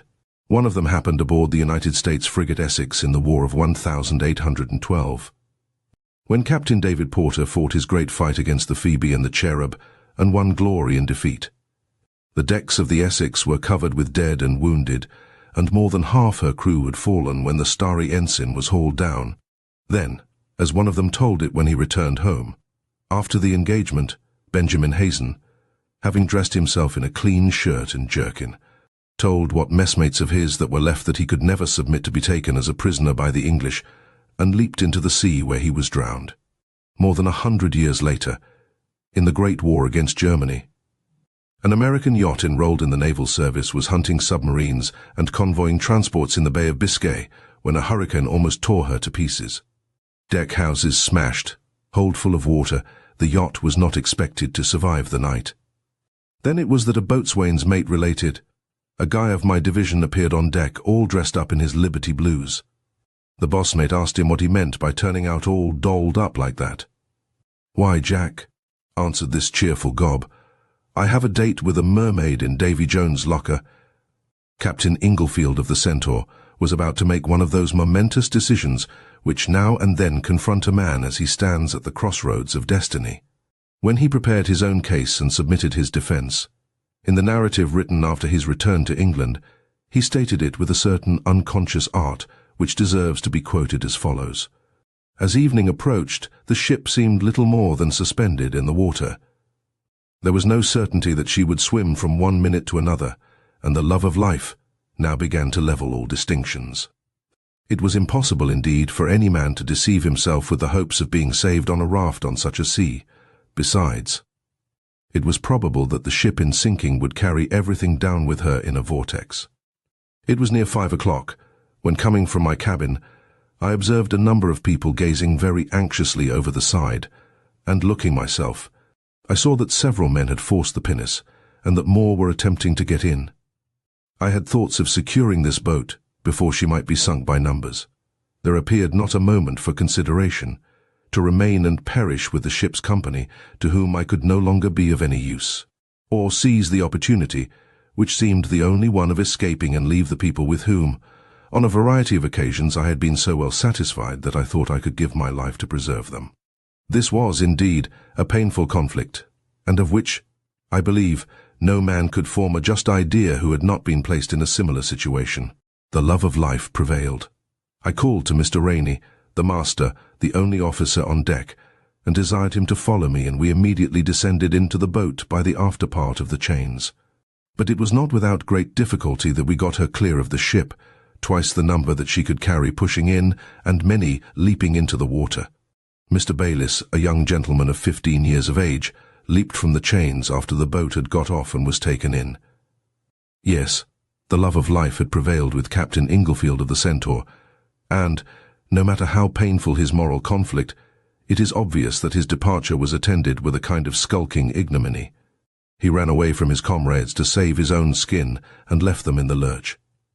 This is quixotic, perhaps, but are not all questions of honor more or less irrational? The captain's narrative makes no farther mention of the sinking Centaur. At 5 o'clock of a September afternoon in the North Atlantic, 2 hours of daylight remained, even in thick and cloudy weather. The 400 men aboard the ship could watch the pinnace as she scudded before the wind with a blanket stretched for a sail and her course laid for the Azores. I imagine they damned the soul of their captain in curses that were wrenched from the bottom of their hearts, instead of extenuating his conduct and wishing him luck. And presumably Captain Inglefield turned to gaze at the foundering man of war, with her people clustered on deck, or busied with the pitifully futile rafts. Nobody knows how much longer the Centaur floated. The time must have been mercifully brief. When she went under, every man on board was drowned. The captain expected sympathy, and you may offer him as much as you like when he relates of his voyage in the small boat. It was then that I became sensible how little, if anything, our condition was better than that of those who remained in the ship. At least it seemed to be only the prolongation of a miserable existence. We were altogether 12 in number, in a leaky boat, with one of the gunwales stove, in nearly the middle of the Western Ocean, without compass, quadrant, or sail, wanting greatcoat or cloak, all very thinly clothed, in a gale of wind and with a great sea running. On examining what means we had of subsistence, I found a bag of bread, a small ham, a single piece of pork, 2 quart bottles of water, and a few French cordials. They were 13 days adrift and suffered exceedingly, but only one man died of hunger and cold, and the others recovered their strength in the hospitable port of Fayal. These were the captain, the master, a young midshipman, a surgeon's mate, a coxswain, a quartermaster, and 5 seamen. Chapter 15. The brisk yarn of the Speedwell privateer. Captain George Shelvocke was one of many seamen adventurers unknown to fame, who sought a quick and bloody road to fortune by laying violent hands on the golden ingots in the Spanish galleons of Mexico and Peru. A state of war made this a lawful pastime for lawless men, and such were those that sailed from Plymouth on February 13, 1720, in the little armed ship Speedwell, bound out from England to South America with a privateering commission. She was of 200 tons burden, and there could have been no room to swing a cat by the tail, what with 18 6-pounders mounted between decks, a 14-oar launch stowed beneath the hatches, provisions for a long voyage, and a crew of 100 men. Most of these were landlubbers, wastrels of the taverns and the waterside, who were so terrified by the first gale of wind that 70 of them were resolved on bearing away for England to make a complaint against the ship. They alleged that she was so very crank that she would never be able to encounter a voyage to the South Seas. The fact that the 70 objectors were unanimously seasick delayed the mutiny, besides which Captain Shelvocke cogged to them. And he was a persuasive man whenever he used a pair of flint-lock pistols to make his meaning clear. With calmer weather, the 70 recalcitrants plucked up spirit to renew the argument, and went so far as to seize the helm and trim the yards on a course toward England. The captain was now seriously vexed. With a dozen officers behind him, he overruled the majority, tied 2 of them in the rigging, and ordered them handsomely flogged, and consented to forgive the others on promise of good behavior. Nevertheless, remarks a commentator, it occasioned him great uneasiness to find himself with a ship's company likely to occasion such trouble and vexation. The Speedwell almost foundered before she was a fortnight at sea, the pumps going, crew praying, and some of her provisions and gunpowder spoiled by salt water. But Captain George Shelvocke shoved her along for the South Sea, half a world away, and set it down as all in the day's work. Seafaring in the early 18th century was not a vocation for children or weaklings. Seeking harbour on the coast of Brazil to obtain wood and water, the Speedwell fell in with a French man-of-war whose commander and officers were invited aboard the privateer for dinner. The crew was inconsiderate enough to touch off another mutiny, which interrupted the pleasant party, but the French guests gallantly sailed into the ruction, and their swords assisted in restoring order, after which dinner was finished. Captain Shelvocke apologized for the behavior of his crew, and explained that it was the source of melancholy reflection that he, who had been an officer 30 years in the service, should now be continually harassed by the mutiny of turbulent people. Most of them were for deserting, but he rounded them up ashore and clubbed them into the boats, and the Speedwell sailed to dare the Cape Horn passage. Illustration: the brig Olinda of Salem, built in 1825 from the original by Francois Roux of Marseille, in the Marine Room, Peabody Museum, Salem. For 2 long months she was beating off Terra del Fuego and fighting her way into the Pacific, spars and rigging sheathed in ice, the landlubbers benumbed and useless, deck swept by the Cape Horn combers. But Captain George Shelvocke had never a thought in his head of putting back and quitting the golden adventure.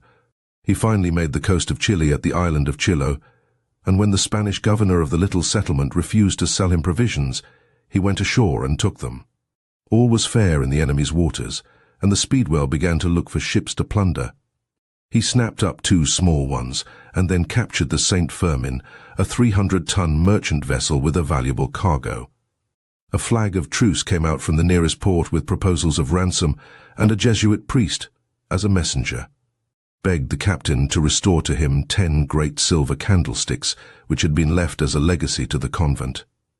The bargaining came to naught, and the booty was sold to the crew at an auction before the mast, after which the ship was burned. The Speedwell next captured the town of Pater, and put the torch to it after the governor had refused to contribute 10,000 pieces of 8. While the crew was ashore, a heavily armed ship came sailing in, and the flag at her yard proclaimed that a Spanish admiral was in command. In the privateer were left only the sailing master, Mr. Coldsea, and 9 men. But they served the guns with so much energy that the admiral cleared for action and reckoned he had met up with a tough antagonist. While they were banging away at each other, Captain Shelvocke was hustling his men into the boats and pulling off from shore. But before they had reached their own ship, the Spanish admiral had ranged within pistol shot and was letting go his broadside. The situation was ticklish in the extreme, but the narrative explains it quite calmly. Captain Shelvocke then cut his cable.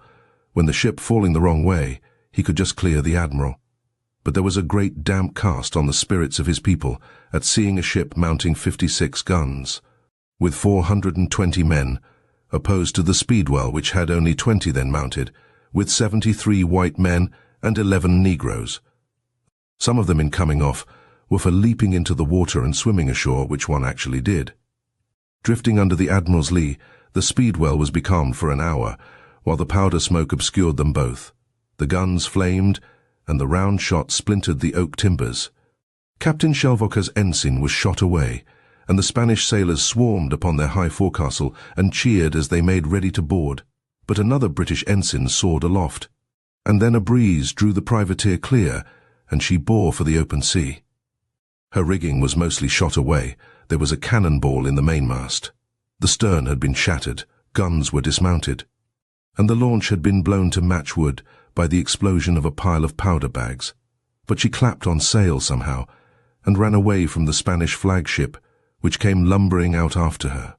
The Speedwell was chased next day by another man-of-war, but dodged after nightfall by means of the expedient of setting a lighted lantern adrift in a tub, and so deluding the enemy. It was the sensible conclusion of Captain Shelvocke that there might be better hunting on the coast of Mexico. South American waters seemed to be rather uncomfortable for gentlemen adventurers. The privateer stood away for the island of Juan Fernandez to refit and rest her crew.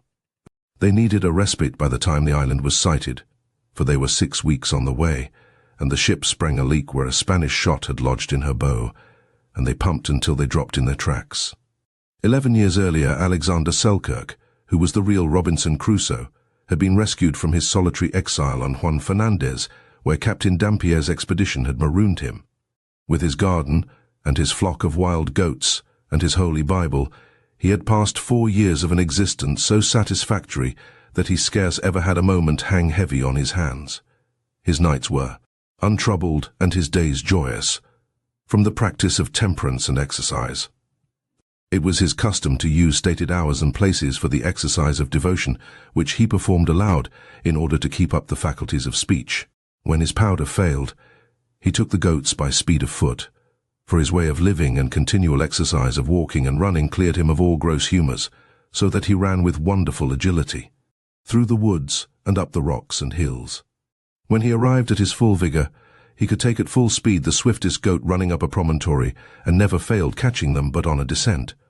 The precaution he took against want, in case of sickness and not being able to go abroad, was to lame kids when very young, so that they might recover their health, but never be capable of speed. These he kept in great numbers about his habitation, and taught several of them and his cats to dance, and sometimes, to divert himself, he used to sing and dance with them.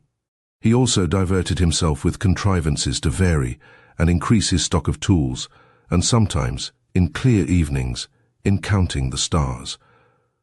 So beneficial were the results that it might have improved the morals and the manners of Alexander Selkirk's shipmates if they had been marooned with him.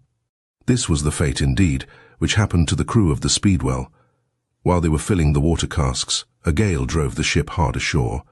The disaster came so suddenly that their surprise at this unexpected event is not to be described, and in a very few minutes the ship was full of water and almost everything destroyed. All the people, however, except one man, were saved. As was to be expected, Captain George Shelvocker proceeded to make the best of it.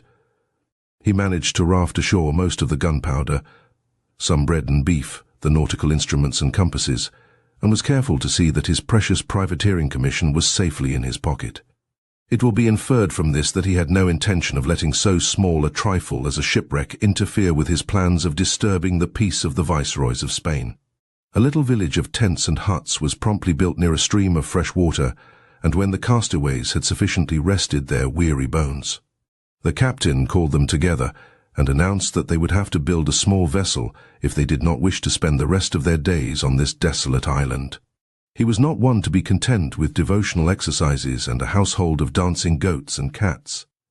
His crew replied that they were anxious to build some sort of craft if he would show them how, and accordingly they pulled the wreck of the Speedwell apart and piled the timbers on the beach. Keel blocks were set up, and they began to put together what they called a bark.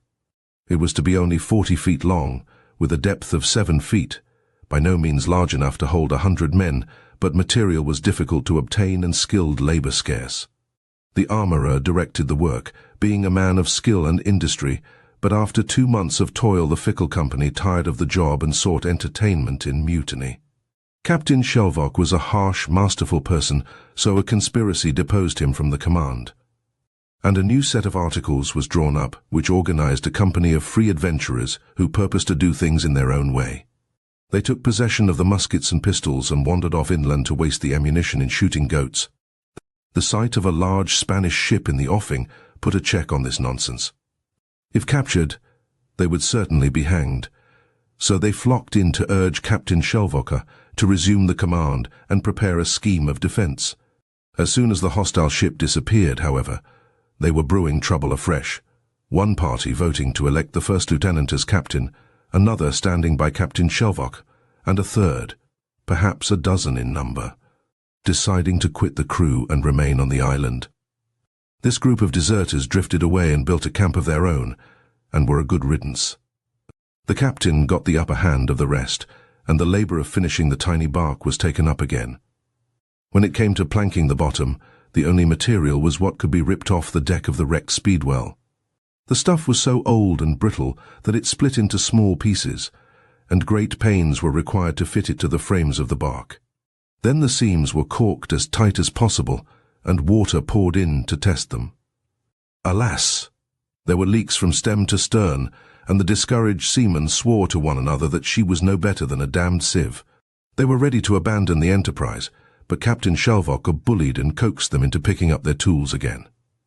They patched and caulked and tinkered until it was agreed that the bark might possibly be kept afloat.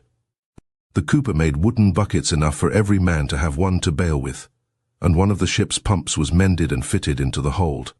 2 masts were set up and rigged, canvas patched for sails, and a launching day set to catch the spring tide of October. Meanwhile, the cooper was getting casks ready for provisions. These consisted of 2,000 conger eels, which had been dried in smoke, seal oil to fry them in, 1 cask of beef, 5 or 6 of flour, and half a dozen live hogs.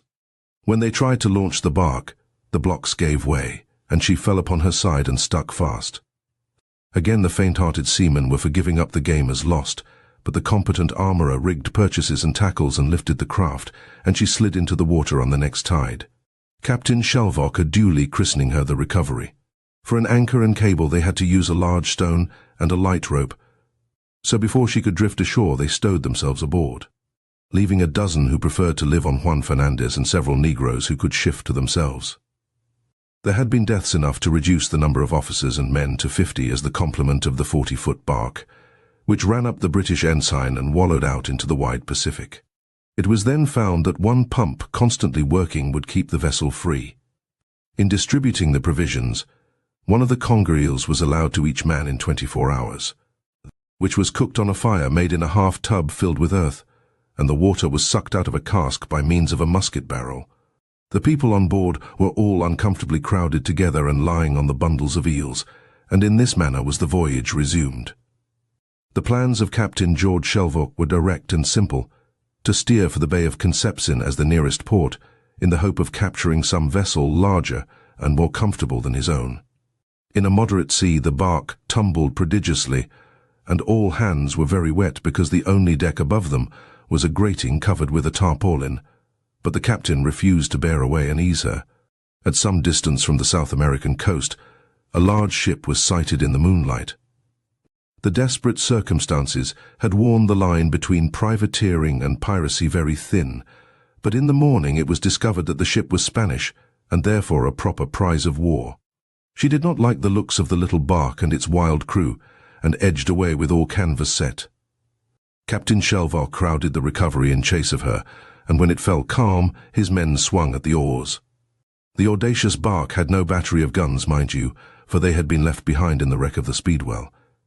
One small cannon had been hoisted aboard, but the men were unable to mount it, and were therefore obliged to let it lie on deck and fire it, jumping clear of the recoil and hitching it fast with hawsers to prevent it from hopping over the side. For ammunition they had 2 round shot, a few chain bolts and bolt heads, the clapper of the Speedwell's brass bell, and some bags of stones which had been gathered on the beach. It appeared that they would have to carry the big Spanish ship by boarding her, if they could fetch close enough alongside, though they were also in a very bad way for small arms. A third of the muskets lacked flints, and there were only 3 cutlasses in the crew. Captain Shelvocke ignored these odds, and held on after the ship until a 4-hour chase brought him within a few hundred feet of her, so near that the Spanish sailors could be heard calling them English dogs and defying them to come on board. Along with the curses flew a volley of great and small shot, which killed the Recovery's gunner and almost carried away her foremast. So warm a reception staggered many of Captain Shelvocke's men, and those who before seemed the most forward now lay upon their oars, insomuch that he had difficulty to make them keep their way. But recovering themselves, they rowed up and engaged the enemy until all their small shot was expended, which done they fell astern to whittle more leaden slugs. In this manner they made 3 attempts, all equally unsuccessful, and they found it impossible to board the ship. She was so lofty, especially from the want of pistols and cutlasses, which are the only weapons for close fighting.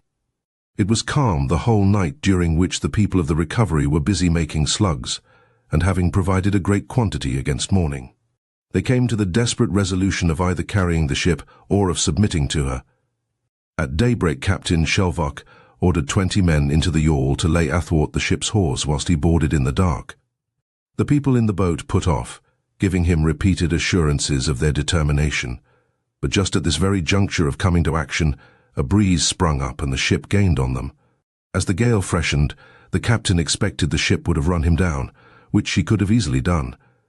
However, she bore away, probably for some port on the coast, Valparaiso or Coquimbo.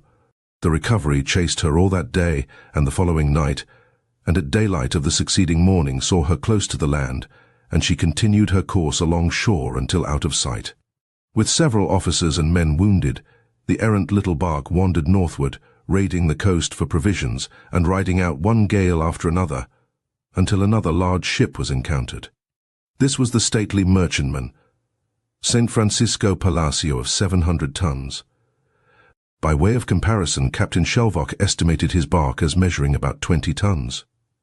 The Recovery rowed up to her in a calm and fought her for 6 hours, when the sea roughened and there was no hope of closing in.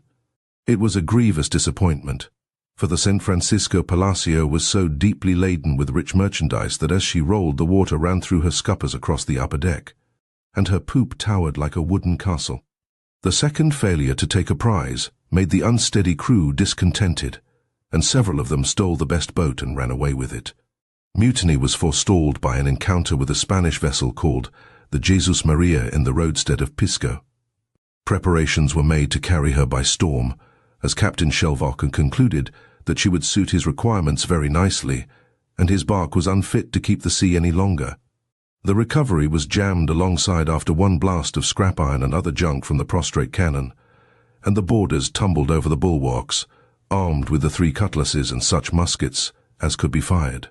The Spanish captain and his officers had no stomach to resist such stubborn visitors as these. Doffing their hats, they bowed low and asked for quarter, which Captain Shelvocke was graciously pleased to grant. The Jesus Maria was found to be laden with pitch, tar, copper and plank, and her captain offered to ransom her for $16,000. Captain Shelvocke needed the ship more than he did the money, so he transferred his crew to the stout Jesus Maria and bundled the Spaniards into the Recovery and wished them the best of luck. The shipwreck at Juan Fernandez and all the other misfortunes were forgotten. The adventurers were in as good a ship as the lost Speedwell, and needed only more guns to make a first-class fighting privateer of her.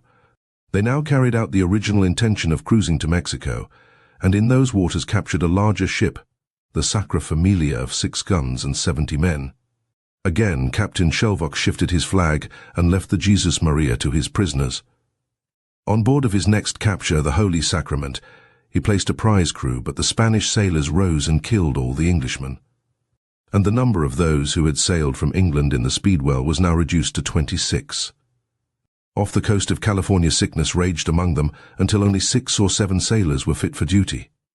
Then Captain Shelvocke did the boldest thing of his career, sailing the Holy Sacrament all the way across the Pacific until he reached the China coast and found refuge in the harbor of Macau. Then this short-handed crew worked the battered ship to Canton, where the captains of the East Indiamen expressed their amazement at the ragged sails, the feeble, sea-worn men, and the voyage they had made. Captain George Shelvocke, by this feat alone, enrolled himself among the great navigators of the 18th century. He had found no Spanish galleons to plunder, and his adventure was a failure, but as a master of men and circumstances he had won a singular success. He saw that his few men were safely embarked in an East Indiaman bound to London, and after a vacation in Canton he too went home as a passenger, completing a journey around the globe. 3.5 years had passed since he sailed from Plymouth in the Speedwell, with a mutinous crew of landlubbers and high hopes of glittering fortune. Almost every officer had died, including the sailing master, the first lieutenant, the gunner, the armourer, and the carpenter, and of the original company, 100 strong. No more than a dozen saw England again. Nothing more is known of the seafaring career of Captain Shelvocke, but he was no man to idle on a quay or loaf in a taproom, and it is safe to say that he lived other stories that would be vastly entertaining. Chapter 16. Luckless seamen long in exile. Robinson Crusoe recoiling from the discovery of the footprint in the sand is what Stevenson calls one of the epoch-making scenes in all romantic literature, to be compared with Achilles shouting over against the Trojans, Ulysses bending the great bow, and Christian running with his fingers in his ears. There is, nevertheless, among the true stories of seafaring adventure at least one scene which is not unworthy of mention in the same breath with the culminating moment of Robinson Crusoe. This occurred when Peter Serrano encountered the other castaway on a desert island off the coast of Chile. It was in the early days of Spanish exploration and settlement on the South American coasts when this sailor, Peter Serrano, was wrecked, and saved himself by swimming ashore while the rest of the crew were drowned. He crawled out upon an island so dismally barren that it had neither water, wood, nor grass, and not a bit of wreckage was washed ashore with him, no provisions, no timbers with which to build a boat. In short, Peter Serrano had absolutely none of the resources of the shipwrecks of fiction. When the huge sea turtles crawled up on the sand, he threw them over upon their backs and cut their throats with his sheath knife. The blood he drank, and the flesh was eaten raw or dried in the blazing sun. Other distressed mariners have thanked God for this same food, and it may explain to the landsman why a ship is said to turn turtle when she capsizes. Peter Serrano, who was cast ashore with only his ready wits and his sheath knife, scraped out the shells of these great turtles and used them to catch water when the heavy rains fell. He was therefore provided with food and drink, and shelter was the next essential. There were fragments of plank from ships which had been lost among these shoals, but they were small and rotten and good for nothing but firewood. Peter made himself a little roof of turtle shells large enough to crawl under, but the heat of the sun so tormented him that he had to take a cool dip in the salt water several times a day. However, he had organized himself for the struggle for existence and was now determined to find some method of making fire. How he succeeded was described by his biographer, Garcilaso de la Vega, and translated into English 150 years ago. Considering on this invention, for seamen are much more ingenious in all times of extremity than men bred at land, he searched everywhere to find out a couple of hard pebbles instead of flints, his knife serving in the place of a steel. But the island being covered all over with a dead sand and no stone appearing.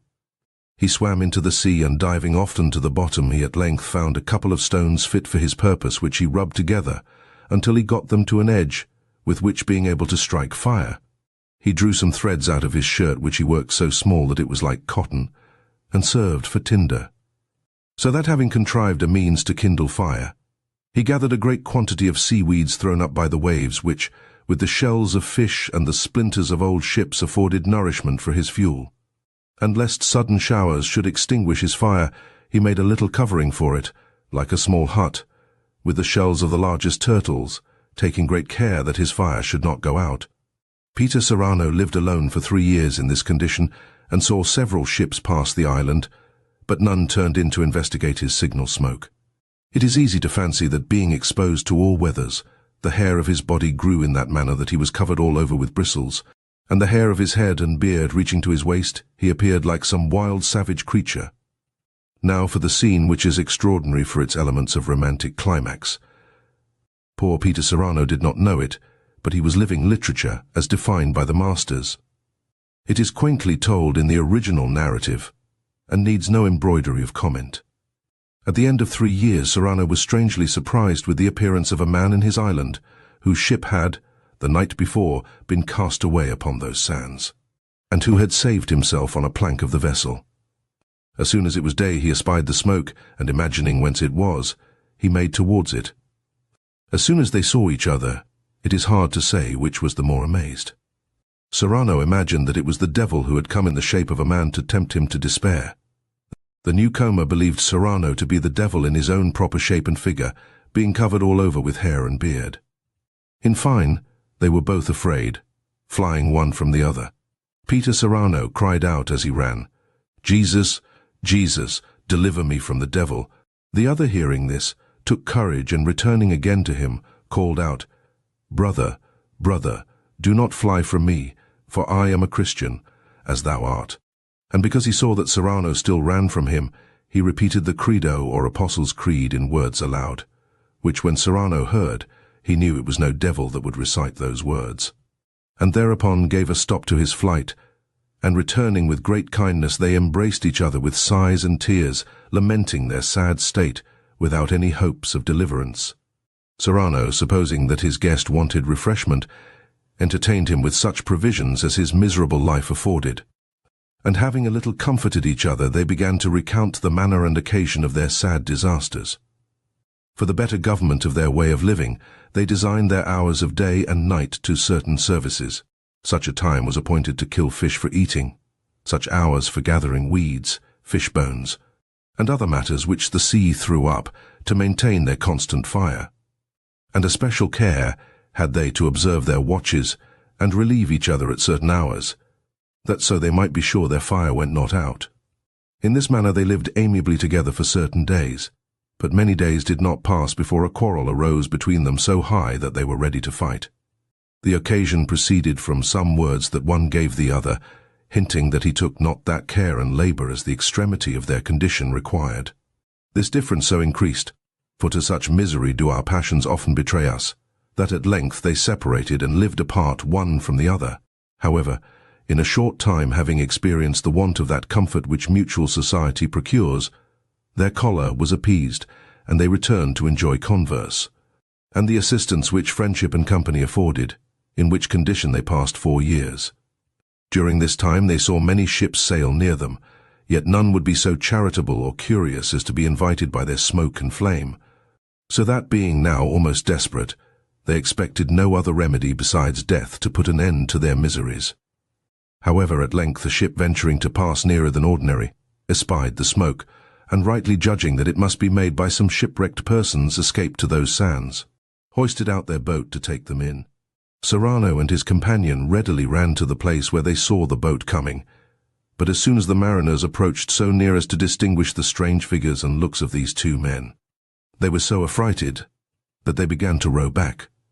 But the poor men cried out, and that they might believe them not to be devils or evil spirits, they rehearsed the creed and called aloud the name of Jesus, with which words the mariners returned, took them into the boat and carried them to the ship, to the great wonder of all present, who with admiration beheld their hairy shapes, not like men but beasts, and with singular pleasure heard them relate the story of their past misfortunes. The companion died in his voyage to Spain, but Serrano lived to come thither, from whence he travelled into Germany, where the Emperor, Charles V., then resided, all which time he nourished his hair and beard to serve as an evidence and proof of his past life. Wheresoever he came the people pressed, as to a sight, to see him for money. Persons of quality, having the same curiosity, gave him sufficient to defray his charges, and his imperial majesty, having seen him and heard his discourses, bestowed a rent upon him of 4,000 pieces of 8 a year, which make 4,800 ducats in Peru. Alas, while going to take possession of this income, Peter Serrano died at Panama and had no farther enjoyment of it. This Spanish sailor of long ago deserved to enjoy those golden ducats, and it was a most unkindly twist of fate that snuffed his candle out. He was more fortunate, however, than most shipwrecked seamen, who have been thankful to find a shirt to their backs and the chance to sign on for another voyage when they set foot in port again. 7 years on a desert island was a long, long exile for Peter Serrano, but he saw home much sooner than the luckless Dutchmen of the Sparrowhawk, who were cast away on an island off the coast of Korea in the year of 1653. 12 years later, a few survivors gazed once more on the quays and docks of Amsterdam, but meanwhile they were making history. These were the first men who ever carried to Europe a description of the hermit kingdom of Korea and its queer slipshod people in dirty white clothes, a nation sealed up as tight as a bottle which had drowsed unchanged through 1,000 years. Japan was not wholly barred to foreigners even then, for the Dutch East India Company was permitted to send 2 ships a year to Nagasaki and to maintain a trading post in that harbour. It was a privilege denied all other nations, and for 2 centuries the Dutch enjoyed this singular commercial monopoly. The Koreans, however, refused to have any intercourse with the European world, and seamen wrecked on that coast were compelled to spend the rest of their lives there as slaves and captives. This was why the story told by Henry Hamel, the purser of the Sparrowhawk, aroused such a vast amount of interest when he reappeared with 7 shipmates after escaping to Japan. The vessel flew the flag of the Dutch East India Company and sailed from Batavia with a crew of 64 men, under orders to drop a new Dutch governor at the island of Formosa. This castellated ark of a 17th-century merchantman safely completed this leg of her voyage, and was then sent to Japan to pick up a cargo of copper, silk, camphor, porcelain, and bronze.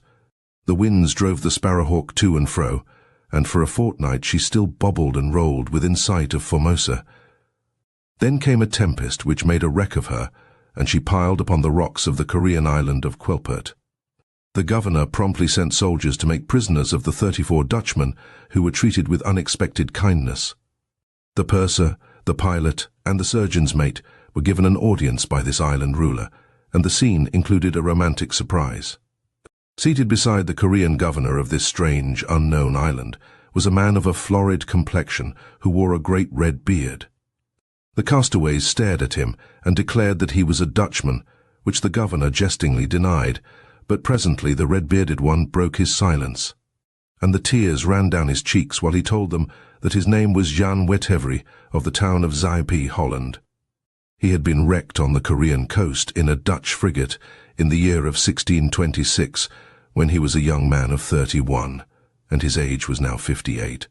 27 years had he been held in Korea, and no word respecting the fate of his ship had ever gone back to Holland. 2 shipmates had been saved with him, Theodore Gerard and Jan Peiters, but they were long since dead. Both had been killed 17 years before this while fighting in the Korean army against a Tartar invasion. Often had he besought the King of Korea, sighed this red-bearded sailor Jan Wetevry, that he might go to Japan and join his countrymen at Nagasaki. But all the answer he could get from that prince was an assurance that he should never go excepting he had wings to fly thither, that it was the custom of the country to detain all strangers, but not to suffer them to want anything, and that they would be supplied with clothing and food during their lives. Jan Wetevry found difficulty in speaking his own tongue when he attempted to tell his story to these seamen of the Sparrowhawk, for in 17 years he had heard no other language than Korean. The friendly governor of Quelpert was succeeded by an unpleasant old tyrant who made life so uncomfortable that the stubborn Dutchman resolved to escape to Japan, sink or swim. The pilot and 6 sailors stole a junk, but luck was against them. The rotten mast went over the side as they were sailing out to sea, and so they were carried back for punishment. Their hands were tied to a heavy log of wood, and they had to lie in a row flat upon their stomachs, while a sturdy Korean jailer flailed them with a heavy cudgel. 25 blows each upon that part of a Dutchman's back where his baggy breeches were the most voluminous. So cruel was this chastisement that several of them lay a month in bed. So long as they were content to submit to circumstances, the Koreans were inclined to treat them with a certain good humor and toleration. After several months they were conveyed to the mainland and lodged in the capital city, where the king had his palace. He enrolled them in his bodyguard, and they received wages of 70 measures of rice per month. Armed with muskets, they drilled under the command of Jan Wetevry. Henry Hamel, the purser, relates, "Curiosity induced most of the great men belonging to the court to invite them to dinner, that they might enjoy the satisfaction of seeing them perform the military exercises and dance in the Dutch manner. The women and children were still more impatient to see them, a report having been propagated that they were monsters of deformity, and that in order to drink they were obliged to fasten their noses behind their ears. Their astonishment, however, was so much the greater when they saw that they were handsomer and much more stalwart than the natives of the country. The whiteness of their complexion was particularly admired. The crowds that flocked about them were so great that during the first days they could scarcely pass through the streets or enjoy a moment's rest in their huts. At length, the general was obliged to check this curiosity by forbidding any one to approach their lodgings without his permission. For some reason the Dutch company of musketeers was mustered out of this service after a year or so, and they were more or less turned adrift and scattered, always under the vigilant eyes of provincial governors or other officials. Sometimes they loafed, and again they worked for their board or begged their way from one village to another, and were entertained by the peasantry, who never ceased to wonder at them. Once an ugly-tempered governor refused to give them clothing and said they might starve for all he cared. But the account was handsomely squared, for he held his dignity only 4 months. And being accused of having condemned to death several persons of different ranks on insufficient grounds, he was sentenced by the king to receive 90 strokes on the shin bones and to be banished for life. Towards the end of this year a comet appeared.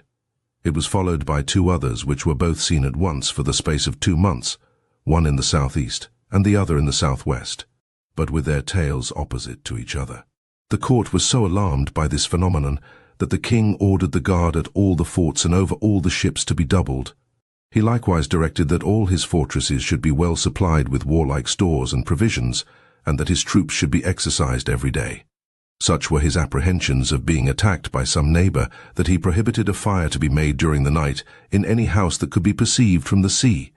The same phenomena had been seen when the Tartars ravaged the country, and it was recollected that similar signs had been observed previous to the war carried on by the Japanese against Korea. The inhabitants never met the Dutch sailors without asking them what people thought of comets in their country. Conformably to the idea prevalent in Europe, the Dutch replied that comets prognosticated some terrible disaster, as pestilence, war, or famine, and sometimes all three calamities together. At the end of 12 years of this forlorn exile, 8 of the crew of the Sparrowhawk succeeded in stealing away from Korea in a staunch seagoing junk. 8 others of the 36 officers and men were still alive, but they had to be left behind.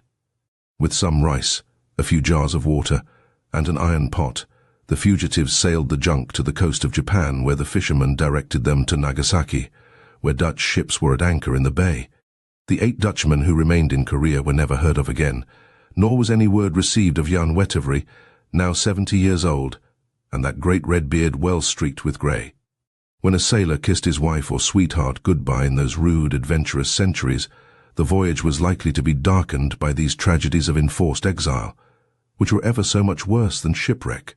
Quite typical of its era was the fate of the crew of the English privateer Inspector when foul weather set her ashore near Tangier in the year of 1746. Incidentally, the narrative of the experience of these 87 survivors conveys certain vivid impressions of an emperor of Morocco, Zine el Abidin, and of his amazing contempt for the Christian powers of Europe and their supine submission to his ruthless dictates. This was in accordance with the attitude of centuries, during which the treatment of foreign envoys in Morocco was profoundly humiliating, and the gifts they brought were regarded in the light of tribute. Indeed, it was not until 1900s that the custom of mounted sultans under umbrellas receiving ambassadors on foot and bareheaded was abolished. While from the European point of view, the pirates of the Barbary coast were a bloodthirsty set of robbers. In the eyes of the Moors, they were religious warriors for the faith who had volunteered to punish the Nazarenes for rejecting Muhammad. And it is difficult to realize the honor in which their memory is held save by comparison with that of the Crusaders, in which the positions were exactly reversed. The varying influences of the different European states could be gauged at first by the prices they were compelled to pay to ransom their captive subjects, and later by the annual tribute which they were willing to present to protect their vessels. Some countries continued the payment well into the 19th century, although the slavery of Christians in Morocco had been abolished by treaty in 1814. The privateer Inspector, commanded by Captain Richard Veal, sailed from the Downs on a cruise with 205 hands. After taking 2 prizes, she entered the Strait of Gibraltar, where a brisk gale of wind opened her seams, and it was a case of founder or run for the nearest beach. A treaty which had been signed by the Emperor of Morocco and the British government inspired the hope of a humane reception in Tangier. More than 100 of the privateersmen were drowned when the Inspector drove against the rocky coast, and the rest of them, wounded, half-naked and exhausted, were discovered by the Moors, who threw them into a loathsome jail of Tangier. The British consul, Mr. Pettigrew, arrived from Gibraltar in HMS Phoenix a few days later and opened negotiations which resulted in the release of the captain, his 3 lieutenants, and the officer of Marines. As for the others, the consul was tartly informed that they could rot in slavery until the British government discharged an old debt claimed by the Emperor of Morocco for captives redeemed 17 years before.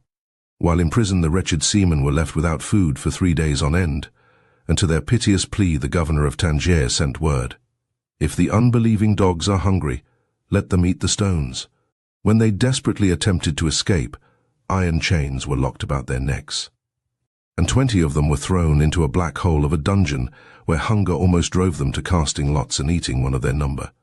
2 sheep were thrown to them, however, which they instantly devoured raw.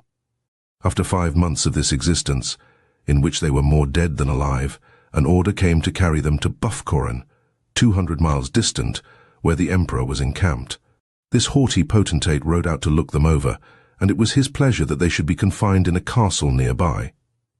It pleased them greatly when, after a little while, the same governor of Tangier who had abused them so frightfully was dragged into the castle, along with his household of officials.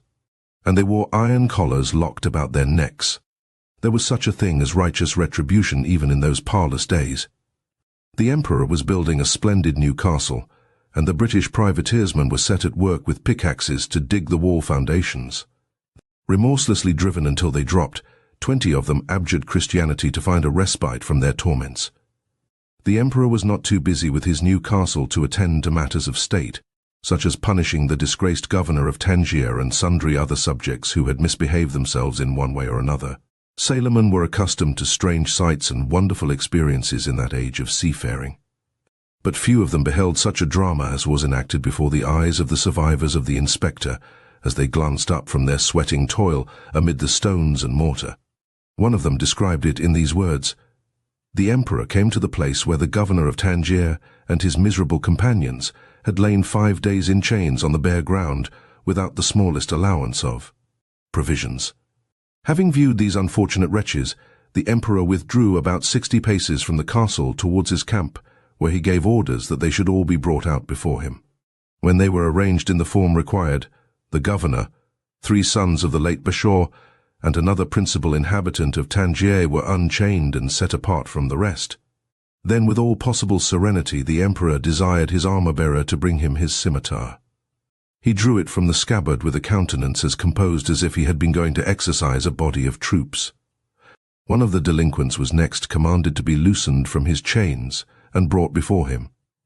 The unhappy man, aware of his approaching fate, fell prostrate and with tears implored mercy. All entreaties were vain, for the Emperor, without regarding them, exclaimed, 'In the name of God,' and with one blow struck off his head. This done, he returned his scimitar to the armor-bearer with orders for him and his assistants to follow the same example, and retiring a short way off, stood to see his orders executed. In this manner were no less than 330 victims massacred to glut his diabolical vengeance. The governor of Tangier, the 3 sons of the late Ashore, and the other person who were freed of their chains to be spectators of the slaughter, were petrified with horror at the sight and full of apprehension that they were reserved for sufferings more severe. At length, the Emperor, approaching them, warned them of the spectacle they beheld, and advised them to take care that his affairs be properly administered at Tangier in future.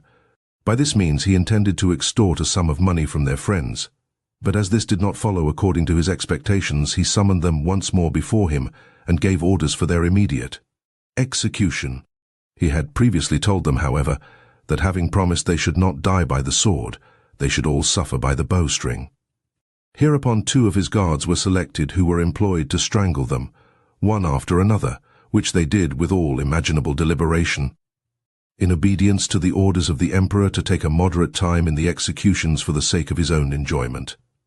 And notwithstanding the small number of victims, it occupied 2 hours.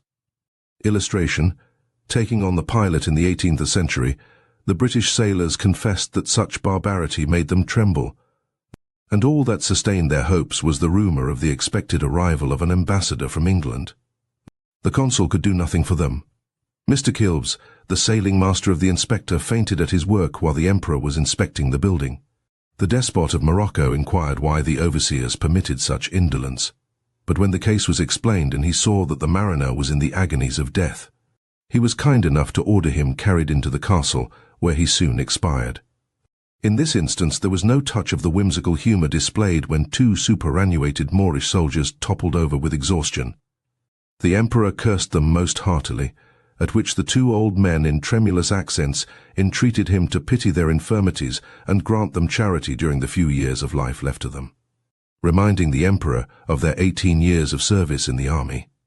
To this plea their ruler amiably replied that he could perceive their inability to labour any longer, and it was therefore his duty to protect them against the evils of old age and poverty. He therefore graciously ordered that they both be shot through the head without more ado. After a year of captivity, the sailors were taken to Fez to toil on another pretentious fortress. Their keepers abused them without mercy, and a midshipman of the privateer, Mr. Nelson, took his life in his hands and complained to the Emperor. Such boldness won the tyrant's favour, and he asked what the grievances were. The midshipman showed a heavy stick of wood with which one of the keepers had beaten the men of the Inspector, because they sang some songs during the night to keep their spirits up. "Fetch me 4 sticks of that same size, and let them be good ones," commanded His Majesty Zin al-Adbin. "Also drag that wicked keeper before me." The whole company of British seamen was also ordered into the royal presence, and 4 of the most stalwart were selected and told to take the sticks and break them on the keeper's bones. The victim was stretched on the ground, and the incensed mariners flogged him with great enthusiasm, while the Emperor encouraged them to make a thorough job of it or have their own bones broken. The guards carted away what was left of the keeper, and he died an hour later.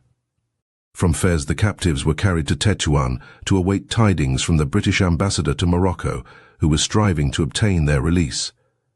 At parting with their black overseer, he made the logical remark, "Now I have no more to do with you, and if ever you catch me in your country, I expect no better usage than you have had here." The negotiations moved haltingly while the sailors waited in prison in Tetuan.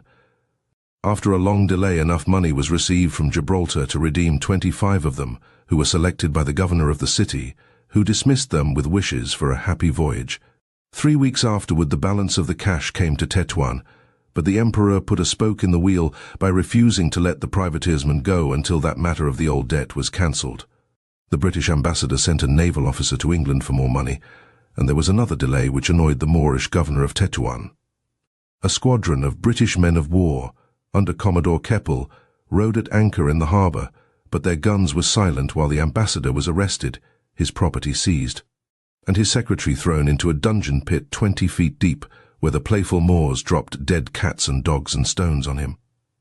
It could scarcely be said that Britannia rules the waves that wash the shores of Morocco.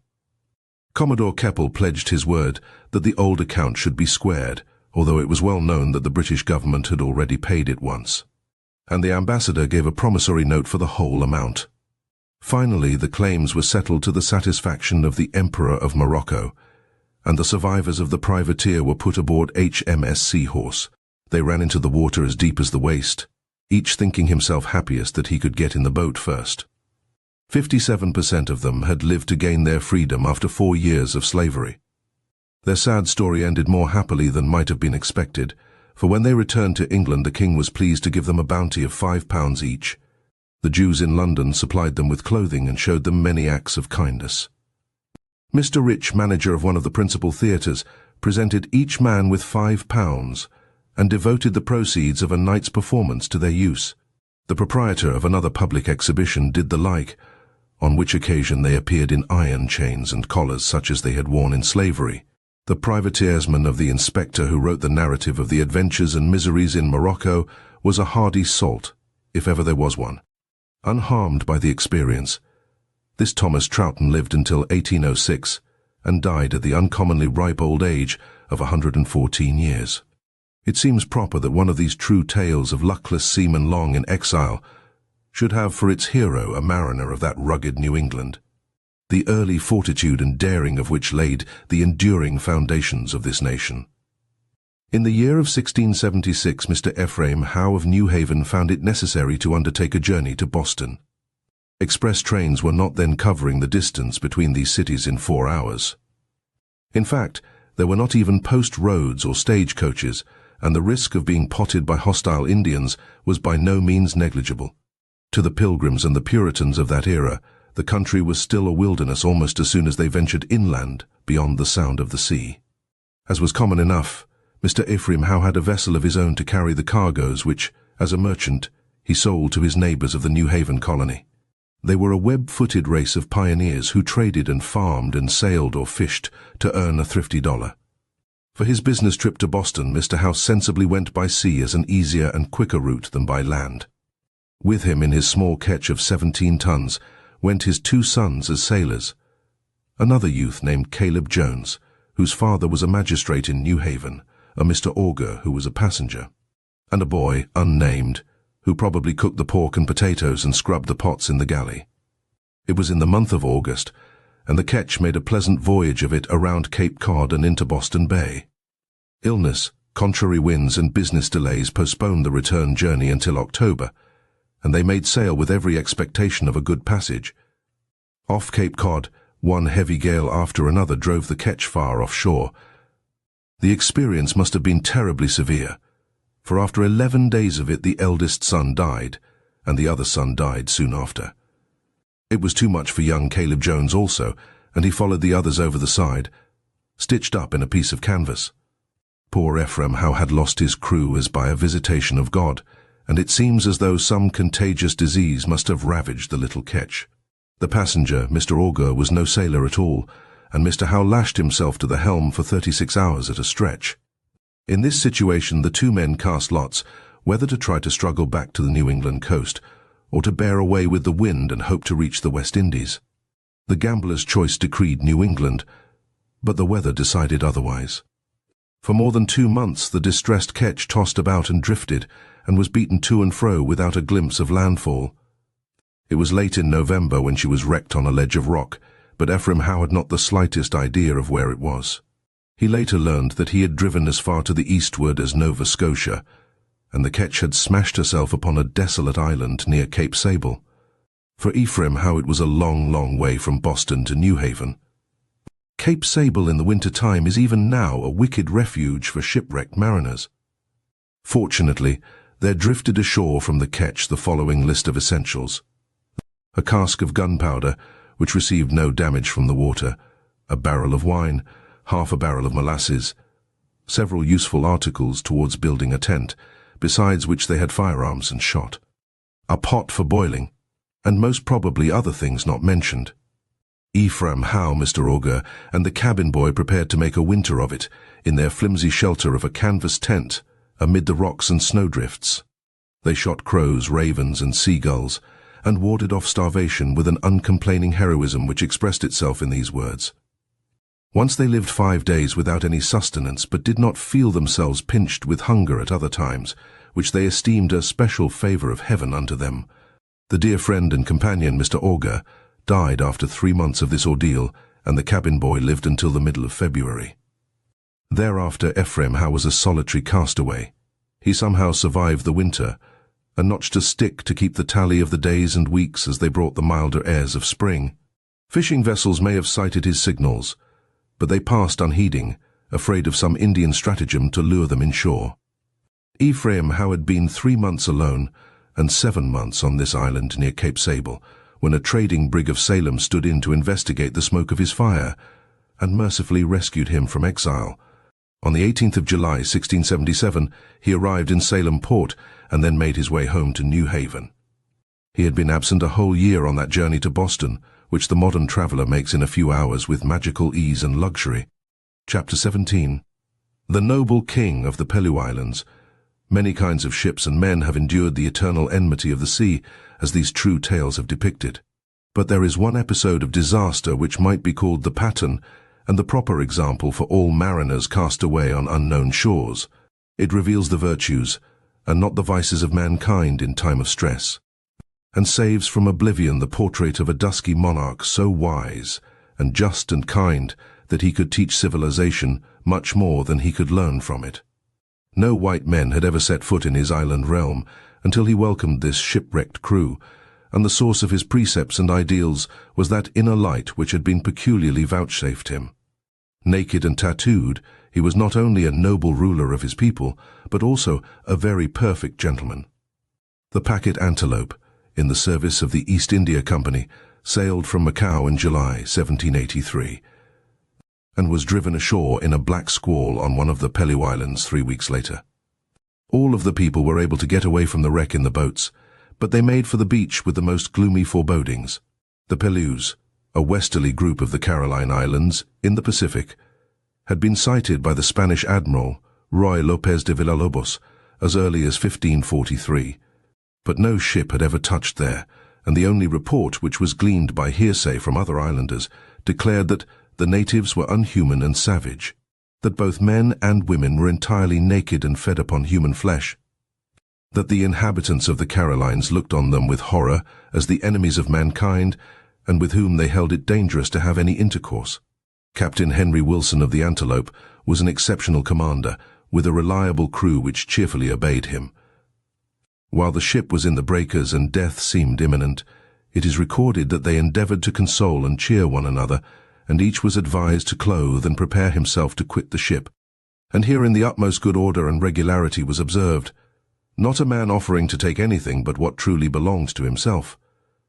Nor did any one of them attempt to take a dram or complain of negligence or misconduct against the watch or any particular person. A raft was built to carry the stores and supplies, and sent off in tow of the pinnace and the jolly boat. The ship was fast grinding to pieces, but there was no confusion. and the carpenter was so intent on getting his kit of tools together that he would have been left behind if the captain had not searched for him. A landing was made in a sandy cove, and no natives were discovered. Tents were rigged of sailcloth, fires built, the arms cleaned and dried, and sentries posted for the night. One might have supposed that this efficient ship's company was in the habit of being shipwrecked. 2 canoes came paddling into the cove next day, and Captain Wilson went down to meet the islanders. Luckily, he had with him a sailor named Tom Rose who could talk 1 or 2 Malay dialects, and he managed to struggle along as an interpreter for the reason that a native in one of the canoes could also speak the Malay tongue. To questions, Tom Rose answered that these were unfortunate Englishmen who had lost their ship upon the reef and wished to be friends. Unafraid and cordially disposed, 8 islanders left the canoes and accepted Captain Wilson's invitation to breakfast. 2 of the guests were found to be brothers of the king. They tasted tea and biscuit for the first time and were introduced to the officers, with whom they shook hands, having quickly noted that this was the accepted manner of greeting. These Englishmen, mysterious and unknown, were beings from another world, and the guests displayed lively astonishment, but no uneasiness. It was agreed that Mr. Matthias Wilson, the captain's brother, should go to the nearby island of Peleu, or Korowora, to meet the king in formal audience and solicit his friendship. 1 canoe and 3 men remained at the sailors' camp. One of them was the king's brother, Rai Kook, commander of the military forces. These islanders were entirely naked, their brown skins glistening with coconut oil, their long hair neatly done up in a roll behind. While Mr. Matthias Wilson was absent on his mission, the crew of the Antelope went off to the wreck in quest of salvage. It was discovered that natives had rummaged the cabin and sampled the bottles in the medicine chest. Here one begins to discern the ethical code of these most primitive savages. Captain Wilson made this transaction known to Rai Kook, not so much as a matter of complaint as to express to him his uneasiness for the consequences which might arise to the natives from their drinking such a variety of medicines. Rai Kook begged that Captain Wilson would entertain no anxiety whatever on their account, that if they suffered, it would be entirely owing to their own misconduct, for which he said he felt himself truly concerned. His countenance fully described the indignation he felt at the treacherous behavior of his own men, and he asked why our people did not shoot them. He begged that if they or any others should dare again to attempt to plunder the vessel, they would be shot at once, and he should take it upon himself to justify the punishment to the king. The only ornament worn by Rai Kook was a polished bracelet of bone, which he explained to be a mark of high distinction, conferred by the king upon his own family, officers of state, and military men of commanding rank. It was readily perceived that such a decoration had precisely the same significance as the ribbon of the Order of the Bath or the Garter as conferred by English royalty, all of which is no more extraordinary than the exemplary behavior of the crew of the Antelope. Captain Wilson called his officers together and suggested that no more liquor be drunk in camp. It made the men quarrelsome, interfered with their work, and was likely to cause trouble with the natives. The officers approved, and the boatswain called all hands next morning to hear the verdict.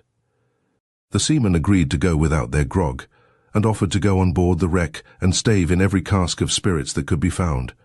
This they scrupulously did, and it is a fair comment that circumstanced as these poor fellows were. Nothing but a long and well-trained discipline, and the real affection they bore their commander could have produced the fortitude and firmness which they testified on this occasion. After a few days, a canoe returned from Peleu Island with a son of the king as messenger.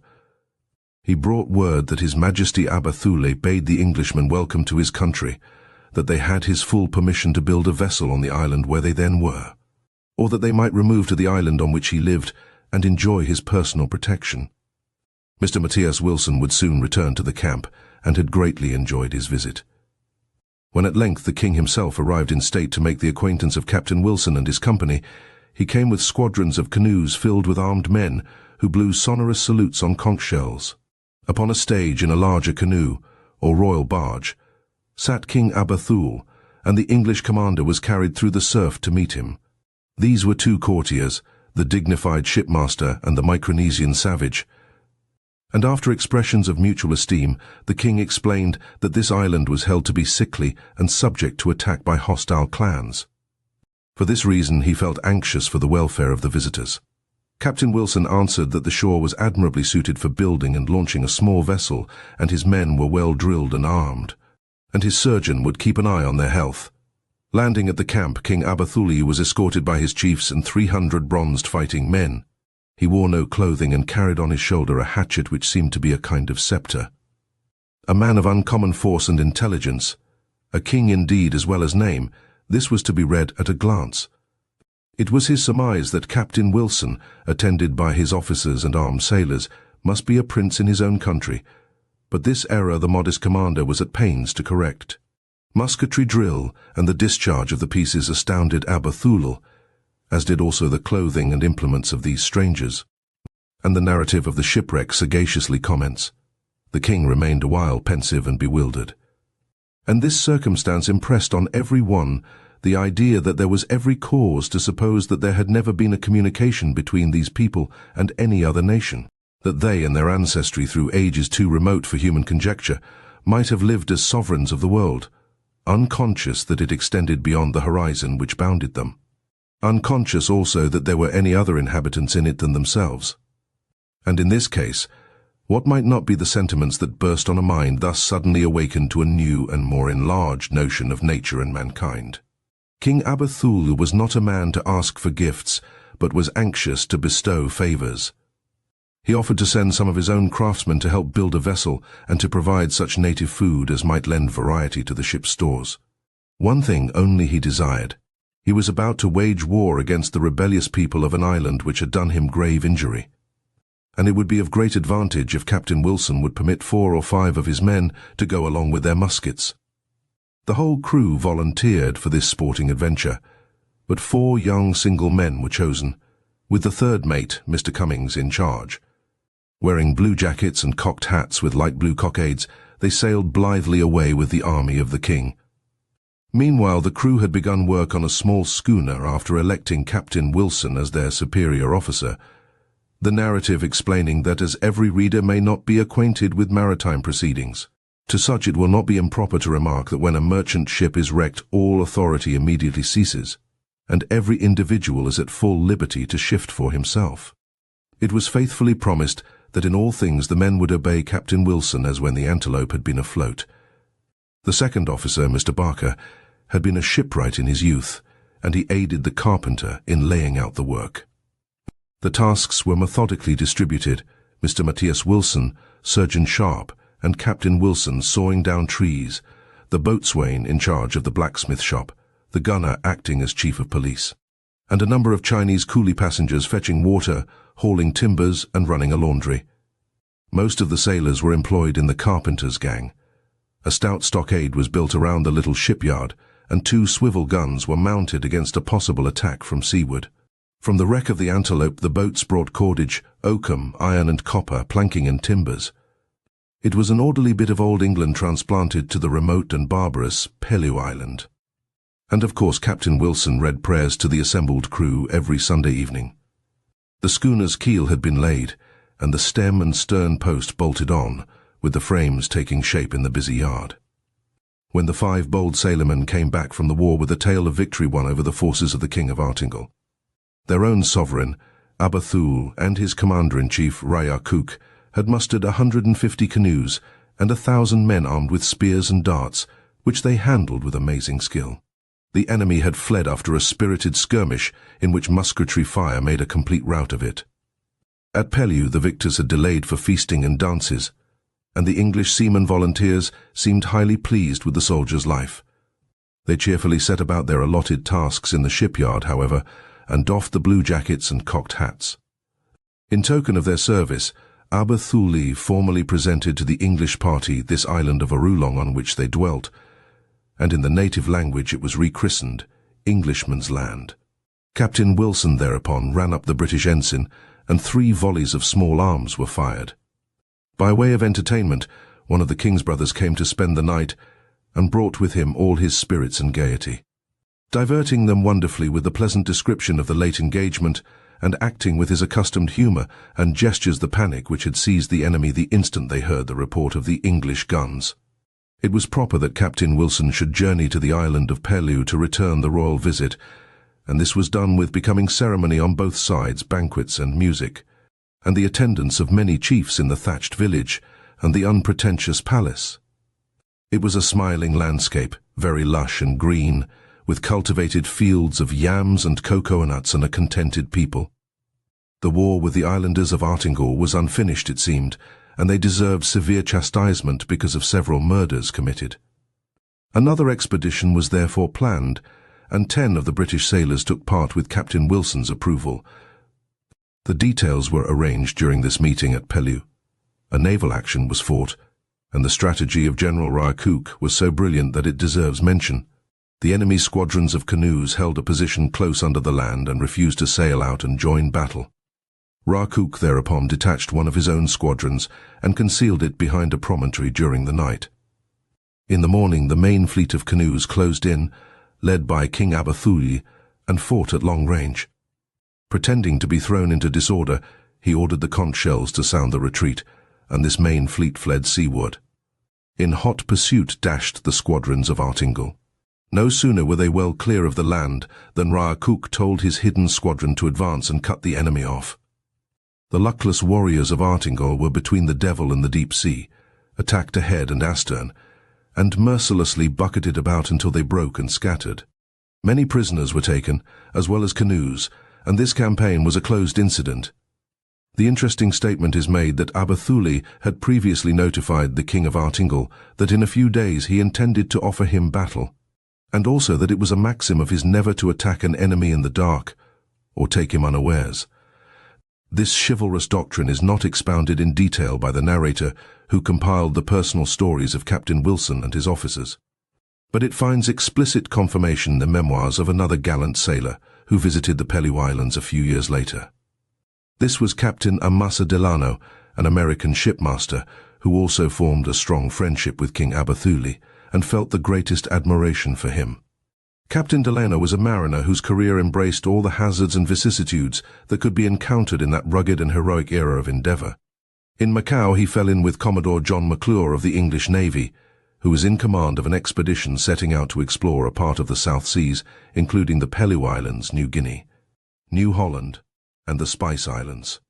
The Englishman took a fancy to this resourceful Yankee seaman and offered him the pay and station of a lieutenant. While the ship tarried at the Pellews, the chronic war against the rebels of Artingall had flared up again, and Captain Delano had this to say of Aberthuli. The king, according to his usual generosity, had sent word to the people of Artingall that he should be there in 3 days for war. Although I was a Christian, and in the habit of assuming the Christian peoples to be superior to these pagans in the principles of virtue and benevolence, I could not refrain from remonstrating with the king. I told him that Christian nations considered it as within the acknowledged system of lawful and honourable warfare to use stratagems against enemies and to fall upon them whenever it was possible and take them by surprise. He replied that war was horrid enough when pursued in the most open and magnanimous manner, and that although he thought very highly of the English, still their principles in this respect did not obtain his approbation, and he believed his own mode of warfare more politic, as well as more just. He said that if he were to destroy his enemies while they were asleep, others would have good reason to retaliate the same base conduct upon his subjects and thus multiply evils, whereas regular and open warfare might be the means of a speedy peace without barbarity. Should he subdue his rebellious subjects by strategy and surprise, they would hate both him and his measures, and would never be faithful and happy, although they might fear his power and unwillingly obey his laws. Sentiments of this elevated character excited my admiration the more for this excellent pagan, and made an impression upon my mind which time will never efface. Christians might learn of Aberthuli a fair comment upon the best principles of their own religion. Captain Henry Wilson of the Antelope was therefore not alone in his high estimate of the character of this island ruler. The English castaways, industriously framing and planking their trim little schooner, had many evidences of a sentiment both delicate and noble. For instance, the royal canoes came bringing many cocoa nuts ready for planting. At the king's desire they were set out to grow and form a wall of green around the cove where the camp stood. It was noticed that while covering each nut with earth, the king's brothers murmured certain words. They were dedicatory, it was explained, meaning that there would be fruit for the captain and his friends whenever they should return to the island, and should other strangers be wrecked on this shore, they would thank the English for their refreshment. The schooner was finished and launched without mishap, and christened the Orlong. The ship's company had been almost 4 months on the island, and were all fit and strong and happy. The anchors, cables, and other fittings were placed on board, and it remained only to put in the stores and water casks. Then it was that King Aberthuli sent word to Captain Wilson that he wished to invest him with the Order of the Bone Bracelet and to knight him as a chief of the highest rank. The ceremony was impressive, a great concourse of natives attending in profound silence, and when the bracelet was slipped on the wrist of Captain Wilson, the king told him that the emblem should be rubbed bright every day and preserved as a testimony of the rank he held amongst them, that this mark of dignity must on every occasion be defended valiantly, nor suffered to be torn from his arm but with the loss of life. At last the schooner Orlong, taut and seaworthy, swung at anchor with sails bent and everything ready for the voyage. To the pleasure and surprise of Captain Wilson, the king announced that he had resolved to send his second son, Li Bu, to England, if this was agreeable to the commander. Although his subjects respected his knowledge, explained Aberthuli, he felt keenly his own insignificance at seeing the common English seaman exercise talent so far surpassing him. It was certain that his son would learn many things which might greatly benefit his people. And so this young prince of the Pelew Islands sailed on a marvelous voyage to lands unknown. In one of the farewell conversations, the king said to Captain Wilson, "I would wish you to inform Li Bu of all things which he ought to know, and to make him an Englishman. The distress of parting with my beloved son I have frequently considered. I am well aware that the distant countries he must pass through, differing much from his own, may expose him to dangers, as well as to diseases that are unknown to us here, in consequence of which he may die. I have prepared my thoughts to this. I know that death is to all men inevitable, and whether my son meets this event at Pelew or elsewhere is immaterial. I am satisfied, from what I have observed of the humanity of your character, that if he is sick you will be kind to him. And should that fate happen which your utmost care cannot prevent, let it not hinder you, or your brother, or your son, or any of your countrymen from returning here. I shall receive you or any of your people in friendship, and rejoice to see you again."